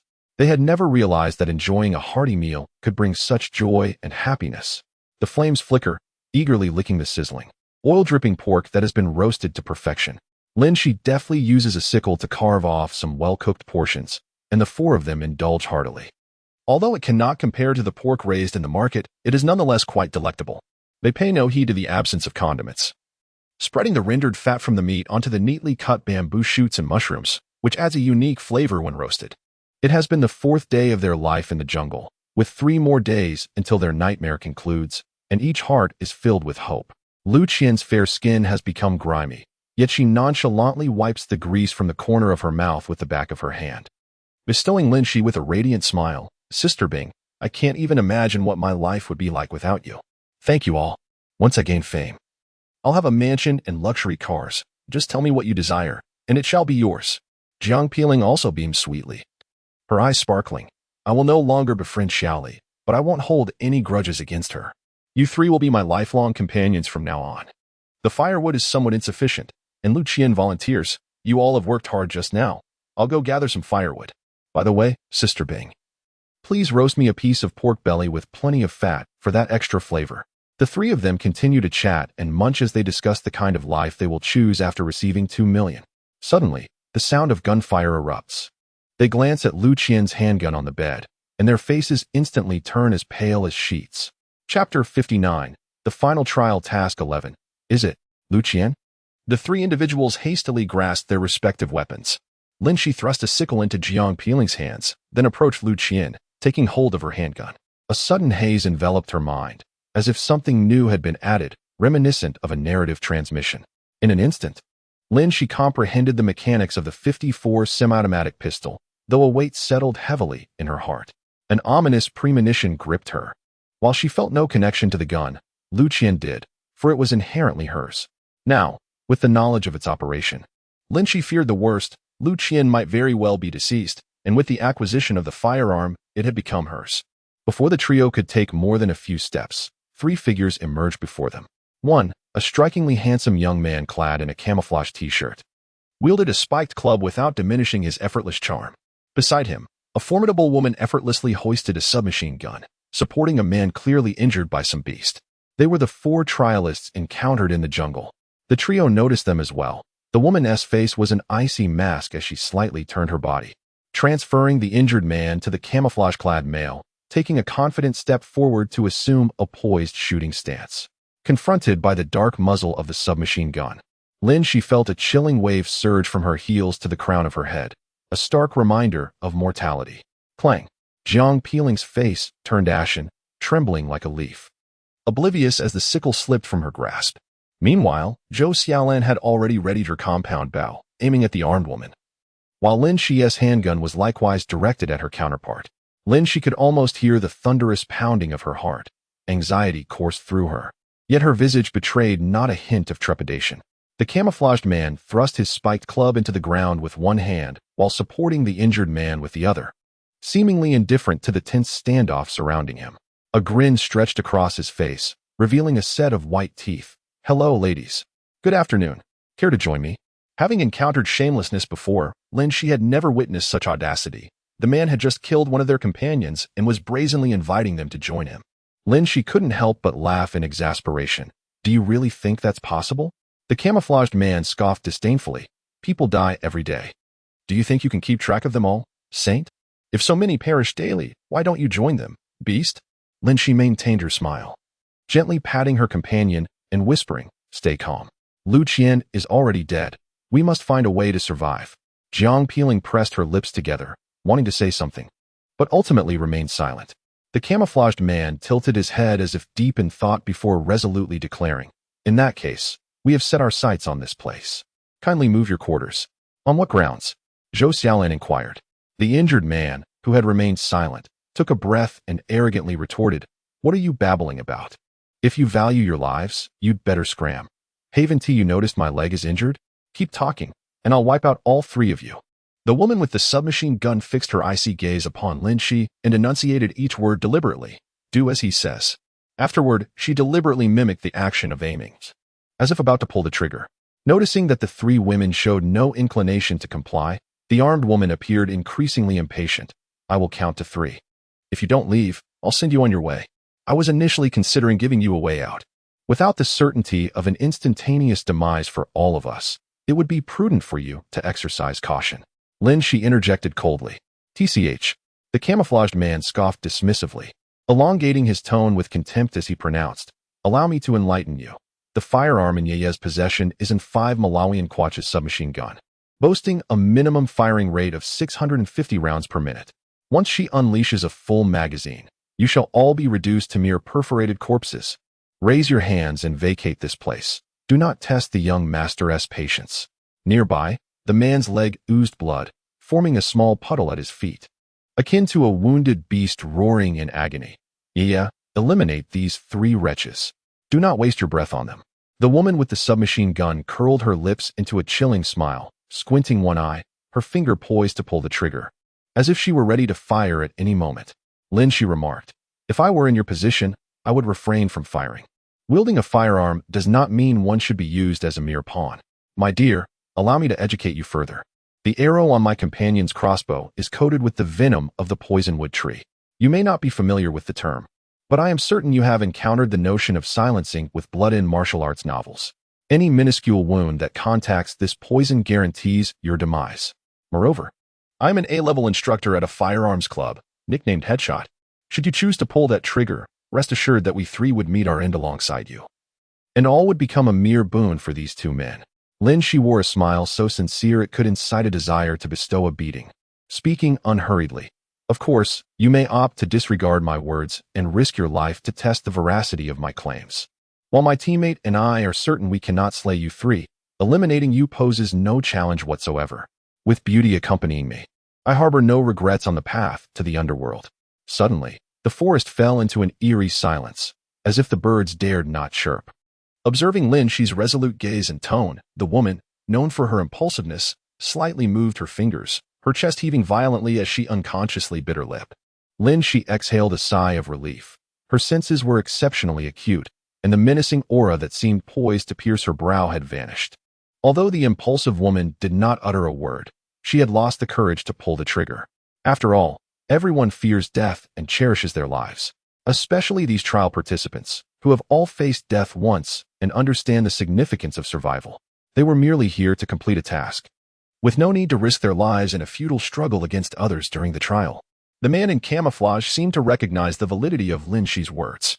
The injured individual beside him could no longer endure and shouted, "Hanyu, stop wasting time with this fool. Eliminate them." "Silence," the man in camouflage barked. Witnessing their disarray, Lin Xi sincerely proposed, "It is impossible for us to coexist peacefully here. How about this? You may take the place, and we shall take these items. Let us part ways amicably, each to our own fate. Would that be acceptable?" The man in camouflage had already noticed the fragrant roasted wild boar meat on the ground, along with 2 bottles of water and some bamboo shoots and mushrooms. They had been exhausted and beleaguered over the past few days. As trial participants, their mental fortitude was far superior to that of ordinary individuals. They had encountered both people and monsters along the way, dealing with them as necessary, and their supplies had remained plentiful. Not long ago, misfortune struck, leading me to encounter a man capable of commanding a fully grown boa constrictor. In the ensuing struggle, one was left dead and the other wounded. Aside from the weapon in hand, I was utterly bereft. Upon discovering a wisp of smoke curling into the air, I instinctively followed it, intent on pillaging. Without hesitation, I shot Lu Qian, who had emerged to gather firewood, only to realize that she possessed nothing of value. The woman named Hanyu resolutely refused, declaring, "Absolutely not. The price for sparing your lives is that all provisions must remain." Chapter 60, The Final Trial Task. Beautiful lady. Without food and water, venturing out would mean certain death. It would be wiser to fight you instead. The sentiment echoed, even if you were to slay us three, my companions and I would undoubtedly bring about your downfall. Lin Xi remained unyielding, her fingers curling in a gesture that signified a desperate resolve. Wait. The cheeky demeanor of the camouflaged man vanished, for he could not ascertain the truth behind Lin Xi's words and dared not gamble with the life of the armed woman. Let us each take a step back. You may take a portion of the meat and water, but the rest must remain. That is our bottom line. In truth, this alignment of thoughts was shared by Lin Xi. Her insistence on claiming all the supplies was merely a tactic to provide them with a bargaining position. She feigned a glance at Zhou Xiaolan, her expression laced with reluctance. Zhou Xiaolan sighed and said, "Let them have it. We shall divide the food and water. Though it may be scant, it will suffice for our survival." What a splendid partner. Lin Xi mentally applauded her, recognizing that this compromise was perfectly timed. Lin Xi pondered for a moment and said, "Very well. We shall give you both bottles of water. We only need to take the water contained within that fruit shell, and the meat shall be divided equally." Jiang Peeling, somewhat puzzled, wondered if the captain had lost her senses. The fruit shell was impractical for storing water, cumbersome to carry, and lacked a lid. Why not utilize a mineral water bottle? Nevertheless, she had always been obedient and followed orders without question. So she refrained from revealing any hint of her confusion. Lin Xi then instructed Jiang Peeling, "Xiaoling, please divide the meat, and whatever they leave behind shall be ours. Remember to bring the fruit shell." After giving her orders, she and Zhou Xiaolan remained steadfast, their weapons trained unwaveringly on the woman with the microweapon, not daring to relax for even a moment. Jiang Peeling obediently took up the sickle and divided the meat into 2 portions. Just as she reached for the fruit shell, the woman with the microweapon coolly remarked, "Leave that for us. You may take the mineral water bottles." Jiang Peeling was even more perplexed. Did this seemingly useless fruit shell possess some secret she was unaware of? Why were they so insistent on claiming it? Meanwhile, Zhou Xiaolan secretly admired Lin Xi's cunning strategy, masterfully creating a facade of confusion while advancing their position. Lin Xi maintained her composure, continuing to fix her gaze on the woman with the microweapon while indignantly saying, "What kind of person are you?" The expression on her face betrayed a hint of embarrassment and irritation at having her ruse uncovered. With a sharp tone, she replied, "Fine. Encountering you has indeed been our misfortune, but we must take those tomatoes. It cannot be that everything is dictated by you."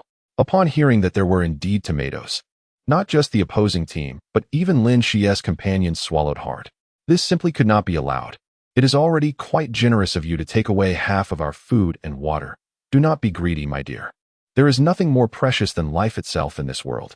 For the sake of a few stolen tomatoes, do you think the king of hell would not mock you for losing your life?" The voice of the man in camouflage carried a tone of superiority. "What? Are you not leaving? Do you wish for my companions to suffer grievous injuries?"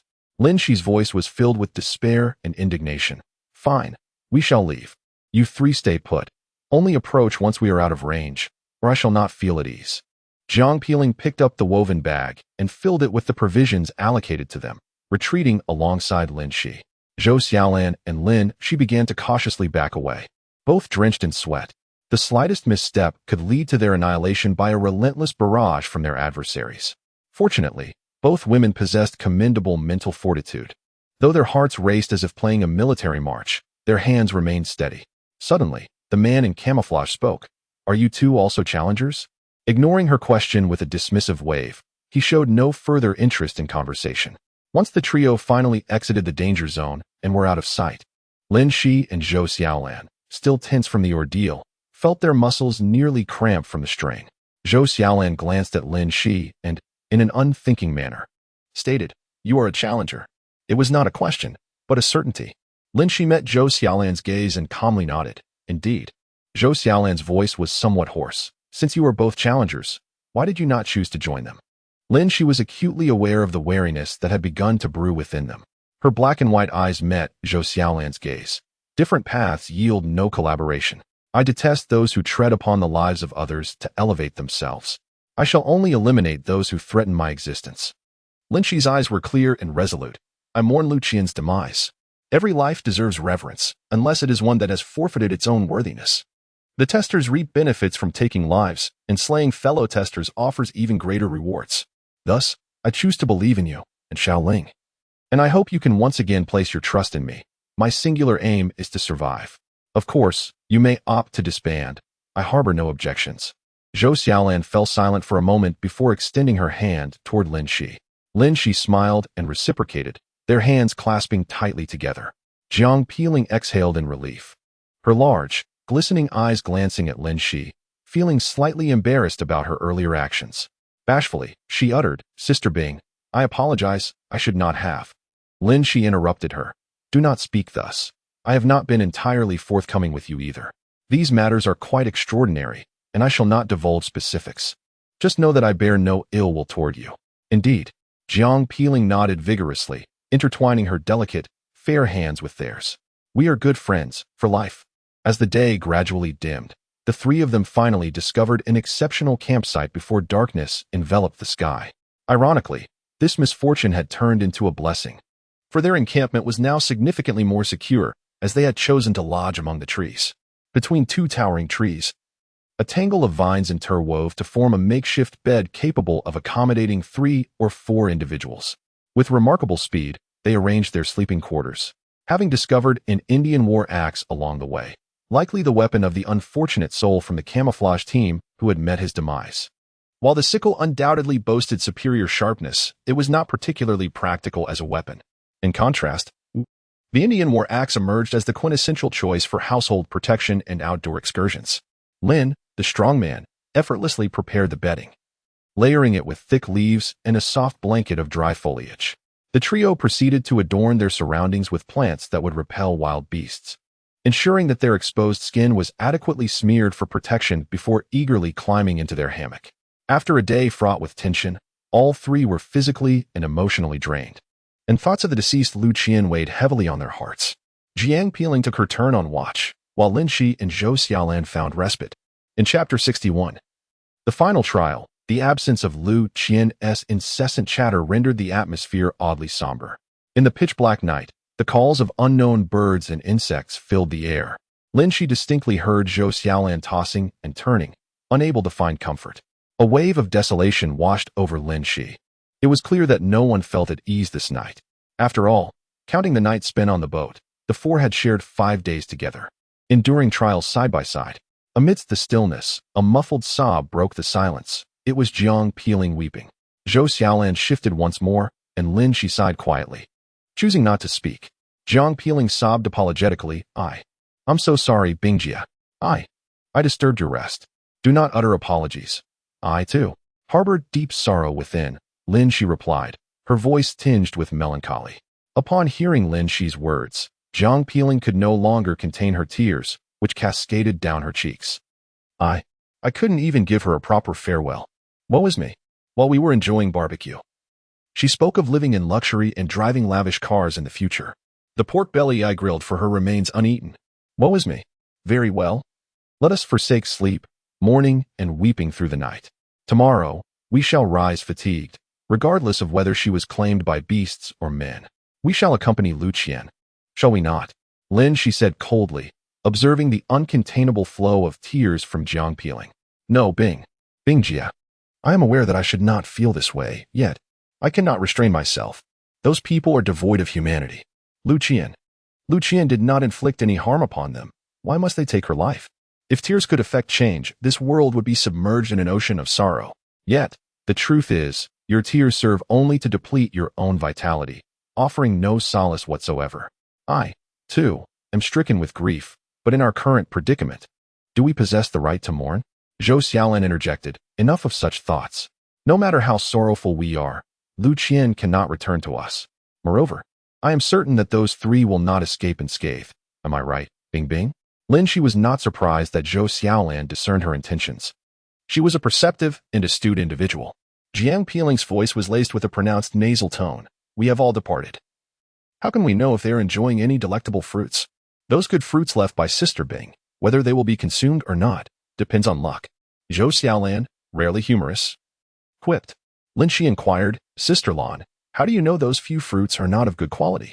If they were truly valuable, you would not have brought them up so deliberately.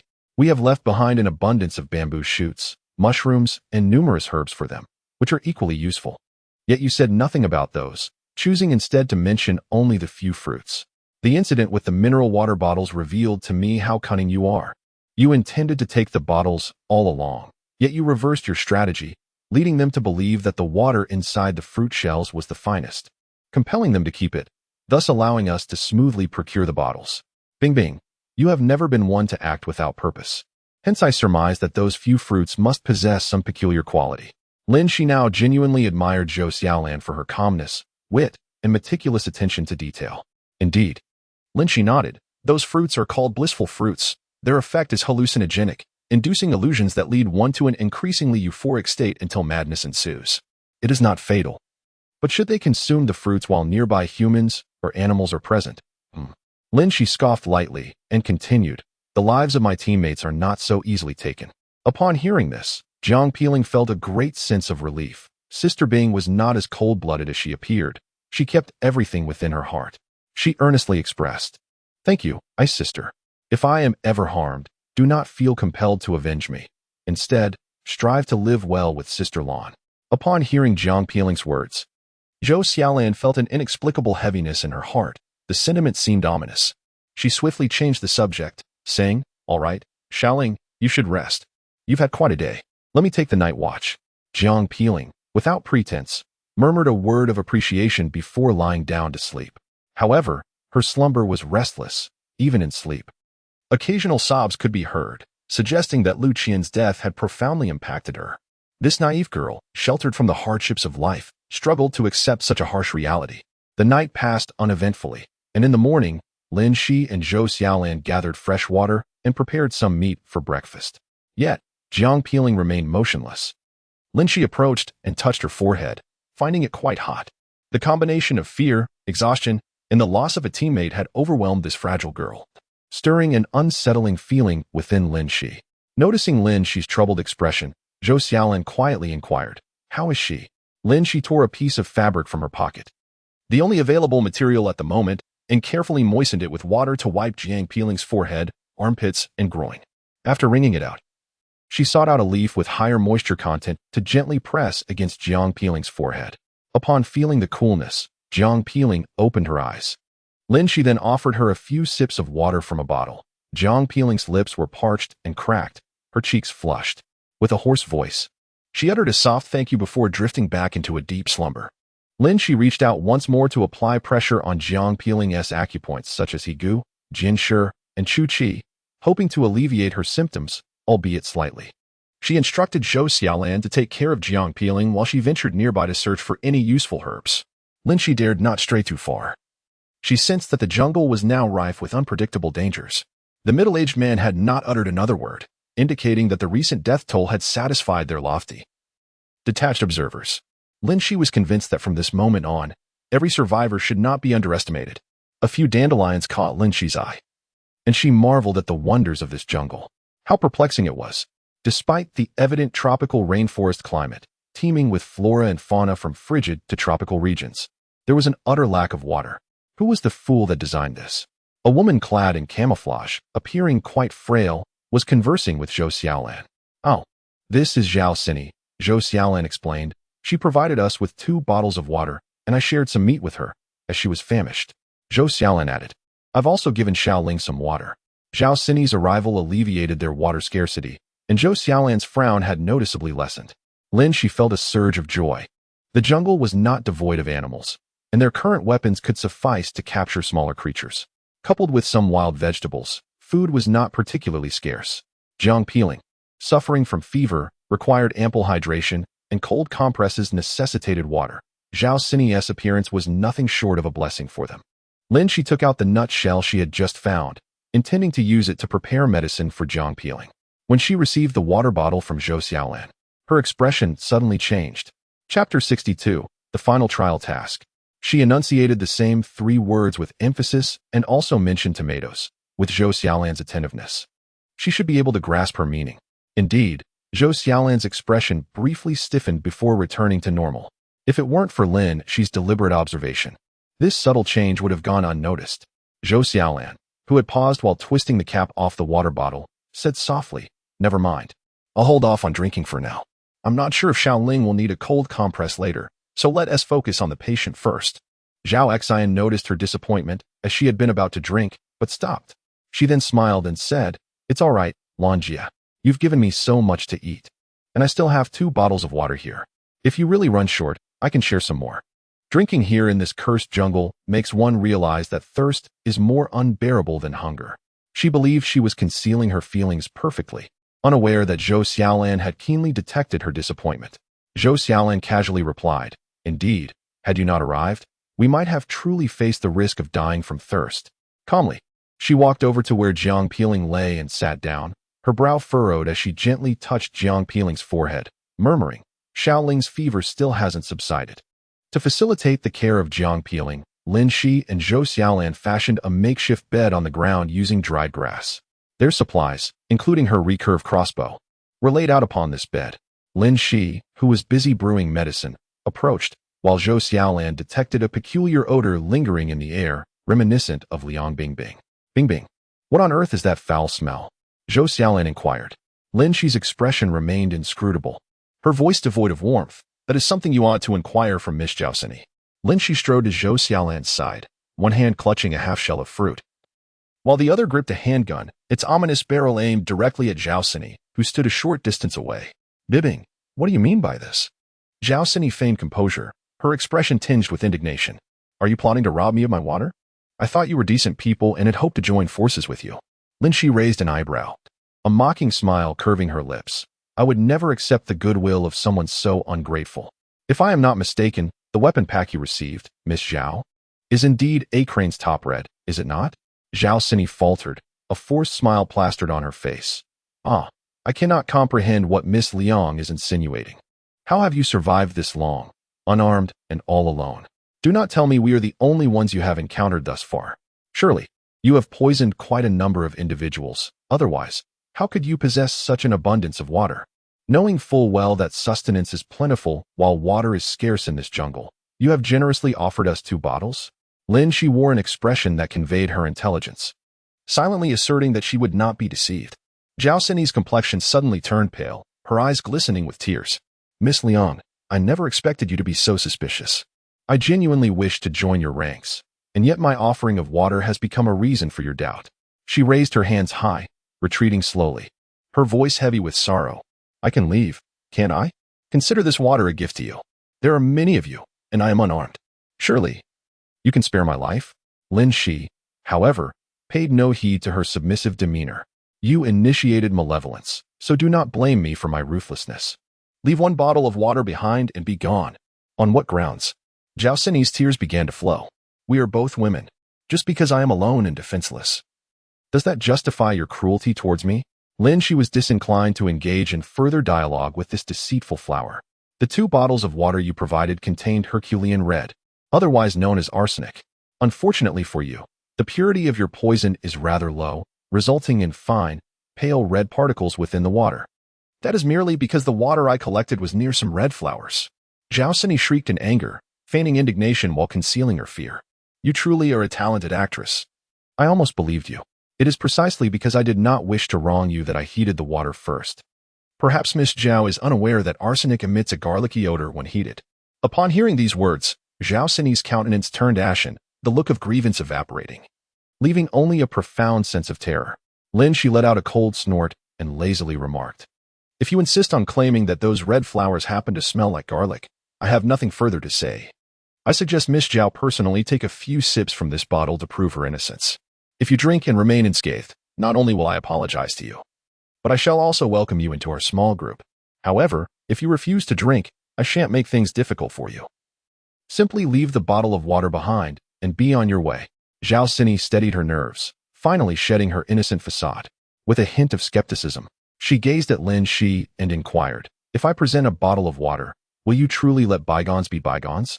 You should be grateful that both of my teammates are unharmed. Otherwise, do you think you could still stand here and prattle on with me?" Lin Xi retorted coldly, "Leave the water and go." At that moment, Zhou Xiaolan felt an unsettling familiarity in the scene before her, reminiscent of the previous day when they had been similarly driven away. Yet, they had not acted with malice. In contrast, Zhao Xini, alone and with malicious intent, had plotted to poison them. Had she held the upper hand, who could say what fate would have befallen them? Zhou Xiaolan suppressed a flicker of sympathy within her. The law of the jungle prevailed everywhere. Moreover, while one may harbor no ill will towards a tiger, the tiger itself possesses a predatory nature. If Bingbing only robbed her of a bottle of water and spared her life, that could be seen as a merciful act in return for a perceived grievance. Zhao Xini placed a bottle of water on the ground and timidly asked, "So, can I leave now?" "Not yet. Open the cap and take a couple of sips first. Only then will I feel at ease." Lin Xi's voice was devoid of warmth. Zhao Xini discovered that the woman named Liang Bingbing, though seemingly youthful, was indeed quite formidable. She couldn't help but feel a pang of regret. Had she sincerely joined the team from the outset, with such a captain, her chances of survival would have undoubtedly increased. Following Lin Xi's instructions, she twisted the cap off and took a couple of sips of water, offering a bitter smile. She bowed deeply to Lin Xi and the others, saying, "These 2 bottles of water are pristine. I hope you can forgive my earlier actions. I was merely striving to survive. Is it justifiable to harm others without hesitation in the name of survival?" Lin Xi dismissed her with disdain. "Get out of my sight." Chapter 63. The final trial task 15. The weapon allocated to her was indeed arsenic, and she had successfully utilized it on 2 occasions to acquire some supplies. Before arriving here, Zhao Xini had been part of a team, initially planning to eliminate them at the last moment. However, she encountered 3 feral dogs that morning, miserably thin and resembling house pets, yet as cunning as foxes and more brutal than wolves. Had she not pushed a female teammate aside at a critical moment, she would have nearly fallen prey to those vile beasts. In a bid to escape with a lighter load, Zhao Xini discarded all the weapons she had scavenged. Ultimately, only 4 bottles of water remained when she spotted Zhou Xiaolan and Jiang Peeling. Noticing that they were merely 2 women, one of whom appeared to be unwell, she resorted to her previous tactics, ruthlessly poisoning 2 of the water bottles. A person traversed the jungle with trepidation for an extended period, feeling both exhausted and famished. She contemplated the prospect of poisoning the 2 women with a solitary bottle of water. If successful, all the provisions would belong to her. Zhao Xini felt a surge of panic and exerted every effort to persuade Zhou Xiaolan and the others to drink the water, thinking that eliminating them first was paramount. However, unbeknownst to her, the individual outside posed a danger far exceeding that of a mere hunting dog, possessing the ability to discern her poison. Zhao Xini, gazing at the meager piece of meat and her solitary bottle of water, suddenly knelt down, weeping despondently. "Miss Liang, would you kindly take me in? I possess nothing but this bottle of water and a piece of meat, devoid of any weapons. The jungle is perilous, and I fear for my life. I implore you. I beg you." She bowed her head repeatedly, lowering herself to the dust. Zhao Xini reasoned that since the other party was merely a young girl, such heartfelt pleas would typically render one reluctant to cast her aside. She hadn't fully infused the arsenic into the water. Given the chance, she might still turn the tables. Even if she could not eliminate these women, aligning herself with them would at least enhance her own chances of survival. The resources in the possession of these 3 women, an arbalest, a pistol, and a seemingly sharp axe, were indeed quite formidable. Should the ailing one succumb, she could potentially seize her weapon. The truth, Zhao Xini bitterly mused, always rests in the hands of those wielding power. Do not grant me an opportunity, for otherwise, you shall all meet your demise.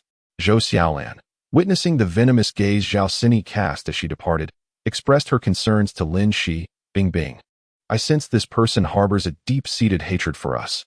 She might seek an opportunity for revenge. She felt a twinge of regret for letting Zhao Xini go so easily. As Lin Xi crushed dandelions and simmered them in a shell, she remarked, killing her would only create a stench of blood, while burying the body would unwarrantedly exhaust our strength, rendering the effort futile. Moreover, given Xiaoling's current condition, it is unwise to move her, which is why I allowed her to leave. Lin Xi continued, she possesses little in the way of weaponry, and most teams would not take her in. Even if someone did, by the time she gains their trust and returns with them to find us, we will have long departed. Together, they administered medicine to Jiang Peeling and gently cleaned her with water. After a while, Jiang Peeling regained consciousness, and Lin Xi checked her temperature, which had decreased. Zhou Xiaolan sighed in relief as Lin Xi quickly organized their supplies, binding most of the provisions to herself. Supporting Jiang Peeling, the 2 of them left the place together. However, unbeknownst to Zhou Xiaolan and Jiang Peeling, Lin Xi had applied a plant sap known as leopard grass to her hammock before sleeping. This peculiar plant, a small specimen with 6 thick, juicy leaves resembling contemporary succulent plants, emits a scent akin to that of a female leopard in heat when it encounters the body temperature of animals. This was noted in a book left to her by Chu Jiuxiao, which cataloged various strange animals and plants. Zhao Xini has relinquished her malevolent thoughts. Yet if she were to truly bring others to this place, it is likely she would choose this location as a campsite. Lin Xi deliberately refrained from dismantling the constructed hammocks, should someone recline upon them. Lin Xi disposed of the leopard grass juice on her hands, whimsically contemplating whether a handsome leopard might come to invite her on a date. As nightfall descended once more, the trio finally discovered a suitable campsite before darkness enveloped the land. Given the restful sleep they enjoyed the previous night, they opted for the hammocks again. During their journey, they successfully hunted a juvenile reticulated python, and later that evening, the three of them savored a delightful feast of roasted snake meat. Since Jiang Peeling had yet to fully recuperate, Lin Xi and Zhou Xiaolan took turns keeping watch, and Jiang Peeling did not protest, although her fever had subsided. She still felt utterly fatigued, appearing rather listless. While Zhou Xiaolan stood guard, Lin Xi continued her battle with the three Yin forces. Had it not been for their interconnected energies, she would not have so readily detected the cauliflower snake that attacked Lu Qian. The elimination of the reticulated python was also reliant on her extraordinary strength and remarkable swiftness. Although it was merely a juvenile, it posed no challenge to strangle a medium-sized dog. Lin Xi has come to profoundly appreciate the advantages of martial prowess. Within this jungle, they must endure 2 days and nights, and the further they progress, the more perilous it becomes. Every individual drawn here is motivated by greed. And that despicable middle-aged man has restricted the prize quota to a mere 10 people, inciting them to turn on one another. Marx once stated that with a profit margin of 50%, capital would take risks. For 100% profit, it would trample upon all human laws. And for a staggering 300% profit, capital would dare to commit any crime, even risking the noose. Thus, Lin Xi firmly believes that the remaining individuals, in pursuit of that 2 million, would stop at nothing to eliminate their own kind. She must seize every moment to enhance her strength. Her survival depends on it. Chapter 64. The final trial task in a hushed tone barely audible to only the three of them. Lin Xi urged urgently, "Arm yourselves. There are at least 3 entities approaching us on the ground." Jiang Peeling's hammock was positioned closer to Zhou Xiaolan, who took it upon herself to rouse Jiang Peeling. "Xiaoling, wake up. What is it?" Jiang Peeling blinked her sleepy eyes, a scream nearly escaping her lips. She quickly covered her mouth with one hand, fearful of making any noise. Beneath their hammocks, a pair of eyes, somewhere between blue and green, belonging to an animal, had appeared without them noticing. In the pitch-black night, those eyes glimmered with an eerie light, resembling clusters of hellish will-o'-the-wisps, flickering ominously and sending chills down their spines. There were at least 5 of them, their sounds reminiscent of wolves or dogs. Lin Xi's heart raced with anxiety. Never had she felt such trepidation, even when confronted by the fierce female combatants before. If they could endure this night, it would mark the 6th day. They needed only to persevere for 1 more day and night to reach the 7th day. Could it be that at this crucial juncture, all would be lost, their lives claimed by these beasts? Lin Xi understood that in such dire circumstances, one must not lose composure, otherwise it would only hasten their demise. The 3 individuals dared not utter a sound, each heart racing as though it might leap from their chests. Lin Xi carefully observed the eyes below, which were systematically forming a perimeter, encircling the trio. Occasionally, low murmurs or sounds reminiscent of swallowing echoed, suggesting an eager anticipation for a meal, yet they maintained strict discipline, surrounding but not attacking, as if awaiting a signal. Lin Xi possessed exceptional vision. Even if not akin to daylight, she could discern the creatures with clarity. She whispered, "There are 3 wolves, a mixed-breed dog, a leopard, and another creature I cannot identify." It was astonishing that they were not of the same species. How curious that they did not turn on one another, but instead conspired to encircle them. It was utterly perplexing, akin to a coalition of beasts from the animal kingdom. Jiang Peeling's voice trembled. "Sister Bing, I am so frightened." The creatures below emitted various strange sounds, resembling a form of communication, as if they were poised to spring into action at a moment's notice. Were the beasts of this jungle truly so intelligent? Lin Xi was drenched in sweat, sensing that something perilously dangerous was inching closer from the shadows. Zhou Xiaolan suggested, "Aren't animals generally afraid of fire? Perhaps we should ignite a flame?" Lin Xi instinctively shook her head, realizing that neither of them could see, and thus said, "This is unwise. I sense something is approaching. If it is merely an animal, that would be acceptable, but what if it is a person wielding a weapon? We 3 would become living targets. Remaining idle on the hammock could render them vulnerable should the unknown entity decide to ascend towards them." Remarkably, Jiang Peeling exhibited a rare moment of insight. Suddenly, Lin Xi exclaimed, "Sister Lan, prepare. Shoot at those eyes." The decision to take the initiative stemmed from Lin Xi's instinct that yet another entity was drawing near. Moving with alarming speed, darting up and down, making it impossible for her to ascertain its true nature. Should they continue to hesitate? They might find themselves in an even more perilous predicament. For now, they could target the eyes of their adversary while remaining shrouded in darkness. However, Jiang Peeling was without a suitable weapon, grasping her sickle tightly. Lin Xi whispered to Jiang Peeling, "Shaoling, when Sister Lan and I have dispatched most of the creatures on the ground, you must make a swift escape." She gestured towards the direction behind them. "Remember to head this way. Sister Lan and I will provide cover." "Understood. All right, let's move," Lin Xi succinctly commanded, simultaneously taking aim and firing. The sharp crack of the gun was accompanied by a cry of anguish, as two ghostly flames flickered and extinguished. With a triumphant sound, Zhou Xiaolan also managed to eliminate two ghostly flames with a fortunate shot. Her crossbow bolt was laced with a lethal poison. Unfortunately for the solitary leopard, it met its demise after a brief convulsion. Lin Xi originally hoped to eliminate two threats as a warning to others, leading to the dissolution of this peculiar coalition. However, to her astonishment, the remaining creatures seemed to abandon all caution, ferociously barking in her direction, as if attempting to leap onto the not-so-high hammock. Lin Xi raised her weapon and fired again, but this time missed the target, lamenting the lost opportunity, while Zhou Xiaolan successfully struck her mark once more. Lin Xi discharged her firearm, dispatching a creature whose identity remained a mystery, just as she prepared to leap down alongside Zhou Xiaolan to aid Jiang Peeling's escape. Suddenly, a foul wind surged behind her. Both Lin Xi and Zhou Xiaolan reacted with remarkable swiftness, leaping from the hammock without a moment's hesitation.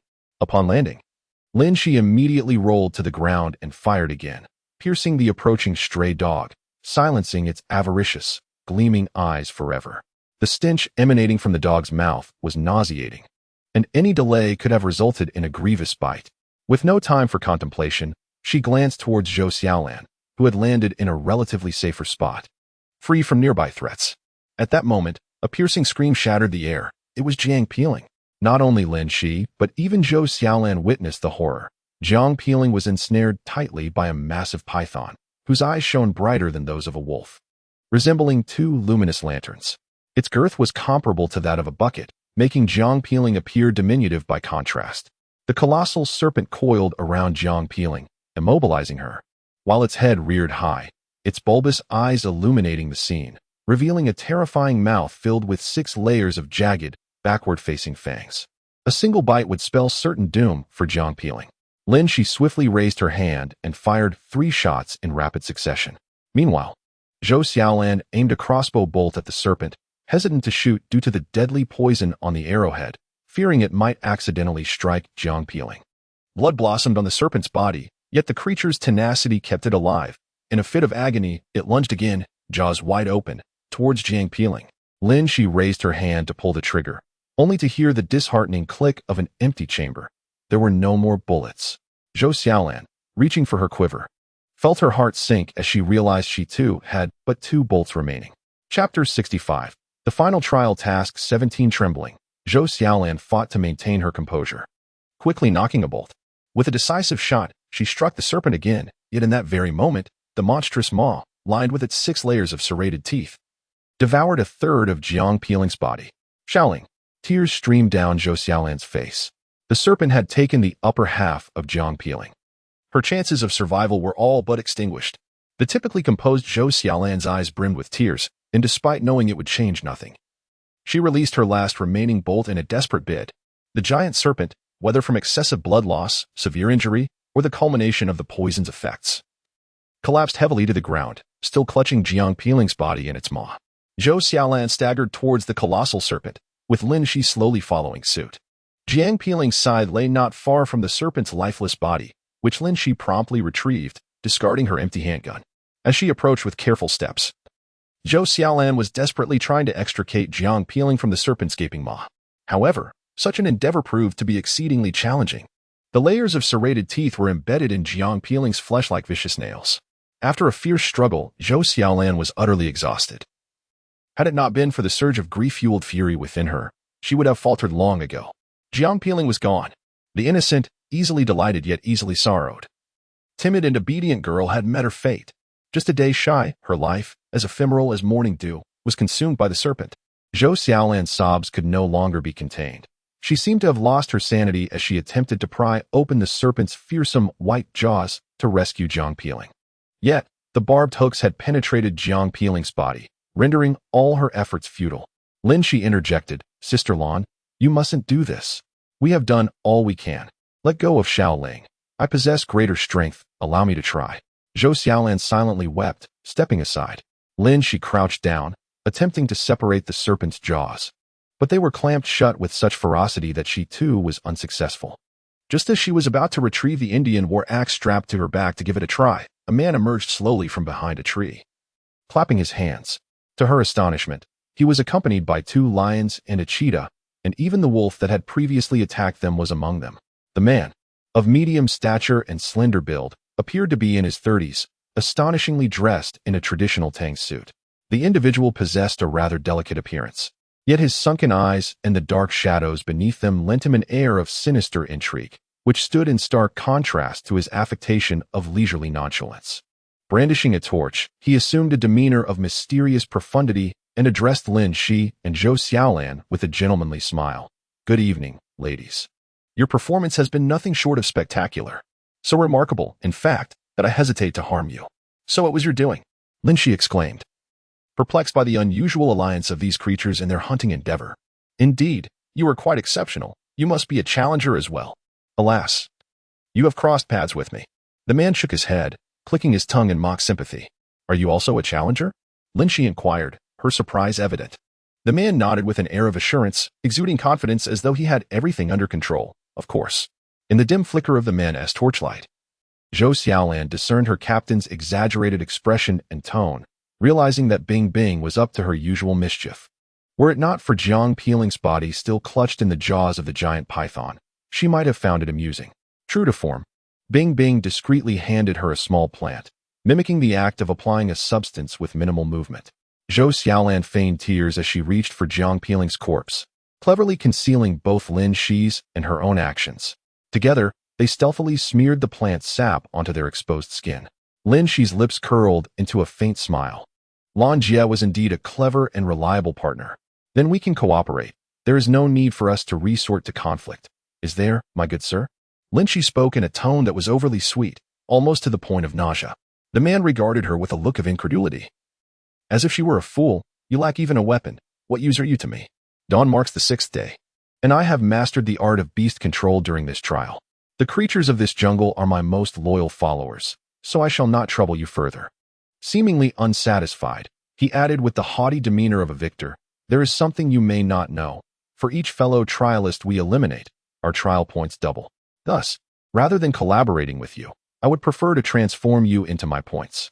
With that, he ceased his prattle and lowered his head, as if to issue commands to the animals. At that moment, Lin Xi suddenly exclaimed with delight, "Brother Wang, quickly, kill him. His skull is deeply embedded with a remarkably sharp Indian war axe." Lin Xi swiftly pulled Zhou Xiaolan to climb the nearby vines. "You may also be unaware, but my sister possesses formidable martial prowess, capable of hurling that Indian axe at your head to claim your life. Therefore, it would be prudent for you to become my points." Lin Xi sat on the hammock, panting heavily, and coldly addressed the corpse on the ground.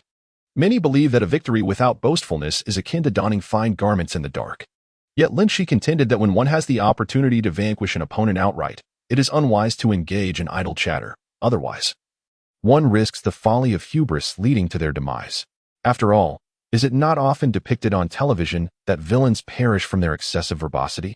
The animal coalition, disbanded following the demise of its controller, descended into chaos, engaging in a fratricidal frenzy, with anguished cries echoing through the air. Above, Zhou Xiaolan watched in horror. Grateful that they had ascended the tree early on to escape the battlefield, the herbal remedies applied to their bodies had regrettably gone to waste. Lin Xi fervently prayed that the commotion would not attract other animals or humans, especially the challengers. At this moment, she and Zhou Xiaolan found themselves utterly bereft, cornered with no means of escape. However, Lin Xi speculated that the controller was not as fearsome and invincible as he appeared. The number of beasts he commanded was likely limited. Otherwise, he would not have sent a group of animals to attack them while he lurked in the shadows, waiting for the dust to settle before revealing himself. If he truly possessed such formidable power, he could simply summon a horde of beasts to crush them effortlessly, rather than hiding until the moment was right to flaunt his superiority. Lost in her thoughts, Lin Xi was jolted back to reality by Zhou Xiaolan's exclamation. Chapter 66. The final trial task. It turned out that 2 lions had teamed up to bring down a heavily injured leopard, which now retreated, leaving no trace behind. Meanwhile, the cunning lone wolf had somehow arrived at the site of the python's carcass. Zhou Xiaolan gasped in horror as she realized that the wolf was brazenly attempting to gnaw at the exposed half of Jiang Peeling's body. During Lu Qian's demise, they had been in dire straits, too preoccupied to notice. Now, how could they stand idly by while a beast desecrated their fallen comrade's remains? Without uttering a word, Lin Xi swiftly seized the bundle of hay from the hammock, fashioning a makeshift torch with the vine, and ignited it with a lighter, hurling it towards the lurking wolf. Startled by the sudden flame, the wolf leaped away, yet its hunger for flesh kept it crouched nearby, its emerald eyes greedily fixed on Lin Xi and Zhou Xiaolan. Unwilling to depart, coated in a peculiar-smelling herb juice, both Lin Xi and Zhou Xiaolan were relatively safe from animal attacks unless absolutely necessary, despite being unarmed. Lin Xi felt a sense of security leaving Zhou Xiaolan on the hammock. She quickly crafted another torch and lit it, then descended with agility, darting towards the body of the fallen challenger, where she retrieved the Indian war axe. To her dismay, she found the once impressive challenger utterly stripped of possessions. Without hesitation, Lin Xi hoisted the man's corpse and flung it towards the ravenous wolf as one might wield a whip. Wolves are notoriously ruthless, greedy, cunning, and relentless hunters. Few prey can escape their gaze. By offering the man's body, Lin Xi aimed to satiate the wolf, hoping it would divert its attention from them. Indeed, the wolf seized the body and retreated without a hint of mercy for its former owner. Once the wolf had vanished into the distance, Lin Xi finally managed to recover Jiang Peeling's remains. Had it not been witnessed firsthand, none would believe that this was once the innocent and naive girl. From the head to the chest, there were numerous gory wounds, each roughly the size of a chopstick, a truly horrific sight. That wretched individual, Shaoli, could never fathom that Jiang Peeling had lost her life in such a tragic manner due to a momentary whim, while she herself remained blissfully ignorant, indulging in the pleasures of life without a care. Why? Why is it so? Some lives are extinguished when they ought to endure, while others persist despite deserving demise. Tears streamed down Lin Xi's face as a surge of murderous rage brewed within her heart. Yet, she understood that her fury would amount to little more than a fleeting impulse. She was no deity, no savior. Her capacity to effect change was lamentably limited. Together with Zhou Xiaolan, they struggled to carve a grave for Jiang Peeling using axes and wooden sticks, burying her in the earth. Lin Xi then smeared an assortment of herbs around the site, some emitting scents repugnant to animals, others being poisonous.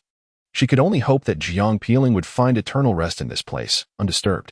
When Lu Qian passed, Zhou Xiaolan remained silent, having not witnessed the tragedy firsthand. And the circumstances at the time did not permit sorrow.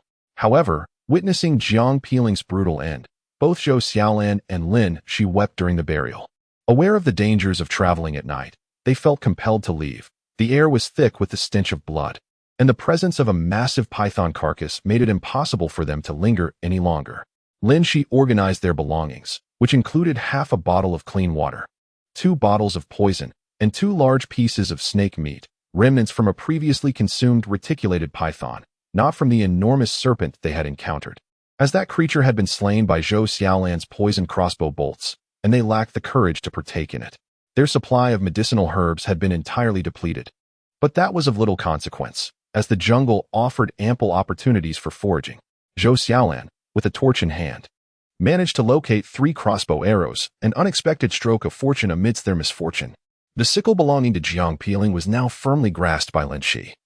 As they needed to hasten their search for a safe haven, they would collect rainwater using leaves. Otherwise, they would have to endure an entire day and night with just half a bottle of water for the 2 of them. It was estimated to be around 3 or 4 o'clock when they finally discovered a temporary resting place. Lin Xi used a sharpened stick to probe the surroundings, ensuring there were no lurking dangers, and laid down some leaves to create a makeshift bed, leaning against the massive, plate-like roots of a towering tree. Neither dared to sleep, instead resting against each other in silence, each unwilling to utter a word. Not only Zhou Xiaolan, but even Lin Xi, who had already faced 2 trials, was engulfed in sorrow. Of their original group of 4, 2 had perished, and the uncertainty of what awaited them in the coming day and night was daunting. With a long sigh, Zhou Xiaolan buried her face in her hands. Lin Xi attempted to console her, saying, "Do not be disheartened, Sister Lan. Perhaps Shaoling is stronger than we realize. If we were to perish tomorrow, we might not even secure a resting place." Zhou Xiaolan's expression conveyed despair. Bing bing. Your words may drive one to the brink of despair. Fortunately, I possess a resilient spirit. Indeed, mothers are a remarkable collective capable of conjuring astonishing miracles for their children. They invariably summon their utmost strength. You are mistaken, Sister Lan, Lin Xi languidly remarked. Come the day after tomorrow, you shall become a millionaire. That deceased man has bestowed additional funds upon us, the desperate lot. Zhou Xiaolan finally let out a light laugh, reaching out to grasp Lin Xi's hand. Likewise. On the day after tomorrow, you too shall be a millionaire. Yes, let us both revel in it. Lin Xi smiled in return. In the early morning, the voice of a middle-aged man roused the 2 from their drowsy slumber. Through his words, they learned that only 13 souls remained alive. To enhance the thrill of the game, no supplies would be distributed henceforth. Those wishing to eat must venture forth to hunt or seize what they desired. This man, delighting in the chaos, incited further discord, declaring that only those who met the requisite numbers would earn rewards. Furthermore, should anyone eradicate all survivors, they would claim the entire bounty of 20 million. It is well known that under normal circumstances, an individual can survive 3 days without sleep, 7 days without water, and approximately 2 weeks with water. Thus, in such dire conditions, only money can entice the survivors to stake their lives in battle. Damn it, this beast. Chapter 67, The Final Trial Task 19, an extra for the snowfall at the beginning of the month. Lin Xi was on the verge of unleashing a torrent of curses. As it seemed the more lives that perished, the greater the joy of that scoundrel. Humans are like fish on a chopping board, with little choice but to strive for survival. No matter how loudly one cries out, it only summons the beasts and the slaughter among kin, rendering the effort utterly futile. This sensation is truly unbearable. Lin Xi clenched her fists in silence, vowing that one day she would no longer be controlled by others. One day, her life would be entirely in her own hands. Zhou Xiaolan turned to Lin Xi and said, "Do not be angry. Compared to the 87 lives lost, we are, in fact, fortunate." This was Zhou Xiaolan, short in stature and slender in form, yet possessing an unyielding spine and an indomitable spirit. Lin Xi felt a twinge of shame.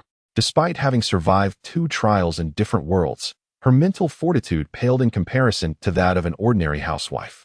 Zhou Xiaolan noticed the embarrassment on Lin Xi's face and smiled gently at her. There is no need to feel ashamed. A mother must be strong. I cannot afford to perish. When others die, it is merely 1 life lost. When I die, it is 2. While she spoke these words, not every mother possesses the strength to embody such resilience. The 2 resolved to conserve their water and swiftly seek a concealed refuge, preparing to hide away, leaving the fate of the other 11 to their own devices. For instance, along their journey, Lin Xi's exceptional hearing enabled them to evade a trio and a famished jaguar. In hindsight, Zhou Xiaolan broke into a cold sweat, realizing that their current armament would barely suffice for the 2 of them. Suddenly, a sharp crack echoed, and Zhou Xiaolan looked up, her face paling as she realized that Bing Bing, who had been leading the way, had vanished. Quickening her pace, Zhou Xiaolan advanced, her thoughts racing with the possibility that Bing Bing might have inadvertently stumbled into some unseen pit. Yet, the landscape before her was manifestly clear, an open expanse.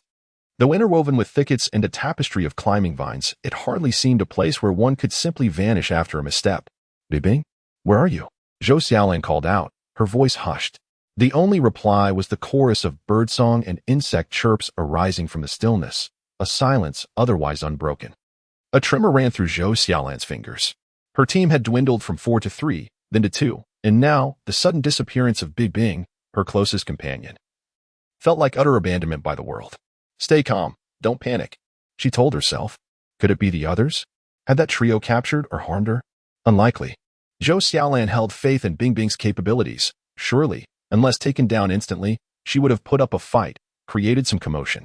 The ground bore no signs of struggle or any other disturbance, nor was there any place large enough to conceal a living person. Could she be in the trees? Zhou Xiaolan lifted her gaze, encountering a dense, green lattice formed by a variety of vines and trees of varying heights, above which loomed the immense, closely packed canopies of towering trees, like Hopia. It felt as though these canopies and the verdant network might twist and collapse, trapping her within. Zhou Xiaolan's voice, now strained, echoed, "Bing Bing, where are you? Don't frighten me. Please, come out." Perhaps unbeknownst to herself, her voice was tinged with a sob. A distinct crack resounded. That sound. It was just behind her. Zhou Xiaolan whirled around. It was after a similar crack that Bing Bing had vanished. What she beheld was both laughable and lamentable.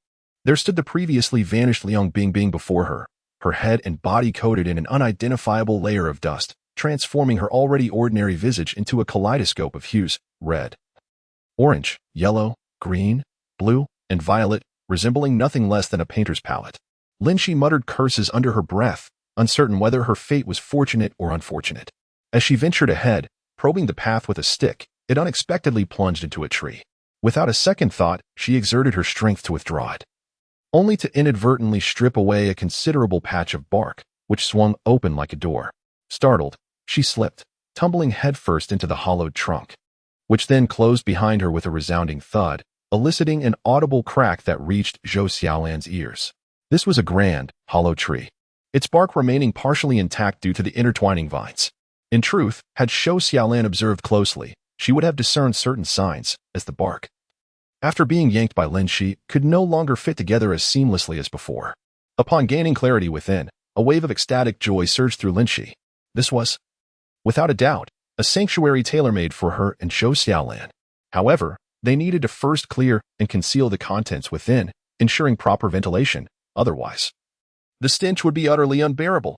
When Zhou Xiaolan approached to examine the hollow more closely, her earlier despondency dissipated instantly, barring any unforeseen circumstances. They could indeed sequester themselves here for a full week. Zhou Xiaolan was nearly overcome with tears of joy. Her son was saved. Her son was saved. The two individuals, no longer hesitating, first opened the tree hollow for ventilation, simultaneously clearing out various refuse within. This tree hollow, who knows how many years it has existed, even contained desiccated remains of animals. As they set foot inside, a cloud of dust erupted, making it unsurprising that she had called out for Bing Bing earlier without receiving a response. It was utterly suffocating. After swiftly tidying the hollow, they gathered an abundance of leaves to lay upon the ground. With a diameter of approximately 7 to 8 meters, the space felt remarkably spacious for the two to lie side by side. Lin Xi applied a considerable amount of poisonous herbs to the bark door, camouflaging it further, while they also collected numerous sticks to fashion wooden stakes to place at the entrance. After tirelessly toiling for half a day, both were exhausted, their backs weary. Yet their spirits soared. Lying upon the soft bedding, they exchanged smiles, declaring the commencement of their 24-hour existence as tree dwellers. In the subsequent hours, their lives were indeed leisurely, with hardly any regrets aside from the dwindling water supply. Gazing at the two bottles brimming with arsenic-laced water, Lin Xi felt overwhelmed. They could hardly muster the energy to fetch more water. In the later stages, even while concealed within the tree hollow, they had to breathe with utmost caution, simply because the outside world was too perilous. On the final day, they witnessed countless confrontations, humans against humans, animals against animals, and humans against animals. It all sounded rather sordid, didn't it? Both individuals secretly rejoiced at the fortunate discovery of the tree hollow, thankful for their extraordinary caution in erasing all traces before seeking refuge within. Otherwise, it was difficult to fathom the dire consequences that might have awaited them. As dawn finally broke and they heard the middle-aged man announce the conclusion of the ordeal, they embraced tightly, tears glistening in their eyes. They had survived. A moment of dizziness swept over them, and they appeared almost simultaneously in the clearing where they had originally gathered. Yet, while the clearing had been filled with people upon their arrival, after 7 days in the jungle, only 9 had emerged alive. The middle-aged man rambled on as usual, and then each survivor received a card worth 222,000. Zhou Xiaolan's heart surged with emotion as she cautiously placed the card in her trembling hands. It was not merely a card, but the very life of her son. Some exchanged glances filled with deep-seated hatred, a clear indication of past conflicts. However, as soon as they disembarked from the plane, everyone immediately became vigilant, swiftly blending into the crowd, disappearing from sight. Zhou Xiaolan, though eager to step into the hospital and have her son undergo surgery at that very moment, still took the time to leave her address with Liang Bingbing, hoping to maintain contact in the future. She felt immense gratitude towards Liang Bingbing. Without her, it was likely that Zhou Xiaolan's own life would have been lost in the treacherous wilderness, let alone the chance to rescue her son. It is indeed peculiar that since emerging from the jungle, Liang Bingbing has transformed into a different person, exhibiting a cool detachment towards everyone, including herself. Zhou Xiaolan recalled the mention of a trial participant and began to form a vague suspicion in her heart. Observing Liang Bingbing's demeanor, Zhou Xiaolan chose not to speak further. Perhaps the trial participant had departed, and the current Liang Bingbing was the authentic version. It was reminiscent of her initial entry into the Yao Xuan community's space, albeit this time it contained 7 white clouds of varying sizes, 2 of which appeared to be holding hands, assuming those elongated forms could be considered arms. One cloud was frantically shouting something, while another cried out, "Han Yu! Wake up, Han Yu!" That name sounded remarkably familiar. Wasn't she the girl from the quartet? Judging by the tone of the speaking cloud, it was highly likely to be the camouflage-clad male. Lin Xi gazed at the cloud, concluding that each cloud represented a trial participant, thus implying that she too must be a cloud. She glanced down at herself and indeed found it to be true. However, Lin Xi felt a twinge of disappointment, realizing that among the 8 clouds, hers was the smallest. The 2 clouds that had been pulling at each other also settled down, as Han Yu's resentful voice echoed. "That fruit is certainly not a tomato. That wretched person has caused us harm." Lin Xi chuckled softly. What a classic case of a protagonist complex. Everything they do is right. How dare you struggle or resist, or else you are deemed a wretched person, a villain of the highest order. Goodness. What absurd logic is this? If you are so exceptional, why not soar to the heavens? The man in camouflage gently tugged at her, leaning in to whisper something. It was then that Han Yu realized there were other presences within this dimly lit space, prompting her to fall silent. Suddenly, a sphere of light emerged in the misty surroundings, reminiscent of the portals in the game Diablo that Lin Xi played as a child. Following the illumination, 3 figures abruptly materialized in this space, though it would be more accurate to say 2 individuals and a large egg.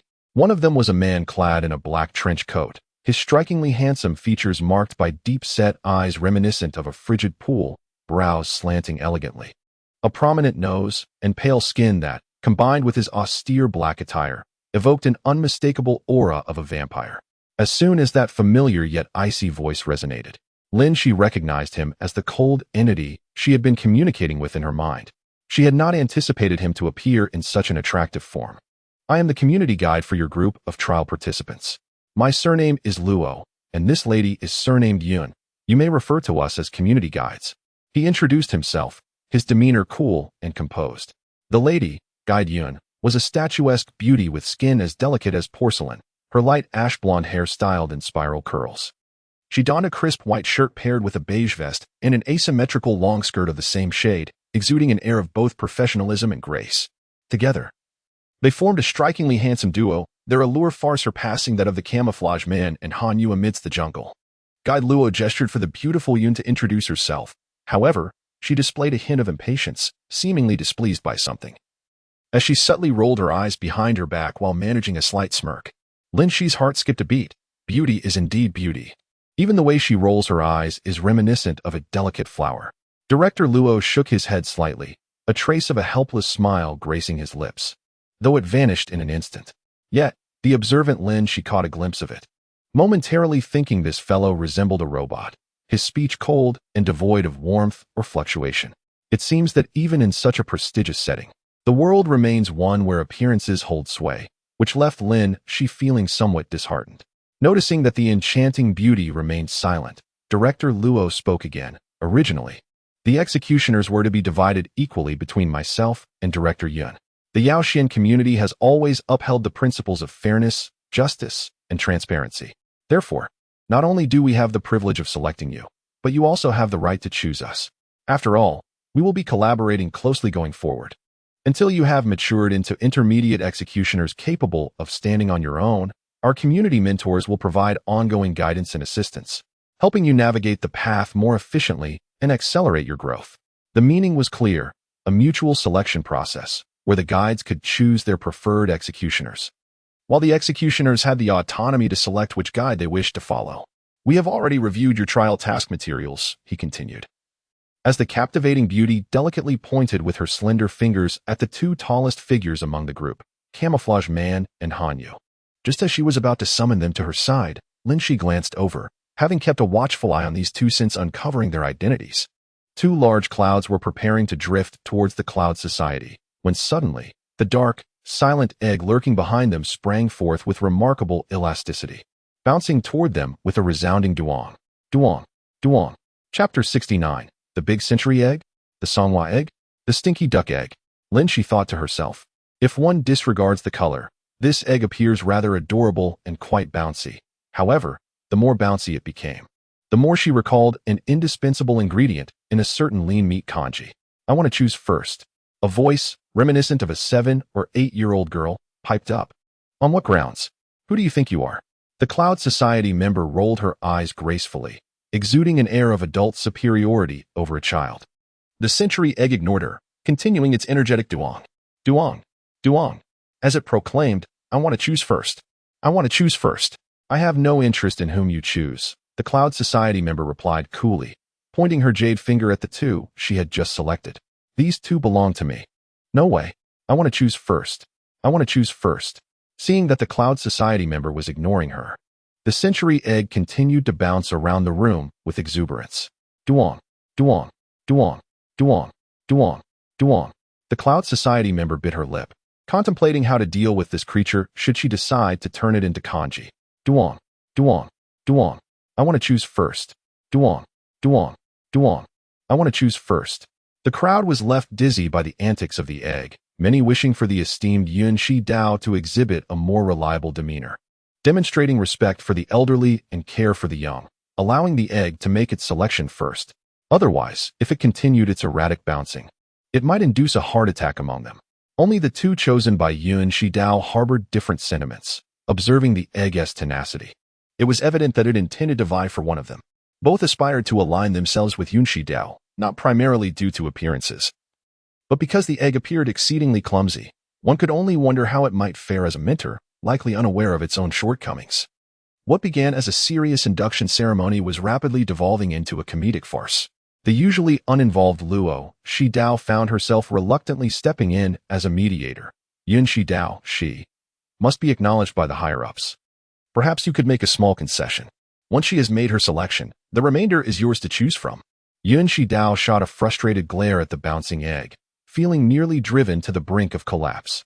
With an unexpected opportunity presented to her, she realized that if she did not relent, the burden of such a fool would indeed leave her at a loss for resolution.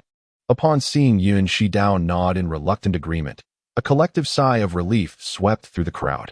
Yet, Han Yu and the other individual felt a profound sense of dismay. Was it to be their fate to navigate life alongside an egg?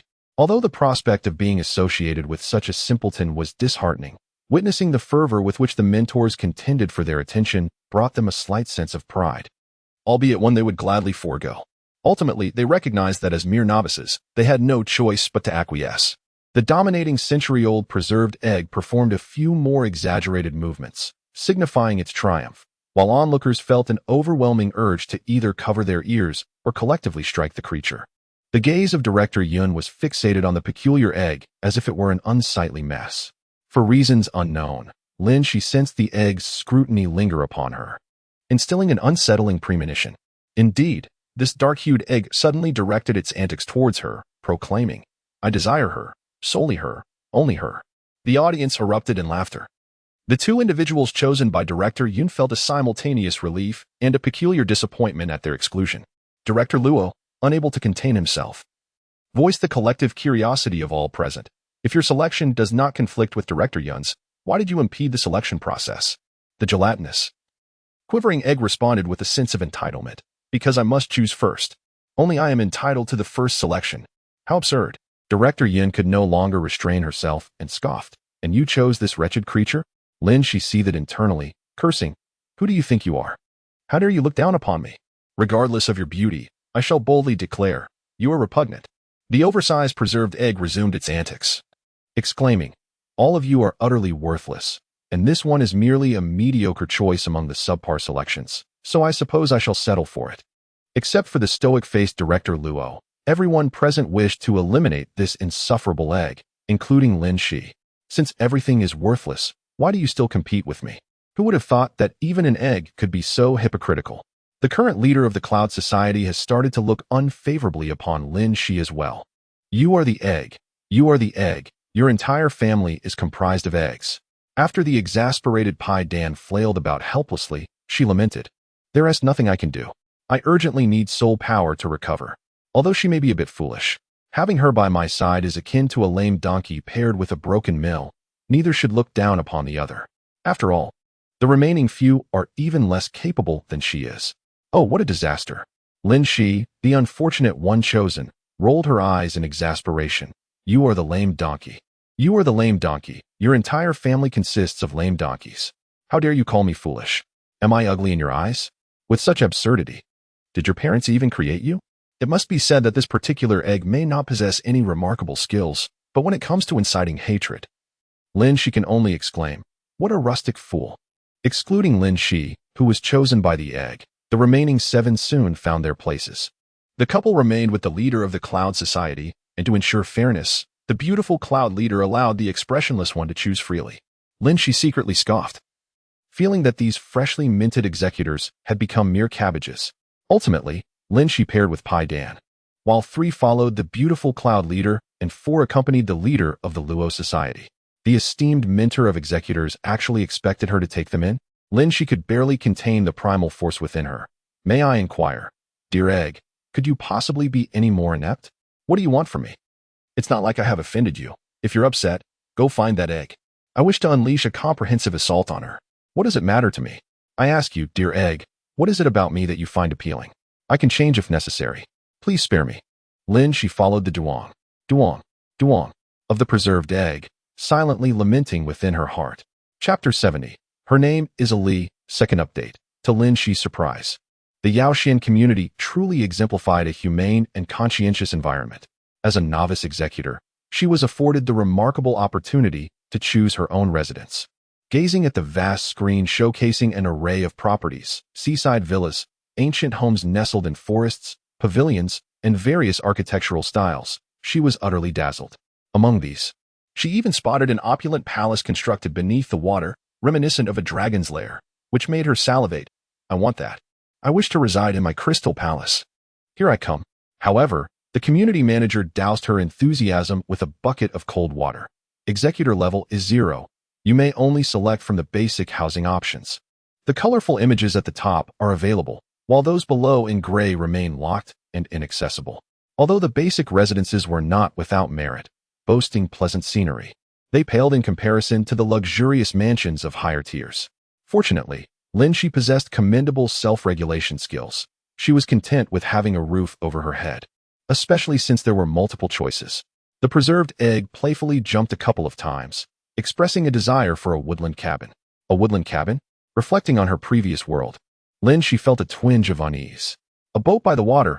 I want a seaside location. Ignoring her guiding egg, a nickname for her mentor, she swiftly addressed the community manager. Are you certain? The manager inquired succinctly. Lin Xi nodded affirmatively. Absolutely. Okay. The dark and brooding mentor, visibly exasperated, was entirely disregarded. The social administrator below began inputting Lin Xi's information, and shortly thereafter, a mechanical, emotionless voice resonated. Social Director ID 5687. Executor ID 5687. Confirming residence in the seaside vessel. Residential passage. Opening. Please stand firm and hold on. Lin Xi mused. Is this a bus? As the voice echoed, a slight dizziness washed over her, signaling yet another small teleportation. When she opened her eyes again, she and Pai Dan had arrived home. The sound of crashing waves filled the air, and indeed, it resembled a small boat, a long, high vessel that bore a striking resemblance to a conventional residence, devoid of any sense of confinement or oppression. It measured approximately 10 meters in length and 6 or 7 meters in width, offering around 60 to 70 square meters of space. For a single occupant, it was quite spacious, and even with the addition of one more, it shouldn't feel overcrowded. However, Lin Xi gazed at the empty house, troubled. Surely, she and Pai Dan couldn't simply lie bare on the floor. Director, why is there nothing in this house? At the very least, we should have a bed with bedding. How can one reside here? Even though I am merely a soul now, I had always slept in a bed before my demise. Lin Xi lamented, feeling despondent. Even in the jungle, she could always devise a way to create a soft bed for a more comfortable rest. Throughout her life, her aspirations were modest, merely to eat and sleep. Yet, how could one possibly rest in such conditions? A poor review. Pai Dan retorted indignantly, I am not a guiding egg. I am not a guiding egg. My designation is ID 5687. Huh. Lin Xi scoffed. Ever since I followed you, misfortune has befallen me. This utterly distasteful number you've assigned me. Do you truly enjoy being addressed in such a manner? What is wrong with this number? Pai Dan, perplexed, pondered aloud. Perhaps there is indeed something amiss. Otherwise, how could that woman surnamed Yun have laughed so disdainfully when she allocated this number to me? Pray tell, what is inappropriate about it? Lin Xi rolled her eyes. We are currently discussing the matter of bedding and mattresses, if you please. Noticing Pai Dan tremble with agitation, on the verge of yet another exasperating outburst, Lin Xi conceded. 5687 is akin to being a fool. Is being a fool related to food? Lin Xi's expression darkened as she pointed to her own head. To be a fool implies that there is an issue with your intellect. Seeing Pai Dan still bewildered, Lin Xi bluntly clarified, it means you are foolish. Do you understand? With tears streaming down his face, Pai Dan protested vehemently, I am not foolish. I am not foolish. Lin Xi felt a genuine sense of despair. Was this truly her mentor? More like a troublemaker. The most frustrating part was that this individual was both dim-witted and juvenile, and at the slightest provocation, he would erupt. Lin Xi's eyes glistened with unshed tears. Is it too late to return this? Before Pai Dan could react, Lin Xi hastily reassured him, you see, no matter how you look at it, the Dan is a rather sophisticated name, don't you think? I refuse to be called the Dan. How about Pai Dan? Songhua Dan. Stinky duck egg? Pai Dan trembled. Filled with inexplicable grief and fury, nearly driven to madness. I am not an egg. I am not an egg. Lin Xi observed her trembling with palpable agitation, wondering if she might explode at any moment. All right, you are not an egg. You are a big pear. A spark of inspiration ignited in Lin Xi's eyes. Let us call her Ali. After a moment of contemplation, Ali nodded in agreement. Ali it shall be. As long as she isn't an egg. Why does it seem that this creature's intelligence aligns with the childish tone of her voice? Resembling that of a 7 or 8-year-old. Lin Xi felt a pang of concern. Did this mean she would have to take on the role of a caretaker? However, her apprehensions were swiftly alleviated. Although Ali's actions appeared somewhat unreliable, her expertise proved to be undeniably impressive. 2 circular discs, approximately 40 centimeters in diameter, materialized on the ground, each containing a small amount of glistening liquid that looked remarkably familiar. Could it be? Indeed. Ali explained, this is a soul-nurturing pool. The transformation occurred due to the liquid refined from the soul energy obtained by completing 3 consecutive trial tasks, which we refer to as spiritual liquid. It is the most stable substance. Surely you have encountered the notion of the soul is immortal in your original world. Lin Xi grasped the concept with some difficulty, realizing that the tides of fortune had turned, and now it was Ali's turn to elucidate, leaving her somewhat bewildered. After considerable effort on Ali's part, Lin Xi finally comprehended that the Yao Xuan community encompasses numerous parallel worlds, with her own world being just one among many. The task of the executors is to fulfill various missions issued by the community, thereby maintaining the balance across the myriad realms of the Yao Xuan community. Each world is dominated by a variety of sentient beings resembling humans, who ostensibly govern their respective dimensions. With the acquisition of wisdom comes a multitude of disputes, giving rise to negative elements such as resentment. When the resentment within a realm becomes excessive, the souls of its inhabitants may become tainted, gradually eroding the very fabric of that realm. These realms are interconnected at various nodes. Should one realm become contaminated without prompt remediation, it must be addressed before its collapse, lest it triggers a domino effect, resulting in catastrophic consequences for the entire community. Consequently, the community endeavors to mitigate the adverse effects stemming from the souls burdened with profound resentment to prevent overwhelming negativity from corroding the realm. The executors are tasked with overseeing this area. Our reward for this duty is the essence distilled from the power of souls. And as long as the community endures, and there is a continuous supply of this essence, we shall coexist with the community, enjoying what can be considered an eternal existence, though this remains a theoretical notion. Upon hearing this, Lin Xi was utterly astonished. This revelation implied that as long as the executors consistently fulfilled their duties, the essence they obtained would sustain them through eternal ages. What did you say? This statement profoundly affected Lin Xi, who rushed forward like a whirlwind, eager to shake Allur's form, only to realize she was merely a cloud and could not physically touch Allur. She had never been more grateful to have been chosen by the Yao Xuan community. Lin Xi impatiently inquired of Allur, "What about my parents? What is the backlash of the heavenly Tao?" Allur's gaze appeared perplexed. "What is the backlash of the heavenly Tao?" "I do not know."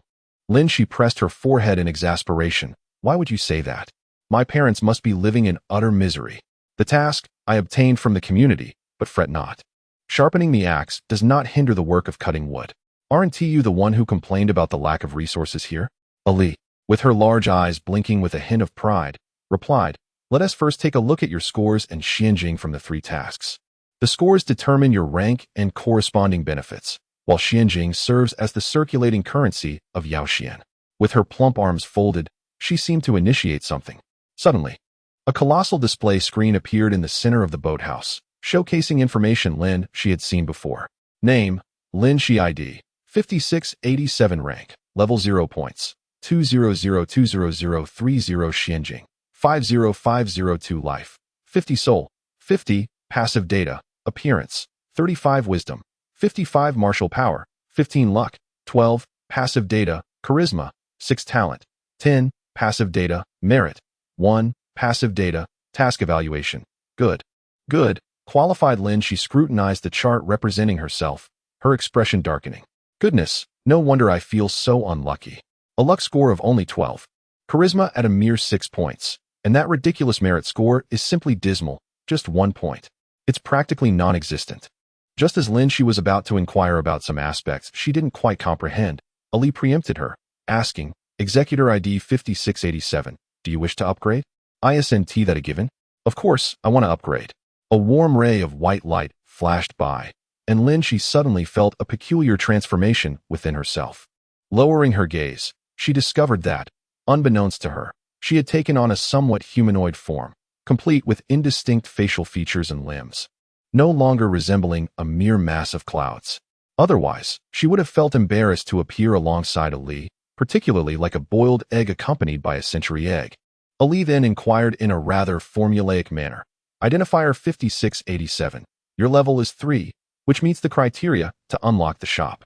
Shall we expend 50 Xian crystals to access the basic marketplace?" "What the heck?" After enduring 3 worlds and countless hardships to accumulate 102 Xian crystals, you expect me to part with 50 for a mere shop? Why don't you just snatch it?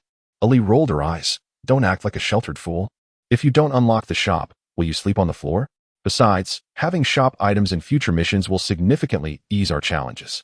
You need to adopt a broader perspective and not fixate on those paltry 50 Xian crystals."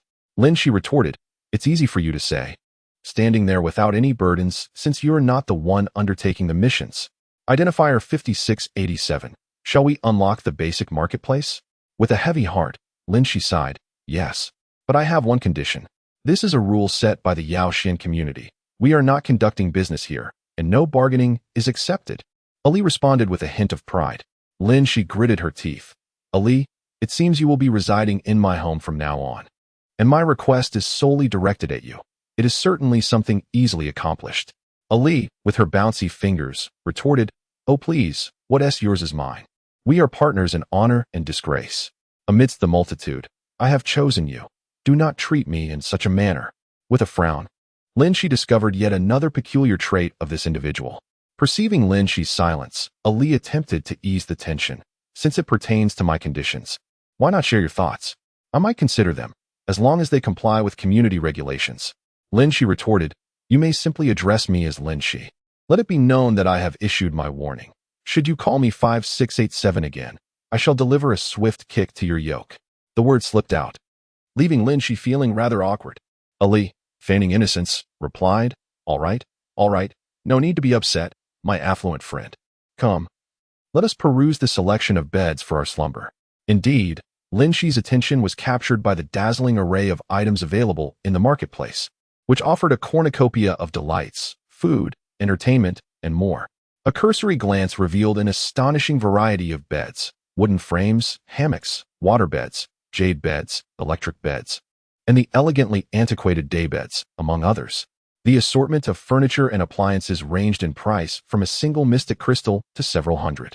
Lin Xi felt an overwhelming urge to indulge in a shopping spree. However, upon realizing that only 52 mystic crystals remained after accessing the marketplace, a pang of regret struck.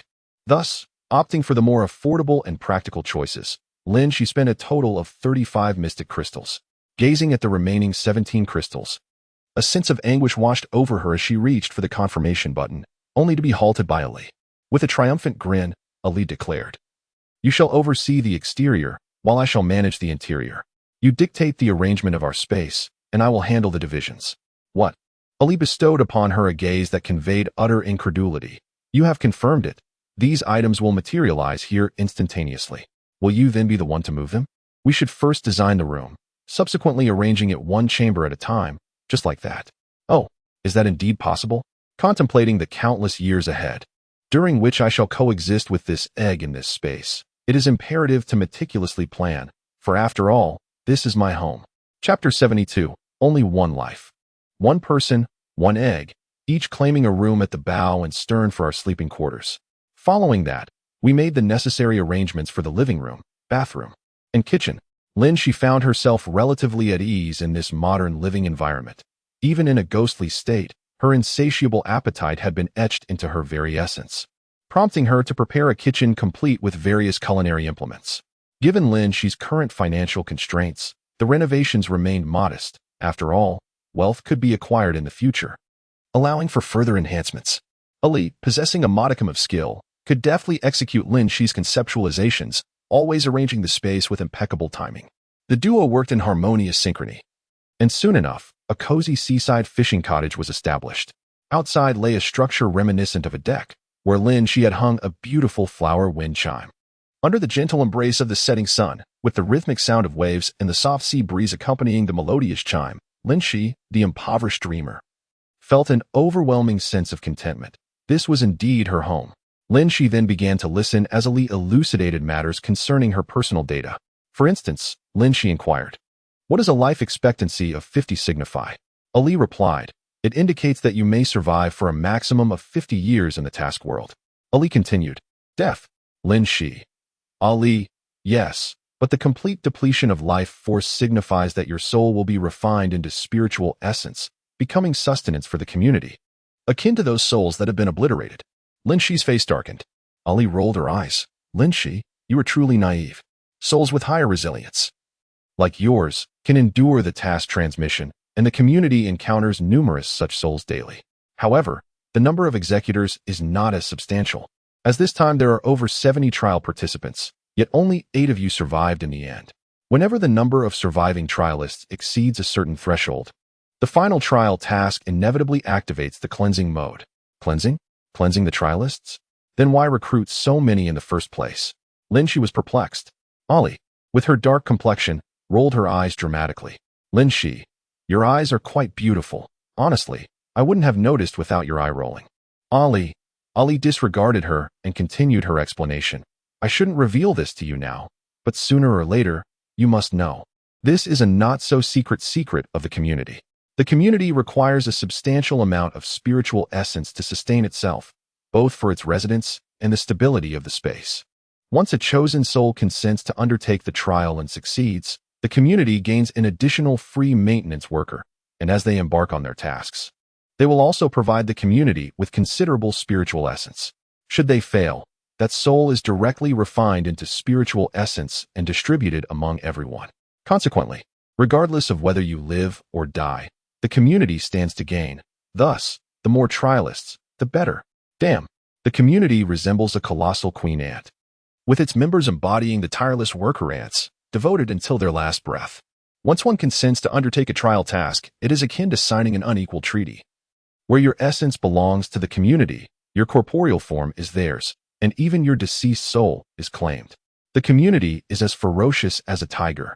A tiger may consume a person but leaves the bones intact. This community devours you entirely, leaving not even a trace behind. It is amusing that one might believe this community to be commendable. Nevertheless, darkness pervades everywhere. The inquisitive Lin Xi inquires, "What numerical value constitutes excellence? Do you choose me because my attributes are notably high?" Observing Lin Xi's self-importance, Ali scoffs. Lin Xi, your ego has inflated to the extent that it could shield you from the tempest. I chose you because your soul is unique compared to others. Yet after reviewing your data, I find myself questioning my vision. Your task performance is abysmal, but astonishingly, your metrics are even worse. It appears that Yao Xuan's task evaluations are classified into 6 tiers: unfinished, qualified, good, excellent, perfect, and utterly perfect. Should one be deemed unfinished, half of their soul is claimed, resulting in a corresponding reduction of all their metrics. Thus, although Yao Xuan's executors face obliteration only after 2 consecutive failures, a single task failure can drastically diminish their data, potentially leading to subsequent failures. Ali earnestly warns Lin Xi to avoid failure at all costs, as the consequences are dire. One must strive to achieve utter perfection in their tasks, as this would yield unexpected benefits. However, due to community regulations aimed at preserving the executor's morale, such information cannot be disclosed. Lin Xi's trial task could only be deemed as barely passing, particularly with the final task. Her performance was rather dismal, having eliminated only 1 trial participant and 1 ordinary individual. Lin Xi was aware that the trial participant was the beast tamer, but the ordinary person? She was certain she had only taken the life of that 1 individual. Ari waved her chubby little arm, and on the large screen appeared the figure of Yao Xuan. It turned out she had indeed returned to trouble Lin Xi, establishing a camp in the area after failing to locate her. Whether it was the inexorable hand of fate or mere coincidence, Yao Xuan happened to be sleeping on the hammock that Lin Xi had treated with leopard grass. The following day, as they broke camp, she was whisked away by an exceptionally ferocious leopard. Ari remarked, thus, her demise can be attributed to both you and the leopard. And since the leopard is not a trial participant, it does not share in the spoils, thereby counting as your kill. Lin Xi mused whimsically about the implications of being taken by a male leopard, envisioned the indescribable occurrences that might ensue, and felt a sense of poetic justice. Hence, the adage rings true: one should harbor no ill intentions, yet remain vigilant against the designs of others. Suddenly, Lin Xi recalled something and inquired, Ari, do you know how many individuals survived this task? 9, Ari replied. Upon hearing this, Lin Xi's spine straightened with a jolt. Only 1 ordinary person remained alive. 8 trial participants had survived, meaning the sole ordinary survivor was her teammate, Zhou Xiaolan. She would receive at least 2 million, which should suffice to save her son. In a moment, Lin Xi's thoughts drifted far away. Ali seemed to sense her contemplation and suddenly leaped to her side. Xiaolan is quite grateful for your help. Thus you have gained a modicum of merit. How stingy. Just grant me a little. Lin Xi raised an eyebrow, slightly dissatisfied. Ali appeared somewhat agitated, bouncing energetically. Do not speak so recklessly if you lack understanding. Do you have any notion of how arduous it is to acquire merit? After a thorough explanation from Ali, Lin Xi came to realize that she had indeed misjudged Xiaolan. Each time Lin Xi advanced in level, she would receive a certain number of points, which she could allocate to enhance her various abilities. Those values accompanied by passive data were uncontrollable points. The community's main space would adjust them based on task evaluations and the desires of the clients. Generally speaking, novice executors would only receive 5 attribute points for exceptionally flawless tasks. So, how many attribute points do I possess now? Chapter 73, The Sisters Fury 1, Second Update. You have only 5 points in total from your 3 trial tasks.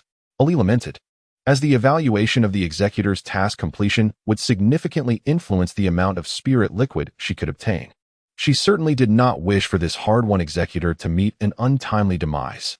Ali would not disclose to Lin Xi that her previous choices of executors had all perished after completing only a few tasks. Overreaching often leads to failure, which is why Ali had chosen only Lin Xi this time. If she was not mistaken, Lin Xi would likely not succumb easily, for Ali had distinctly observed something within Lin Xi's soul. Hopefully, she was not mistaken. The higher the level of the executor, the greater the quantity of spiritual liquid they acquire.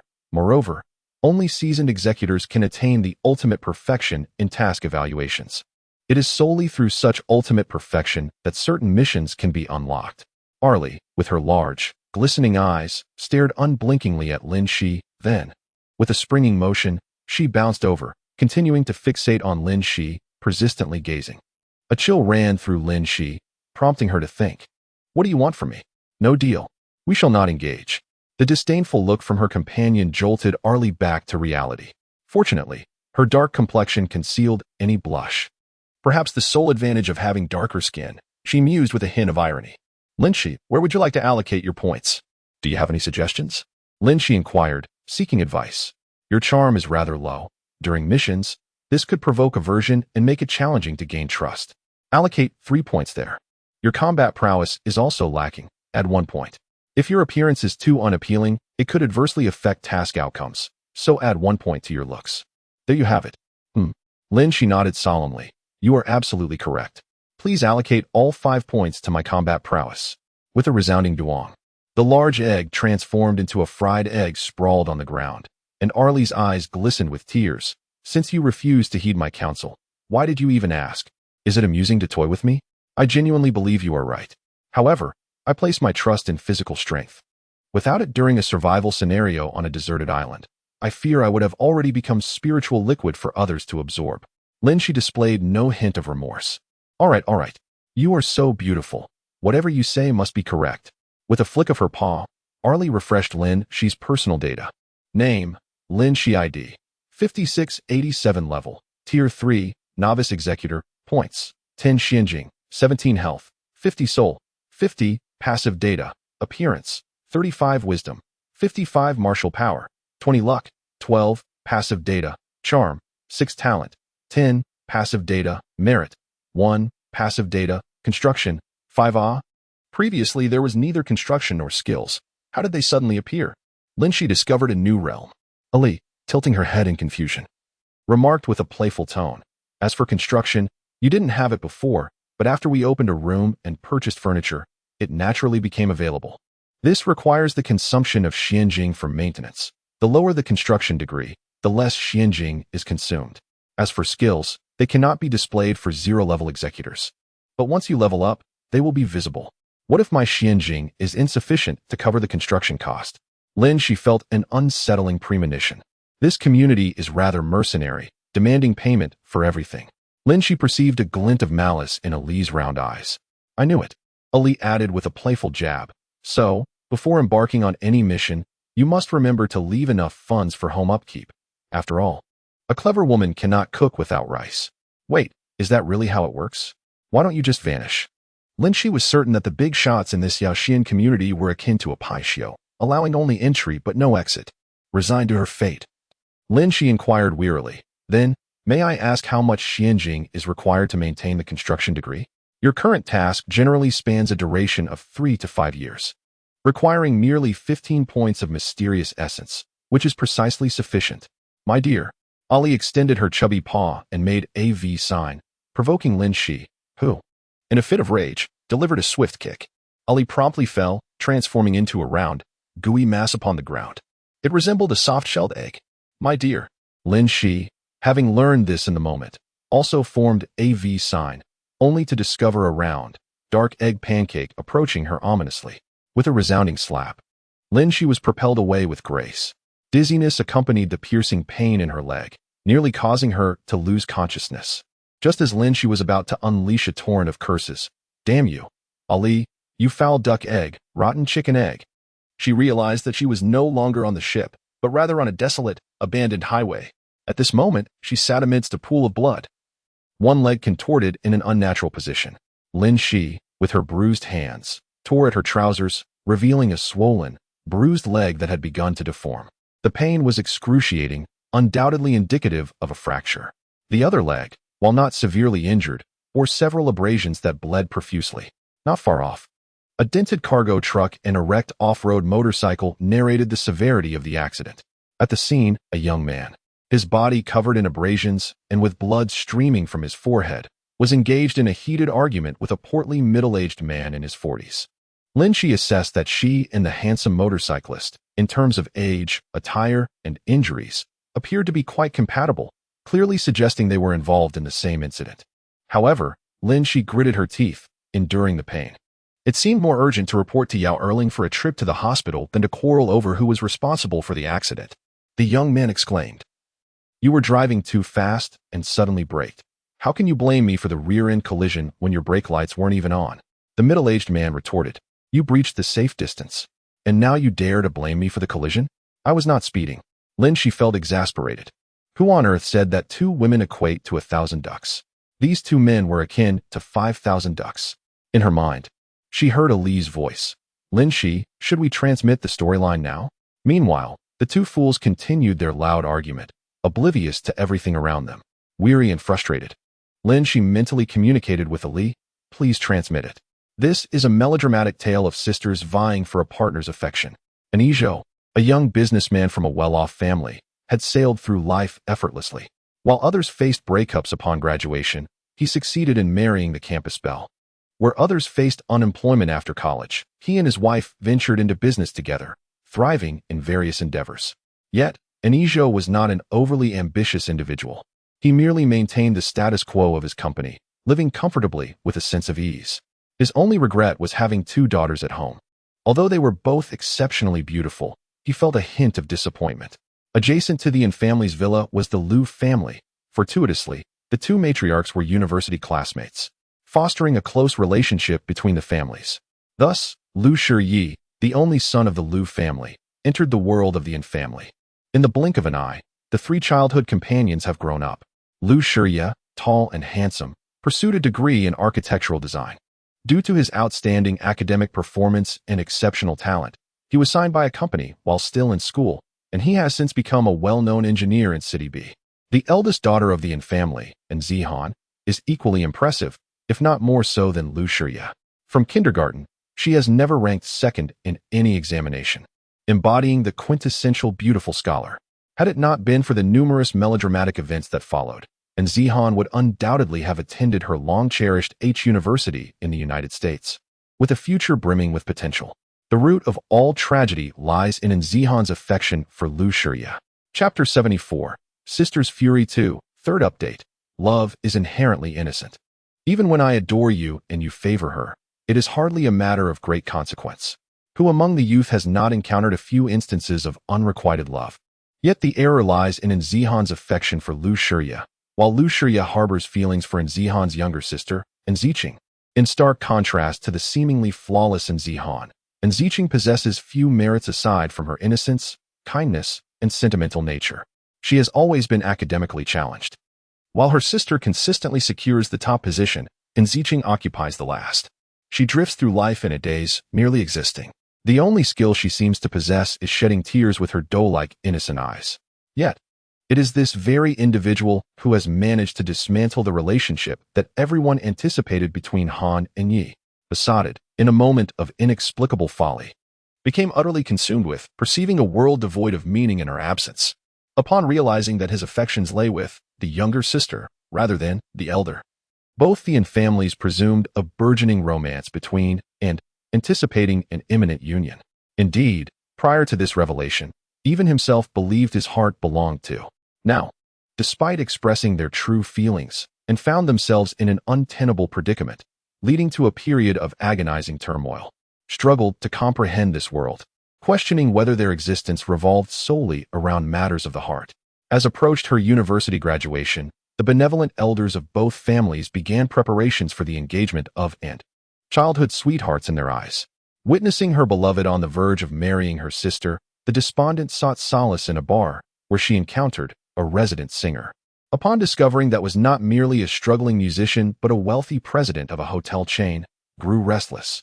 After a series of impassioned declarations and futile attempts at explanation, in a moment of clarity, resolved to delay no further, he arranged a meeting with at a desolate, abandoned park to reveal the truth, only to be met with a tragic accident. Wore a smile on her face, but cursed inwardly.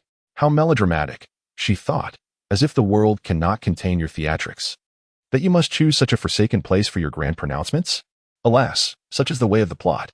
This confrontation has irrevocably altered the life trajectories of many individuals. In what was initially a tragic accident, the impeccable Zihan, who had just received her admission letter to University, suffered the loss of a leg and has become disabled. Her compassionate younger sister, feeling a profound sense of guilt for the love and care she has always received from her sister, selflessly offers her own affection to Zihan, the responsible childhood companion. Burdened by remorse for causing the accident that resulted in Zihan's injury, also seeks to compensate her in his own way. Lin Xi feels a deep-seated revulsion for the original protagonist, lamenting, "I may possess your body, Yet I have not captured your restless heart. At this juncture, the domineering CEO, Luo Shun, makes his entrance. Under the overwhelming influence of Luo Shun's lavish affections, the younger sister resolves to marry the affluent CEO, seeking to escape the sorrowful realm of her past. Unexpectedly, this unintentional decision leads her to a life of happiness and fulfillment. Luo Shun boasts ventures across numerous countries. Summers are spent skiing in our country, winters indulging in hot springs in B country, spring days are spent wandering through the tulip fields of H country, and autumns are enjoyed amidst the falling leaves of maple leaf country. It is indeed true that those who flaunt their love often meet swift demise. Upon returning home, however, the younger sister discovers that her sister and brother-in-law are not truly in love. The brother-in-law frequently calls out for the younger sister's name in his dreams, while the now neurotic sister, having lost her limb, becomes increasingly hysterical and irritable. Their relationship devolves into a cycle of mutual attacks and emotional harm, creating a veritable hell on earth. At this moment, Zihan is contemplating divorce from Lu Xi. This cannot be allowed to happen. The kind-hearted younger sister thinks, since I have found such happiness, surely my sister deserves to be happy as well. Thus, she resolutely decides to stay and mediate. Inadvertently persuading her brother-in-law to her own bed, Lin Xi is left speechless. Would it not be better to conclude this tragedy? Two individuals, who are clearly devoid of love for one another, find themselves bound together due to a series of misunderstandings. Why must they be tethered to each other? Why must one person's happiness be sacrificed to fulfill another's notions of kindness and completeness? As a result, the younger sister becomes ensnared in a tumultuous and passionate affair with both her husband and her brother-in-law. One man, her childhood sweetheart, is determined to instigate a divorce for his own sake, while the other, a romantic and affluent CEO, is fiercely devoted to pampering his wife. Both men refuse to relinquish their claims, and the kind-hearted Ziching cannot bear to hurt either. Thus she seeks solace from her sister, imploring her to retain her husband and spare them all from further anguish. Lin Xi, how can this possibly be Zihan's fault? The affairs of the family become public knowledge, and the entire family wrongly assumes that the resentful Zihan is the orchestrator. Their father, who has always favored Ziching, weeps bitterly, condemning her as malevolent.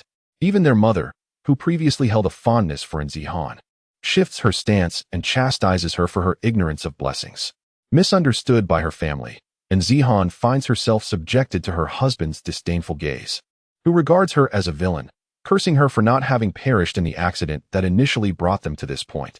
Alienated from her loved ones, Zihan ultimately succumbs to despair, her mental state deteriorating to the point of hospitalization. It is only within the confines of the hospital, during fleeting moments of clarity, that Zihan unravels the truth. The calamities that befell her were orchestrated by her dear brother-in-law, Luo Shun, who sought revenge out of his own discontent. Even the accident that changed their lives was a scheme devised to eliminate Lu Xi, with Zihan merely an innocent victim ensnared in his treacherous plot. He audaciously harbors resentment towards her for not adhering to their carefully laid plans for her to live harmoniously with her husband. They lived in happiness. Had Ziching not arrived to extinguish the flames, she would not have ignited the fire that consumed her own life. And Luo Shun would not have needed to vie for Ziching's affection against Lu Xi. Ultimately, it all boils down to Zihan's faults. How outrageous it is to expect others to live according to the life you have orchestrated. Your dazzling prowess, did it stem from claiming dominion over the earth with your blood? Upon absorbing the narrative, Lin Xi realized that the original protagonist was not destined to marry Lu Xi, and Zihan once possessed a splendid future. Yet the misguided attempts of others to play matchmaker crafted a false romantic fairy tale that utterly ruined her life. Everyone believed that Zihan could marry Lu Xi under such circumstances, with the family bestowing a substantial dowry, and that she should be grateful for the happiness she currently enjoyed. Yet, Zihan failed to cherish it. Not only did she lead a chaotic existence, but she also dragged her innocent sister into this turmoil, squandering their benevolent offerings, especially that Luo Shun, who vehemently chastised the original protagonist for her ingratitude towards her sister. What right do you have to complain? You only lost a leg in that accident. But what about Ziching? She lost her love for your sake. How utterly absurd. Anyone with a semblance of intelligence would recognize the choice between love and a leg. Despondent and at a loss for words, Zihan chose to conclude her suffocating life on a rainy day, as her sister and Ziqing adored the rain, often proclaiming that raindrops were the most exquisite curtains of pearls in the world, and it was their embellishment that rendered this world so vibrant. Indeed, her dear sister, with her gentle curtains of kindness, effectively strangled her. Having absorbed the narrative, Lin Xi felt as if 1,000 shrimps were rushing past her in a whirlwind. Chapter 75. The Fury of the Sister 3, a lifetime ruined by a pair of scoundrels. Yet the original protagonist did not descend into cynicism or seek to wreak havoc upon the world. This man, behaving with a demeanor reminiscent of a woman, spread malicious rumors and ultimately sought to frame her, leaving Zihan, already burdened by life, speechless. Meanwhile, he himself led an exceptionally prosperous life in both love and career, presenting himself as a paragon of benevolence and grace, garnering admiration from all, thus emerging as the ultimate victor. In truth, had it not been for the multitude of unseen manipulators behind the scenes, Lin Xi firmly believed that Zihan would have thrived after a smooth divorce from Lu Xia. Zihan was a rational, intelligent, and remarkably resilient woman, someone whom Lin Xi deeply admired. The misfortune lay in her having a sister desperate to play the role of a saint, a husband unwilling to confront his true responsibilities, and parents who evaluated worth solely by success or failure. Together, these individuals forged a splendid yet frigid cage of familial and romantic ties around the original protagonist. Despite this, she never relinquished hope. However, the lurking presence of Yao Xuan continued to orchestrate this tragedy.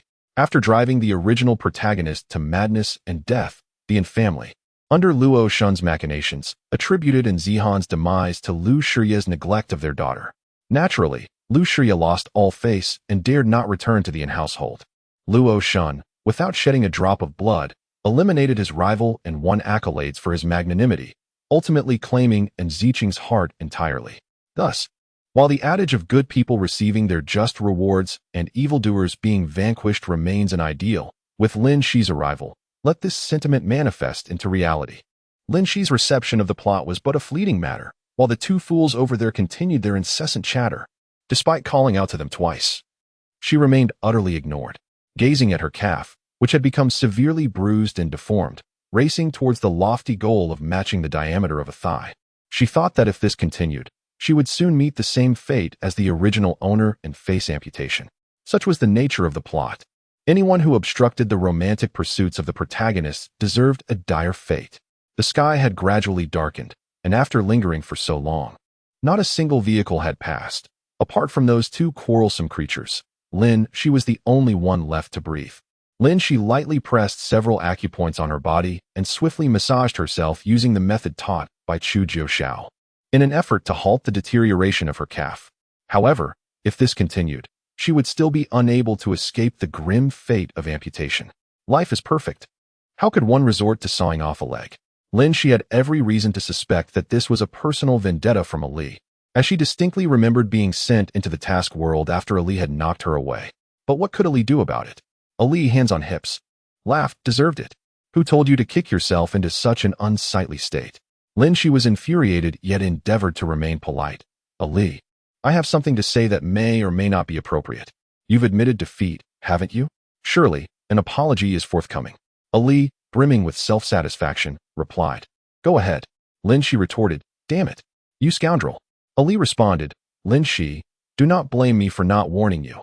Our current interaction relies on consuming Xinjing. Are you certain you wish to continue this amicable exchange with me? A devious smile crept onto Ali's round face, creating a stark contrast to her otherwise cheerful demeanor. Enough of this nonsense. Lin Xi interrupted her as she continued to sing the commercial jingle. I've nearly been ruined by your antics, you wasteful fool. Facing the imminent threat, Ali adopted a sycophantic demeanor. All right, I shall take my leave at once. Observing the two fools who seemed destined to bicker until the end of time, Lin Xi wondered if they were not concerned about the noise rendering their ears deaf in the enveloping darkness. For heaven's sake, my blood is nearly drained. She patted her body, only to find it utterly devoid of resources. In the dim light ahead, approximately 20 meters away, she caught sight of a woman's shoulder bag lying quietly. It was likely her own. Lin Xi felt a flicker of hope. It was almost certain that her phone would be inside. If only she could retrieve it. Under normal circumstances, that mere 20-meter distance could be traversed in mere strides. Yet for her now, It felt like an insurmountable chasm. She attempted to move her uninjured leg, but inadvertently strained the other, resulting in a searing pain that almost caused her to lose consciousness. I must not faint. Fainting means losing my leg, and losing my leg signifies defeat. Lin Xi, you can do this. She silently rallied herself, recalling the excruciating pain she endured while playing yutong. This little discomfort is nothing. She remembered the phrase, "What is pain amidst the storm? Wipe away your tears and fear not, for we still have the bag." Yes, as long as she could secure that bag, she would be able to call for help, disregarding the quarrelsome man who could go to his demise. 15 meters, 10 meters, 5 meters, 2 meters. Poor Lin Xi, enduring excruciating pain, painstakingly dragged her injured leg step by step, her hand almost able to reach her bag. Suddenly, the screeching sound of brakes pierced the air, and Lin Xi heard the heart-wrenching sound of her beloved bag being crushed, accompanied by the faint crack of shattering. Indeed, the bag she had longed for now lay silently beneath the wheel of an SUV. If there was a phone inside, it had most certainly been reduced to a powdery wreck. Chapter 76, Sister's Fury 4, Second Update. A surge of primal rage coursed through Lin Xi, desperately wishing for 2 pounds of medicinal oil to calm her nerves. As the car door swung open, a voice laced with reproach echoed in her ears. "Do you no longer want this leg? It's clearly broken, yet you dare to move it?" The tone was so scolding that Lin Xi could have mistaken the stunningly beautiful woman with fair skin and long legs for her attending physician. Tears brimmed in Lin Xi's eyes. Her heart ached, and she wished to speak no more. Noticing Lin Xi's woeful expression as she fixated on the car wheel, the large-eyed beauty with a bun finally spotted the crushed bag, her face betraying a hint of embarrassment. Is that yours?" "Yes, all my belongings are inside. But I fear the phone is beyond repair. Could you please assist me in calling for emergency help?" Lin Xi continued to gaze pitifully at the enchanting woman before her. The beauty with the bun finally understood that Lin Xi merely wished to retrieve her phone from the bag to call for assistance, rather than carelessly moving her injured leg, leaving her momentarily at a loss for words. The siren of the approaching ambulance finally roused 2 quarrelsome men, yet under Lin Xi's subtle guidance. The ambulance disregarded the 2 fools entirely and proceeded directly to the hospital designated by the bunhead beauty. Perhaps feeling a twinge of guilt for the accident that had caused Lin Xi's phone to be crushed, the bunhead beauty busily flitted about, assisting Lin Xi with her admission procedures and arranging for an X-ray. It was confirmed that she had merely suffered a fracture in her calf, a condition deemed not particularly severe. A simple surgical procedure to insert a steel plate for stabilization would suffice, followed by functional rehabilitation, ensuring no lasting repercussions. Lin Xi exhaled a long sigh of relief. Thankfully, she would not lose her leg. Tears welled in her eyes as she realized her mission had been preserved. She felt immense gratitude towards the bunhead beauty. Had it not been for her assistance, Lin Xi might still be struggling for survival in that desolate wilderness. Indeed, the bunhead beauty was remarkably efficient, as Lin Xi was swiftly assigned a hospital room, awaiting the opportune moment for surgery. However, the scene took an unexpected turn when 3 nurses entered, each carrying an assortment of fruits and 2 exquisite floral arrangements. Lin Xi was touched. This hospital was truly brimming with kindness.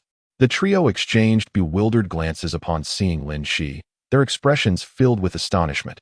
"Excuse me, are you the patient in this room?" Lin Xi glanced down at her leg, encased in a cast, and nodded. Was there really a need for such inquiry? Had they never seen someone in a cast before? Wasn't Dr. Su supposed to be here? Lin Xi surmised that it was quite possible the 3 had made a mistake regarding the room. Just then, the door swung open again, and the bunhead beauty stepped inside. The group exchanged looks of confusion, each momentarily taken aback. Lin Xi was momentarily taken aback as the girl with the bun appeared clad in a doctor's pristine white coat. The 3 nurses were equally astonished, but for an entirely different reason. "Dr. Su, your leg has healed so swiftly?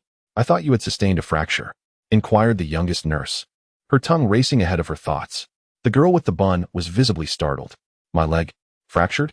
"Indeed, just a moment ago, Shaolin, who finished her shift, informed us that your navigational skills had faltered again. However, this time, instead of colliding with a handsome gentleman, you managed to injure your own leg," the little nurse exclaimed, only to suddenly realize her blunder. She quickly covered her mouth, her face turning as crimson as a boiled crab.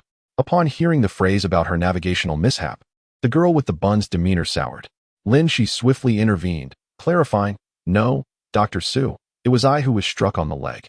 The little nurse, eager to redeem herself, quickly rectified her error. "Oh, so it was you who was hit.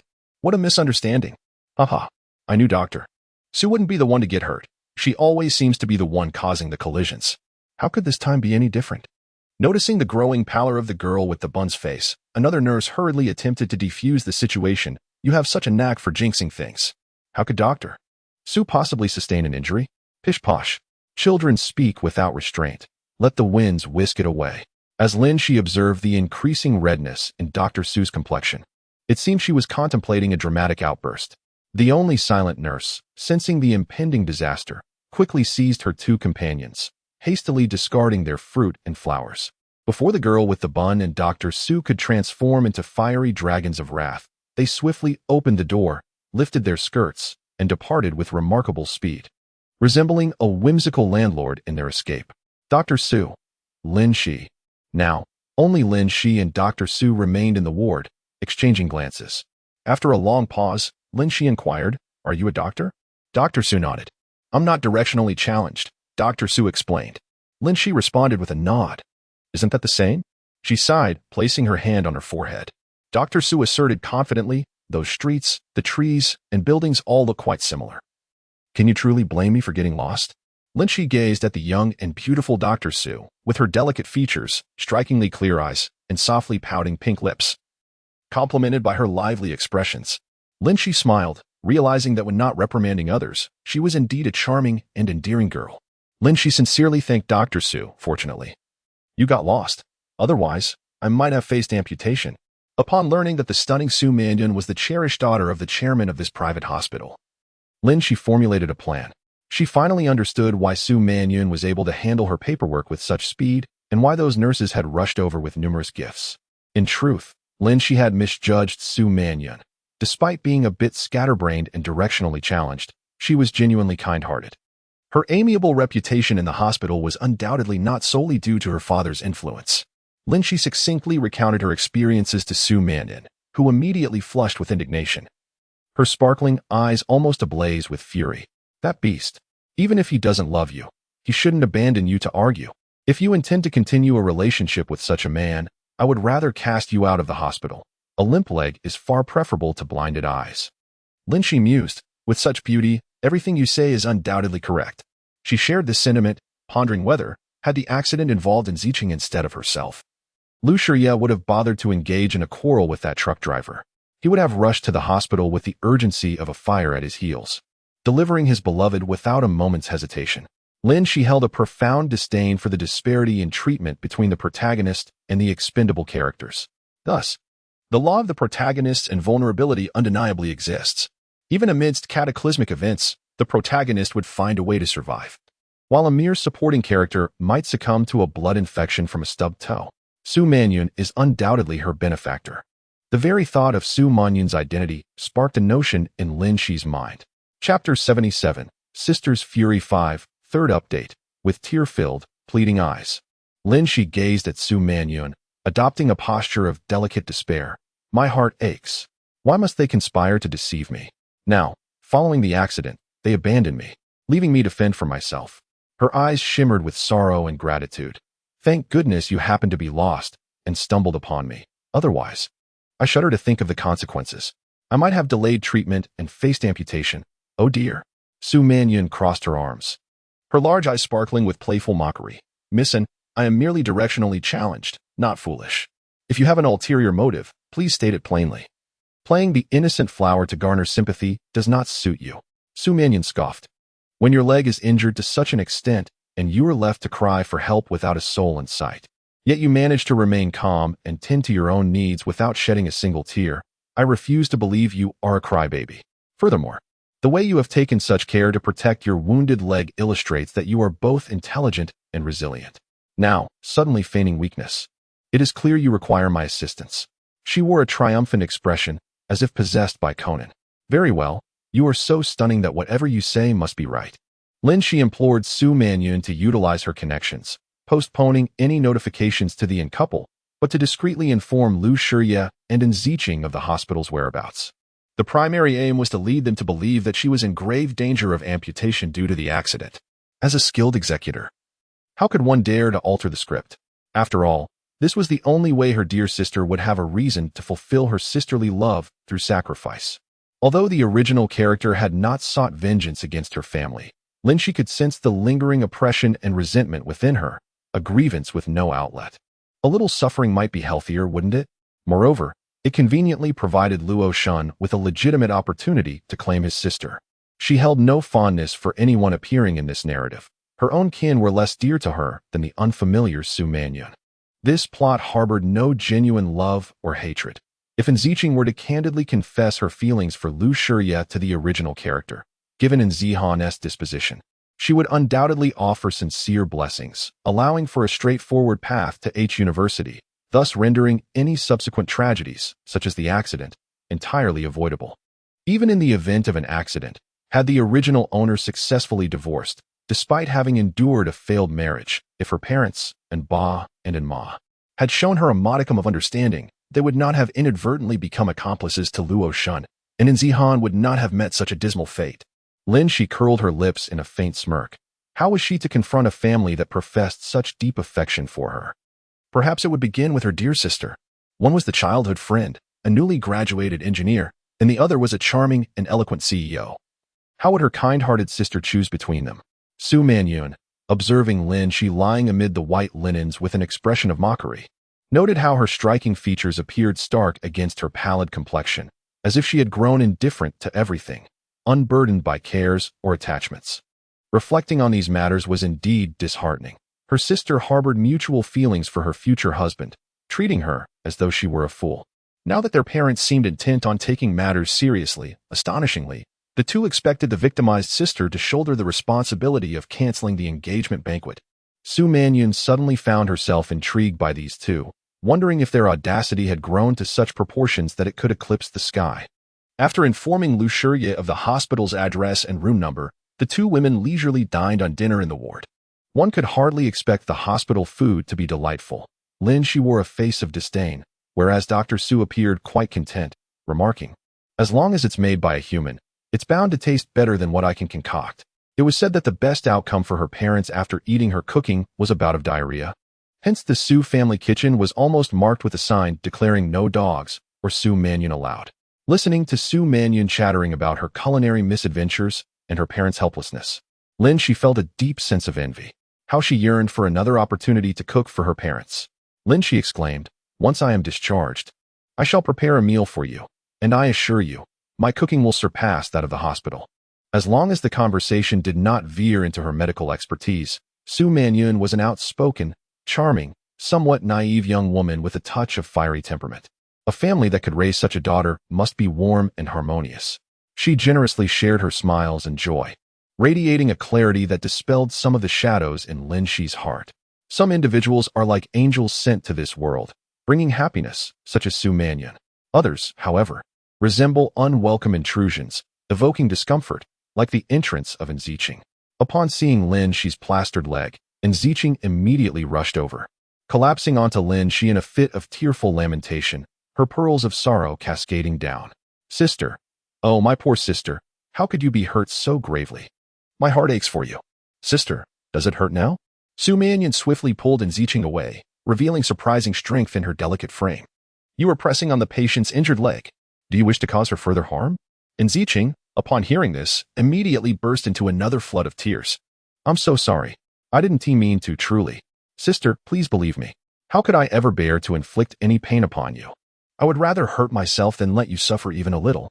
Instantly, Lu Shiye cradled Enziching in his arms, exclaiming, "Do not weep, Ziching. Your tears rend my very soul. You are so virtuous, so innocent, so sublime. How could you possibly have deliberately harmed Zihan?" Lin Xi and Su Manyun simultaneously rolled their eyes, finding the dialogue to be the epitome of melodramatic drivel. Lin Xi felt an overwhelming urge to use the plaster cast on her leg to knock them unconscious. Despite mentally preparing herself to encounter a group of imbeciles, she was utterly thunderstruck. She resolved to remind Ollie to equip her with a lightning rod for any future missions in such nauseatingly absurd worlds, lest she be utterly scorched. Observing Lin Xi's face darken like the bottom of a pot, Enziching assumed she was displeased with Lu Shiye's embrace. She hastily struggled to push him away, stammering, "Release me. Sister, allow me to explain. It is not as you perceive it to be." Lin Xi lifted her gaze, a gentle smile gracing her lips. And how'd I perceive it to be? Lin Xi hesitated. Did the collision affect my sister's head rather than her leg? Her manner of speaking sends shivers down my spine. Lu Shiye, momentarily carried away, now felt somewhat awkward. Zihan, are you all right? Lin Xi, her face now clouded with gloom, adopted an expression of profound anguish. The physician stated that due to the lack of prompt treatment following the injury, amputation is a distinct possibility. The sheer rapidity of her transformation left Su Mannion in awe. You deserve an Academy Award. Upon hearing Lin Xi's pointed emphasis on the lack of timely treatment as the cause of the potential amputation, Lu Shiye was momentarily stunned. Chapter 78. The Sisters' Fury 6. Moreover, it was Zhou Anzihan who initiated the breakup, despite the fact that their relationship had never truly begun. There was an unsettling sense of conspiracy in the air. Yet, heavens above, he had never entertained such thoughts. With no means to defend himself or offer an explanation, Lu Shiye felt an undeniable sense of guilt, despite not having committed any wrongdoing. He suddenly sensed that everyone in the room was regarding him with the accusatory gaze typically reserved for a murderer, particularly his beloved woman, who was also present. Stammering, Lu Shiye recounted the details of the incident, attributing the blame solely to the truck driver who had driven recklessly, exceeding the speed limit and making an abrupt stop without warning, all while the taillight was malfunctioning. His words tumbled out as if he were a suspect addressing a jury. Lin Xi remained silent, her head bowed, while Su Mannion, with her arms crossed, adopted an air of detachment as if this matter did not concern her. Only Lin Xi, upon hearing Lu Shiye's account, was immediately overcome with tears, weeping as she covered her face with her hands. Sister, you are so unfortunate. Woe is you. It is all the fault of that detestable truck driver. Such a spontaneous outpouring of tears was astonishing. Lin Xi felt an urge to dissect Lin Xi's tear ducts to understand the extent of her emotional state. Had her thoughts invaded the realm of reason? One might say she was losing her mind, for how else could she harbor such quaint and extraordinary notions? Atacama would suit you well, I believe, Su Mannion said earnestly after a prolonged silence. Lin Xi looked utterly bewildered. What? It is located in South America, Chile, Su Mannion patiently clarified. Finally, Lin Xi burst into laughter, realizing that when Su Mannion remained silent, she appeared to be a gentle soul, but once she spoke, her persona crumbled. Sister, as Lin Xi, who had previously been in great distress, suddenly burst into inexplicable laughter, and Ziching grasped her hand, her face etched with concern. Has your brain been damaged? I must call a doctor. Oh dear, poor sister. Witnessing the one he cherished weeping inconsolably as she fled the ward, Lu Shiye felt an overwhelming urge to follow her. As the corridor echoed with her heart-wrenching sobs, gentle reassurances, and hurried footsteps. At last, Lin Xi could no longer stifle her laughter, nearly causing herself internal injury.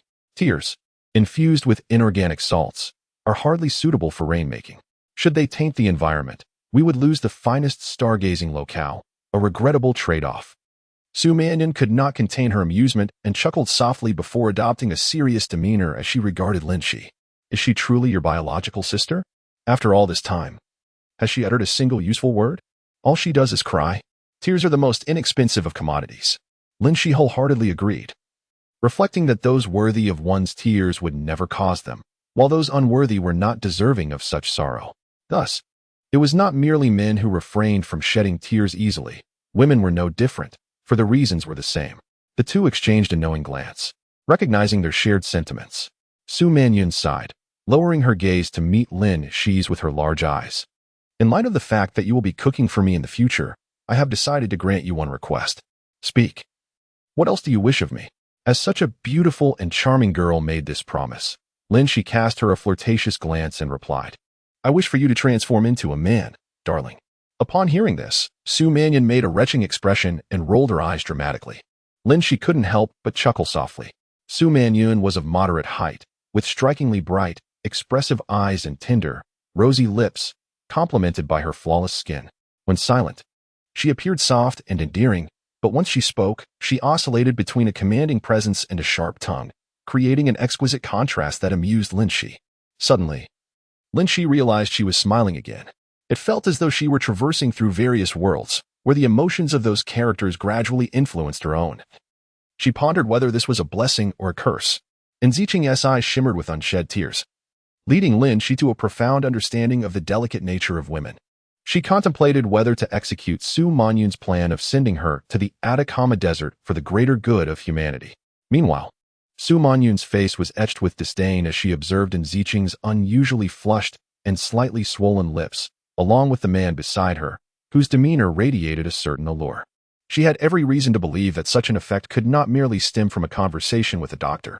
Su Manyun felt pity for Ziqing, who seemed utterly unconcerned for her sister. Claiming to fetch a doctor, she instead ended up in a compromising situation with her sister as fiancée. The notion of a friend's wife being off-limits seemed to vanish. Could this truly be her biological sister? Lin Xi noticed the peculiar behavior of the two as well. Yet, having inherited the original host's memories, she understood them better, realizing that Ziqing would undoubtedly prioritize resolving their issues before informing their parents. Ziqing has certainly not informed either set of parents about the accident, for she dares not confront the true cause of the calamity. At this moment, Yao Xuan and Ziqing find themselves in a rather ambiguous relationship, and it is likely that Ziqing's emotions remain tumultuous. It is infuriating to realize that the so-called earth-shattering love between the protagonists is built upon the blood and tears of countless sacrifices. Ziqing is akin to a parasitic flower. Whenever a crisis arises, she need only weep, while countless fools rush to her aid, sacrificing themselves in the process, including the original owner of this narrative. In her youth, she endured countless scoldings and bore the brunt of blame on behalf of Ziqing. Being composed, meticulous, and understanding, she was expected to be the scapegoat for her innocent and charming sister. Lin Xi suddenly recognized that her previous theory regarding tears is inapplicable to someone like Ziqing, whose tears wield far greater power. She recalled the strangling plants in the jungle, clinging to their hosts, rooting within their bodies to siphon nutrients, seizing sunlight and rain, entwining around them, all the while cloaking a series of breathtaking murders beneath the guise of tender affection. Each seemingly fragile strangling plant ultimately succeeds in destroying its host. Lin Xi shivered, relieved that from this moment forward, she would break free from the strangulation, allowing Ziqing's men to become her hosts, letting them engage in their love and conflict. As they departed, Ziqing continued to weep, repeatedly asserting, "Sister, I will make you happy, even if it means sacrificing everything. Fortunately, it is apparent at first glance that you are a woman. Otherwise, I might have mistaken myself for encountering a deity. I have perpetually sacrificed my own needs for the sake of others." A smirk of malice crept into Lin Xi's heart. "This time, dear sister, let us make a sacrifice to elevate you." With a visage of utmost shyness, Lin Xi lowered her head and remained silent. Lu Shiye's expression resembled one forced to consume filth, hardly befitting a groom. He too bowed his head. Yet Lin Xi discerned that he stood at the rear with Ziqing, their hands inexplicably intertwined.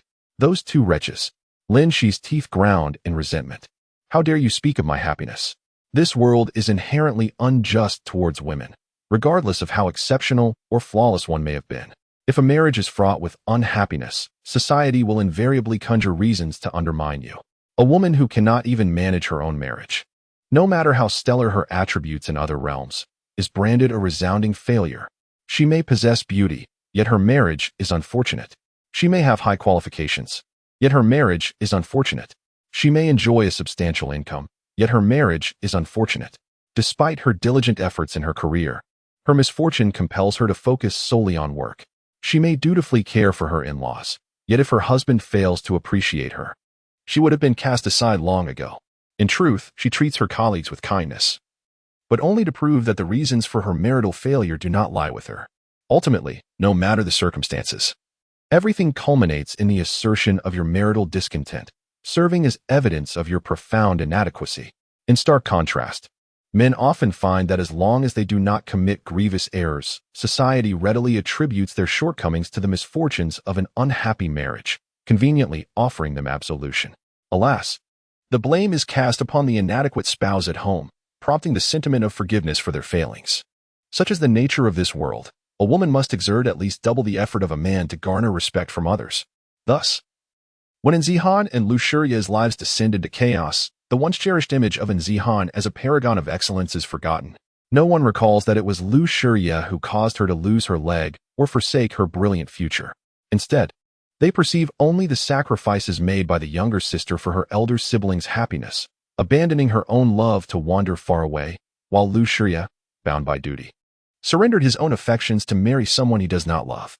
Now, she audaciously entangles her sister's blissful existence, rendering herself irredeemable. The entire family is lauded for their selflessness. Yet Lin Xi stands out as the ungrateful one, oblivious to the kindness bestowed upon her.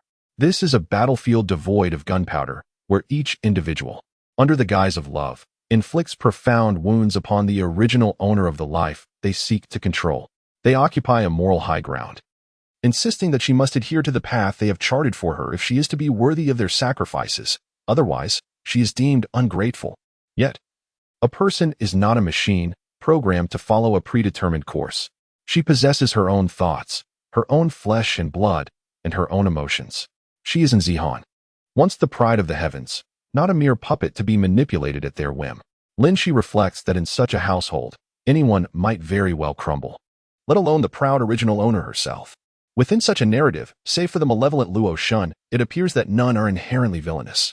Yet, these individuals, united under the guise of affection, collectively drove the original protagonist to the brink of madness and demise. Where, then, does culpability lie? Perhaps stemming from a deep-seated fondness for Lin Xi since her youth, or perhaps due to the potential ramifications of her son's error, which might result in the young woman's limb being amputated. Lin Xi's mother adopted a humble demeanor. Zihan, focus on your recovery. Upon your discharge, we shall proceed with the wedding arrangements. Leave everything to me, and you need only concern yourself with being a blissful bride. Henceforth, you shall have another mother to cherish you. Voice any aspirations or desires you may harbor, should they fall within my capabilities. I shall assuredly fulfill them to your utmost contentment. Lin Xi lowered her gaze, her voice tremulous with emotion. However, Auntie, the physicians have indicated that I may be subjected to amputation. I am loath to burden everyone, particularly Shirya. The sequence of events was already known to all present. The more Lin Xi expressed such sentiments, the more profound the sense of remorse experienced by the Liu family. The comely physician, her countenance impassive, remarked frostily that had she been brought in sooner, none of this would have transpired. They had missed the opportune window for treatment, and as a result, the patient might undergo amputation. At that moment, Liu's mother was consumed with vexation, unable to fathom her son's train of thought. He had been so preoccupied with disputing liability with the offending driver that he had neglected to transport Zihan to the hospital. She was the daughter-in-law she had internally designated more than a decade prior. Possessing both intellect and beauty, talent and humility, she was, if not one in a million, certainly close to it. It was through her own brazen overtures to her old classmate that she had managed to establish a favorable position. Should something untoward occur, would it not be her own loss? How could this be? Zihan, do not overthink. The Liu family values character and disposition above all. You are the only one I have known since childhood, and no one else is worthy to become our family's bride. Auntie only recognizes you as our family's daughter-in-law. If Shi dares to wrong you, I shall break his legs. Liu Ma hurriedly consoled her. Really? Shi, do you feel the same? Lin Xi timidly inquired, feeling utterly disgusted with herself. However, if someone could be even more repulsive, she would find joy in that. Indeed. The kind-hearted sister, pale-faced, broke free from Liu Shi's grasp. Reluctantly and helplessly, Liu Shi said, Zihan, stop overthinking and focus on your recovery. The doctor mentioned that they will prepare for your surgery in the next couple of days. Amputation is not necessarily the outcome. Such a lackadaisical remark hardly suffices. It is not tormenting in the slightest. It is my fault. It is all my fault. This unfortunate event is not what you wish to witness. Regardless of whether amputation is required, you should not feel obligated to marry me because of it. Shi, I desire your happiness, as long as you are content. I am indifferent. With a hint of tears, Lin Xi felt a pang of regret. It is not only you who can impose moral coercion. It is not only you who can repulse others. What Lin Xi endured in the past, now you shall also experience. For how else can we justify the life she sacrificed in her previous existence for a mere fragment of her soul in this one? As Lin Xi uttered these words, a flicker of joy crossed Liu Shi's face. If the family members share this sentiment, he could gracefully withdraw from this marriage rooted in guilt and obligation. Devoid of love, alas, he was abruptly thrust toward the hospital bed by his father, nearly kneeling before Lin Xi. This is not all. A single remark from his father plunged him into utter despair. Chapter 80, The Sisters Fury 8, Third Update, Henin, do not dwell on trivial matters. You must have confidence in yourself. Is my mischievous son visiting your home daily merely to secure your hand in marriage? I worry that when you two wed, it will not be our Liu family gaining a daughter-in-law, but rather your own family welcoming a son-in-law."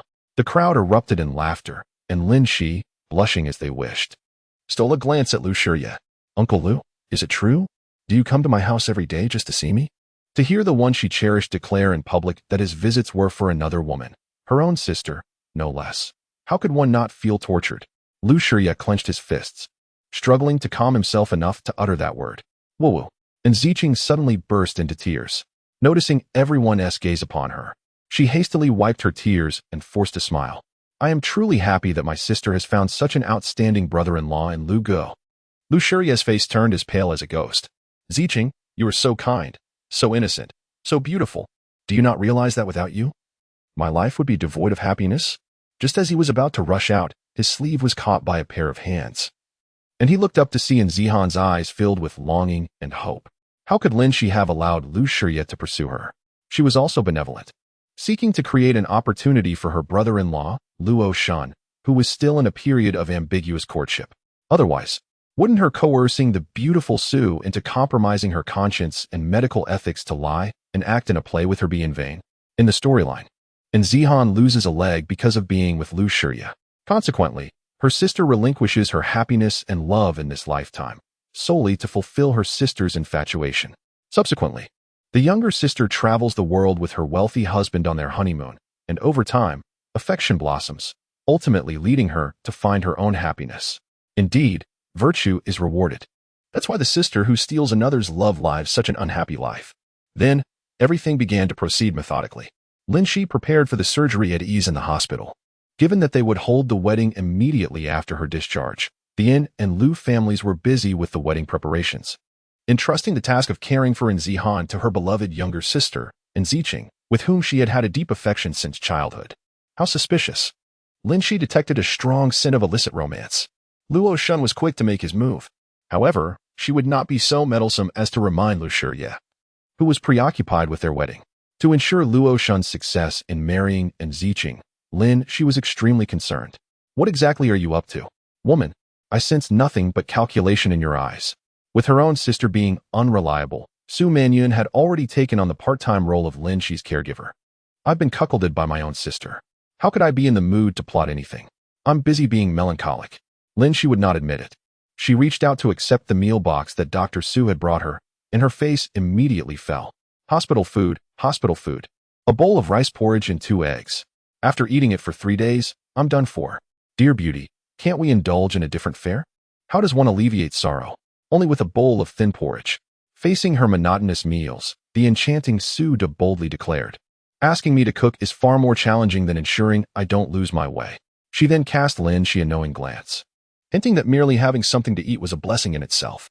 Su Manyun sat by the bed, watching Lin Xi consume her provisions with an intensity akin to taking rat poison. As agreed, first, your affairs must not involve the hospital. Second, as a form of compensation, upon your discharge, you are to move into my home and prepare meals for me for a month. Lin Xi rolled her eyes. "Are you certain you're a doctor and not a swindler? You uttered just a single phrase on my behalf, and now you wish to enslave me for an entire month?" Su Manyun pouted. "Is it not you who is the swindler? As a physician, you aid your patient in fabricating tales that exacerbate their condition, and who knows, I might end up facing legal action. This concerns my lifelong reputation and professional integrity. It is a grave matter. Had I not felt immense pity for you, I would not entertain such an arrangement. Even with your repeated assurances that the hospital would remain uninvolved." Lin Xi intervened to calm the agitated doctor.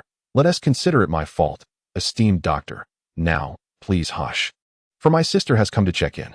Ever since Ziqing had inexplicably grasped the meaning of Atacama, she had taken an immediate disliking to this sharp-tongued physician. With her stunning beauty and youthful demeanor, she appeared anything but a doctor. Surely her path to this profession was dubious. Yet, her sister, lacking in discernment, had the audacity to refer to such a person as a sister and foster a close relationship that seemed to overshadow her own. Ziqing leaned down and whispered to Lin Xi in a tone just audible to Su Manyun, "Sister, why does this doctor Su always seem to be lurking around your ward? You should be cautious. After all, your husband is quite handsome, and you are currently injured."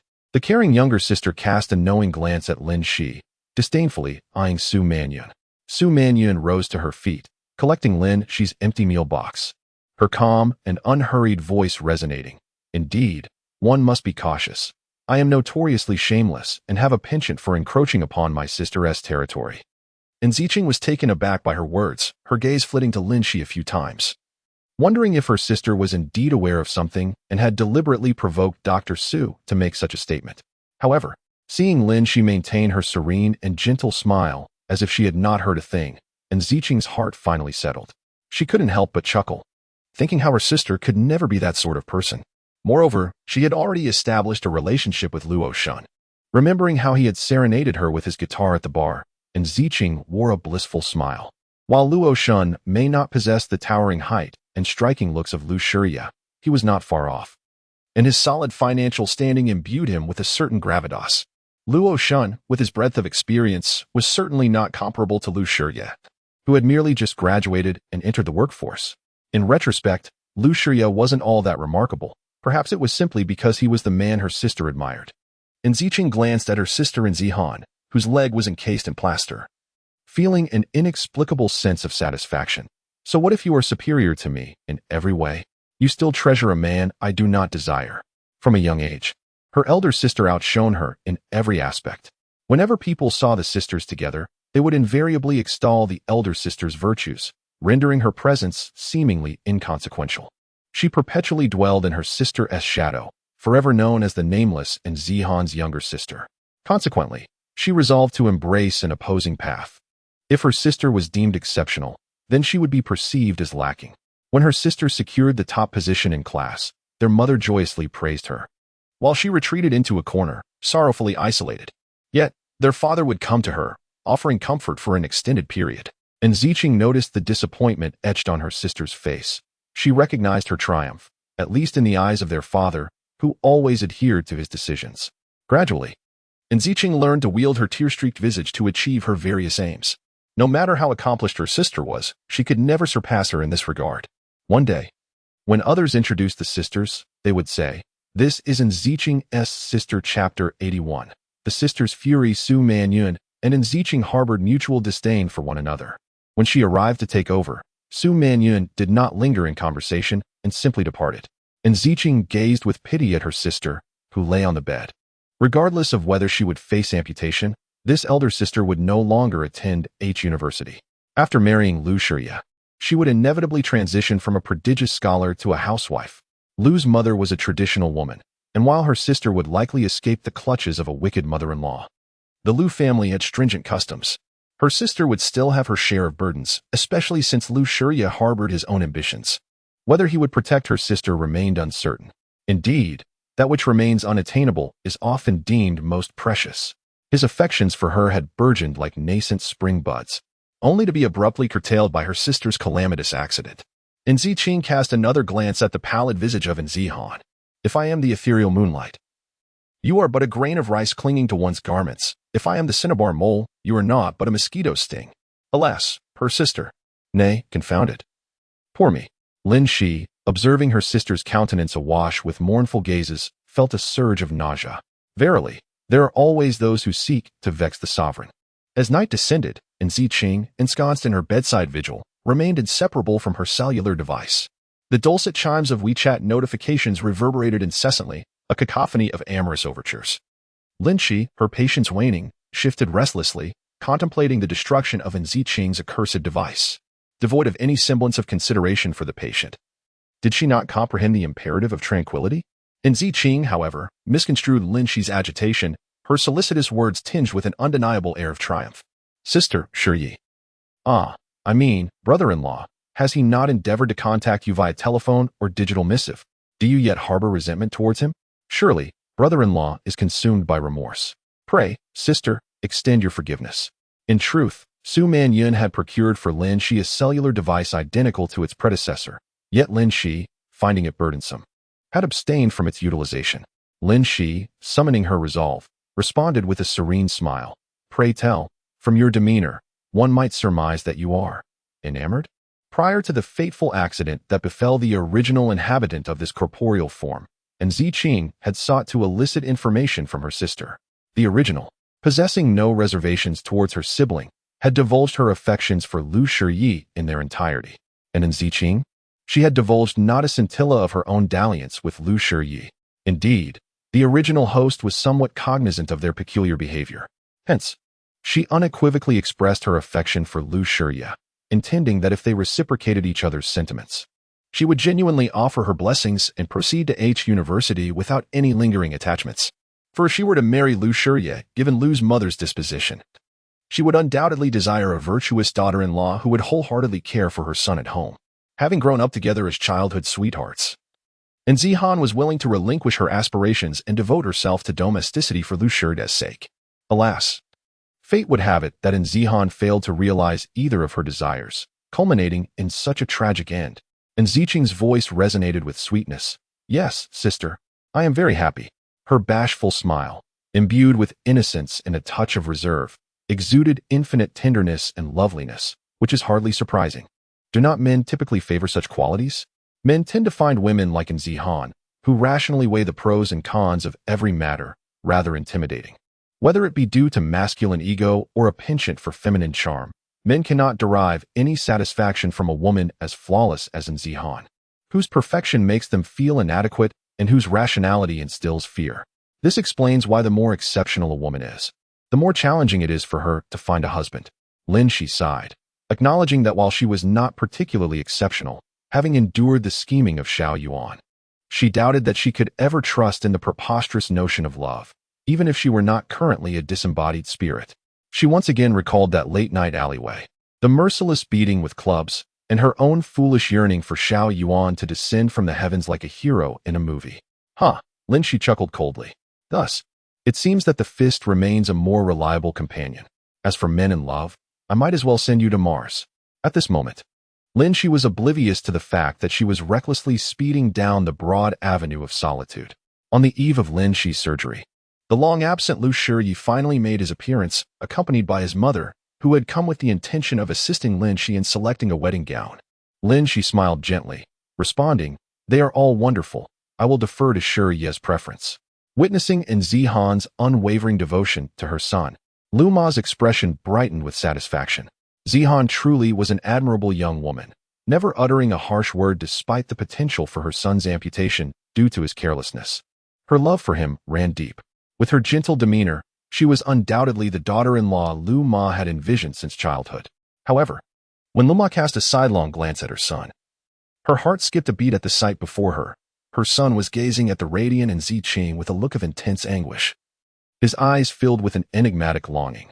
Lu Ma's expression darkened, and she hurriedly positioned herself in front of her son, feigning indifference to obstruct in Zihan's view. Lin Xi felt a chill within. No matter how exceptional the daughter-in-law, she could never surpass the son. If she were to marry Lu Shi under such circumstances, a tragic future loomed inevitable. It was as though she could hear Lu Ma's relentless reproaches towards Zihan in the original narrative, lamenting how she had ruined her son's life, expressing that had she known, she would have preferred her own son to lose a leg. Lu Ma's insincere praises of her obedient son were interspersed with subtle attempts to draw Lu Shi closer to her bedside, effectively severing the tender gaze shared between him and Ziqing, urging him to engage in conversation with her. Lin Xi harbored a cold smile within. After all, there would be no wedding, so why should she demean herself? Naturally, she held no objections. Whatever they said would be accepted, as it would reflect her understanding of the larger picture. The more she appeared refined and gentle, the more furious Lu's mother would become when Lu Shi eventually abandoned her. After all, Zihan was the epitome of a woman who satisfied everyone. Yet, Lin Xi believed that Zihan's path was equally arduous. In comparison, she would prefer to embody Su Manyun, naive and innocent in trivial matters, yet utterly clear-headed in significant ones. To be true to oneself without ostentation, to live authentically, is the essence of a truly perfect life. Lin Xi's operation proceeded smoothly. When Dr. Su emerged from the operating room and informed both the Un and Lu families, along with the gathered friends, that Zihan was in good health, the surgery had gone well, and there was no need for amputation, a wave of jubilation erupted. Among them, the most elated was undoubtedly Lu Shi. Upon hearing that Zihan's leg would merely require the removal of the fixation plate and diligent post-operative rehabilitation for full recovery, Lu Shi felt as though he had been reborn. She would not be disabled? Therefore, there was no need for him to marry Lin Xi to atone for the accident. In an instant, a weight lifted from his shoulders, a burden that had suffocated him for far too long. Now, that burden was gone. Lu Shuria's hands trembled. His heart raced, and his entire being quivered with emotion. Ziqing, or perhaps, is there still hope for us?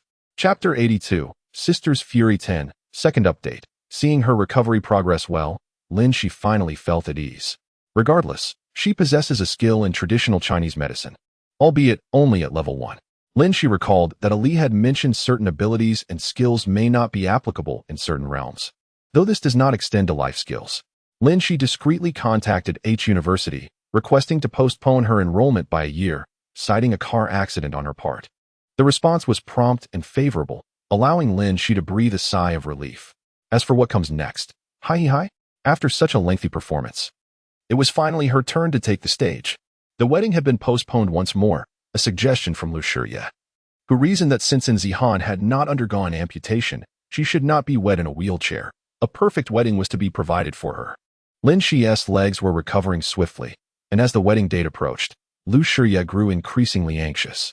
He continued to visit the Yin family, as the two families were neighbors, making it quite convenient. Nevertheless, Lin Xi surmised that Lu Shuria's visits were either due to his desire to see Ziqing or were compelled by Lu Ma. Unfortunately, Ziqing was seldom at home these days, and Lu Shiria seemed to have caught on, even coming to her to extract information. Naturally, Lin Xi would divulge nothing. According to the storyline, Lin Xi was completely unaware of her sister's romantic entanglements. Even if she were aware, as a model sister, it would be unbecoming to betray her sister's confidence. Given that such character-altering actions were off the table, perhaps an outing with Lu Shiria that fortuitously led to an encounter with her sister and Luo Xuan could still be arranged. Thus, on this day, under Lu Ma's subtle hints, Lu Shiria was tasked with taking Lin Xi out on a date. Lin Xi casually mentioned the bar where Luo Xuan performs as a guest singer. In truth, he had acquired that establishment himself, knowing that Ziqing often frequented it when feeling down. However, Luo Xuan had refrained from disclosing this to Ziqing, biding his time until the moment was ripe to gift her the bar. At present, Ziqing found herself within the bar, captivated by Luo Xuan as he strummed his guitar and sang an age-old tune by a female artist. In your sky, I grasp your tenderness. My tears have never ceased to flow. I can offer you endless waiting, as long as you can utter the words, love me. Gazing into Luo Xuan's eyes, ablaze with passion yet filled with tenderness, as he melancholically plucked the strings of his guitar, Ziqing felt a rush of raw masculinity that was utterly intoxicating. Alongside the other female patrons, she had succumbed to a state of euphoric abandon, collectively shouting, I love you. Xuan, I love you. Her cheeks flushed with excitement. Ziqing felt as if they might bleed from the fervor, a thrill she had never experienced with Lu Shiria. Countless women were fervently professing their affection for Luo Xuan. Yet this man seemed only to have eyes for himself, his love solely directed inward. This realization sent a thrill through her veins. Ziqing seized the clappers provided at each table, shaking them vigorously as she joined the chorus of women. Xuan, I love you. Suddenly, a hand appeared, clutching her wrist and drawing her into a warm embrace.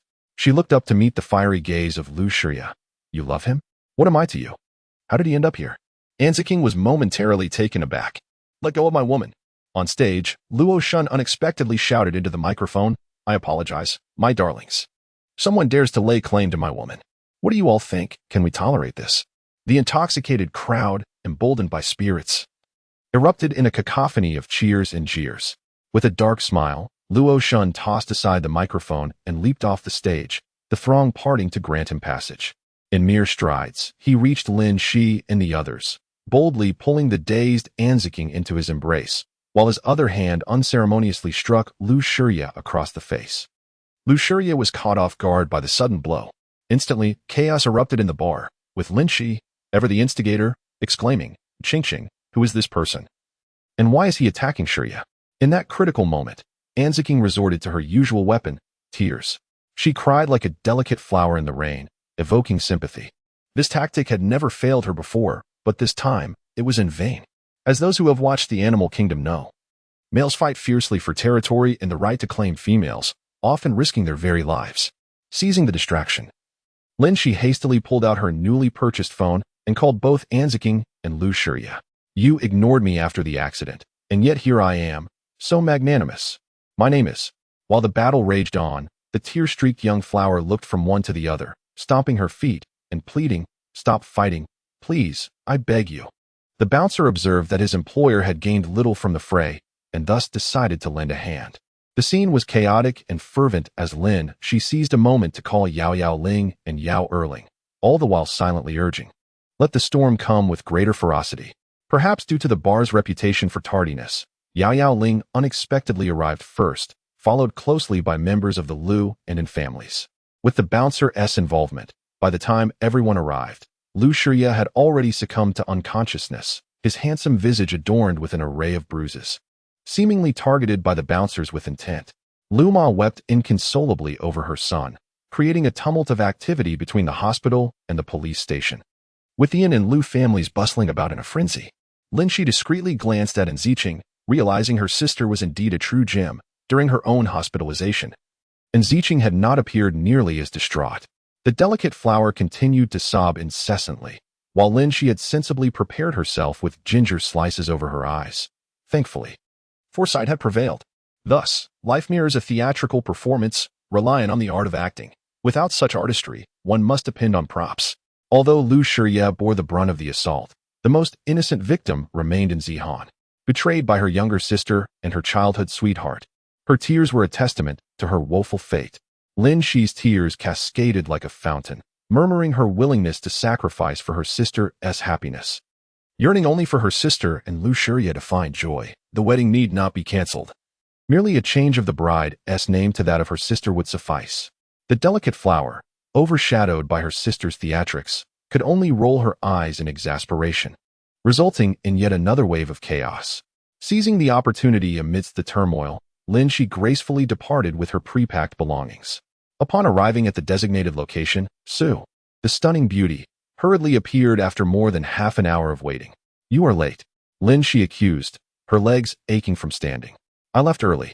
Had I not gotten lost, I would have arrived before you," Su Manyun retorted with conviction. Chapter 83, Sister's Anger 11, Third Update, steering clear of her weepy younger sister. Lin Xi finally settled into a semblance of normalcy at Su Manyun's residence.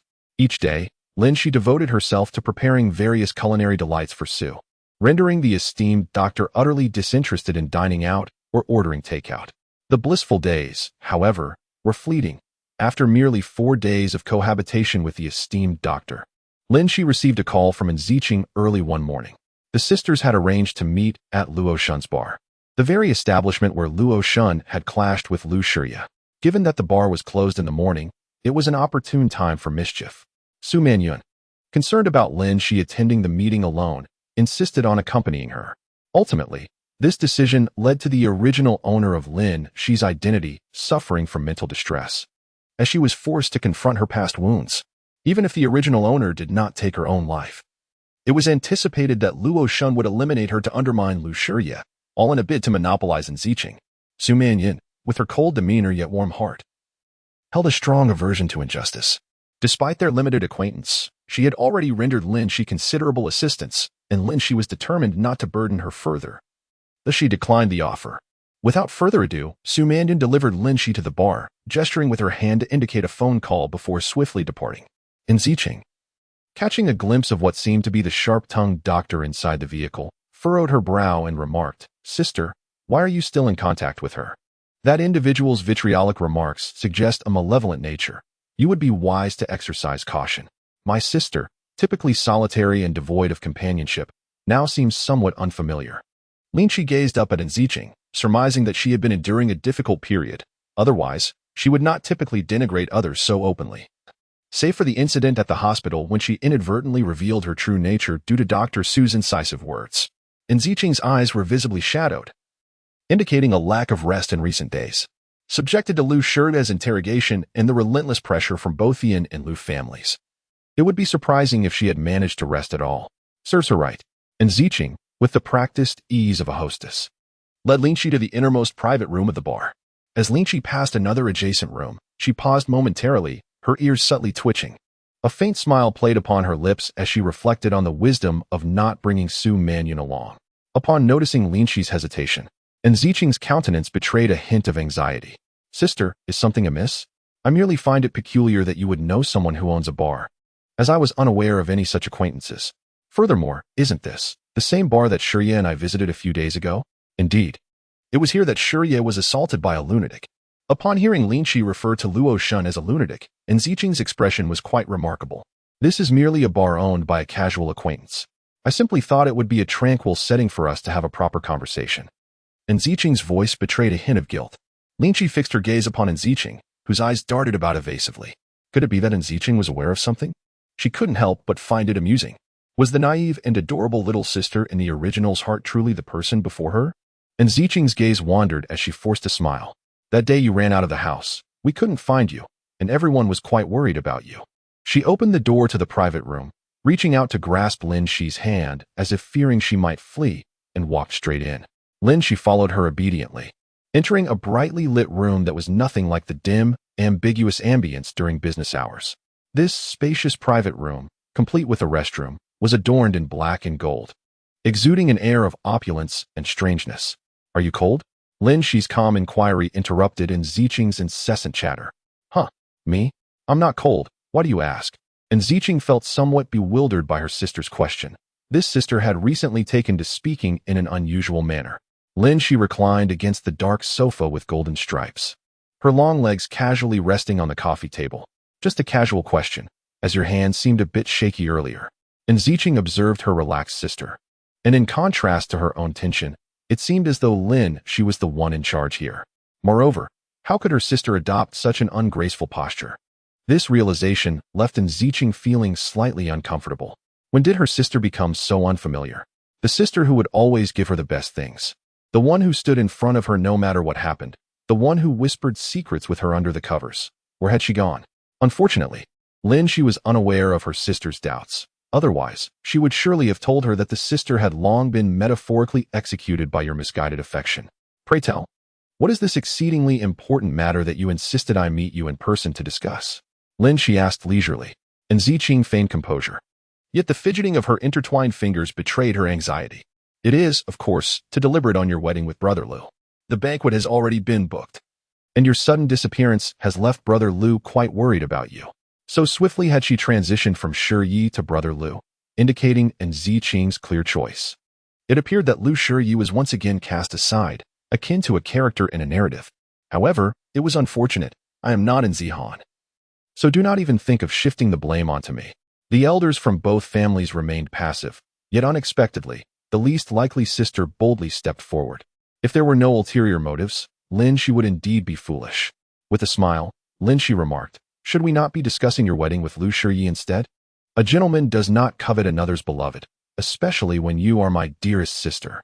Please forgive me for my previous blindness, failing to see the mutual affection between you two.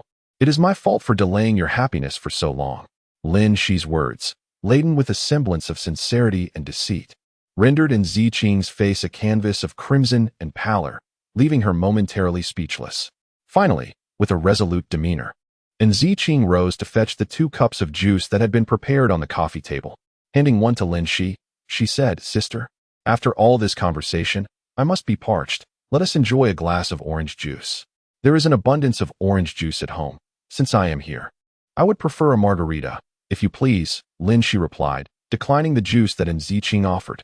Clearly unprepared for her sister's response, Ziqing froze, perplexed. How could her sister be so uncooperative? Lin Xi faintly heard a subtle gasp, a chill creeping into her heart. This was her dear sister. She had finally taken that step. Though small, it led to a vast chasm henceforth. If you were the first to be unkind, do not blame me for my lack of loyalty. Ziqing explained, it is not yet business hours. The bartender has not arrived. I just had them prepare some orange juice. Very well, let us drink this then. Lin Xi reached out to accept the glass offered by Ziqing, inadvertently knocking over the fruit platter, scattering its contents, with 2 pieces landing on Ziqing's foot.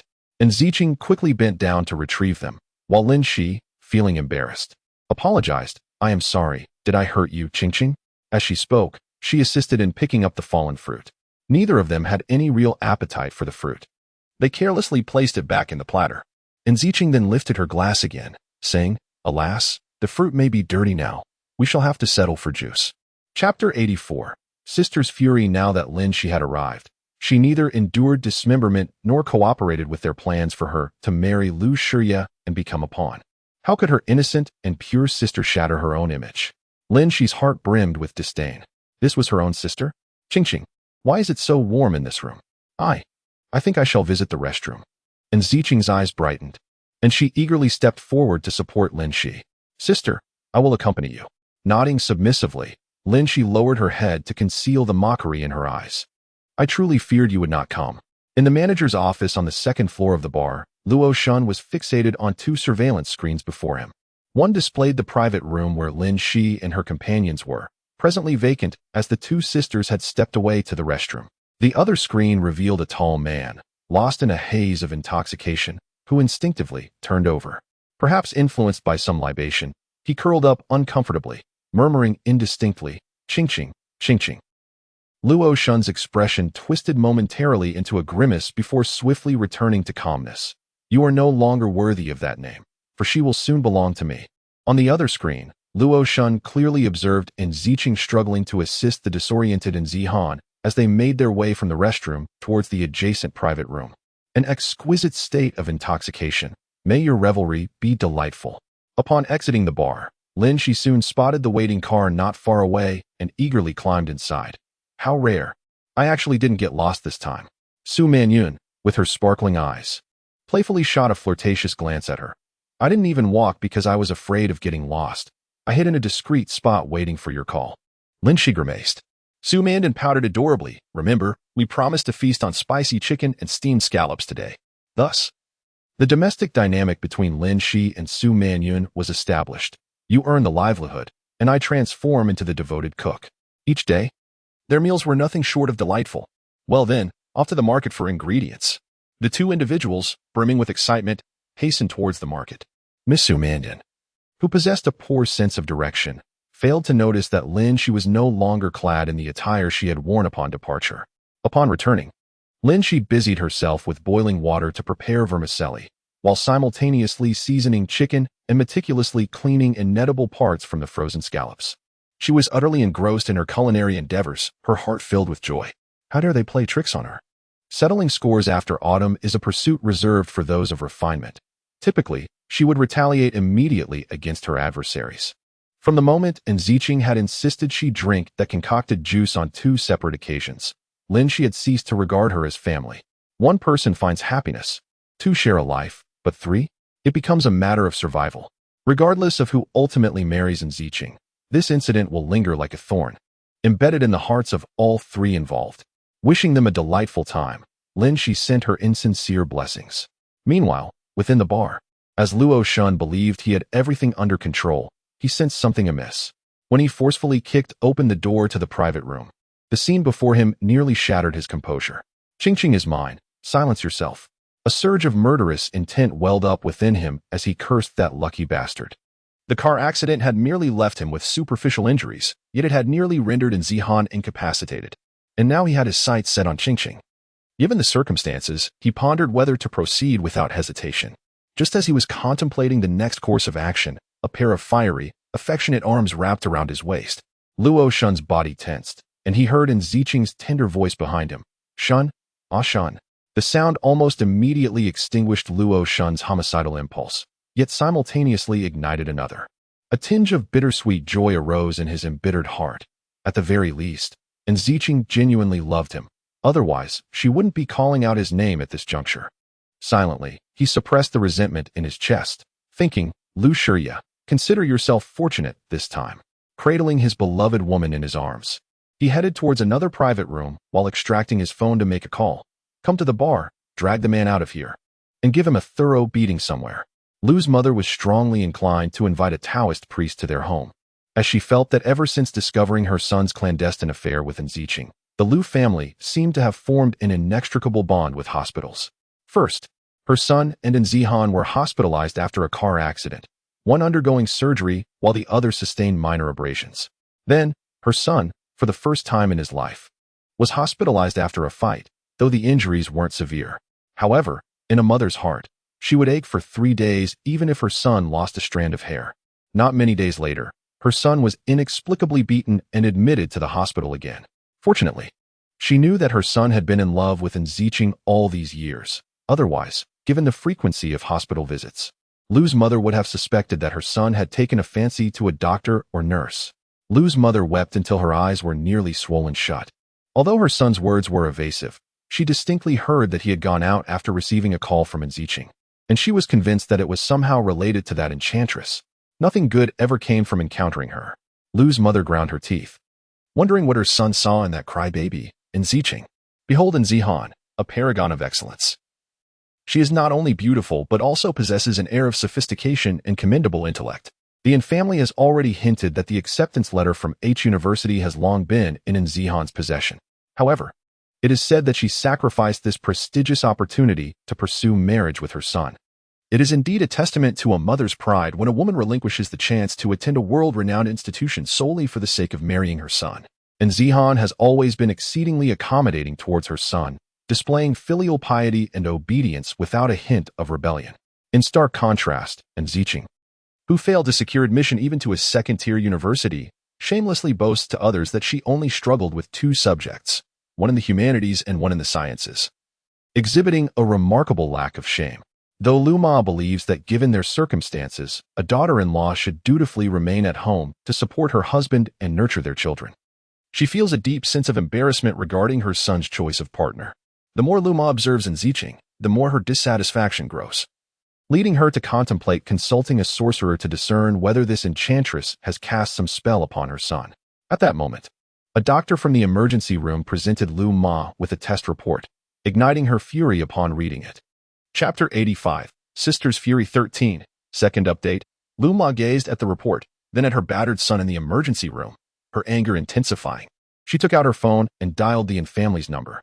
Upon answering, Lin Ma's expression was as dark as a storm cloud, capable of eclipsing the majority of the Congolese populace. In the realm of women, it can be succinctly summarized as a competition. Before marriage, it is a contest of lineage, beauty, academic achievement, and career. After marriage, it shifts to comparisons of husbands, children, and family. As children grow, comparisons inevitably arise regarding their partners. And it seems that only upon death can one definitively ascertain who truly emerges as the victor in life. For decades, Anne's mother and Lu's mother have engaged in a rivalry of equal measure, a contest that persists even to this day. Little did anyone know that Lu Xi, perhaps blinded by folly, harbored affections for Lin Xi. Anne's mother recognized the unfairness of such thoughts towards her second daughter, yet the disparity between her daughters was glaring. Anne's mother harbored deep concerns for Ziqing's future. Should she unwittingly marry Lu Xi, it would seem as though the family had settled for a lesser match, akin to trading a pearl for a mere fisheye. Yet, Anne's mother found solace in the notion that, compared to her beloved eldest daughter, they still stood to gain.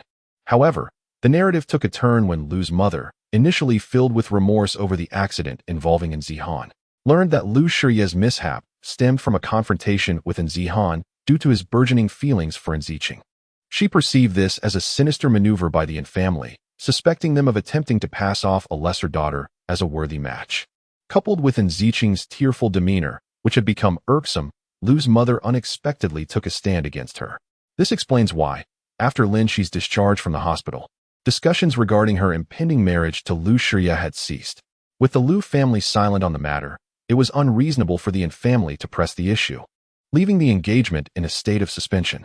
Now, Lu's mother has reached out to Anne's mother, launching an unrelenting tirade against Lin Xi, accusing her of shamelessly resorting to drugging and coercing Lu Xi into marriage, and even going so far as to hire someone to assault him. Anne's mother found herself at a loss, thoroughly taken aback by Lu's mother's vehement claims, leaving her momentarily speechless and compelled to swallow her indignation. She resolved to seek clarification from Lin Xi at a later time.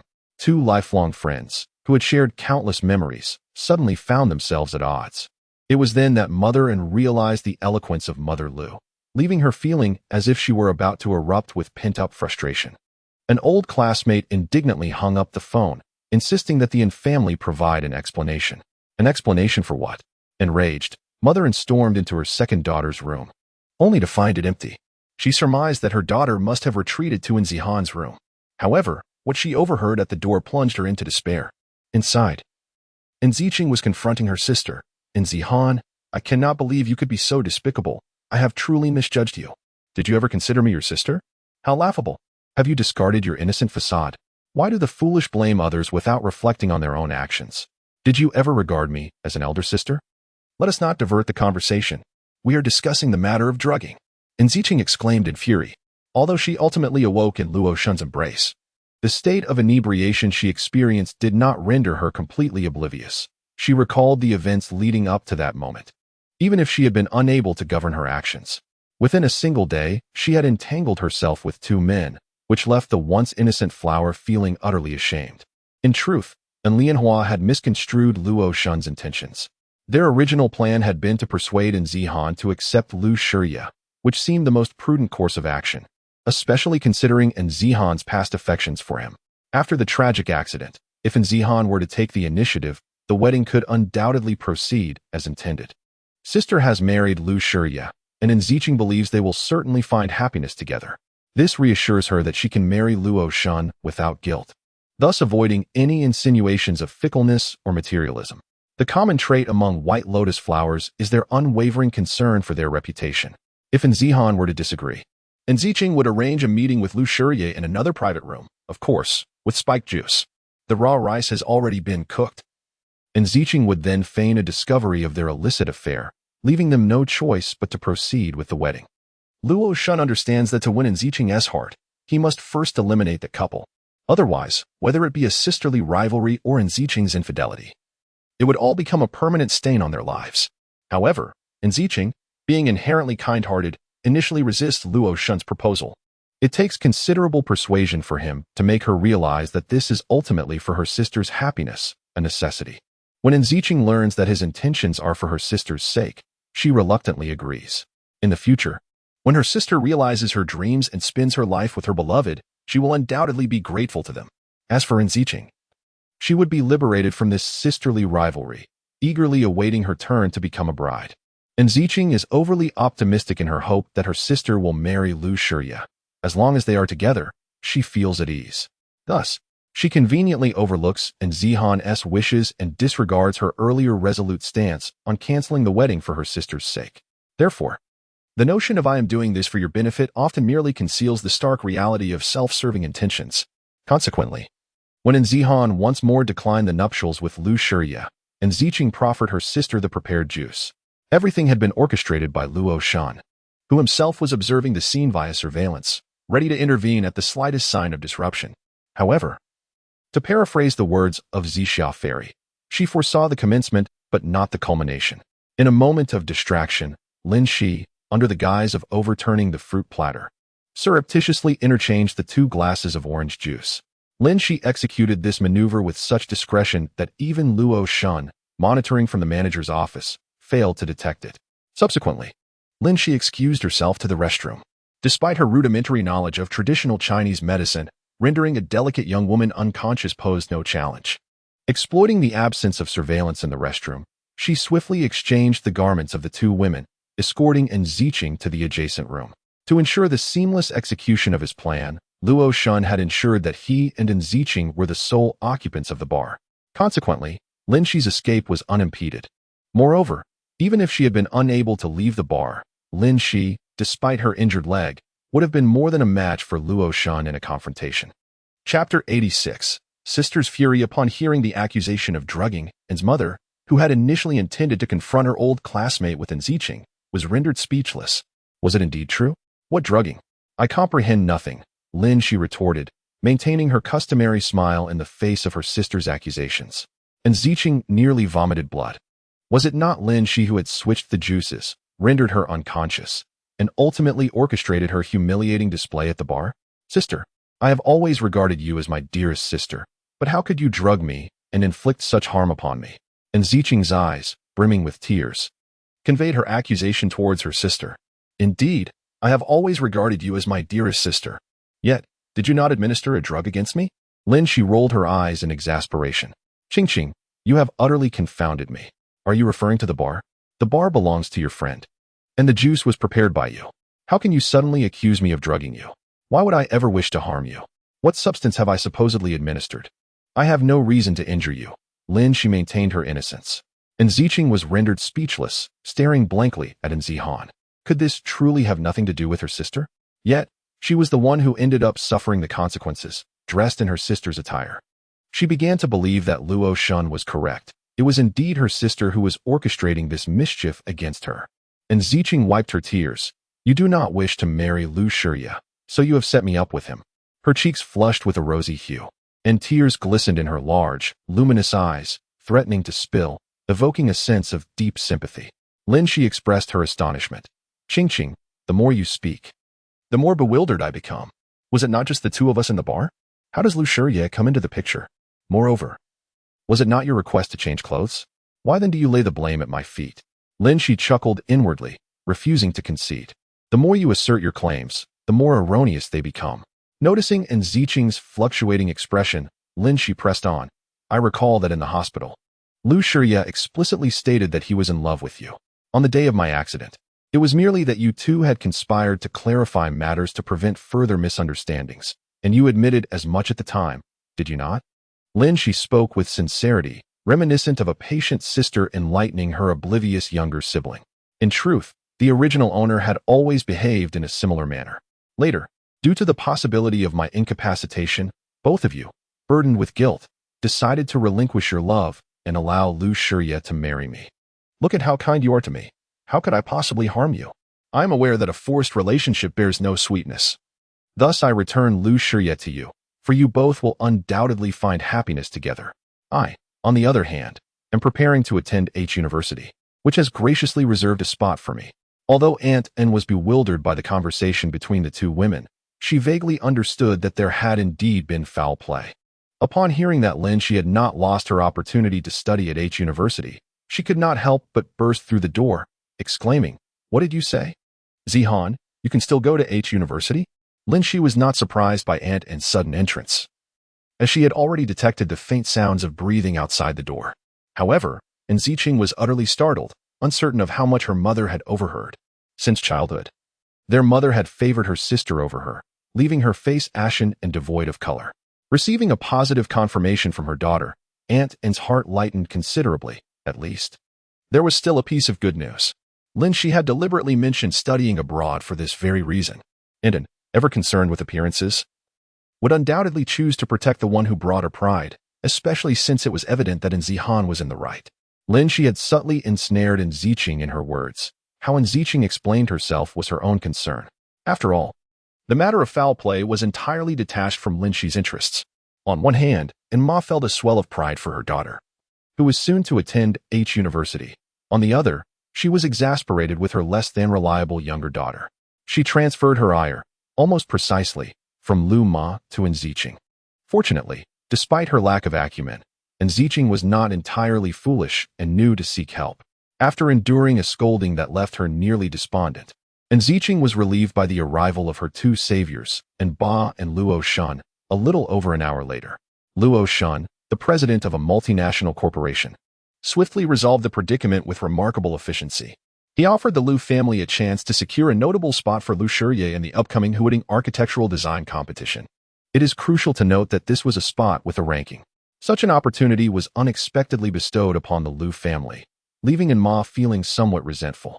After all these years, she realized that her old classmate was rather avaricious, merely adept at concealing it in the past. In a flash, Ma vanished with her card, her speed rivaling that of Bolt himself. Although Ba was a successful businessman, it was within their own circles, and the family's wealth could only be described as comfortable. They were far from being considered wealthy or even moderately affluent. It would be unfair to label Ba and Ma as merely mercenary and greedy.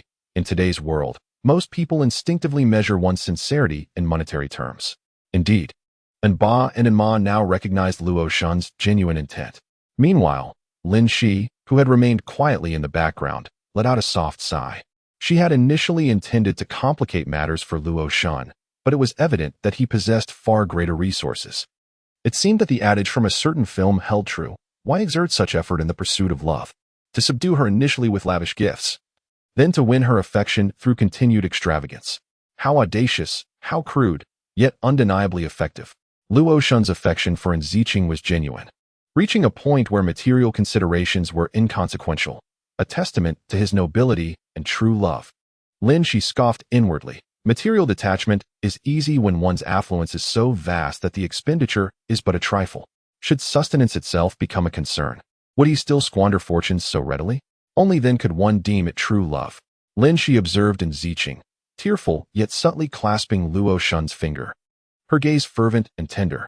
The scene evoked a sense of déjà vu. She recalled a similar gesture during her hospital stay, when Ziqing had held Lu Shiya's hand in the same manner.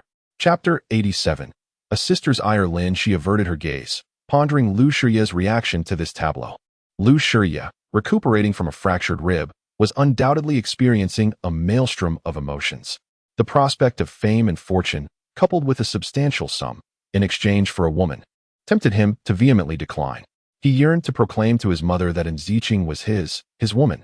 Yet his mother countered, asserting that she offered him his future, his very prospects. Lu Shiya found himself in a quandary. In his idealistic youth, he would have confidently declared to his mother that he would attain all he desired through his own volition. However, upon embarking on his career at the eagerly anticipated company, he realized the naivety of his assumptions. Even if you were exceptionally talented during your school years, this society is always filled with individuals who surpass you, eagerly awaiting to take your place. Of course, there are also those less capable than you who occupy higher positions, pointing fingers at you, and you find yourself powerless. For they possess influential backing. In merely 2 years, he ascended from technician to assistant engineer and then to engineer, a trajectory that appeared to outsiders as swift as a rocket, promising a splendid future. Yet, the inner turmoil remains known only to him. Perhaps even Lu's mother recognizes this, for she is astute enough not to propose such conditions to Luo Shun without reason. However, the thought of the cost being the irrevocable loss of Ziqing, the person he had cherished for over a decade, causes Lu Shiya's heart to ache profoundly. He cannot accept it. It seems that since that inexplicable car accident, Lu Shiya's misfortunes began to unfold. He feels a sense of gloom, as if it was from that moment on that he gradually lost Ziqing.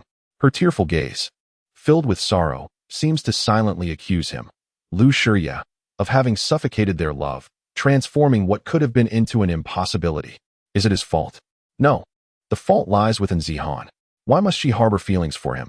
If she must love him, could she not do so quietly, as he and Ziqing did? Instead, she makes it known to all, leading the world to believe that Lu Shiya must reciprocate her affections. Does she not realize the immense pressure she imposes on him? Almost everyone believes that Zihan's affection for Lu Shiya should be a cause for celebration within the Lu family. To love him, Lu Shiya finds that utterly laughable. To love him, yet simultaneously wait for the prospect of marriage while applying to study abroad. To love him, yet be willing to use her own disability as leverage to compel the Lu family to propose. To retreat quietly in self-deprecation for the sake of the one she cherishes, this, indeed, is the essence of true love. And Zihan is truly a hypocritical and selfish woman. If Lu Shiya's thoughts were to reach Lin Xi, she would likely scoff at him. When one is enamored, every action seems perfect. When one is not, every action appears flawed. And Zihan's gravest error lies in her very affection for Lu Shiya. Although the circumstances have not been entirely favorable, Lin Xi has managed to extricate Zihan from these nonsensical entanglements. Lin Xi reassures herself, I have not lost to Luo Shun. I have merely succumbed to his wealth. One must ponder, if Luo Shun were impoverished, would Zihan forsake Lu Shiya for him? Would this situation have been resolved so effortlessly? During this tumultuous period, Lu's mother even contacted Lin Xi privately, insinuating that Lu Shiya had always harbored feelings for her, while Zihan's unreciprocated advances were merely a product of their childhood bond, making it difficult for her son to refuse. Nevertheless, her precious son remained steadfast. Even when drugged by Zihan, he did not yield. Otherwise, how could Luo Shun have a chance? The aunt shamelessly declared, I have always regarded you as our Lu family's daughter-in-law. Lin Xi could only retort in her mind, are you a fool brought here by a monkey? The current dynamic between the two families is rather awkward. Once, they exchanged culinary delights, but now, even a mere greeting feels strained. This task presents two formidable challenges. The first is to avoid becoming incapacitated, which was resolved with the involvement of Su Manyun. The second challenge lies in exacting revenge on Luo Shun, the president of a multinational corporation. It is believed that if Luo Shun were aware of her intentions, annihilating Lin Xi would be a matter of mere moments. After all, wealth can indeed move mountains. The Yin and Lu families were effortlessly subdued by Luo Shun, with money playing a decisive role. Lin Xi has never dared to underestimate anyone within this task-oriented world, for a single oversight could lead to her irrevocable downfall. For now, she must endure, fortifying her own strength while seeking opportunities. A single ant-hole can collapse a 1,000-mile dike. She does not believe that Luo Shun is without flaws. Progress must be gradual. One must take small steps to avoid missteps. She remains unhurried. The Yin family continues to plan their wedding, yet it must surpass in Zihan's standards significantly. Given that her partner has transformed from an unsophisticated individual into a wealthy magnate, though merely a word apart, the difference is monumental. Lin Xi grows weary of witnessing their public displays of affection. Since she cannot attend H University this year, she has taken the opportunity to move out of her home under the pretense of preparing for graduate school, residing in Su Manyun's apartment. Each day, they ponder what to eat for breakfast and dinner, and when boredom strikes, they explore ways to generate income. With her legs intact, she must hasten to the next step, avenging herself against Luo Shun. However, the economic power of Luo Shun looms large. Revenge cannot simply be achieved by a few blows. Even if Lin Xi does not need to possess a similar level of strength as Luo Shun, she certainly cannot afford to be feeble. Seeking retribution against someone of Luo Shun's stature will undoubtedly require considerable financial resources. Lin Xi found herself in a state of mild discontent, pondering how to swiftly amass funds within a limited time frame. Indeed, a conundrum in the modern age. As a novice executor, the notion of effortlessly building a commercial empire seemed far beyond her capabilities. In her idle moments, she would engage in discussions with Su Manyun about the art of making money. Su Manyun, having spent a considerable time as a chef, inquired, "So, how much do you actually need? I could lend you some." Lin Xi, resting her chin in contemplation, estimated conservatively that she would require at least 1 or 200 million. Su Manyun responded, "Missin, I implore you to be more prudent." Even the head chef of the imperial kitchen would hesitate to quote such figures. "I am simply at a loss here. Now you understand my worth, don't you?" Lin Xi felt the weight of despair, nearly turning her hair white. What was to be done? With Lu Shiye no longer standing in front of Luo Shun, all obstacles that could threaten his beautiful love had been thoroughly removed, leaving Luo Shun wholly devoted to pampering his wife. However, following the previous incident involving the failed drugging, Luo Shun had grown wary of his enigmatic sister-in-law, and Zihan, repeatedly cautioning Enziching to avoid her whenever possible. She must have known what Enziching had done, yet she maintained an air of nonchalance. Surely, that was unfathomable. Chapter 88. The Sister-S Fury 16, Second Update. Through Luo Shun's diligent efforts, Enziching's reputation remained largely unscathed, shining even brighter than before in public view. Now that it's common knowledge, Enziching has successfully ensnared, or rather, captivated, the favor of a multinational CEO. Poised to enter the sepulchre of love, nay, the citadel of romance, and become an enviably affluent socialite. Though outwardly reticent, having gained tangible benefits, Lu's mother inwardly disdains the situation. A multinational CEO, indeed. Has his eyesight deteriorated so drastically as to fancy such a specimen? He'd best cease his pursuit of wealth and seek ophthalmic intervention promptly. Mother, could you refrain from such pronouncements? You fail to comprehend Ziching's virtues. Lu Shiye, exasperated by his mother's incessant nagging, vehemently burrowed his head beneath a pillow. Lu's mother, poised to further disparage Enziching's wantonness and extol Zihan's refined elegance, sighed at her son's imperviousness and sought her husband to discuss their son's participation in the competition. As for marriage, with the prestigious imprimatur of a Huiting award-winning designer, what golden phoenix could their son's catalpa tree not attract? Lu's mother mused covertly. She was pleasantly surprised that her son had extricated himself from this charade unscathed and even reaped considerable advantages. However, upon reflecting on her son's former injuries and current despondency, the resentment she had suppressed resurfaced with overwhelming force. Now that man dotes upon you, you little hussy. Just wait until the novelty wears off, and you'll be weeping. Regardless of the undercurrents simmering between the two families, Lu Shiye, accompanied by his parents, attended Enziching's wedding. The scene was an epitome of extravagance and romance, with Jia exerting every effort imaginable and Luo Shun contributing significantly as well. Despite some insiders harboring reservations about the newlyweds, none dared to voice their opinions aloud. In today's society, it is indeed challenging to find those who offer assistance in times of need, just as it is rare to encounter individuals who would take pleasure in another's misfortune, unless there exists a profound enmity. After all, circumstances can change dramatically over the years. Who would willingly invite enmity upon themselves? Thus, nearly everyone shared a common desire to embellish the occasion. Flattering words flowed freely, as if they were of no cost at all. As he watched the couple embrace and exchange rings amidst the host's heartfelt blessings, Lin Xi felt a profound bitterness that was akin to being steeped in bitterness itself.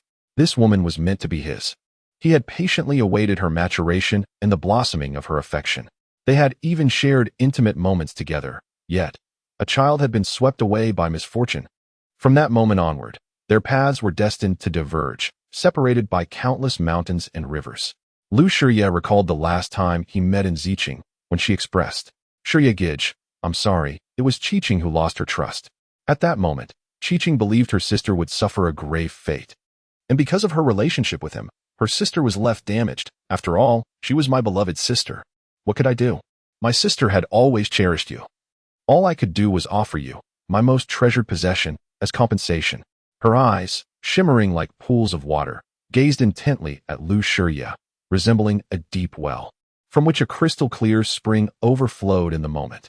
Later, I became acquainted with Shun. During the times I was consumed by thoughts of you, unsure of how to carry on, he was the one who stood by my side. Yet, the mere thought of you marrying my sister, having children, and living a blissful life in this city, pierced my heart. My heart. Anziking wept inconsolably, tears finally cascading down, searing Lin Xi's heart. Shun promised me he would take me far away. If I cannot see you with my sister, I would not feel such sorrow. Thus, I quietly registered to marry him. Who would have known that so many events would unfold thereafter? Fate can be cruel. I have already betrayed your trust. How could I betray his? So, we ultimately lack that destined connection. I invited you to the bar, intending to unite you with my sister. But little did I know that she had already changed her heart, and later even sent someone. Look at me, what is the point of saying all this? Ultimately, my greatest happiness lies in your happiness. Lin Xi clenched and then released his hand. How could this foolish girl possess such kindness? Even now, she still wishes for her own happiness. If Lin Xi were to know, she would simply want to brand him with 2 bold words. Fool. In the end, Lin Xi refrained from embracing Anziking. He no longer held the right to touch her. You have made so many sacrifices for us, and now you must journey to a foreign land with someone you do not love. Truly, it is a hardship for you. Take good care of yourself. There will always be a place in my heart that eternally belongs to you. Lin Xi silently bled from the heart and emphatically declared, "Fool multiplied by 2. The common tactics of the White Lotus types. For those backup options, even if I no longer need you, I shall keep you dangling. Being your one and only white moonlight, your vermilion mole, while the subsequent flashy and vulgar characters can only forever gaze up at my brilliance, unable to reach it." And Ziqing's vague and flawed explanations somehow convinced Lin Xi, who even managed to shift the blame for his beating onto Enzihan. I am the kindest and purest. All the misdeeds are committed by others. Where's the intellect? Lin Xi's eyes brimmed with tears. Damn it. A pawn is a pawn, even hiding in the trenches. One still gets hit. In any case, Luo Fuhao gallivanted around the world with his treasured heart, while those left behind all went their separate ways. When the steel plates were finally removed and recovery was nearly complete, Lin Xi thought there was nothing much to do. So she might as well familiarize herself with the environment in Country M. Primarily, she sought opportunities for wealth and prosperity, as life in the proletariat was arduous. Currently, she lived with her palms upturned, relying on financial support from father. Since childhood, she and Ziqing shared the same standard of living expenses. But father favored his younger daughter, and Ziqing, with her charming antics, always managed to live a considerably more affluent life than her sister. Motherin, who had always been obedient to her husband, now felt a sense of pride as her youngest daughter married so splendidly, finding such an outstanding son-in-law. After all, aren't children meant to bring honor to their parents? The balance of maternal love gradually began to tip in favor of Ziqing. In recent days, everyone I've encountered seems to initiate conversations about our dear Qingqing. It's as if the previous assessments of Ziqing, characterizing her as unaccomplished, inherently deficient, and remarkably dull, were never uttered by them. It's almost as if Ziqing is the sole daughter of the Yin family. Chapter 89, Sister's Ire, Update 3. Whether in her original world or the 3-task world she had traversed, Lin Xi had never ventured abroad. Her English proficiency, though having barely passed the CET-4, had largely been relinquished back to her alma mater. Being a novice with no experience in traveling far from home, she chose to enrich her knowledge while managing the formalities. She had always been a meticulous person, generally refraining from engaging in unprepared endeavors. After completing all the procedures and bidding farewell to Su Man-yun, who was tearfully seeing her off alongside Motherin, she boarded the plane to Cambridge, Boston. Lest there be any misunderstanding, the beautiful Su was merely grieved by the departure of her cook. It was rather disheartening that her eldest daughter's first journey abroad was undertaken without her dear father's farewell. He had initially intended to accompany Lin Xi, but a phone call from his precious Ziqing led him to abandon his plan to see off his elder daughter. After all, hadn't he prepared everything for her trip abroad? What difference did it make whether he saw her off or not? Father and justified. At the moment of the plane's ascent, Lin Xi experienced a familiar sense of vertigo and a subtle melancholy. A phone call could have been answered at any time, and besides landlines, there exists a technological marvel known as a mobile phone. The failure to bid farewell stemmed simply from indifference, from a lack of desire. Lin Xi understood that the subtle sorrow belonged to the original owner's emotions. As for her, whether or not his father accompanied her was of little consequence, as he merely needed to fulfill his financial obligations. Upon arriving in Cambridge, there was someone to greet her at the airport, as Anne's mother had humbly requested the assistance of a classmate's relative to arrange everything, even securing her accommodation. Lin Xi's residence was situated in an old two-story building. Once there, it felt as though she had attained a sense of solidity and grounding. Absent were towering skyscrapers, bustling crowds, and the cacophony of honking cars at every intersection. Regardless of the traffic lights, pedestrians were graciously afforded the right of way. The entire city of Cambridge exuded a gentlemanly warmth.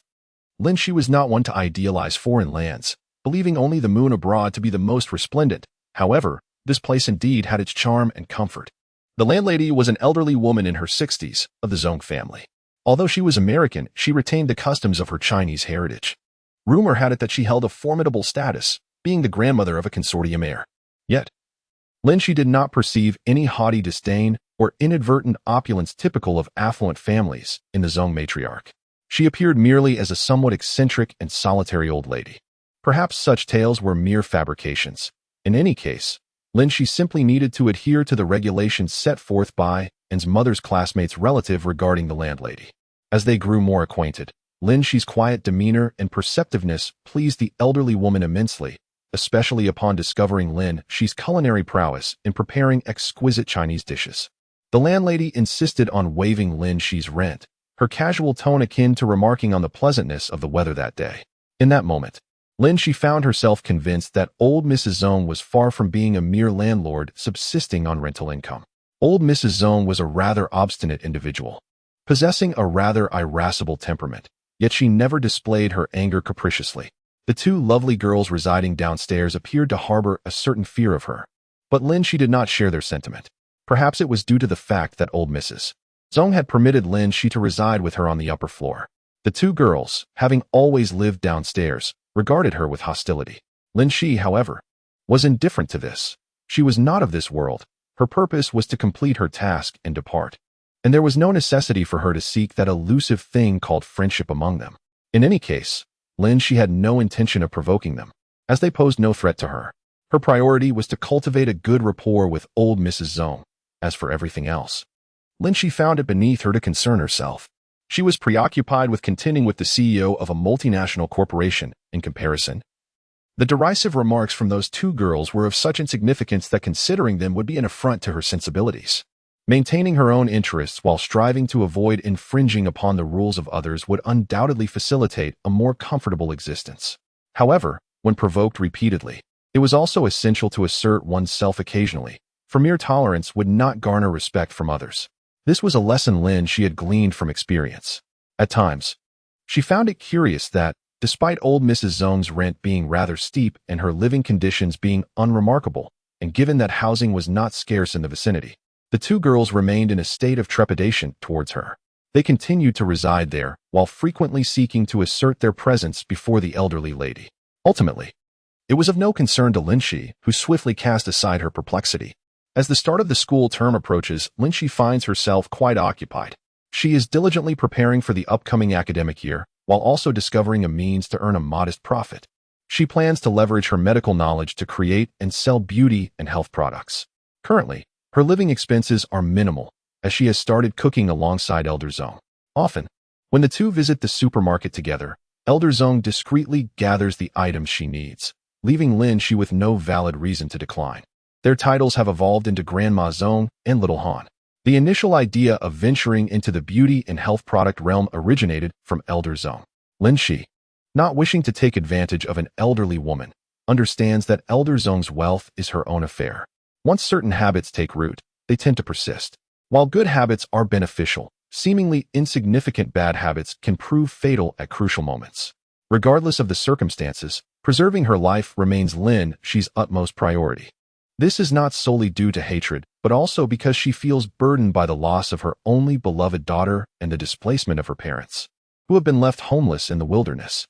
Elder Zong is not particularly old and does not suffer from significant ailments, yet her immune system appears to be notably weak, rendering her susceptible to various minor illnesses. Lin Xi often prepares medicinal dishes for her, and Elder Zong has remarked that she sleeps more soundly than before, experiencing fewer nightmares. This reminds Lin Xi of a recipe from the medical texts given to her by Chu Jiuxiao, which includes a formula for calming the mind and promoting peaceful dreams. She also intends to create a rose moisturizing cream. However, she is mindful not to overreach and decides to focus on these two products for the time being. When she first contemplated coming to Cambridge, she had this intention in mind. However, she had not precisely determined what she would do, bringing only silver needles and a few basic tools. Over the past few days, Lin Xi has been wandering about, hoping to discover whether there are any pharmacies or medical establishments related to traditional Chinese medicine in the area. To her dismay, she found that traditional Chinese medicine is far less prevalent here than in the UK, where one can easily locate traces of it in places like Chinatown. Chapter 90. Sister S. Fury. Lin Xi had no time to ponder further. She forcefully kicked open the door, only to find the elderly lady and her chair collapsed on the floor, completely unconscious. The girl named Lily, despite her urgent expression, did not heed the suggestion from the one called Lan Xing. Instead, while dialing a number, she said to Lily, "You should call. I'll inform young Master Zong." In truth, Lan Xing had initially intended to do just that. While Lily called for an ambulance, she planned to reach out to young Master Zong. However, that wretched woman beat her to it. Lan Xing felt helpless. Lily had already connected the call, and even if she tried to call now, the line would be busy. It would be more prudent for her to focus on the emergency call, which would indeed be a significant help to the Zong family, wouldn't it?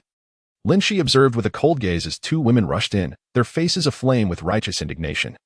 Yet now one leisurely stood at the door while the other stepped outside to make a call. Shouldn't their first action have been to assess the elderly lady's condition before determining the next steps? In reality, the elderly lady had merely been sitting by the window, enjoying the breeze for a while, and upon feeling slightly unwell, had attempted to rise to close the window, only to stand to abruptly and faint into her chair. Under Lin Xi's care, the elderly lady gradually regained consciousness. She glanced at the two eager women, curled her lips in an attempt at a mocking smile, only to suddenly realize her facial muscles felt numb and stiff, an unsettling sensation. At this moment, Lin Xi finally noticed that the old lady's facial features appeared slightly misaligned. Her usual benevolent smile now seemed rather peculiar. Was this facial paralysis? Lin Xi observed that Grandma Zong's rattan chair was positioned by the window, likely exposed to the fluctuating temperatures of late summer and early autumn, compounded by prolonged exposure to drafts. Fortunately, having been consuming Lin Xi's medicinal dishes recently, the old lady's health had improved, so the symptoms were not overly severe. "Grandma Zong, please refrain from speaking too much. You are experiencing mild facial paralysis. It's nothing serious. I have acupuncture needles in my room. I can perform acupuncture on you. Once the meridians are unblocked, you will naturally recover. Do not worry. It is not grave," Lin Xi reassured her. Their rooms were adjacent, and Lin Xi soon returned with silver needles, commencing the acupuncture procedure. Just then, the two women who had been on the phone entered and were taken aback to find a woman named Zihan inserting needles into Grandma Zong's face. How dare she mistreat the grandmother of Zong Xiao? In unison, they let out a shriek and charged toward Lin Xi. At that critical moment, Lin Xi was focused on the acupuncture, while the two foolish women rushed in without regard, intent on stopping her. With needles embedded in her face, the old lady was at a loss for words. Despite her vast experience, she was powerless in this situation, unsure if this interruption would delay her treatment or, worse, exacerbate her facial paralysis. Recognizing her impotence, the venerable Madame Zong composed herself and serenely closed her eyes, relinquishing herself to whatever fate may bring. This realization transpired in a fleeting moment within the venerable Madame Zong's mind. With her eyes tightly shut, she discerned two distinct thuds, accompanied by a woman's cry of pain. Yet, Lin Xi's delicate respiration remained unperturbed, as if nothing had deviated from the norm. Startled, the old woman involuntarily opened her eyes, with needles meticulously placed on her face. The old woman's head was rendered immobile. She observed that Lin Xi's slender, alabaster fingers continued to gently manipulate the silver needles, seemingly unaffected by any disturbances. With a sidelong glance, the old woman surveyed the floor. She beheld two women who had barged in. One was crouched on the ground, wincing and massaging her ankle, while the other was sprawled face first on the floor, lamenting and shrieking about murder. The scene was farcical, and had her face not been adorned with silver needles, she would have been unable to suppress her laughter. It was unexpected that in Zihan, a refined and demure young woman, possessed such physical prowess. Despite having braced herself for the worst, no one desires their body to succumb to such a condition. Her recent resignation was merely born of helplessness. Upon completing the acupuncture, Lin Xi glanced at her wristwatch and initiated the timing. Despite her efforts at rehabilitation, her injured leg still throbbed with pain. Lily, the one whose ankle had been struck, had been cautious upon entering, allowing the impetuous Lan Xinger, eager to prove herself, to take the lead. As a result, Lan Xinger had been unceremoniously knocked to the ground by the detestable woman, while Lily, attempting to seize the opportunity to rescue the old woman, had been struck on the ankle, causing her to collapse in agony. Lily felt as though her ankle had been struck by an iron rod, convinced that her bone had fractured. After a brief, frantic attempt to massage the pain away, she gradually rose to her feet, casting a glance at the composed woman nearby. Recalling the forceful kick she had received, a twinge of trepidation gripped her heart. Bai Xinger had indeed suffered a harsh fall, feeling as if every bone in her body had shattered. Struggling to rise, she found herself unable to muster the strength, but with Lily's assistance, she managed to get up. To her dismay, the culprit sat nonchalantly beside the elderly lady, who remained motionless, her face marred by numerous needles. Bai Xinger sensed something amiss with her nose, and upon wiping away a hand full of blood, fury ignited within her. How could that wretched woman have so fortuitously knocked her down? You little wretch! How dare you kick me? She seethed. Yet upon reflection, this rationale seemed insufficient, so she lashed out again. You dare to harm Lady Zong? Do you comprehend her status? You lowly creature! Indeed, they were lowly beings, perpetually lingering downstairs, awaiting the arrival of others. Lin Xi curled her pink lips into a sardonic smile, entirely unrepentant. She spoke no falsehood. Lady Zong had barred their entry upstairs, thus the two had resorted to concocting various excuses to loiter below, feigning chance encounters. Lin Xi had meticulously observed Lady Zong and found it implausible that she was merely a handsome man in disguise. Could it be that these two possessed an unusually unique taste, harboring a secret infatuation for the elderly lady? How they chose to interact was their own affair, and Lin Xi felt no compulsion to interfere. Initially, she had thought residing in the dormitory would be inconvenient, and thus had not submitted a request in advance. Yet, despite renting a place of her own, peace continued to elude her. Indeed, wherever there are people, there exists a world of intrigue. Lin Xi lamented. Here comes yet another disturbance to my tranquility. All I desire is to be a serene beauty. Yet, it seemed her wishes were in vain. With the sharp screech of brakes, several individuals hurried upstairs. Among them were 4 individuals clad in white coats, resembling doctors. Though their ominous entourage and sleek black suits gave them a distinctly menacing air, reminiscent of a criminal syndicate, Lin Xi felt momentarily bewildered. On a rainy day, did doctors truly seem more fitting alongside thugs? Chapter 91. The sisters' fury in an instant. The seemingly lifeless Lan Xinger was rejuvenated, exclaiming, "Young Master Zong. It was she who murdered the old lady.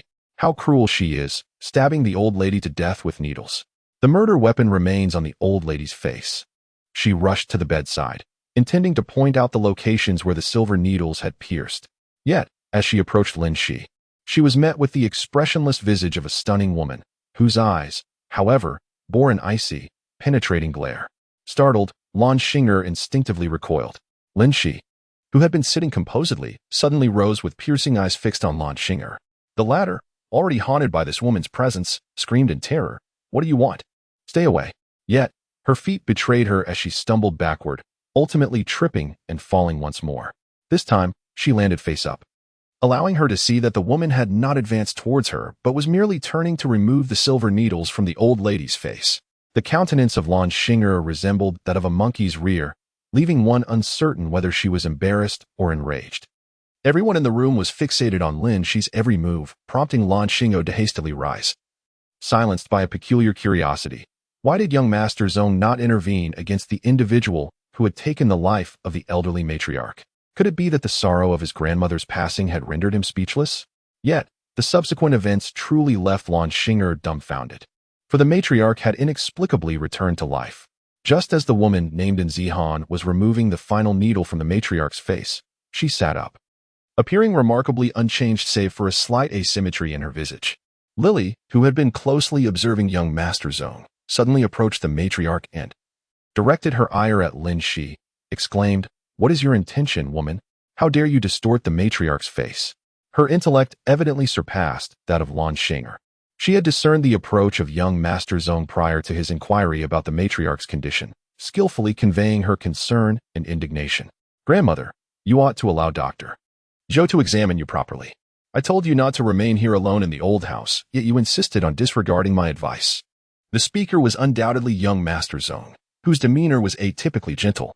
It felt somewhat disconcerting to witness. At that moment, a middle-aged man in a white coat emerged from the group, greeting the matriarch with evident familiarity. Lily and the others were astounded.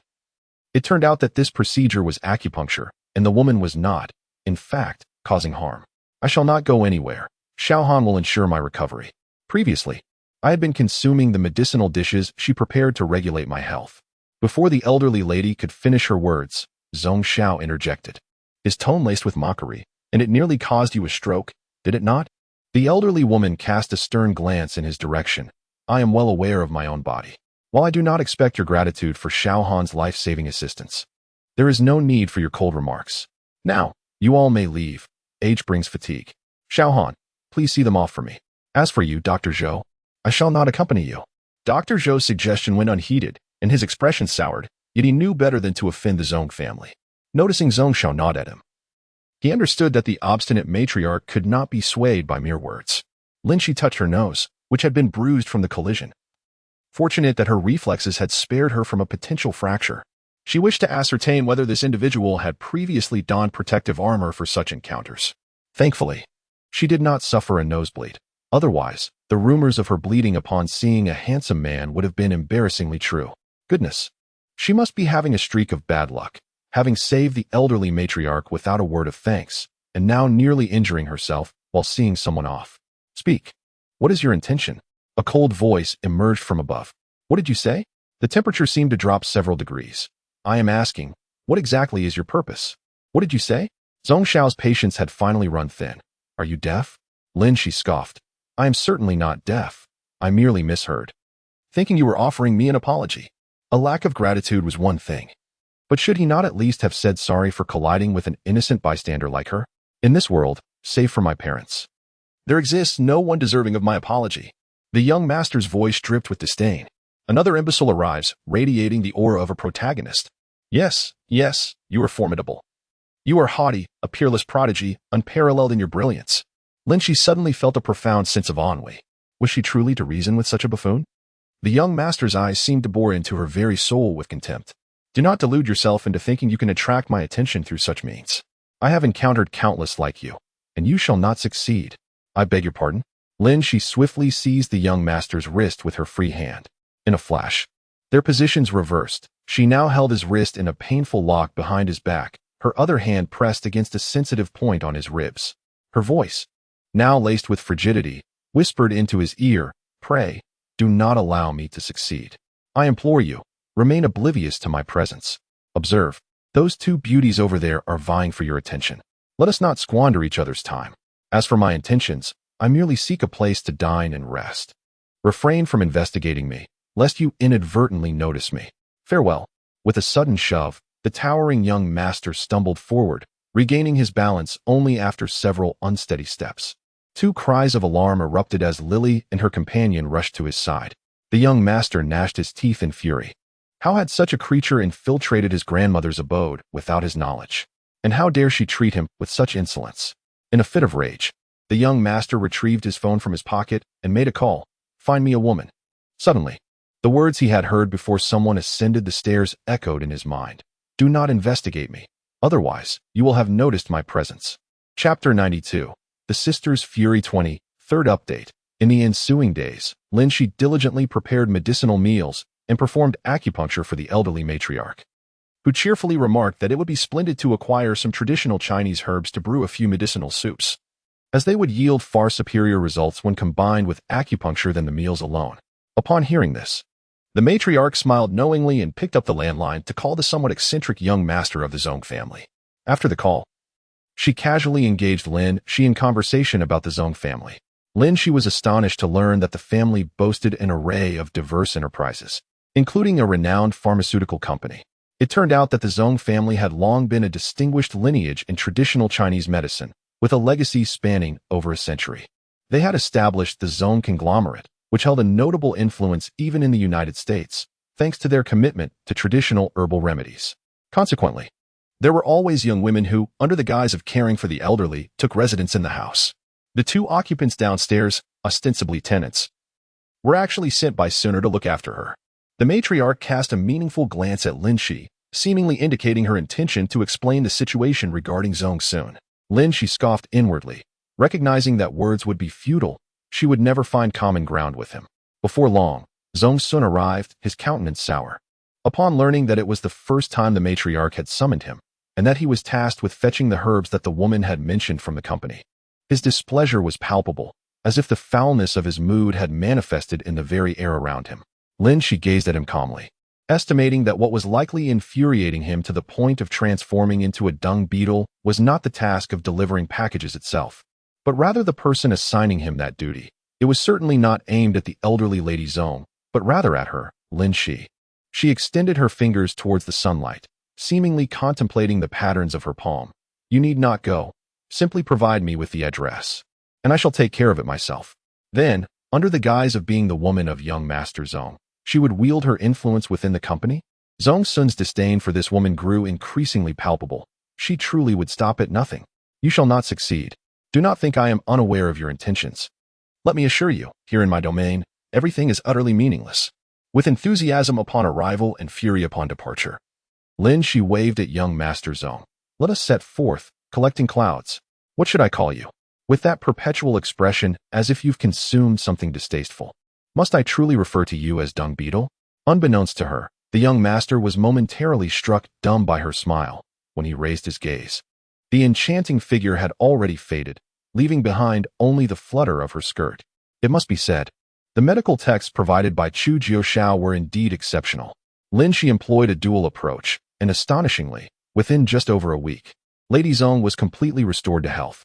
Meanwhile, Lin Xi smoothly commenced her studies, balancing academics with her entrepreneurial pursuits. However, her ambitious endeavors soon faced an unprecedented setback. The rose moisturizing cream she had crafted found no buyers. Unlike ancient times, the modern world necessitates a plethora of procedures and documentation to establish a shop, especially in the realms of cosmetics and pharmaceuticals, where stringent educational qualifications and credentials are paramount. Most egregiously, Lin Xi later contemplated abandoning traditional Chinese medicine altogether, opting instead to venture into cosmetics. However, upon expressing her intent, she was astounded to discover the requirement for a pharmacist's certification, an utterly incongruous demand. Consequently, Lin Xi circumvented legitimate channels, resorting to clandestine workshops for production. Alas, not a soul evinced interest in her wares. Lin Xi found herself ensnared in a cul-de-sac, lacking the requisite permits for a legitimate establishment and devoid of credibility for her illicit operation. In essence, both avenues were irrevocably obstructed. With over 4 months of the semester elapsed, Lin Xi remained in a state of utter perplexity, in stark contrast to her woeful plight. Enziching had ascended to the zenith of extravagance, inundating WeChat and Weibo with ostentatious displays of gourmet delicacies, picturesque landscapes, and amorous companionship. Lin Xi disregarded her entirely. Subsequently, Enziching dispatched a disheartening photograph of Lu Shiye in a state of despondency, accompanied by the inquiry, "Elder sister, Does the prestige of an University diploma hold such paramount importance? You have become unrecognizable. How can you bear to abandon the pitiable Shirye? Preposterous. Lu Shirye was the one she had forsaken? How shameless. And Ziqing then launched into a protracted diatribe, asserting that Lu Shirye was now in a state of profound dejection, that she had relinquished her affections for him to facilitate their reconciliation, yet Lin Xi had spurned him once more, leaving him utterly forlorn. Lin Xi set aside her telephone. Resuming her endeavors with her novel concoction, the rose dew favored by Yang Guifei. The origins of rose dew can be traced back to the 5 dynasties, flourishing during the Song dynasty. Whether the corpulent Yang had indeed employed it remains uncertain to Lin Xi. Nevertheless, it was a matter of leveraging celebrity influence, as Yang Guifei had garnered international renown for many years. Moreover, given her purported affliction with bromidrosis, her endorsement of rose dew would lend greater credence, as she was reputed to possess an ardent fondness for fragrance. Thus, Lin Xi's representation could not be deemed entirely mendacious. Lin Xi's fervor was invigorated by the intervention of the venerable matriarch, who successfully negotiated a significant deal on her behalf. Lin Xi was tasked with providing technical expertise, placing the products under the aegis of the Zhong family enterprise. She was to supply more than 10 medicinal and beauty formulations, and in return, she would hold a 10% stake in the subsidiary responsible for processing these products. Initially, the Zhong family's Jixiang enterprise harbored reservations. They found this woman rather enigmatic and questioned her true intentions. However, the Zhong family had endured considerable trials during the matriarch's youth, during which she single-handedly nurtured several young children while also sustaining a precarious company. Ultimately, not only did the Zhong family withstand the adversities that sought to dismantle them, but they also ascended to greater heights, solidifying the matriarch's unassailable position within the family. For Lin Xi, who found herself ensnared in a predicament, this proposal was akin to a celestial melody. Zhong Sun, who fancied himself as having discerned Lin Xi's duplicitous motives, grew increasingly disconcerted. He had always believed that her ultimate aim was to ensnare him. Countless socialites had their eyes fixed on him, the diamond bachelor. He was convinced that this woman was no different. What infuriated him was the realization that her ambitions were directed not at him, Zhong Sun, but rather at financial gain, an affront to his dignity. Here he was, the future helmsman of the illustrious Zhong conglomerate, reduced to a mere 10% stake in a subsidiary of his own company. With a disdainful glance cast at the foolish woman, Zhong Sun felt utterly vexed. He could not fathom what sort of enchantment she had cast upon his grandmother. Moreover, to add insult to injury, following the signing of this contract, even his parents began to refer to this foolish woman endearingly as Little Han.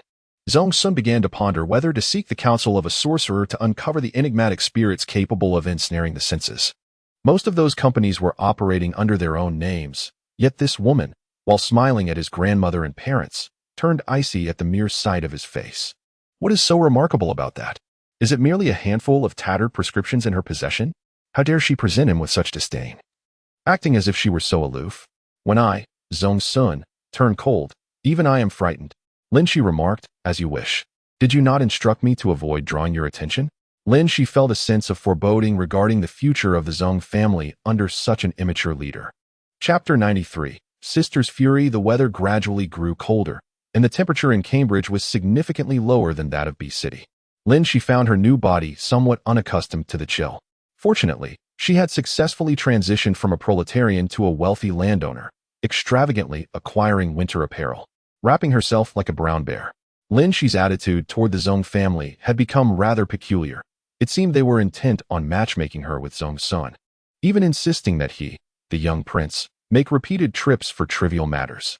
Lin Xi surmised that Zhong Sun must be quite indignant about this arrangement. Otherwise, his countenance would not grow increasingly sour, resembling a gathering storm, if one day he were to arrive not in a vehicle but rather pushing a dung ball. She would not be the least bit surprised. In truth, she felt quite helpless. She had done her utmost to adhere to his grand expectations, speaking only when necessary and ensuring that tasks requiring 29 minutes were completed well under half an hour. What more could she possibly do? Soon, Lin Xi would realize that her concerns were entirely unfounded. In the midst of daily fatigue and incessant chatter, and Ziqing finally dropped a bombshell. Lu Shirye would be attending the triannual Huading architect competition in Cambridge. Lu's mother, unable to reach Lin Xi, had taken the liberty of agreeing on her behalf. Goodness, they say that if I run fast enough, The melodrama cannot catch up with me. Traditionally held in New York, this year the hooting competition has unexpectedly shifted to Boston, conveniently landing in Cambridge. This is undoubtedly the handiwork of the plot master, once again orchestrating Luxuria's arrival to create an opportunity for them to become reluctant partners. And Ziqing, with a tone of condescension, had agreed on her behalf. How infuriating. Why not just marry him in her stead? Let him come. I shall confront whatever challenges arise. As a prominent executor of the Yao Xuan community, I shall not be intimidated by mere melodrama. Come on, let us stir things up. After arranging the accommodations, Lin Xi invited Luxuria to dinner, assuming he would decline. To her surprise, he accepted. Perhaps hunger was the motivating factor. Otherwise, it would be wise for such contrasting personalities to avoid each other. They chose a table by the window and placed their orders. As they gazed outside, they exchanged casual conversation. Having grown up together, they shared many topics, and the atmosphere was far from awkward. However, this scene appeared entirely different to an outsider. As Zhong Sun happened to drive by, the sight of the striking pair by the window captured his attention, leaving him with a sense of betrayal. This woman was one of the candidates chosen by his grandmother and family as a prospective wife. He vehemently rejected her, perceiving her as avaricious, desiring not only the wealth of the clan but also the clan's members. His instincts proved correct. Thus, he consistently resisted the rigid matchmaking attempts orchestrated by his grandmother and family. However, he could withstand that pressure until he sensed the looming shadow of jealousy, which rendered him utterly defenseless. He would never admit that the tumultuous emotions within him were rooted in envy. Upon halting the car, the valet, upon recognizing the young master of the Zhong family, hurried over with a sycophantic grin. Zhong Sun strode directly to Lin Xi, his countenance dark and words withheld. Lin Xi, perplexed, could not fathom the reason behind this gentleman's sullen demeanor. Luxuria, inquiring with his gaze, was met with Lin Xi's head shake and a smile. I don't know him. Perhaps he lacks funds and is waiting for us to finish our meal before he can dine. Luxuria responded, might I suggest you refrain from fabricating tall tales? This man's attire alone suggests he must have spent several thousand. How could he possibly be short on funds? He was astonished that the usually composed Zihan could exhibit such sharpness and recklessness, entangling herself with others so soon after arriving in Cambridge, leaving him feeling embarrassed. Aside from her brilliant intellect bestowed by nature, how could she possibly compare to Qingqing? With such an unsavory presence nearby, one could hardly find the appetite to dine. Luxuria picked up a napkin to dab his mouth, and, displaying remarkable understanding, remarked, I believe this gentleman may wish to converse with you. So I shall take my leave. The hotel is not far from here, and I will depart now. Lin Xi gazed at the freshly seared scallops with foie gras before her, eagerly anticipating the culinary delight. However, to her dismay, a long arm reached from behind, causing her knife and fork to clatter to the ground as she was unceremoniously yanked into the car by her collar. Damn it, my foie gras and scallops. Although the expression on this person's face was perpetually sour, they dared not treat her too harshly. Realizing that she would not be able to enjoy the exquisite meal, Lin Xi ceased her futile struggles, feeling rather vexed. Had she known that this individual would be present and that she could avoid paying the bill, she would have ordered a greater array of delicacies to take away. The driver beside her observed Lin Xi's reluctant gaze toward the restaurant. His expression as dark as the bottom of a pot, letting out a cold huff. What do you mean by this? You disturb my meal and still dare to show me that face? After toiling from dawn till dusk, she was utterly exhausted, more so than a dog. Even, just when she hoped for a peaceful meal, she was harassed instead. Lin Xi wore an expression of utter desolation. As one of my potential fiancés, do you not think it necessary to explain who this man is? Zhong Sun inquired with a scowl.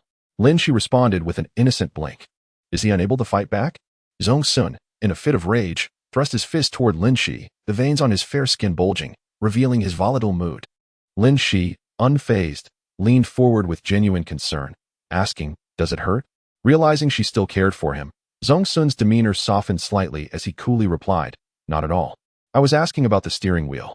With a resounding bang, the car door swung open, and the man, visibly aggrieved, bellowed, get out of my car. Producing the key, she unlocked the portal. A sudden hematemesis befell Zhong Sun. Unwittingly, he had piloted the vehicle to the vicinity of his grandmother's domicile, and had the audacity to demand their departure. Chapter 94. The Sisters' Indignation 22, Second Update. Scarcely had she breached the threshold when she was accosted by two grotesque sentinels. You despicable and odious woman. How dare you surreptitiously ensnare young Master Zong? Lily's countenance was etched with disdain. Blue Star chimed in with a shrill derision. I wonder who it was that proclaimed with such hauteur that she would not endeavor to capture young Master Zong's attention. Lin Xi was exceedingly vexed. It was always accusations, accusations. In their eyes, she was invariably the culpable party. Can you accomplish anything beyond mere verbal volleys? Why not inquire yourselves how your cherished young master and I became acquainted? Lin Xi was still heartbroken, alas, her freshly prepared seared scallops with foie gras.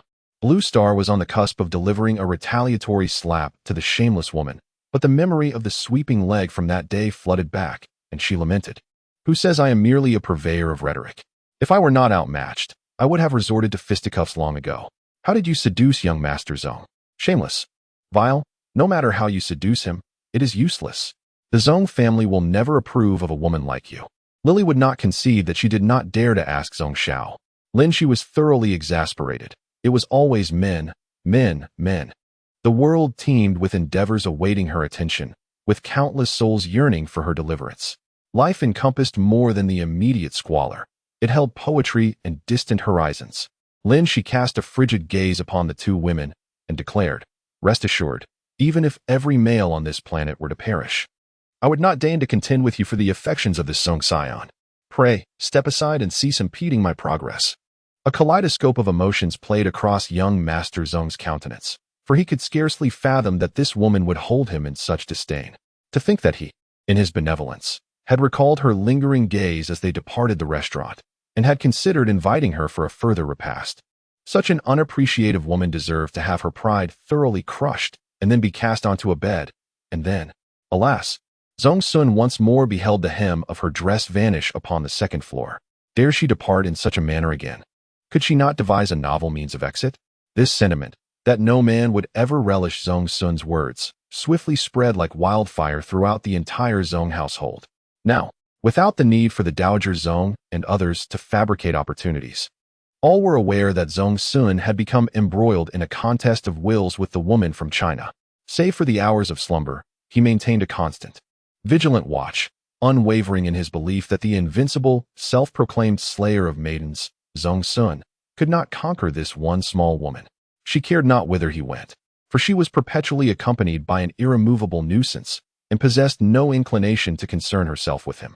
In truth, Lin Xi remained indifferent, continuing to partake in her meals and libations with gusto, now that she possessed a status that rendered her formidable in this locale, and was attended by a young master of considerable influence at all times. She had swiftly ascended to the ranks of Boston's luminaries. With a chauffeur at her beck and call, a card for her shopping sprees, and complimentary dining, Lin Xi's life was a veritable paradise. However, there were always those base individuals who sought to inflict displeasure upon her. That evening, Lin Xi received a call from Enziching. Scarcely had Lin Xi uttered a single word, hello, when Enziching commenced her relentless barrage. Sister, how could you behave in such a manner? Father did bestow upon you a considerable sum of money, did he not? Even if you find yourself in straitened circumstances, you could always seek a loan from me. Your current conduct brings shame upon our parents and renders me unable to hold my head high, even before Shun. Lin Xi was bewildered. What heinous acts have I committed? None that I know of. Are you not cognizant of your own actions? The Chinese community in Cambridge is rife with rumors that you... Enziching hesitated, seemingly finding it difficult to articulate. A man's voice, presumably Luo Shun, could be heard nearby on the phone, impatiently stating, she has the audacity to engage in prostitution. Such a shameless act, and yet you hesitate to speak? Do you pity her? Has she ever considered you? Enziching gently retorted, no. I believe my sister must have had compelling reasons for doing what she did. It wasn't intentional, it couldn't have been. You are always so benevolent, invariably perceiving others as innocent and virtuous. It appears that En's parents now regard Enziching as a source of pride. The once ugly duckling has transformed into a swan, capable of representing her parents and judging her. Lin Xi smirked coldly, silently observing her pretense, never interrupting her. The following morning, Enziching informed Lin Xi of their hotel, urging her to promptly confess her transgressions. The winter in Cambridge is truly frigid, with mornings particularly frosty.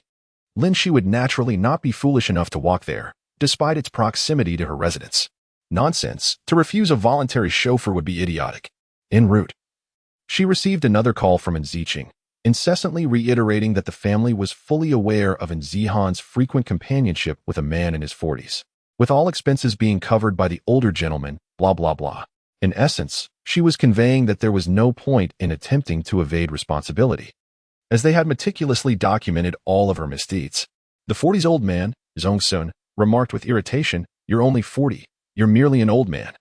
And your entire family is filled with old men." Upon arriving at the hotel lobby, Lin Xi noticed the absence of Ziching. She called her, and Ziching informed Lin Xi, "Room 1102. You may come up yourself. It's too early. I haven't even gotten up yet. It's all Shun's fault for yesterday." Her voice trailed off with a delicate complaint. Surely, she must be flaunting her affection, dazzling me, a mere failure. With her ostentatious display of love, Lin Xi glanced at the ever-present Zhong Sun, saying, "I shall ascend to pay my respects to the queen. Will you be waiting here below, or joining me?" Zhong Sun, curt in his response, had already stepped into the elevator.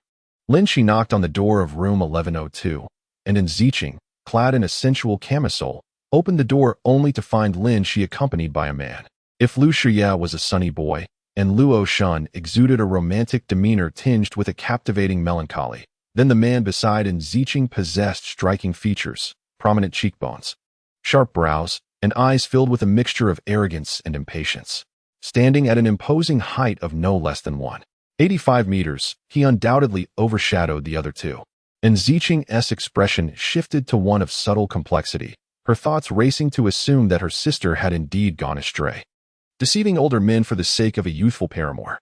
The initial astonishment at encountering a handsome man was swiftly replaced by disdain. As she recalled her disheveled appearance while opening the door, now exposed to this young man's gaze, her mood soured instantly.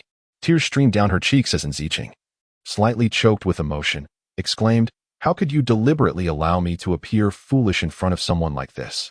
Shun already harbors a poor impression of you. This will only anger him." Lin Xi pointed at Zhong Sun and asked, "Him? What sort of person is he?" Chapter 95. The Sisters' Fury 23, third update. And Ziching's face flushed crimson with indignation. Indeed, her sister had become utterly shameless after engaging in such actions. The sister she once knew was not like this. Was it necessary for me to voice it explicitly? The relatives of Mom's classmate have divulged everything to us, claiming that you are gallivanting around with an old man who is nearly the same age as Dad, neglecting to properly entertain Brother Lu.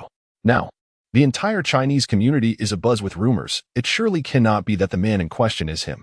Lin Xi, you've hit the nail on the head, sister. It is indeed him. Lin Xi cast a sympathetic glance at the man beside her. How terrifying are rumors, at the rate at which they are aging you. If you cling to me shamelessly for no more than 2 months, you might as well rest in peace. In truth, Zhong Sun did have a purpose, albeit misguided. Was it supposed to be that Zihan was here to find a handsome and wealthy boyfriend?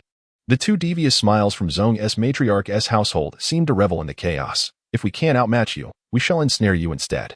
It seems the one being ensnared is their beloved Zhong Xiao, which has little to do with me, right? Well, there is a slight connection. Isn't the fellow before me the one thrust into this predicament? Look at that. The sister, once deemed lacking in talent, possesses an innate beauty that is hard to forsake. She has tirelessly strived and flirted without restraint, and at last, she has turned the tables and sung her victory song, acquiring the gilded identity of a multinational CEO's wife, demonstrating that marrying well is indeed superior to studying diligently, all the while decisively overshadowing the once resplendent sister. Once exalted like a phoenix soaring through the heavens, the elder sister has now succumbed to despair, not only engaging in dubious relationships, but also maintaining a young paramour. And Ziching, filled with a mix of joy and concern, has finally awaited this day. She is determined to guide her sister back to the right path, just as her sister had once assisted her countless times before. Goodness, what a remarkable white lotus, emerging unstained from the mud, yet remaining untainted amidst foul surroundings. And Ziching held her head high, casting a cold glare at Zhong Sun. I care not how you ensnared my sister, even if her reputation is marred. She remains my sister, and Ziching, and certainly not someone of your ilk, contained her. I command you to leave my sister at once.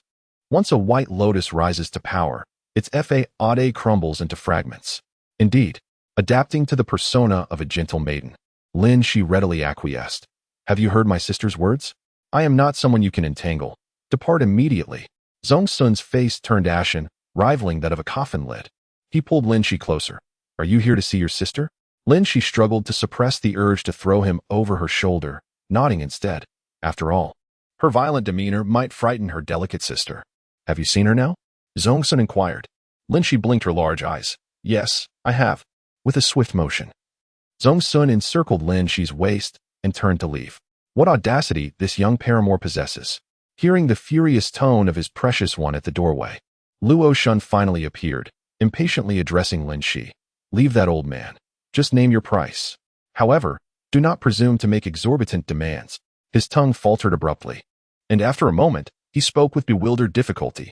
Are you Master Zhong?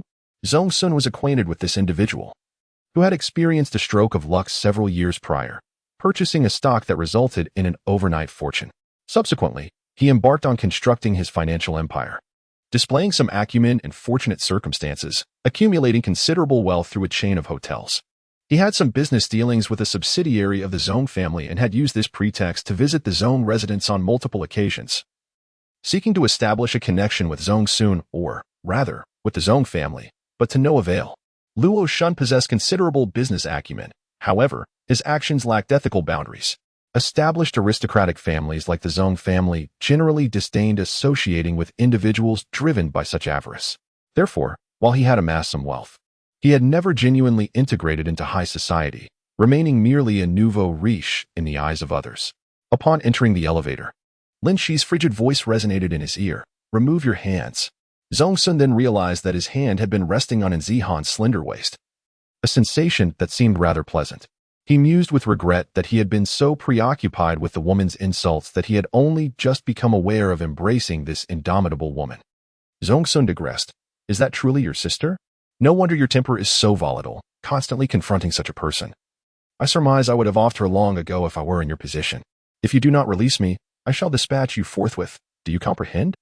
Lin Xi had already commenced her warm-up exercises.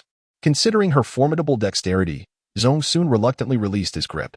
Lin Xi, somewhat disappointed by his unexpected prudence, had entertained the notion of him making an appearance in the hotel lobby after experiencing her over-the-shoulder throw.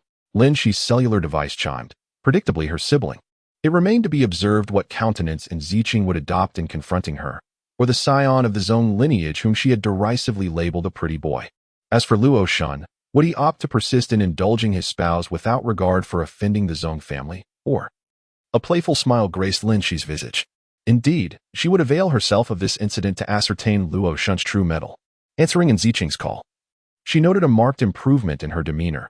The imperious air of a judge had dissipated, and Ziqing conveyed that the preceding events were a misunderstanding, and extended an invitation to Lin Xi and Zhong Sun to dine at a restaurant of moderate expense but serene ambience, naturally securing the most exclusive private chamber.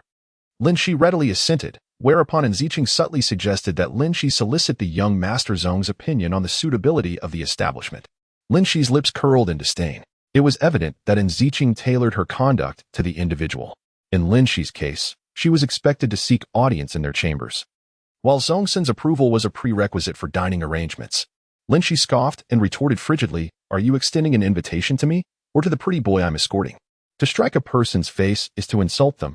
To expose a person's shortcomings is to revile them, even through the medium of the telephone." Lin Xi's words caused Ziqing's complexion to darken precipitously. A quavering, tearful voice emanated from the receiver. "Sister, you've changed. You were never so acerbic before."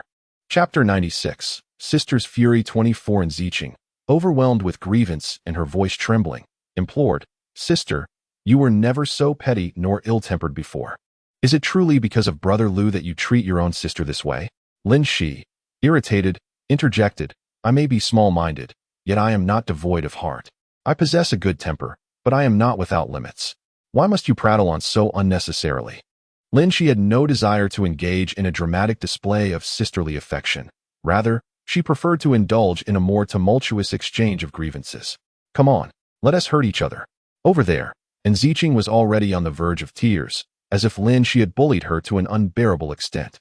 "It's just that Shun and I wanted to invite you and young Master Zhong to dinner. I feared you might not like the restaurant, hence I sought your opinion. It would not bode well to escalate the situation. After all, Lin Xi was still in a precarious financial position. Confronting Luo Shun directly was unwise. So to release some pent-up frustration, Lin Xi softened her tone, stating, "I have no objections. Let me consult Zhong Sun." Hearing her address him so casually, and Ziqing felt as if her heart were being deep-fried in hot oil. Lin Xi grit her teeth and muttered, "Damn it." Zhong Sun chimed in. "Using foul language is unbecoming." Lin Xi was taken aback. "Isn't that family of yours the very definition of foul?" And Ziqing interrupted their playful banter. "Sister, let us agree on this. See you at noon." And Ziqing's heart was a tumultuous mix of bitterness and sorrow. Clearly, she had surpassed her sister. Though Lin Xi had managed to retain her legs and gain admission to H University, what did that really signify? And Ziqing has thoroughly demonstrated that a woman's accomplishments in education and work pale in comparison to the virtue of a prosperous marriage. This realization has been particularly poignant recently upon hearing that her sister had become involved with a man well into his 40s. Eager to embellish the tale for her family's ears, she relayed the news, provoking a strong reaction from her parents. However, the truth of the matter was that her father's hospitalization was merely due to a bout of food poisoning, unrelated to Ziqing's sister. As their mother busied herself tending to their father, and Ziqing casually mentioned that she and Luo Shun were near Boston and could visit their parents to uncover the truth. Her mother consented without much thought. A surge of exhilaration coursed through Ziqing at the prospect of confronting Zihan with the admonition she had endured over the years. She longed to soar to Cambridge. Upon witnessing Zihan brazenly accompanied by a strikingly handsome young man, Ziqing felt a mix of anger and jealousy. Though her words may have lacked sincerity, they were indeed a reflection of her innermost feelings. She had yearned for such an opportunity for far too long. Thus, when she later learned from Luo Shun of the man's true identity, she was nearly consumed by regret. Although Luo Shun did not reproach her, their close companionship meant that she could not remain oblivious to this man's significance. She acutely sensed Luo Shun's evident displeasure, as the warmth he once showed her had noticeably diminished. In an effort to mend the situation, she sweetly suggested they invite her sister for lunch, despite the fact that it was Zihan who ought to extend the gesture of hospitality. Naturally, Luo Shun was quite pleased, so he decided to invite the young master of the Zhong family as well. This was crucial, for after all, that fool had just gravely offended young Master Zhong. Although he was not intimately acquainted with Zhong Sun, he had certainly heard of the latter's reputation. To provoke him could very well mean that Luo Shun would lose his standing in M country. Indeed, Luo Shun felt quite vexed and cast a cold glance at the distracted Ziqing. While he did not hold it against her for her inability to assist him, he was nonetheless irritated that M country had brought him such significant trouble. It was evident that Zhong Sun harbored some interest in Zihan, and for the moment, Luo Shun could not afford to display his emotions. After all, they had agreed to attend the gathering, and if it came to it, he could always push Ziqing forward. After all, the trouble was of her own making, and Zihan, being her elder sister, would likely not hold it against her. As Ziqing began to adorn herself, Luo Shun patiently briefed her on the illustrious background of the Zhong family, cautioning her vehemently not to provoke Zhong Sun further and to maintain a humble demeanor. And Ziqing felt as though her fragile psyche had suffered 1,000 blows. She refused to allow her sister to associate with Zhong Sun. Their family was ordinary, and there was no way that someone of such a prestigious lineage would treat them with sincerity. It was merely a predatory pursuit masquerading as love. She would not stand idly by while her sister was toyed with like a mere plaything by a man. She must take responsibility for her sister's happiness. By the time Ziqing entered the private room, Lin Xi and the others had already been there for some time. Zhong Sun had taken the liberty of ordering many of the restaurant's signature dishes. As Ziqing walked in, the waiter was in the process of serving the food. She observed that Zhong Sun didn't even raise his head, while Lin Xi sat there with an air of calmness, showing no inclination to stand in greeting. Her eyes reddened. Had her relationship with her sister deteriorated to this extent? Pressing her lips together, Ziqing timidly spoke, "Young Master Zhong, sister, please do not be angry with me. Young Master Zhong, it was my fault to speak ill of you at the hotel. I was misled by the recent rumors about my sister, mistakenly thinking you were also." She fell silent, her tearful eyes furtively glancing at Zhong Sun. Truly, he was a man of extraordinary caliber. She had thought that Shun, being young, talented, and possessing an impressive demeanor, was the epitome of masculinity. Zhong Sun's brow was slightly furrowed, yet his expression remained inscrutable, radiating an air of profundity. His high nose and thin, somewhat pallid lips, combined with a softness that surpassed that of Europeans and a depth that distinguished him from typical Asians, conveyed an inherent elegance and nobility that could not possibly stem from an ordinary background. and Ziqing felt a pang of regret.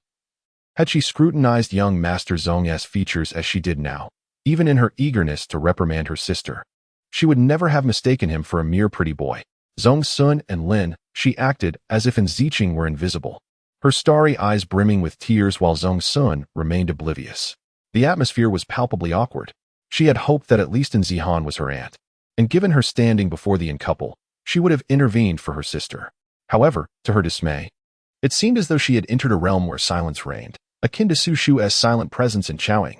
In front of the Yin family, Luo Shun exuded the demeanor of a multinational corporate president. However, in the presence of Zhong Sun, he was acutely aware of his standing. Angering the Zhong family would render his life in M country exceedingly arduous. Stealthily, Luo Shun nudged Ziqing, who gazed at him with a pitiful expression.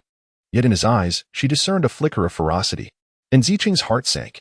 Luo Shun had always regarded her with deep affection, but that gaze resembled that of a ferocious beast poised to devour. It seemed that unless Zhong Sun's wrath was quelled, Luo Shun might, in the next moment, turn on her with unrelenting ferocity. And Ziqing timidly called out to Lin Xi, addressing her as sister, but Lin Xi merely lowered her head, indulging in the culinary delights before her, feigning ignorance. A swell of resentment brewed within Ziqing, though she dared not display it on her countenance. She reached out, intending to tug at Lin Xi, but was abruptly met with Zhong Sun's unwavering gaze, which felt as though he were staring at a corpse. Suddenly, as if resolved, she dropped to her knees before Zhong Sun, exclaiming, "Mr. Zhong, I implore you to show mercy and forgive my transgression. I came, at my parents' behest, to inquire about my sister and an older gentleman. I am concerned for my father, who is currently hospitalized due to distress, and I fear for my sister as potential missteps, which caused my unguarded remarks." Lin Xi had indeed underestimated Ziqing's cunning. Her dear sister knelt before her in a manner reminiscent of ancient dramas, knocking her head on the ground with fervor. And Ziqing was quite resolute, and despite the discomfort of bruising her forehead, she did not forget to subtly criticize her sister, mentioning the older gentleman. How utterly scandalous. Zhong Sun was momentarily taken aback. He had merely intended to offer Zihan a sense of relief, yet he was unprepared for such an unforeseen turn of events. Observing this, Lin Xi hastily extended her hand to assist Ziqing, her heart aching with compassion as she gazed upon her. It was not only they who could perform in this dramatic play, and Ziqing's forehead was already swollen, and while she had once exuded arrogance in the hotel, she now appeared utterly disheveled and humbled. In this modern era, what grievances could warrant a younger sister kneeling before her elder sibling? And Ziqing's actions were clearly an attempt to compel Lin Xi to mediate on their behalf, although it seemed as if Zhong Sun had avenged Lin Xi. The truth was that Lin Xi felt as though she had swallowed a fly, filled with disgust. With tears in her eyes, and Ziqing looked at Lin Xi, calling her sister in a pitiful tone, and to Lin Xi's astonishment, Luo Shun also casually referred to her as sister. Lin Xi was left dumbfounded. How peculiar. Luo Shun, a person who appeared refined and cultured, with a hint of melancholy, had always been polite in the presence of N's parents, yet he often exuded an air of superiority, casually addressing Zihan by her name due to being 2 years her senior. Today, however, he had unprecedentedly called her sister, and Lin Xi understood precisely whose influence it stemmed from, whether it was he or Ziqing. Their sense of superiority in front of Lin Xi was undeniably rooted in wealth, was it not? Lin Xi scoffed inwardly. Money truly is a powerful remedy, with an overtly evident effect. Through Luo Shun's demeanor, Lin Xi discerned the truth. Their ostensible apology was merely a guise to forge a connection with Zhong Sun, while simultaneously harboring disdain for her as a mere stepping stone. Amused by the irony, Lin Xi found herself chuckling at the thought that Zhong Sun could be as naive as Lu Shiya. And Ziqing may be unaware that she has already offended this young master. Repeatedly mentioning the 40-year-old uncle must surely have struck a nerve with Zhong Sun. Now Lin Xi has her own considerations. You wish to use me as a stepping stone? Very well. As dear sisters, how could I not lend you a hand? The group reseated themselves, as if the earlier scene had never transpired, engaging in laughter and lively conversation. Lin Xi silently lamented, all of them are renowned actors. Throughout the gathering, the delicate and somewhat ingratiating voice of Ziqing occasionally rang out, with Luo Shun chiming in now and then. They were responsible for the dialogue. While Lin Xi focused on the feast, Zhong Sun had ordered the restaurant's signature dishes. The flavors were undeniably delightful, and Lin Xi naturally indulged heartily. Sister, if you remain silent, I shall take it as your consent. And Ziqing suddenly raised her voice, exclaiming, Are you a starving ghost reincarnated? She felt her sister was deliberately putting her in a difficult position. With a gentle flutter of her eyelashes, she spoke in a half-pouting tone. If one were to overlook the bruise on her forehead, her performance was flawless. What? Did I agree to that? And Zihan stared in confusion, her originally elongated eyes wide. Long eyelashes resembling the delicate wings of a butterfly. Her mouth, slightly contorted from chewing, bore traces of caviar, and she was laboriously swallowing, creating an adorably silly yet endearing sight. In that moment, Zhongsun's heart raced, an inexplicable wave of emotion crashing over him. He finally realized the source of the tumultuous feelings that had consumed him in recent days. He had developed feelings for Zihan. Zhongsun gently took a napkin to wipe the caviar from Lin Xi's lips, while his other hand instinctively patted her back, concerned she might choke. What on earth? Lin Xi, who was initially unaffected, truly choked this time. She must have disowned the impostor. After a fit of coughing, Zhongsun offered her a glass of water to rinse her mouth, and Ziqing suppressed her burgeoning jealousy and said with a coquettish smile, Young Master Zong is so kind to my sister, it's truly enviable. My sister and I have always been very close since childhood. So if Ziqing may be so bold as to call you brother's son, since my sister doesn't object, let's consider it settled. Shun and I will await your and brother Sun's joint arrival at the manor. Ching, don't misunderstand. Your brother Sun and I have no relationship whatsoever. I merely rent a house from his grandmother, Lin Xi stated matter-of-factly, adding a touch of cold water to avoid being too cooperative, lest the cunning Luo Shun become suspicious. As expected, and Ziqing appeared somewhat irritated upon hearing this. Is my sister deliberately undermining me? Cohabitation is cohabitation. Why say rent? The Zong family is a century-old aristocratic family. Would they rent out a house to others? Tell that to the ghosts. Luo Shun patted her back indulgently, as if smoothing the fur of a cat in a temper. Zong Sun, who had been consistently aloof, actually bestowed a smile, saying, Very well, we will certainly be there then. Young Master Zong was in a very good mood at this moment. Luo Shun was immediately overjoyed. Judging by Zong Sun's words, this transgression could be considered forgiven. Moreover, there seemed to be room for further advancement. If the occasion were different, Luo Shun would have embraced his darling and showered her with kisses. Heaven knows how many times he had tried to arrange a meeting with young Master Zong without success. This sister-in-law was somewhat useful after all. But his darling's kneeling plea was even more effective. At this point, he had already automatically disregarded his resentment towards her from the morning. Luo Shun now had more schemes in mind. As long as Mr. Zong graces the reception with his presence and subtly hints at his close ties with the Zong family, securing that piece of land will be a foregone conclusion. It's truly effortless. Ziqing is indeed his lucky charm. Lin Xi was momentarily taken aback by Zong Sun's agreement, as he is no fool and can discern the strained relationship between the two sisters. Lin Xi noticed an unconcealable elation on Luo Shun's usually composed face. She sneered inwardly. Let them revel in their joy for now. After all, the greater the gains and the more beautiful the envisioned blueprint, the more agonizing the loss will be. The dinner could be considered a pleasant affair for both host and guests. Luo Shun never anticipated securing Zongsun's presence, as the Zong family had always treated him with disdain. The matter is of utmost importance. For success could yield a dual benefit, acquiring the land and successfully integrating into the upper echelons of the American Chinese community. The couple was naturally engrossed in meticulous planning, forgetting their initial mission to discipline Zihan for her alleged moral failings. However, while Lin Xi wore a beaming smile, Zongsun once again displayed his characteristic sullenness. He has always been forthright in confronting his emotions, intending to express his feelings to Zihan.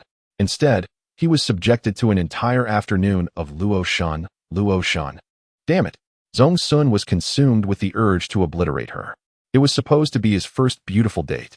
Despite his vexation, Zongsun had to comply with Zihan's first request. Having bid farewell to Lin Xi, he promptly made a phone call to Bi City in Huagua. Please investigate these individuals for me.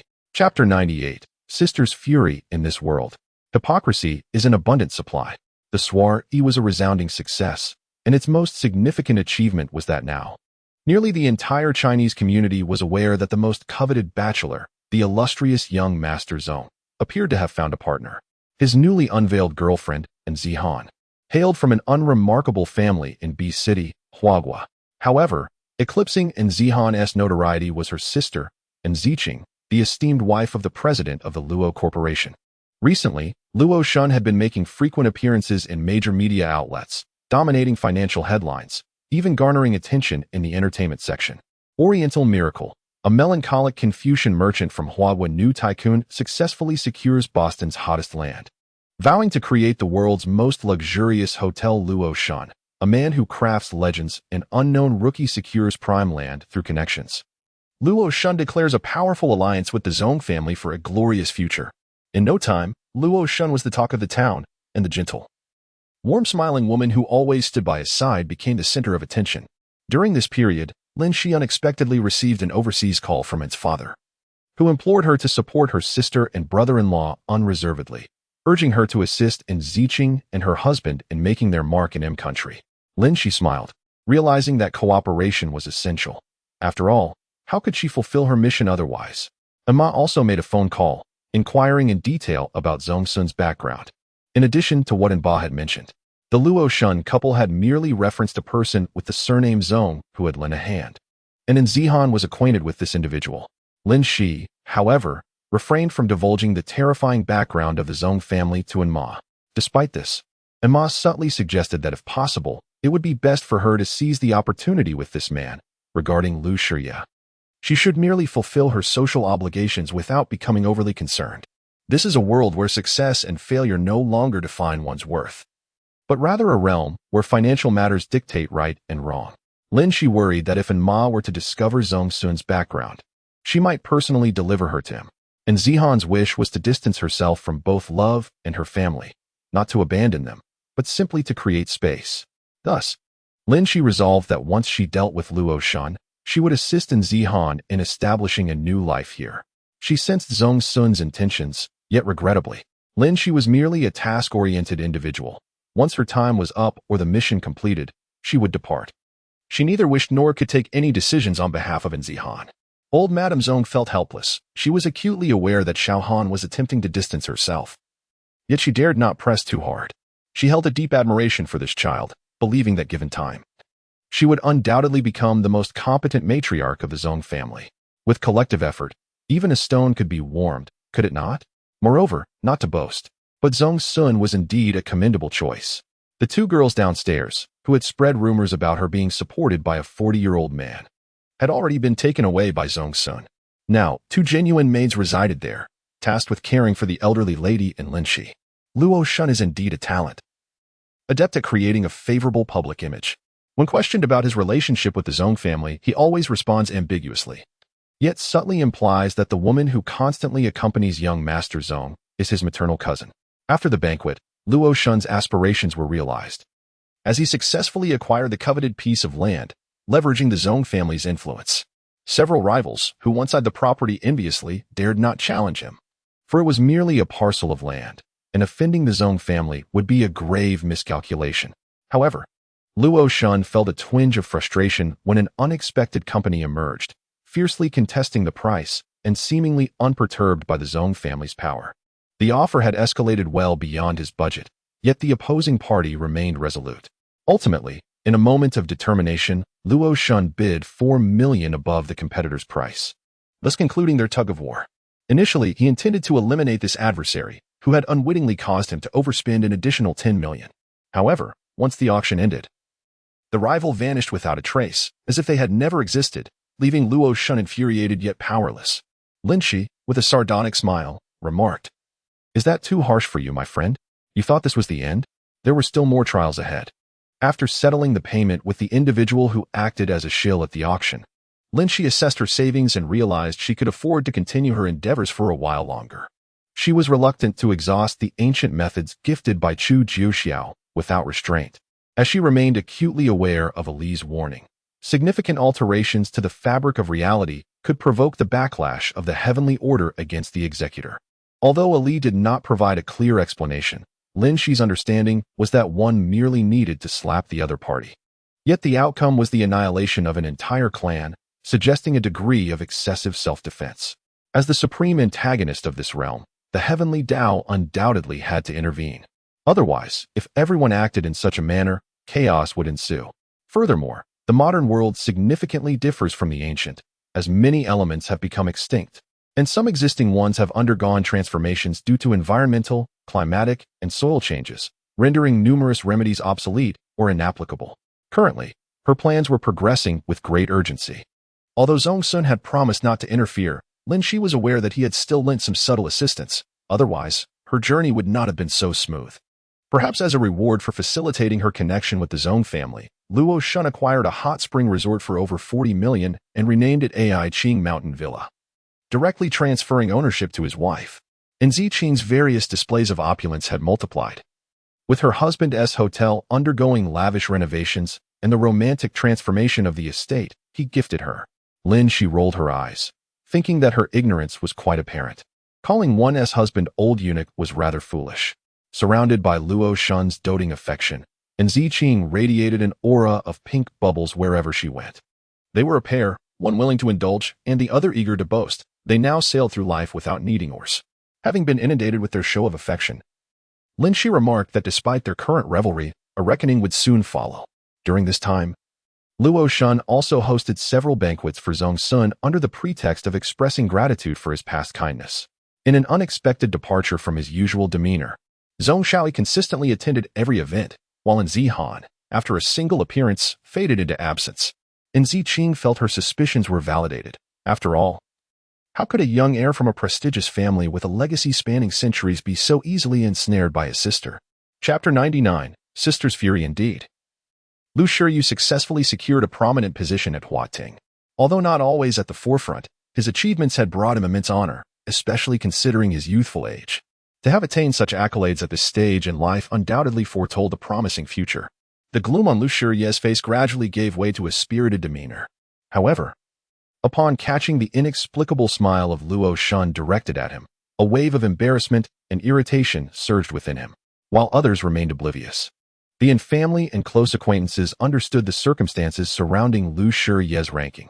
Narrowing his eyes, a flicker of resentment crossed his gaze. He comprehended the meaning behind Luo Shun's smile. He had merely advanced his career by sacrificing his personal relationships. Confronted by the family and Luo Shun, Lu Shiyu felt his polished exterior shatter, exposing wounds that bled profusely. The facade he had painstakingly maintained suddenly seemed laughable even to himself. Lin Xi remained silent, observing the interplay of expressions among the trio. How amusing it was. One person is carefree, two are entwined in life, and three create a lethal struggle. Lin Xi noticed in Ziqing whispering something to Lu Shiyu with a smile, followed by a gentle embrace. Subsequently, Lu Shiyu strode over and returned the embrace.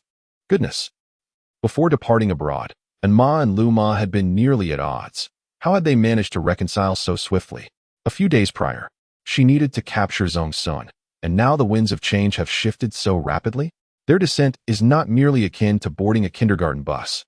Lin Xi's mind erupted with an onslaught of chaotic thoughts, cursing this infernal plot. Surely, this must be orchestrated by human hands? She recalled the day she bid farewell to Lu Shiyu alongside Ziqing, the unexpected embrace, the peculiar flash. Her dear sister's energy was truly boundless. The frequent gatherings of high society matrons and the renovations at Ai-Qing Mountain Villa had failed to deter her. Astonishingly, she still found the time to meddle in Lin Xi's affairs. The original narrative did not portray Ziqing in such a light. She merely possessed a hint of benevolence. Perhaps everything was unfolding in a manner that favored Ziqing, hence the concealment of her true, malevolent nature. Was it truly intolerable for her to see her sister thrive? At that moment, Lin Xi's heart sank completely. She had initially thought that, in accordance with Ziqing's wishes, she could simply take her revenge on Luo Shun, treating her family as ordinary acquaintances, as long as they did not disturb her. After all, blood ties, while strong, do not necessarily breed beauty. They can indeed lead to inconvenience. The so-called relatives often emit the fragrance of deceit, and keeping a distance from them seemed prudent. How many friends and family members, with honeyed words and sharp daggers, have continually highlighted their own joy at the expense of others' misfortunes? Since you are so idle, allow me to find you some tasks. Just as Lin Xi was about to dial the number of the long uncontacted Su Manyun, her phone rang once more. It was Zhong Sun. Before she could answer, a resounding banging echoed from the door, not a mere knock, but a forceful battering. Lin Xi opened the door, and Zhong Sun immediately rushed in. seizing her wrist and pushing her down onto the bed, his hawk-like gaze fixed intently upon her. Caught off guard by his sudden advance, Lin Xi found herself at the mercy of Zhong Sun's overwhelming strength, leaving her backside slightly sore even while seated. How could he, after such actions, still regard her with disdain? Zhong Sun, assuming the demeanor of a jilted husband, furiously accused Lin Xi. She nearly laughed in disbelief. Had he truly immersed himself in this charade? Zhong Sun, perplexed by her nonsensical remarks, retorted, "And Zihan, if you have something to say, speak plainly. I grew up in America and do not comprehend your convoluted expressions." Although in Zihan's words appeared to convey concern, Zhong Sun, with a mere flicker of intuition, understood that in the current predicament, it was unlikely for this woman to genuinely care for him. Indeed, and Zihan continued, "I'm merely offering you a friendly warning. If you catch a cold and happen to sneeze while out, it would be quite unfortunate to lose your mind." Zhong Sun, exasperated, felt his handsome face flush with anger. This woman, this infuriating woman. Lin Xi calmly picked up the photograph and meticulously tore it into strips. Unable to contain himself, Zhong Sun exclaimed, "After everything, you still intend to destroy the evidence?" The photo turned out too unflattering. "It doesn't do justice to my splendid original," Lin Xi replied, retrieving a stack of photographs from the bedside table and presenting them to Zhong Sun. "Look, why is it that you and that woman are captured so beautifully?" Zhong Sun reached out to take the photos, which depicted him with a woman strikingly similar to An Zihan. There were gazes filled with deep affection, embraces, and even a kiss captured in the images. A rainbow of emotions flickered across Zhong Sun's face, whether you believe it or not. "I swear on my character that none of this is true." A glint of ferocity flashed in his eyes. So it was Luo Shan. Very well indeed. In his rage and humiliation, Zhong Xiao failed to notice that the focus of that woman, An Zihan, was entirely misplaced. The woman in the photographs was Luo Shan's distant cousin, a quintessential tool for sowing misunderstandings. Every time Luo Shan hosted Zhong Sun, she was almost always present. Those photos were cleverly orchestrated. The longing gazes were merely polite nods, the embraces occurred during dances, and the kiss was an unfortunate misrepresentation, undoubtedly staged long ago by Luo Shan. He had arranged for a woman strikingly similar to An Zihan to entice him, and should that ploy fail, he would simply present these images to An Zihan herself. Surely, with her pride, she would not bother to verify the truth before dismissing him entirely. Chapter 100, The Sister's Fury, Part 28, Second Update, Luo Shan. Truly a cunning scheme. Had it not been for An Zihan's request for him to help find a few individuals with dubious backgrounds to carry out some tasks at a bar, he would have never thought to have those individuals investigate further on a whim. Zhong Sun would have surely given up on An Zihan. Both were proud individuals, and prideful people hold their dignity in the highest regard. Yet what Luo Shan did not anticipate was that Zhong Sun had already unraveled the entire sequence of events. The relationship between Lu Shiya and An Zihan was a facade, while the truth lay with Luo Shan's newlywed wife. He had even tracked down the driver responsible for the accident that injured An Zihan. His ire stemmed from An Zihan's lack of self-preservation, and more significantly, her reticence to confide in him, implying his status as a mere outsider. Despite knowing the nefarious nature of her sister and brother-in-law, the former's seduction of her future brother-in-law, and the latter's drugging of her own sister in a bar, and having extricated herself from the quagmire by coming to the United States, she was now embroiled in a scandal involving an older benefactor, substantiated by photographic evidence. Were it not for her insidious sister's machinations, Zhong Sun would be incredulous. Yet, what recourse did he have? Even in his incandescent rage, they remained a family, while he was relegated to the role of a mere collaborator. She harbored no resentment towards her sister's schemes, yet directed unremitting scorn and derision towards him. Zhong Sun's heart was on the verge of shattering into a million pieces. At that moment, he was struck by the realization that he, too, might have inflicted similar pain on those who had cherished him. Was this, then, divine retribution, a karmic consequence of his past actions? Regardless, he paid it no mind. Aristocratic families typically maintained a low profile, but this was not due to forbearance. Rather, it was because generations of collective effort had forged a legacy that allowed their descendants to live with audacious freedom beyond the reach of reproach. A sanguinary glint flickered in Zhong Sun's eyes. It had been an eternity since anyone had dared to scheme against him. Even if the contemptible couple's machinations were directed at An Zihan, the fact that he was caught in the crossfire was intolerable. Lin Xi had previously entreated Zhong Sun to fight her own battles, forbidding him from intervening. However, circumstances had now changed. Zhong Sun was grateful to the imbecilic couple for providing him with a pretext to act, though his countenance bore a smile. He exuded the aura of a predator poised to strike. Lin Xi silently lit a candle for Enziching, thinking, if there is anyone to blame, it is yourself. It has nothing to do with me. Well, since Zhong Sun has decided to take action, she must cooperate to fulfill her own task. With an indifferent expression, Lin Xi remarked, it has grown cold. Let the Luo group go bankrupt. Just do it. I hope your love is genuine, even without the extravagant fa-aude of wealth. Luo Shun remains worthy of your unwavering commitment. Recently, Lin Xi felt somewhat helpless.